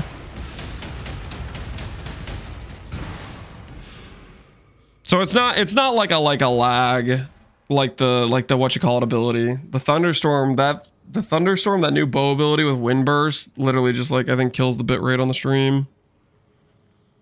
We just can't see your character. I can't see my character either, yeah. And you can't see the ground like at all. Like that doing the like synth fight there is like I have no idea where this fizz ground degen is. What does damage look like with the Warcry helmet? I think best damage for this build is probably Iron Will helmet. The Crown of Eyes is probably your best single target helmet. Crit chance helmet I feel like is like an in-between helmet option. I think this is going to be your best damage option for a strength stack build. Because you need this thing. Because this thing gives you access to this thing. And this is 1% damage per 5 strength. It's literally 1,000% increased damage. Sorry, 1,100% increased damage. Just like for counter example, Simplex mod, which is 2% per 15, is like what? 700% damage.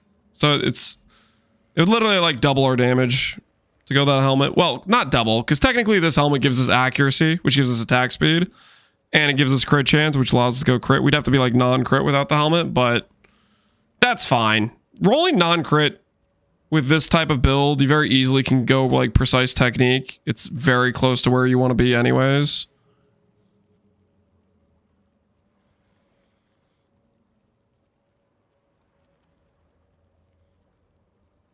Old Battle Mages cry? Yeah, old Battle Mages cry. New Battle Mages cry is just base crit.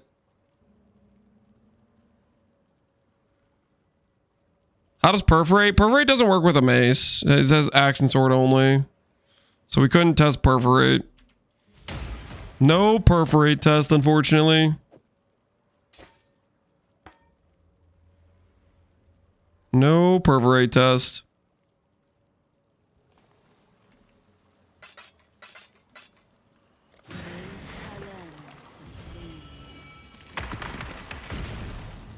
You guys didn't like the conch path, or at least you guys were complaining about the visual, but I like the conch path.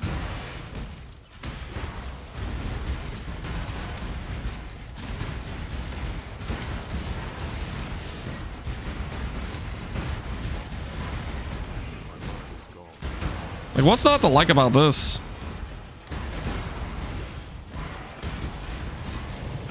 Hold on, I had blood and sand on wrong. Hold on, my bad. I was messing up my AoE. It's hard on the eyes, but it's beautiful though, right? Like we all can agree it is kind of aesthetic though at the same time, right?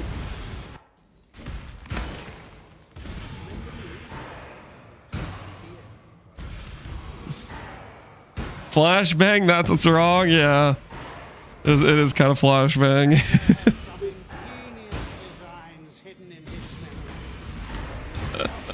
It is kind of flashback. That is fair, but it looks cool though. Okay, no, I mean, I you know I kind of see what you guys are saying. If I played this for like a long time, if I play this for an extended amount of time,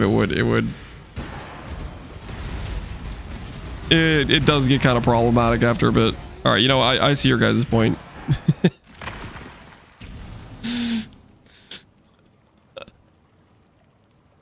Conch Path of Endurance. How do we have to run Conch Path of Endurance? You can't run Conch Path of Endurance without like you would need either like the Trarthus Bladefall Endurance Charge Generation cheese, which I don't think that works anymore. I think they might have patched that, or you would need the regular Rallycash, right?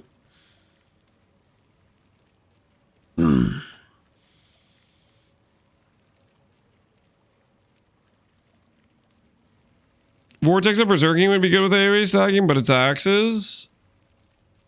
Yeah, and the mace mod is only mace mod, right? It just doesn't work.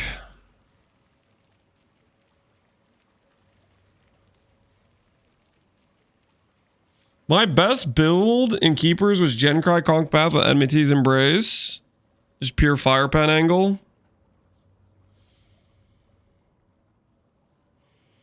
Alright. I think it might be time, guys. I was not stalling the Scion leveling. I was simply... How do we put this? I was simply...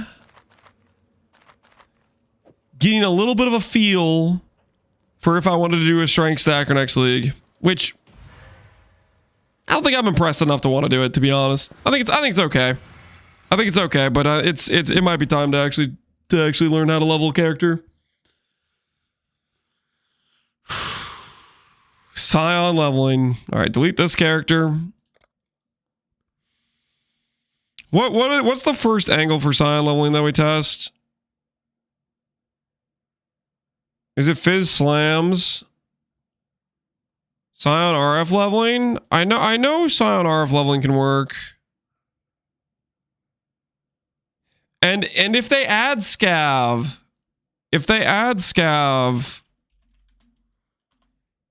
then that'll be tempting to do Gagarf and see how far we could take Gagarf with Scav being in the game. But we need to figure out what we want to do on Lee Cert. Something they're not likely to nerf, like Freezing Pulse. What kind of suggestion is that, Theros? Just go ahead and do Freezing Pulse. You guys want to see what Freezing Pulse looks like from the get-go?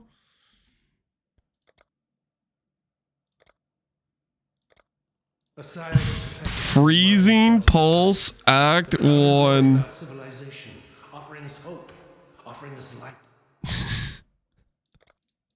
Do I even get Freezing Pulse? Hold on. Do I get Freezing Pulse? Freezing Pulse PoE Wiki.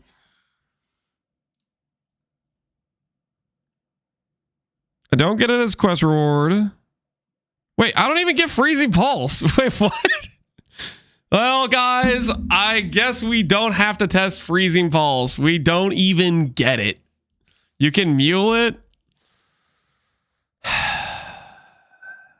Yeah, I guess we could mule it. That's technically true.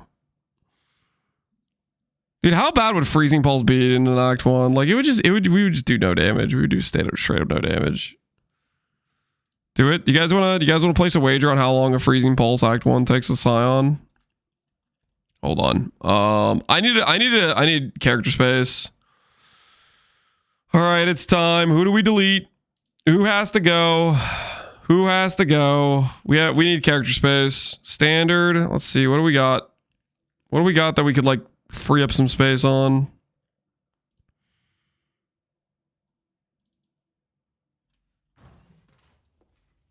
Level 92 RF test.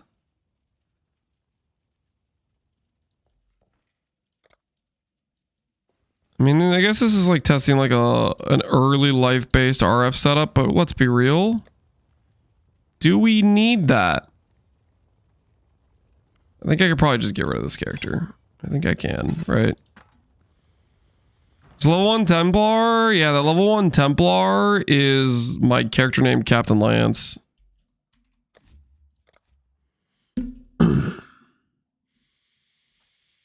I was making a joke, Theros. Are you not willing to commit to your suggestion? You trying to say you didn't suggest it? Are you trying to weasel your way out of this commitment? Okay, I think we can delete this character. I think we can do it. I think I have the ability to click this button and click this button.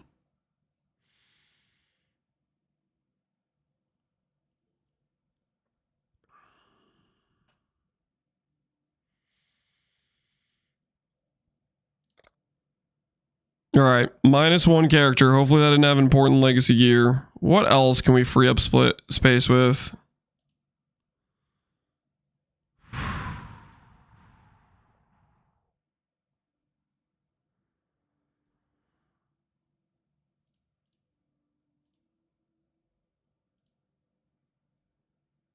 Our failed gauntlet run? Nah, we'll keep that character there for now. Or a Shabby character? Nah, we'll let that go. You know what's kind of funny about this? It looks like I have 2 Rangers that I played for a long time. But I would never do that in the base game because Ranger freaking sucks. This is literally both the Rangers I have that are high level. These were Oshabis.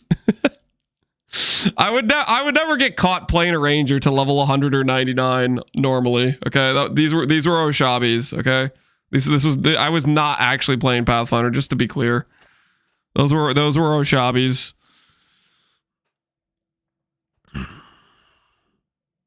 Buy some more character slots. Is that the answer? Buy some more character slots.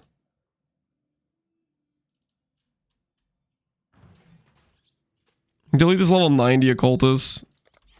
I already took off all this character's gear, right? The little Harvey test run, the Stormburst character.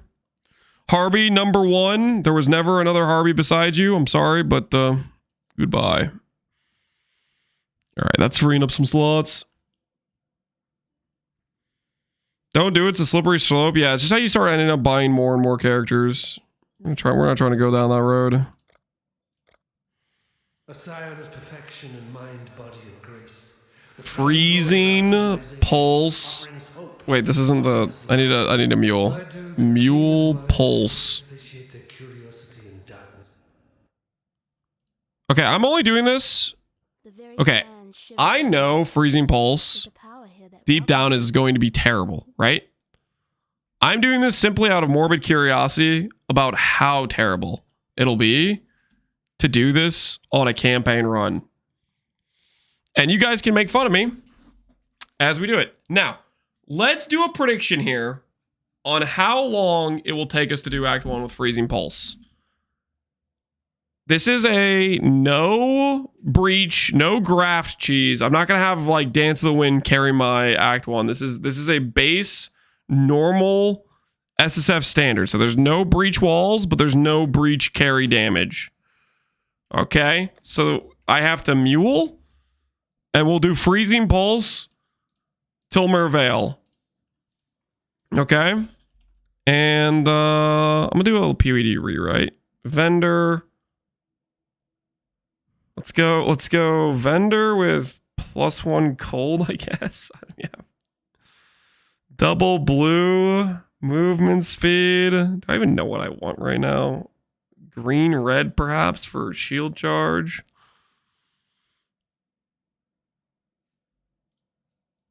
What on earth will this be? We are doing Scion practice via seeing how bad freezing pulse is with Scion off of a league start. What's the angle here? Is it just like Harrier and Path of Savant? Like what actually is my starting nodes? I think it's literally just like Harrier and Path of Savant. And then just pretend I'm not playing a Scion or something. Just cope.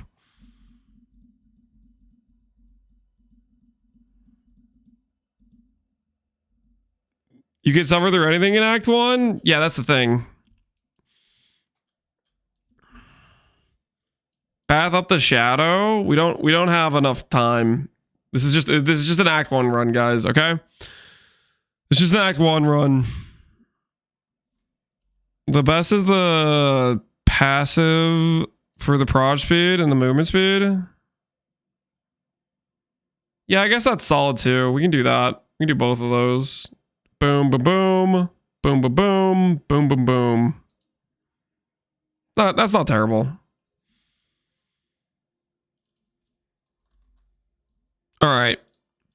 We're gonna do a prediction. I don't feel confident in this at all.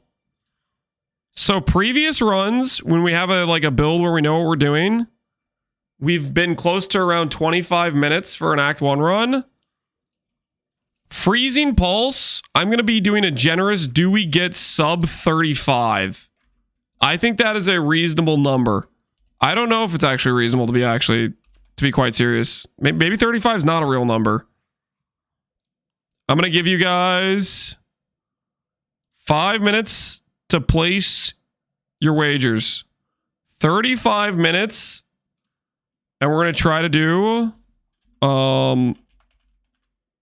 Freezing Pulse. And every time something bad happens and I'm having not a good time, we're going to blame Theros because it was his idea. All right? Are we all good with that? Blaming Theros for suggesting this?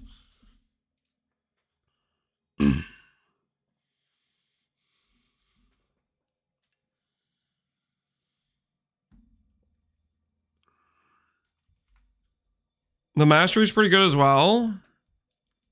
Oh, that's right. It does give you a really early mastery. That is true. I didn't think of that. You have a mastery at 4 points in for the 10% movement speed. That is kind of cool. Does that help for this mastery? That mastery doesn't help too much. I mean, that could help a lot.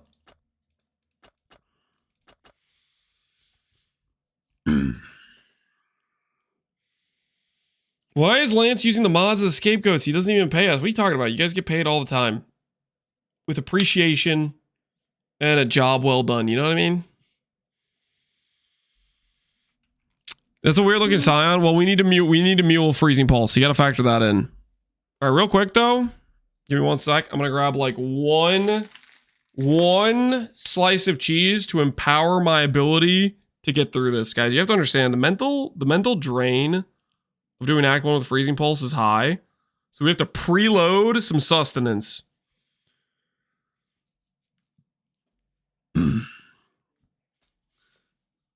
Pain exposure? We don't even get pain exposure. Shake my head. Listen, if you guys streamed, I'd raid you guys. You guys, that's not my fault. Okay, if you guys are streaming, then the pain exposure would occur. But like, you guys gotta start streaming. All right, I'll be right back. I'm gonna grab one small snack, okay, to help me get through this.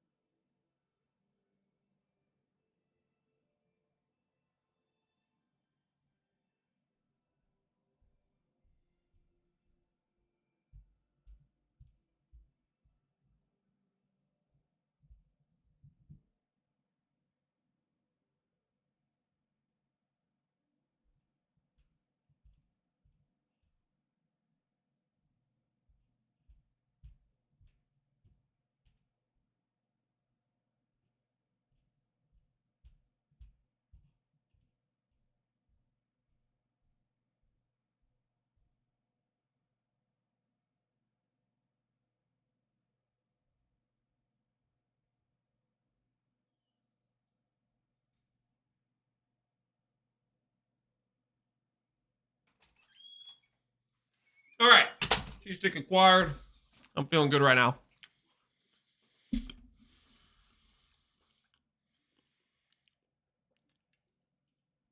Muling the freezing pulse. Yep, muling the freezing pulse. We have our regex.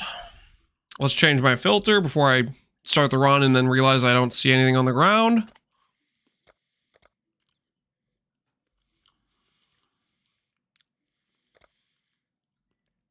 Did he finish stalling?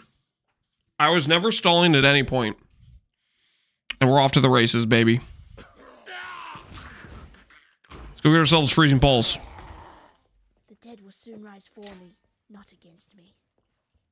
How bad can it really be?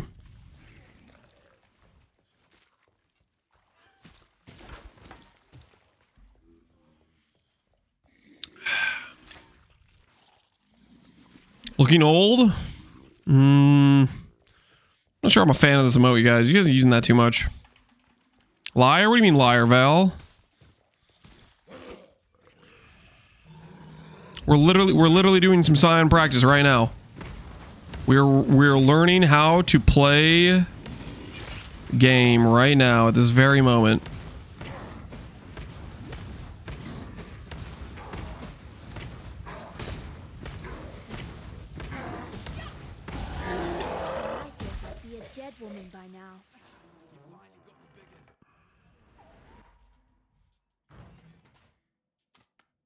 Oh, no, what is this? It just...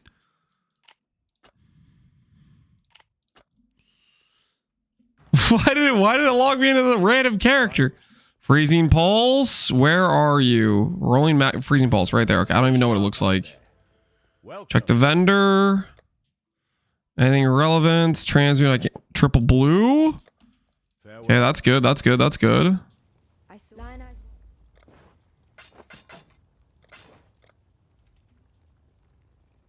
+1 cold. Goodbye. Ethical run, guys. Ethical run. To suggest otherwise would be obscene. Ethical run. I know what you're thinking. +2 or +1 this early on. Not fair, Lance. Nope. Deserved. Deserved. I'm playing with freaking freezing pulse, guys. The damage is still going to be trash. So it's true. Let's be real here, guys. I'm pretty sure like the flat damage that you get from a goat's horn is more than the +1 damage. I'm like 75% sure. Here comes the 15-minute freezing pulse run.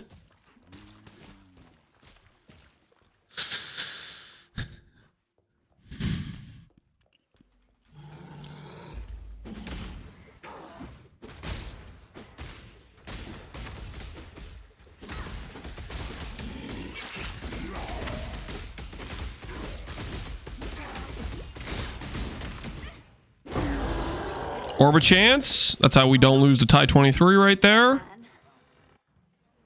All right, let's think about our situation here.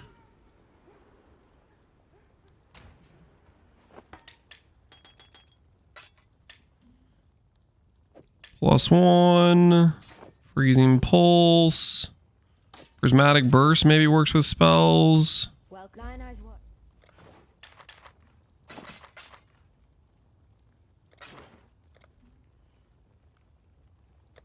Goodbye.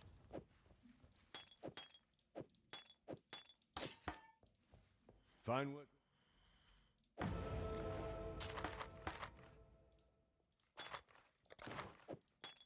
Okay. Green, red. We do need a green, red somewhere for our shield charge. We'll do this, but we'll put it on later. All right, we're in. We're in. Freezing pulse. 4 minutes in. We are moving somewhere. Options, game, disable pausing. Speedrunner tactics, baby. Speedrunner tactics. Freezing pulse in a dream, boys. Freezing pulse in a dream. Do not doubt the sub 35 freezing pulse run, okay? We got +1 in a dream. We almost one-shot that guy. I'm just saying.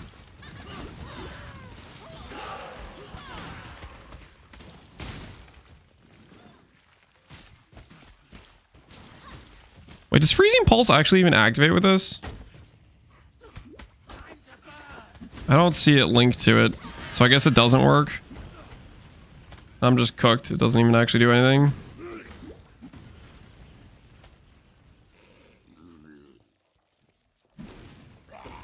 Should have chanced the boots. Really? I mean, I guess we could have. It's attacks only? Oh, shoot. Well, that's just a misplay then.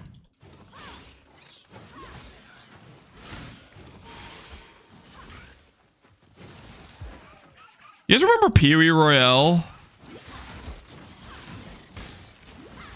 Maybe we'll get another PoE Royale event for like Exile Con or something. Something to celebrate. I want a chance at earning some Roa dinners. Oh no. I'm too young to die like this. That was like 20 years ago. Was it really that long ago? It wasn't. No, it wasn't 20 years. Dude, holy, I deal absolutely no damage. Give me that. Protection. Now we're farming. Plus level. Damage is about to be through the roof.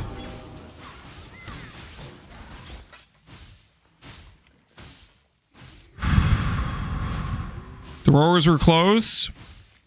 It's gonna take a little bit more than that to bring me down.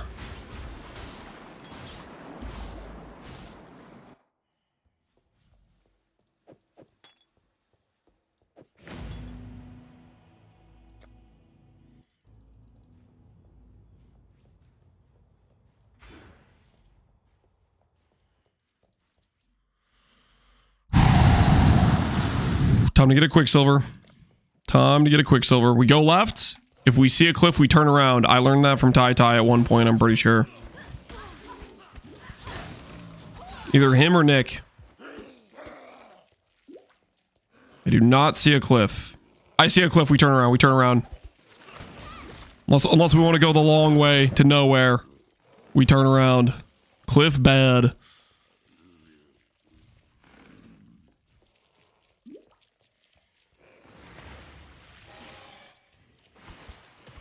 What's the plan for this character? For Scion Art? I really have no idea. It largely depends what GGG adds to the game. Honestly, Goathide Buckler is way better than what I currently have. That's plus 3 MS, and now I don't need to wear the chest piece.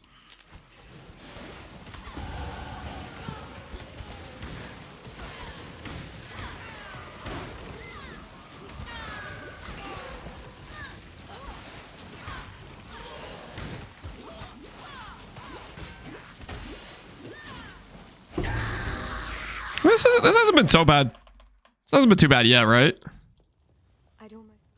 Quicksilver, boom. Summon Phantasm. Honestly, is that the best thing we can do right now? It probably is.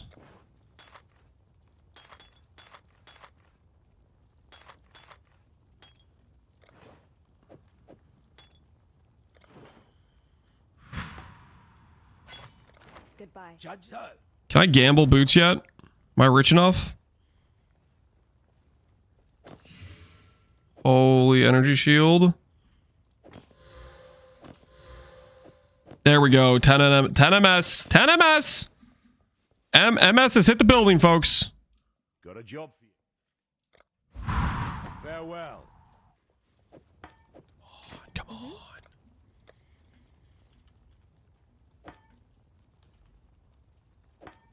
Oh, yeah. Oh, yeah. Take care. Pack your things, doubters. Pack your things. Oh, we are cooking with gas. We are cooking with gas. You guys are done. Done.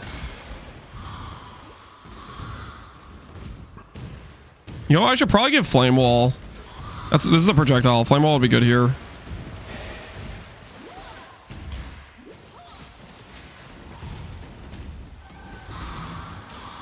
We'll get it when we go to town. We'll get it when we go to town.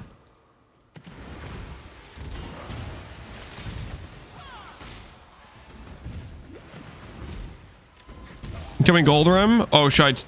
Is this a gold rim base? Freaking screw it. Live big. Okay, that was a terrible use of a chance orb. You guys lied to me. You said that would work.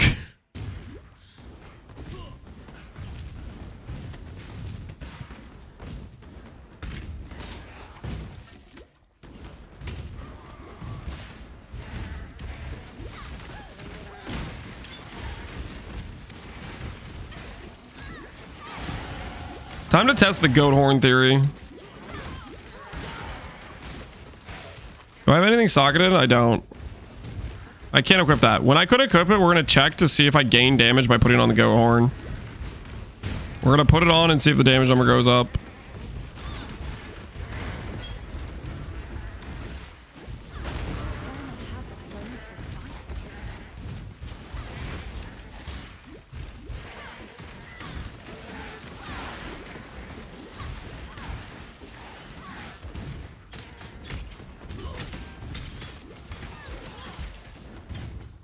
Dude, this is so much weaker than Magma Orb, man.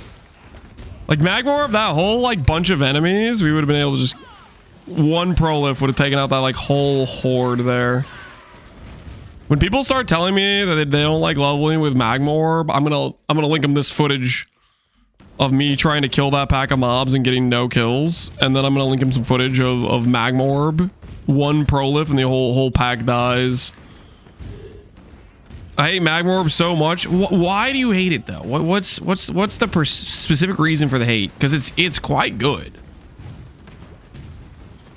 It's like no, it's all that. I view Magma Orb as like a it's a tool, you know. It gets me through the torture that is Act 1 faster. That's how I view it. It gets me out of this hellhole. Which apparently is the best act in the game, according to some crazy people. Out of their minds, I say. Out of their minds. It's so clunky, yeah. The way it just deals more damage and clears entire packs compared to every other Act 1 spell choice. I hate how clunky that is. I hate how it does so much more damage at this point.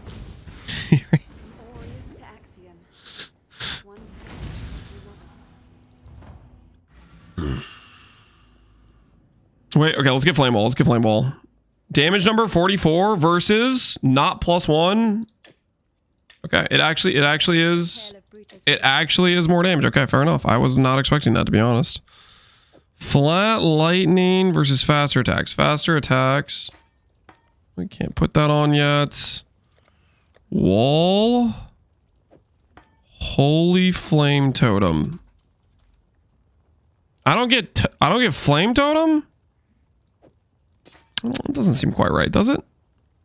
I get Sniper's Mark?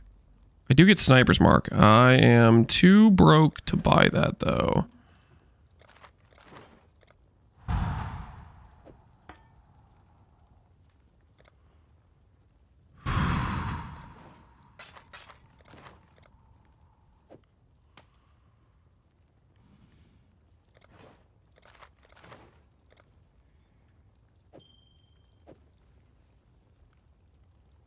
Okay, don't look at how long that took me to do those swaps. I don't want to think about it. That was an egregiously long swap.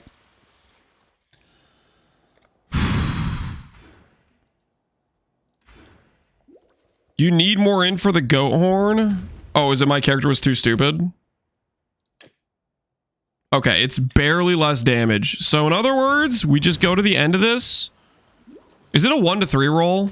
It's a 1 to 3. So it would literally be more damage if it was like a 2 to 4 roll. It would actually just straight up be more damage if it was like a proper roll. We go to the end of this, we buy a 2 to 4, and then we alch it.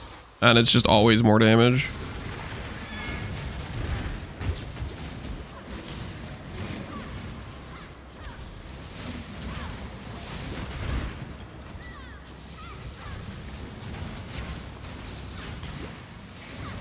This is fine. This is completely fine. We got him right where we want him. Right where we freaking want him. I mean, all things considered, that wasn't like horrible, right, guys? You see a goat horn that says like 2 to 4 right there. That's our goat horn. That's our goat horn right there. 2 to 4, click, essence, boom, +1 fizz, lightning damage. That all those stats are useless. Wait, what the heck? God hasn't abandoned us. That is the...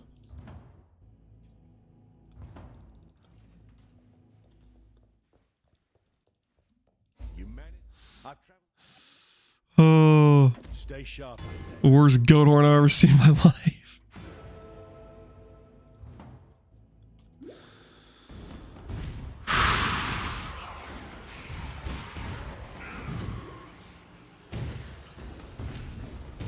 I got to Costco when I came back.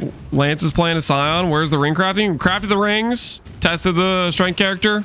Seems fun. Not as OP as I was hoping it would be. So I'm satisfied with the test. AoE on slam skills is hilarious. That's the TLDR. Not as OP as I thought it would be. Well, I mean that could have been my setup's not like super like efficient per se, but needless to say, successful test. But we do need to prep some Scion. Granted, this Scion prep is mostly just for the fun of it. But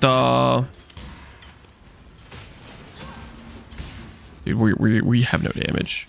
Ooh. Steros' idea. We're just getting a feel for how much worse it would be if we told ourselves, you know what? Yeah, I need at least one portal scroll because I'm going to need to like go to town to get Flask for sure.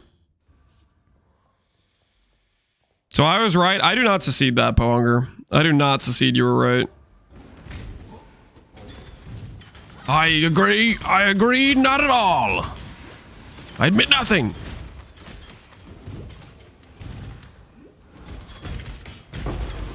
What the heck is this?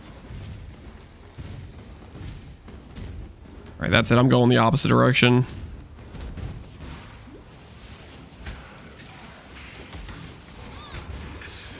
This skill is so trash.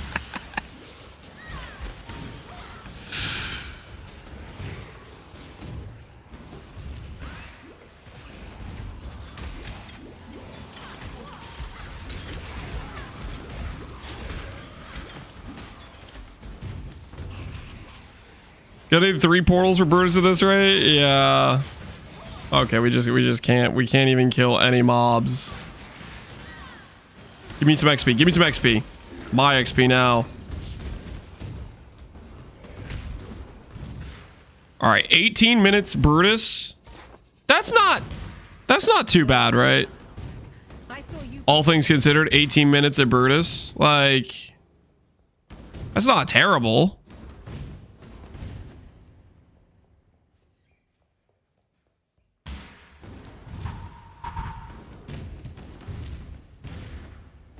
Get your auto attack ready. Watch my auto attack be more damage than my self cast. That's possible. Something that could happen. I will show you what true horror is. I mean, it's fine.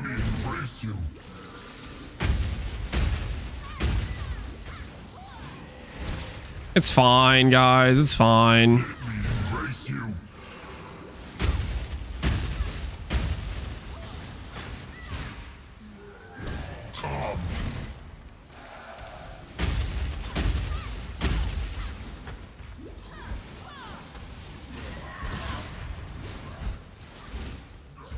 All right, portal? Do I have another portal? Please tell me I have another portal. Okay, I have one more. This might be a multi-portal situation.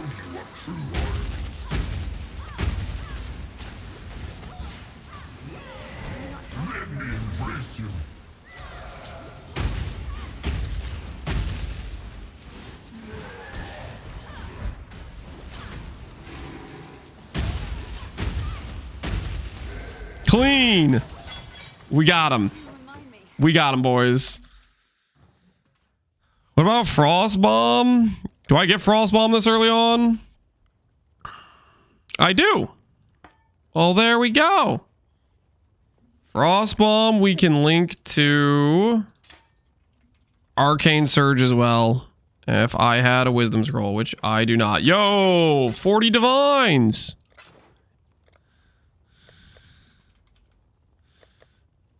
Do this.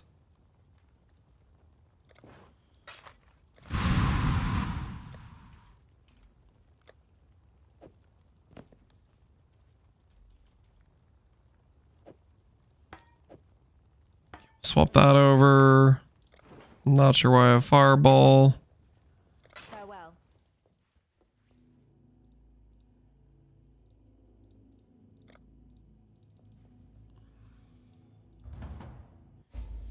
Four Divines in Act 1. Yeah, we are pumping, man. We are pumping.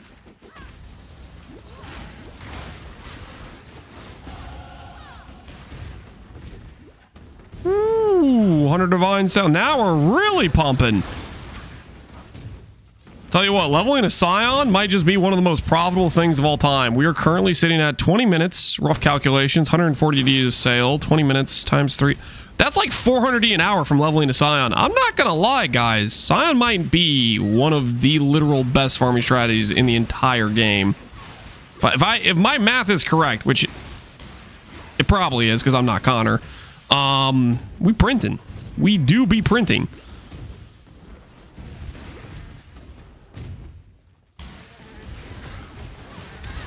No, come on, let me just move. Please. Have mercy on my soul.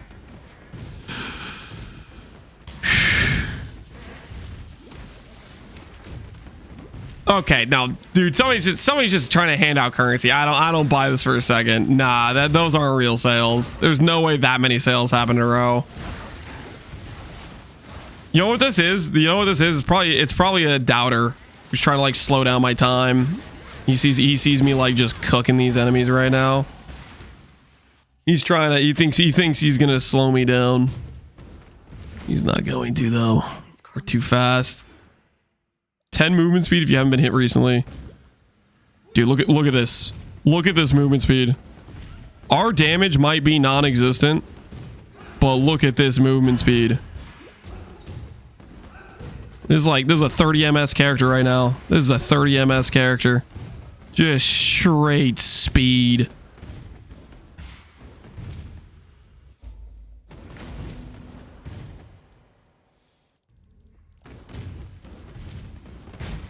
Damage is non-existent, but we can make it to prevail fast. Yeah. I am struggling to get any levels, but at least our character has a fast walk speed. Where's the thing at? Alright, this is a quick XP. That's a blue pack. That's a blue pack. Quick XP. Yep. Oh yeah, that was good. That was good. That was good stuff right there. Why are we doing freezing pulse? For the fun of it.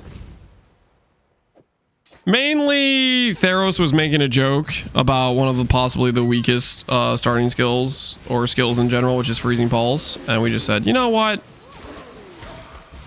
To try and get our leveling mindset, you know, limber up.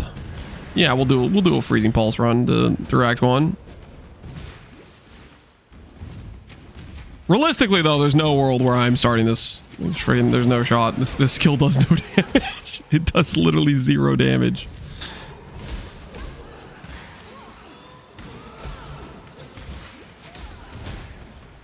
I died to bleed. I'm gonna die to bleed. Ooh, avoided the thing. Nice. Not gonna get ambushed by extra rares because this isn't Freesh anymore. Hold damage 20. Did you guys see how much flat that was? We might actually do damage now. That was like 2 to 20 flat. Oh my word. I'm pretty sure I just 5x'd my damage with one item. I mean, our damage is still not great, but like still. Let's look at the comparison there.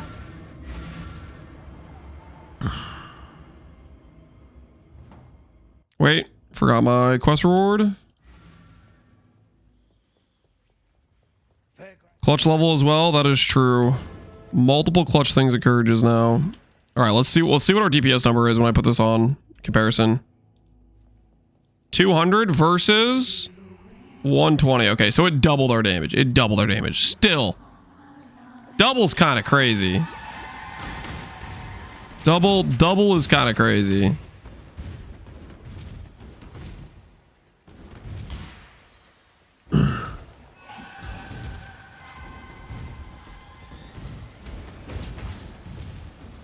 My uncle works at GGG and I'm telling him to buff Freezing Pulse. Maybe that one guy who's pretending to work from GGG can also get Freezing Pulse buffed. That one guy in Vovgun's comment. It's a shame we can't be more transparent, but I can tell you we're going to do this, this, and this. This is an anonymous burner account. The New Zealand government would hang me if they found me telling you this.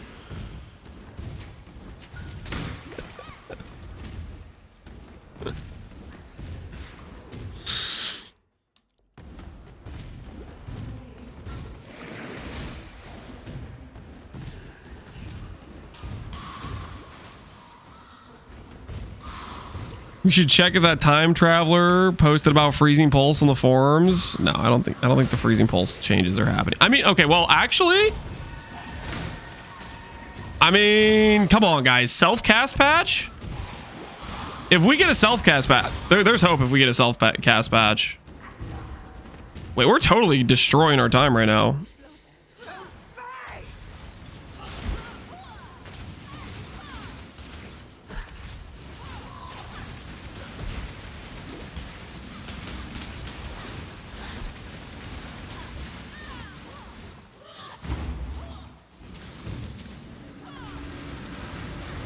I thought this would be a lot worse.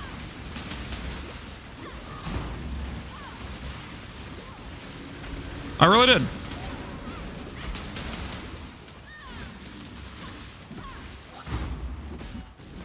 Nine minutes? Yeah, there's no way we choke this fight in 9 minutes, right? No shot. No shot. In the bag.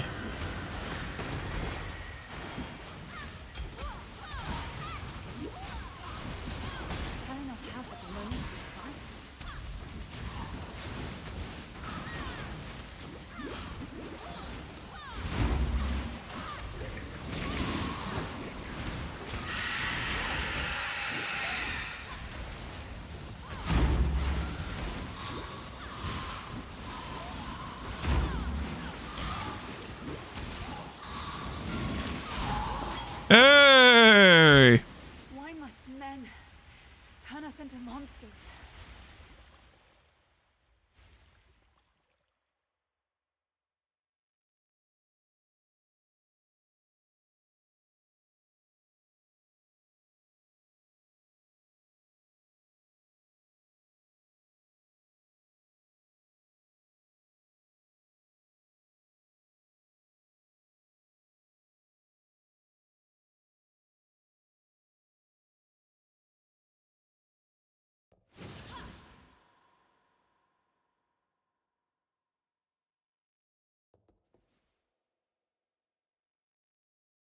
Oh my word, sorry. Yeah, I did mute myself on accident. My bad, my bad. Yeah, I was muted. Okay, I don't know how much you guys missed, but I was actually surprised that I really thought it was gonna be longer to do freezing pulse. I think I was saying the movement speed situation I think helped a lot because we were really slow killing bosses, but we could like walk faster to them.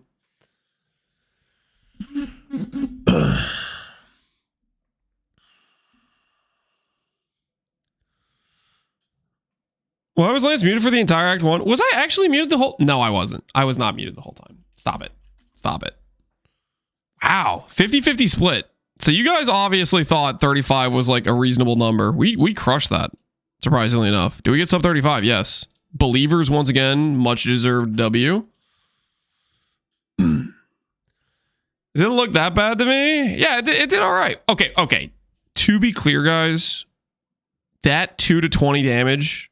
flat on the weapon is a huge outlier for a Merveil fight. Like that, we literally were dealing like twice the damage because of that flat roll. Like 2 to 20 is insane for an Act 1 wand.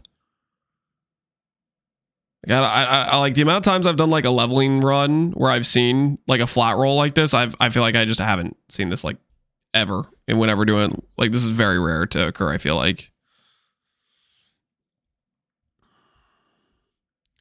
The move speed definitely paid off. Yeah, we got early MS boots and we got the early and we got kind of lucky on flat damage and stuff.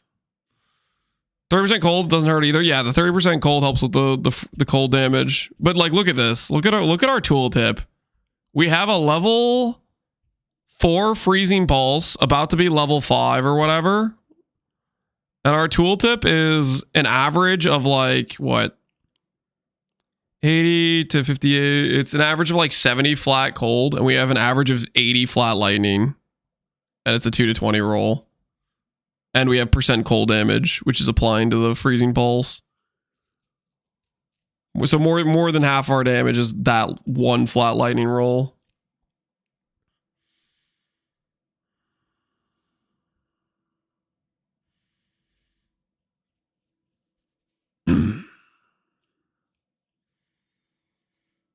Freezing pulse is viable, just be spoon. Yeah, just get a crazy carry wand. What's the effectiveness of freezing pulse? Freezing pulse effectiveness is 260 effectiveness with a decent cast speed. Compared to like rolling magma, I think magma is just like double damage.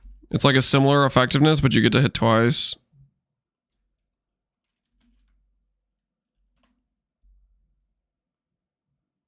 What is it even called? Path of Exile site.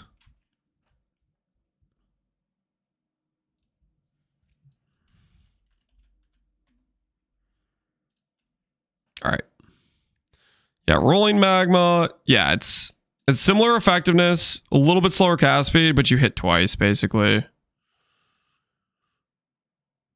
Says rolling magma types magma orb. Well, they changed the name on me, and I don't like. Here's the thing: it's like I can't at this point. I can't remember what the original name was and what the new name is. Like, wasn't it like? Did it used to be magma orb? Is that what it was? Let's see. Magma orb renamed to rolling magma. They did this to me, man. And yeah, you might say, but that Lance, that was like 4 years ago. Friggin' still messes with my brain. It's been rolling magma for a long time, not long enough. I just like how rolling magma works, even if it's strong for leveling. Oh, dude. Rolling magma has like a special amount of haters. You know, it's literally it's the go-to like skill you recommend to people to level with because it's just much stronger than the other options at this point. Because of that, people like have a special hatred for it. More than they would have for like just a more normal bad skill.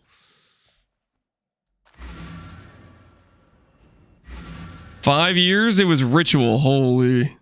It's been a hot minute. It's been a hot minute. Goodbye. Before that, everyone hated Lightning Spire. It wasn't Lightning Spire, wasn't it? The electrical mine thing. I can't remember what the mine skill's called. It's one of the early.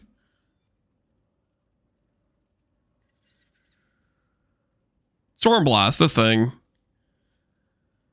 Because yeah, this used to be one of the go-to skills people would recommend, right?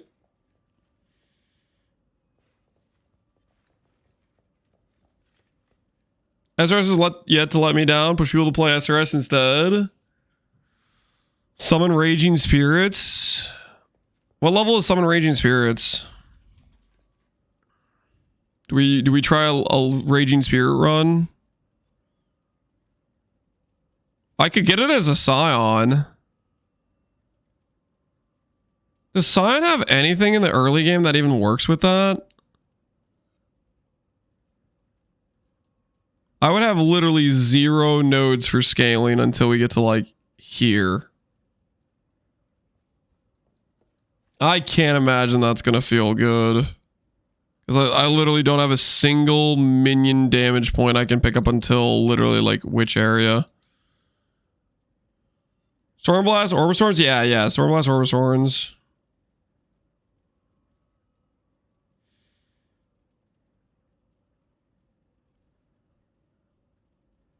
People are tired of leveling the same way. Yeah, it has been pretty dominant leveling for a while. Spectro is solid. We could try a Spectro run. What is our Spectro angle? Is it fizz, attack speed, attack speed, attack speed, attack speed, attack speed? That's probably what it is, right? Fizz, attack speed, attack speed, attack speed.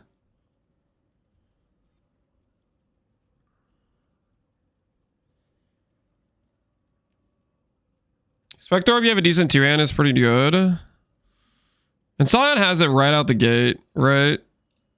What's my early support options with Spectro? Momentum Volley. So you can go Momentum Volley like right away. Is that the play? Momentum Volley? You just get that just straight away.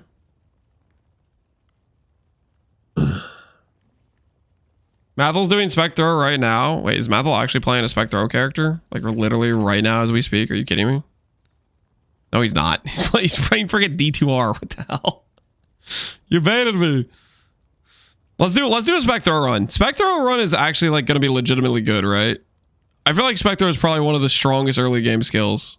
And maybe that's cooked, but that's just what my brain is telling me. And we can just go Momentum Volley. He's doing Spectral Throw in D2. Oh, okay. So they added Spectro as like one of the new skills, I guess, maybe? Or it was a thing in D2 previously? Shield Crush is better. I don't think I really liked Shield Crush when I tried it out. Okay, let's migrate these characters. Delete. Migrate. Then delete. Create. Scion, Spec, Throw, Test.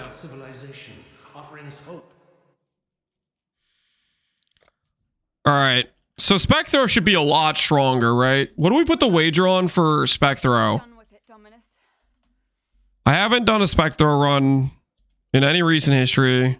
I'm gonna say, do we do Spec Throw sub... I'm gonna do sub 27.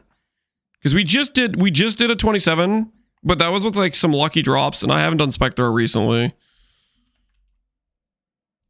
You guys think 25? All right, I'll do 25. That'll be more on the nose. 25 assumes we like play like somewhat not badly, I think. All right, I'll give you guys 5 minutes to place your wagers on Spec Throw. Can we do Act 1 sub 25? And I'm going to change my regex to triple green, green, red. Do I highlight double green too?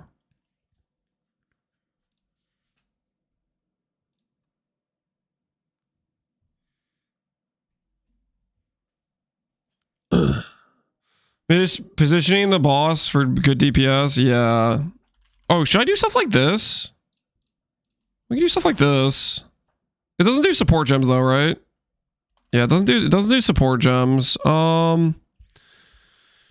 Decoy totem. Obviously sniper's mark. We still want. We can't do anything like. Oh, I remember what I don't like about Spectral Throw is because you're like encouraged to weapon swap. And I just don't want to put a keybind for weapon swap. Let's see about putting a keybind for weapon swap. Tai was here yesterday, and today Lance is doing Act 1 runs.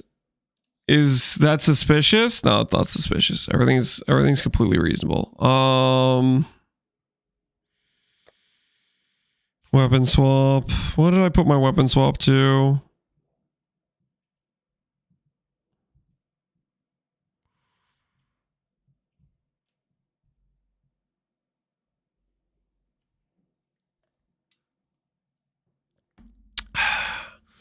What do you think of Ultimatum?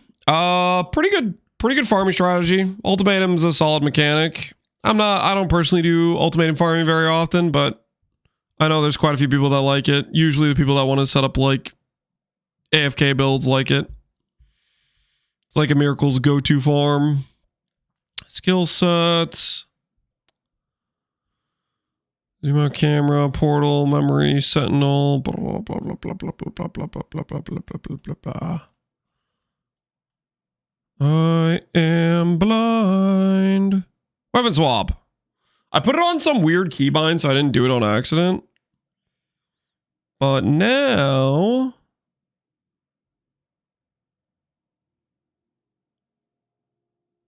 let's change this thing.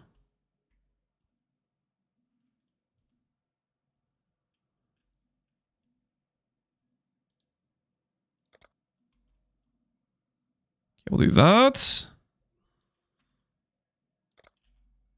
Put weapon swap on Y. All right. We'll see how that feels.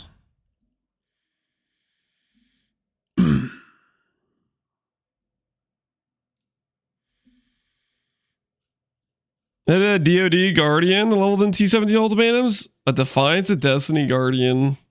That sounds neat. Life-based Defiance of Destiny Guardian. Imagine they make weapon swap so you can do it smoothly.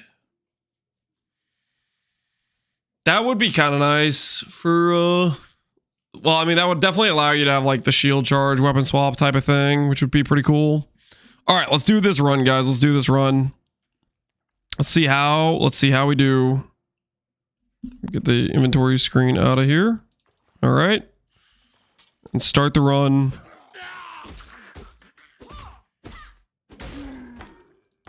it's true. Dead men walk in Rayclast. Go ahead and do this.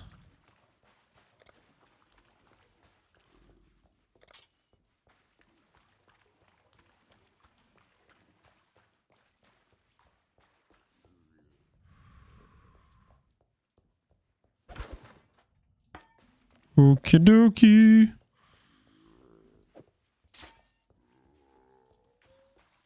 Is it finally Scion time? It is Scion time. Did I turn into a Tai stream? You did. You did actually tune into a Tai stream.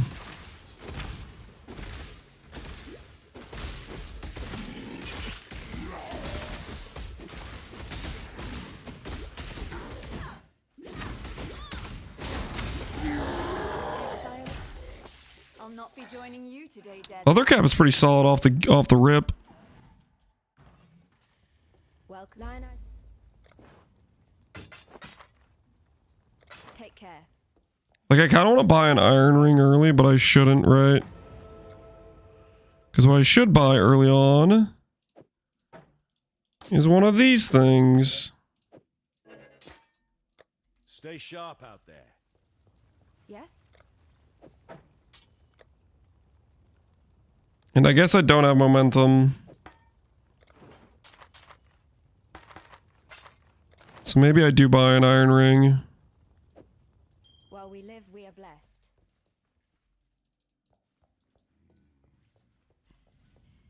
I've a simple choice ahead of me. Kill or be eaten.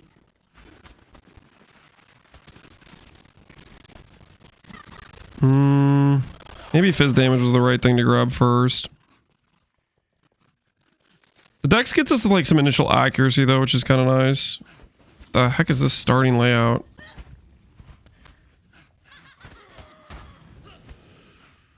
Where's the mule? I don't think we need a mule for Spectro. I could be wrong though, but I don't think we do.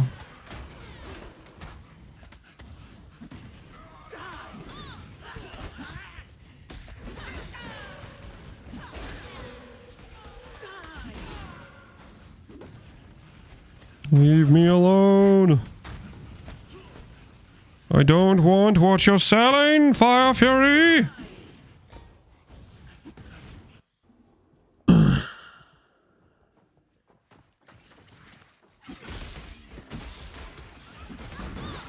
I guess technically for Roas we should do splitting steel, right? Like spec throw for Roas is kind of not right, I think.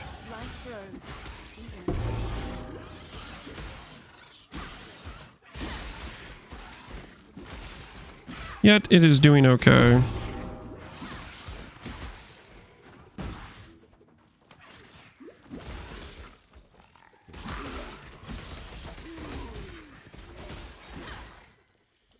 We doing Scion runs? Yep, we're doing Scion runs. We're learning how to play Scion.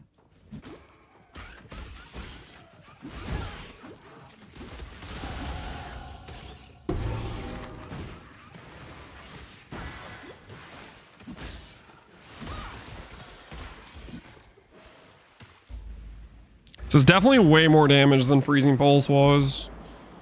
It's just not even close.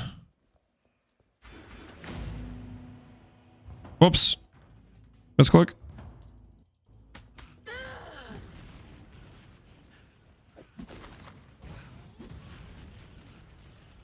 League start your Golem of Hordes? Is it possible to league start it? Probably. You'd have to play a different skill initially though. You wouldn't be able to start with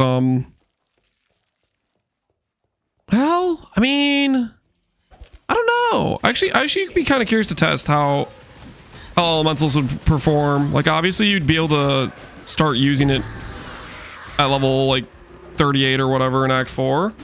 Oh my word, dude, that's so much more damage. I don't.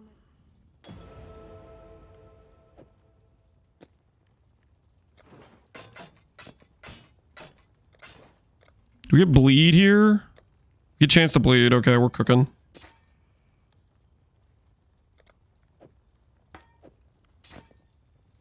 Be well. I'm gonna try no shield charge for right now. I just don't want to deal with the weapon swap.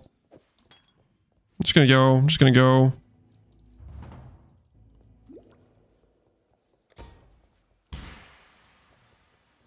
Can I not have but a moment's respite?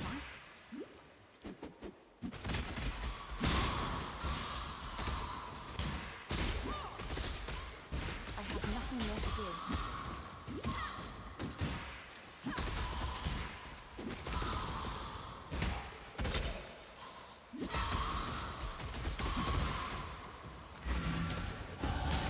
I learn, I kill, I live. Don't look at the portal placement.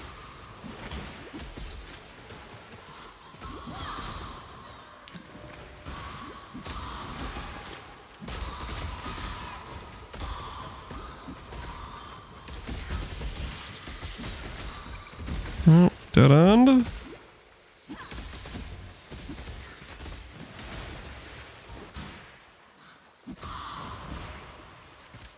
Six portal gamer, yeah, you're putting a new meaning to six portal gamer for sure. We have a flask problem. Hopefully in this zone here, that changes. I don't know if it will. Just a weird, massive dead end. Yeah, it's just a weird area.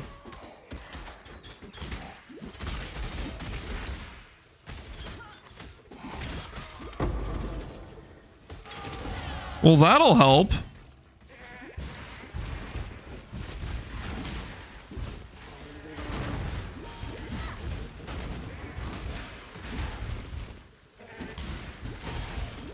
There's the mana flask we need. That's also what we need.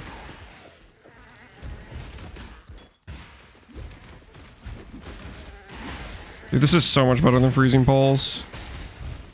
You know, it's good we did Freezing Pulse because it was like a it made our, like, normally right now, and doing Act 1 I'd be like kind of tilting right now, but because this is so much stronger than what I just did, I feel like I'm on cloud 9 right now.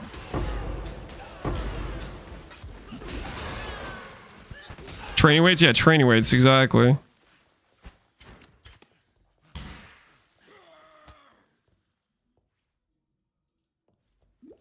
I thought you would procrastinate a bit longer. Guess you don't know me very well. Sometimes I surprise you.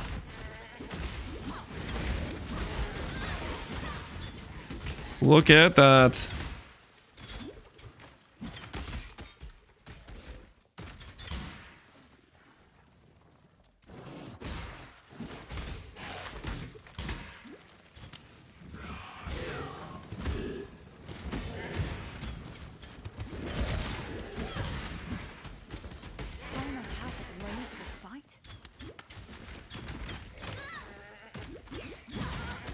Oh, get out of there, get out of there. We need a life flask. Pretty badly. You don't need one for Dweller though, probably not, right? But at the same time, ooh, I forgot to get Sniper's Mark. I forgot about, okay, we're gonna get life flask and Sniper's Mark. That is not, no one's all that, that is not the correct place.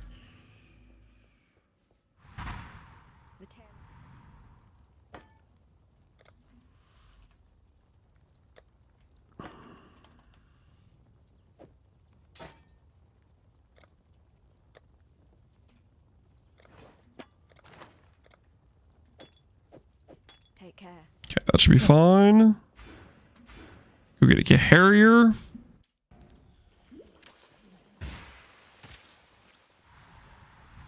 Gamble. Ooh, yeah, gambling movement speed would be good. We'll do that when we get back. We gamble weapon too, actually. If I'm level 8, I think I have access to the next sword base. I think broadsword's level 8. I actually don't remember. But broadsword's a really good upgrade for this, so we can just absolutely cook Brutus. I think it's level 8. Anyone fact check me right now? Broadsword level 8. Am I crazy?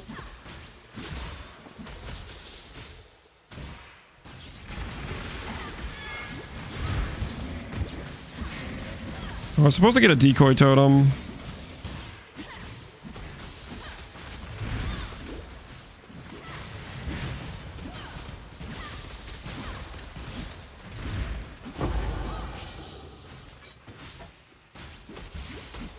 You are crazy. Longsword is 8. All right, we gamble longsword then, unless this is insane. 1224. That's okay. So that's okay too. Yeah, 1226 with attack speed. Okay, I think that's just better. 147 versus 1.3.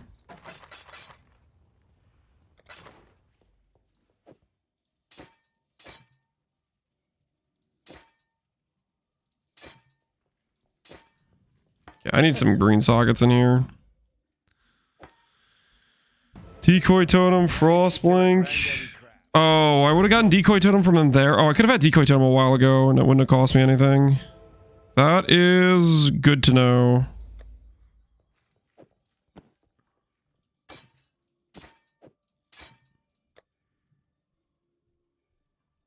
No boots with movement speed. No gold.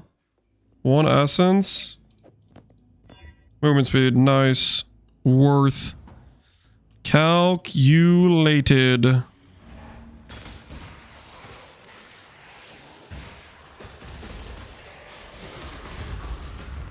Give me some XP from those guys. Chance to bleed. Proving its worth.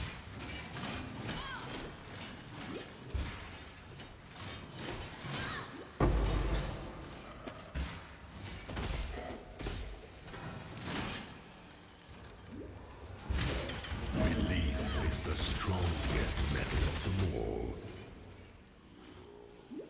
Literally spoon fed? What are you guys talking about? This is ethical gaming right now.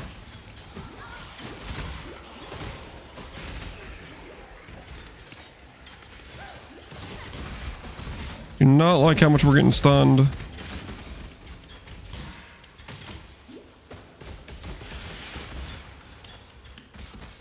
We have a portal.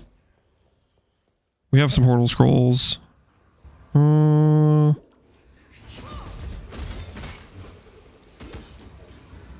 don't know if I like the vibe of this situation. This might be the wrong way to go. This has got to be a dead end. This feels just wrong. This feels wrong. It's got to be this way. This way and like down. Nope. Up.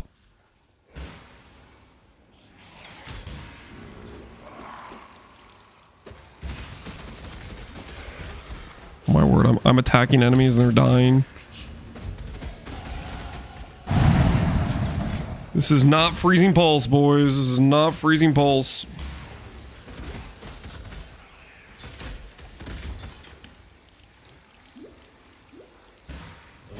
Some guys inflicting bleed on me though, which I don't like.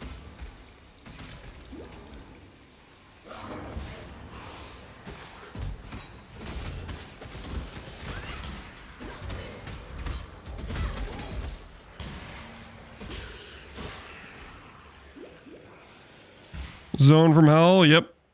So we're already 4 minutes ahead of our pace. The Wonder Child. We had on freezing pulse. Time to see the decoy totem in action.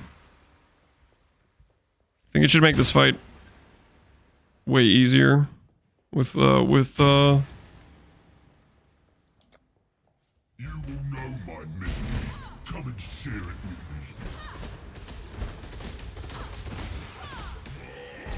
Let me embrace you. What? What was that combo? He pulled me into the slam and I got two, like, dude, that was an insane combo. What the hell was that? I have never seen him pull off a combo like that. That was crazy. He did the slam and then pulled me into it. I was completely out of that. That is crazy.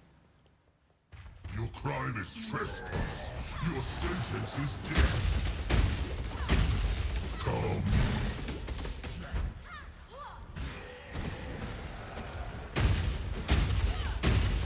Come. You know what's funny about this? I'm pretty sure that kill was still faster. I'm like 99% sure that was still faster than freezing pulse. With the death and having to walk back, that was still a faster kill. Stay sharp out. Welcome.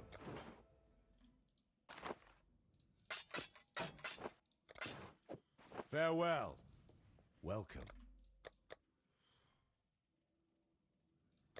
Farewell. It was, yeah, it's just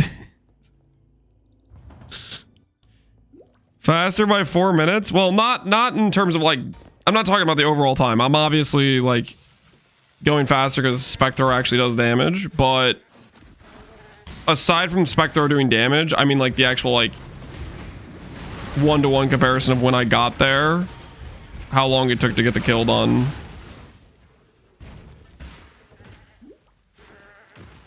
That's all I'm saying. The fight itself, yeah, the fight itself.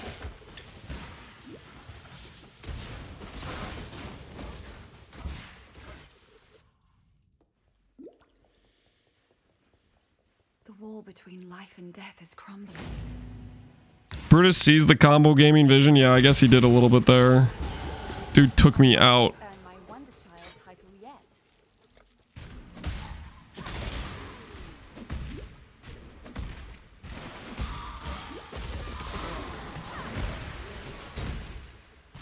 What on earth?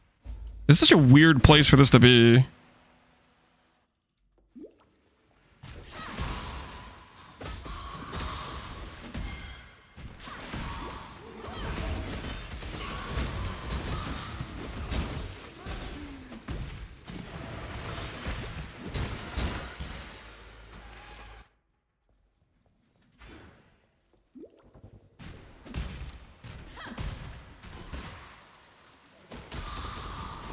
I guess 30 life mastery would be kind of OP right now, too.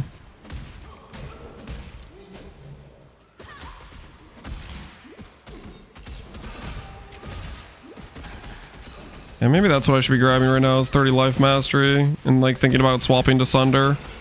That probably is the play. Get Harrier like this, then start speccing the life nodes because we're about to be level 12 for Sunder. Oh, decoy totem for the clutch. Into some cursed zone variation? Yeah, I don't know what's going on.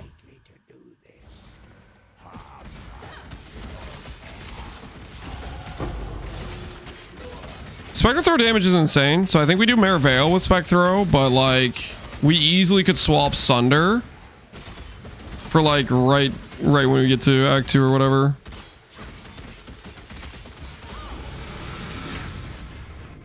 Do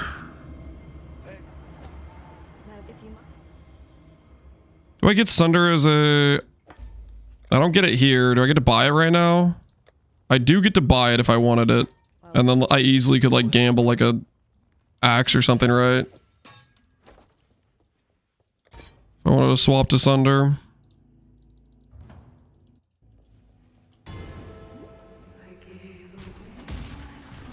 Sunder boy. Something like that. Something like that.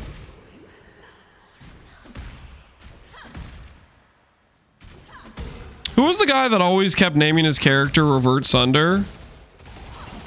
Does he still name his character Revert Sunder? Or is he happy with the new Sunder at this point? With like the various buffs it's gotten since like the change. You guys know what I'm talking about? One of like the hardcore players always name their characters like Revert Sunder.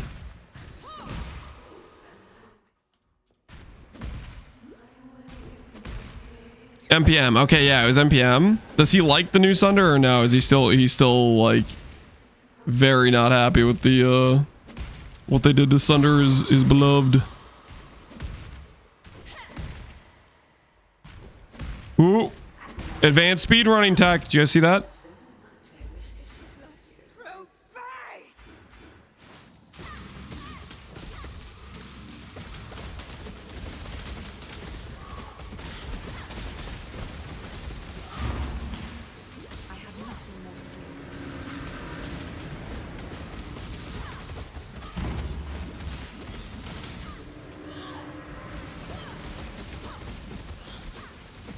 I'm out of mana. This is awkward.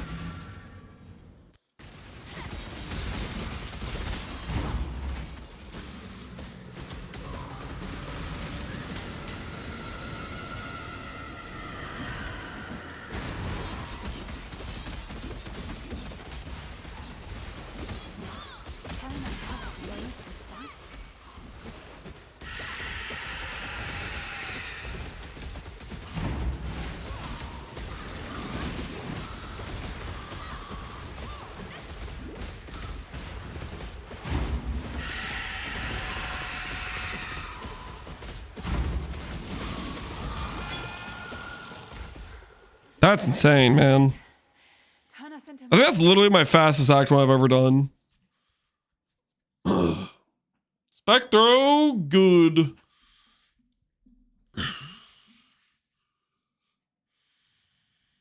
That's approaching the sub 20. I said it'd be 20 minutes. You were that confident? I wasn't necessarily that confident. I was thinking, I haven't done Spectro recently. Or like, I don't know if I've ever done a full Act 1 Spectre run. Maybe once at one point I tested it. The Iron Ring carried. We did have one Iron Ring. We had one Iron and a paw.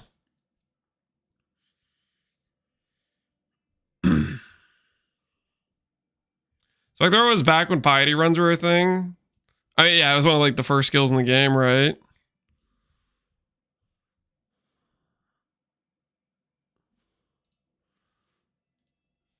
Well, that's another believer W. Do we Spectro sub 25? Yes, we do. I mean, honestly, I was a lot more pessimistic about doing Scion test runs. But I'm feeling pretty optimistic right now. Because I feel like if you can get through the portion before Sunder... Like, I feel like the tree isn't half bad for a Fizz Slam start. With Path of the Warrior, and then you have, like, this cluster right over here. Relentless, Fizz Mastery. And then, boom, you have Vanquisher right up here. That doesn't feel too bad, right? Like, boom, boom, boom, boom, boom, boom, boom. And then up here. And then you're already kind of close to, like, the Axe Wheel and RT and stuff. How will you rush RT? I don't think you have to rush RT as much with Scion.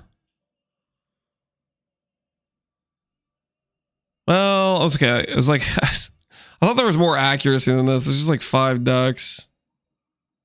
I guess it would take you Your accuracy might be a bit cooked initially.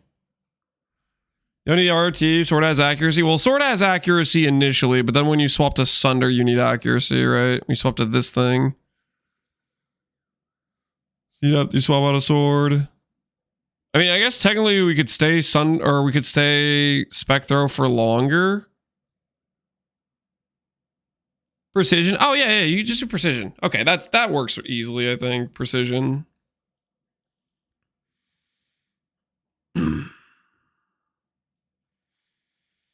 Accuracy starts mattering in Act 3. I think the biggest part where you notice accuracy sucking is if you're a Marauder start. Because Marauder start has like 0 accuracy at any point, basically, up until versatility.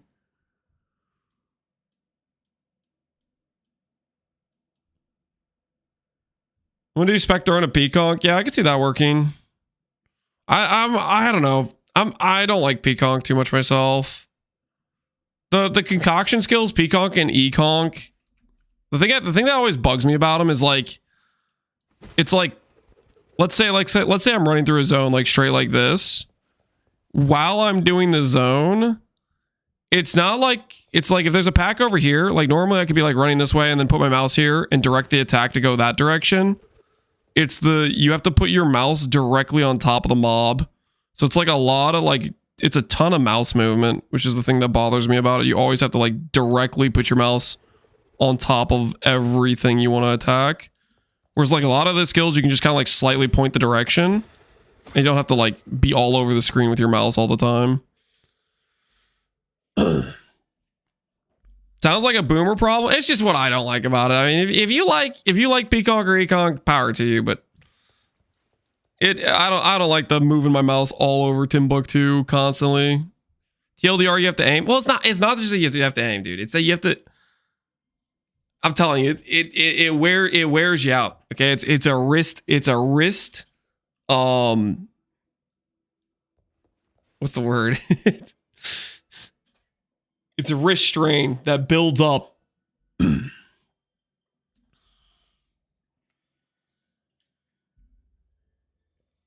a big fan of Wintertide leveling. I can't see a world where you Wintertide level unless you're like a Templar or maybe a Witch. Because like, I don't know. Wintertide without Runebinder sounds suspect as hell. And I don't know. That's like, you have to go pretty far to get that. Maybe Scion would do okay with it. It's not too far. I tried Wintertide and I didn't enjoy it. I feel like Wintertide is pretty rough DPS wise. I don't think I would do it outside of Templar. I could see Witch, but I don't know. Anyone expert on Rage Vortex of Berserking? I am not. I heard a Baxeth likes to abuse Snapshot that skill. If he was here, he might be able to help you out. With precise technique, 100% damage master, you get good damage with bows. Oh, like doing Scion leveling where you just go up this route. I guess you're not really that far if you're. I mean, there's a lot of dead nodes in between. You're doing like 8 passives of dead nodes. But yeah, I could see that if you want to do Scion. I don't think I want to do Scion bows. I'm definitely leaning towards the Sunder angle.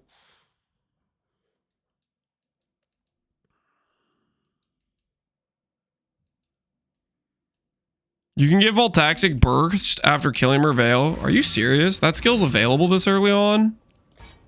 Is it really? I figured that would have been like a level 28 skill. Ugh. It is a level 12 skill. Why? Who signed off on that?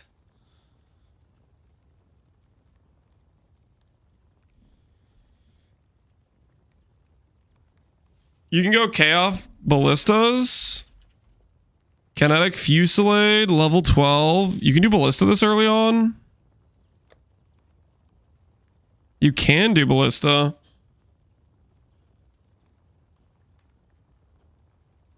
Am I curious to see how that would feel at this early of a stage? It sucks pre-31. Don't do it. What's the reason for it sucking pre-31? What's the reason? What makes it suck, Zibby?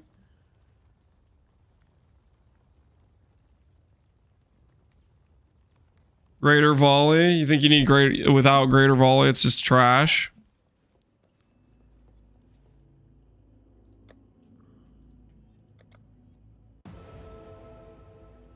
If you're Scion, it might work. Here, I'll get level 12 real quick. We'll try it out. See what it looks like. I'm curious.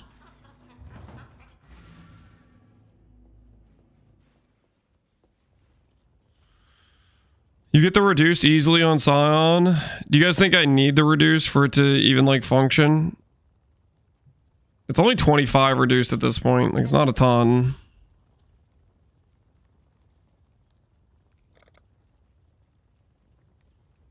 Okay, I need one of these ones.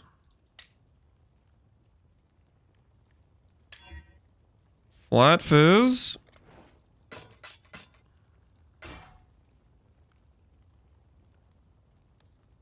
10% less for mastery? Yeah, I'm aware of the mastery. I do not have intelligence. Okay, let's try and get some intelligence real quick here. Damn me.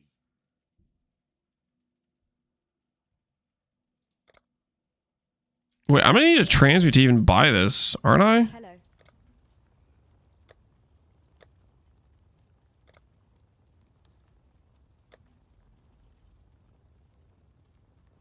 I don't even have a transmute. Hold on. That doesn't give me a transmute. Hold on. Let's just get the level. Let's just go through the zone and act 2 and see if we get a transmute.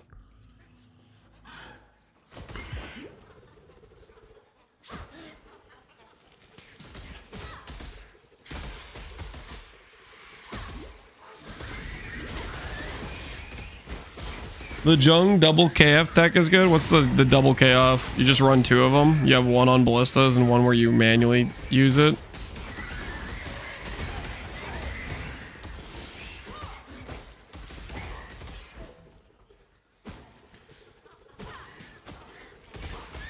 I was hoping I'd randomly just drop a transmute.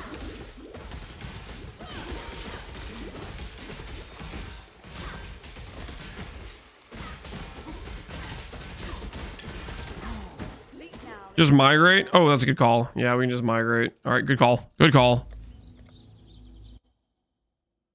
Migrate.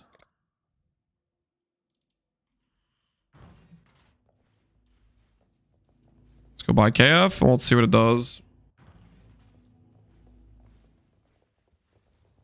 Hello. Fusillade. Totem.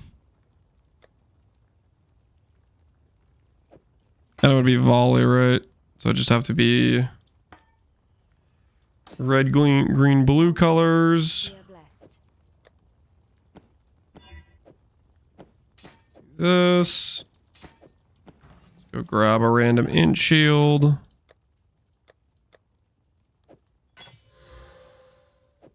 That's probably a little bit too good. Let me just scour that.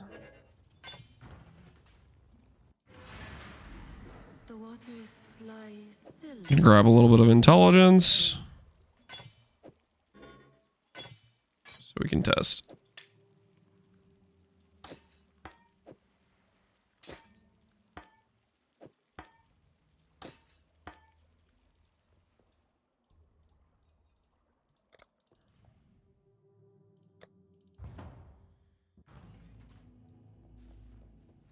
I'm gonna take Zibby's word over some random chatter. Holy based. The trust in Zibby is strong. Momentum charge. All right. What would this skill look like if we had planned for it and started using it right away? Okay, let me respec. Okay, I'll respec nodes too. How you going? You guys are saying we would go projectile damage, right? So we get rid of all this.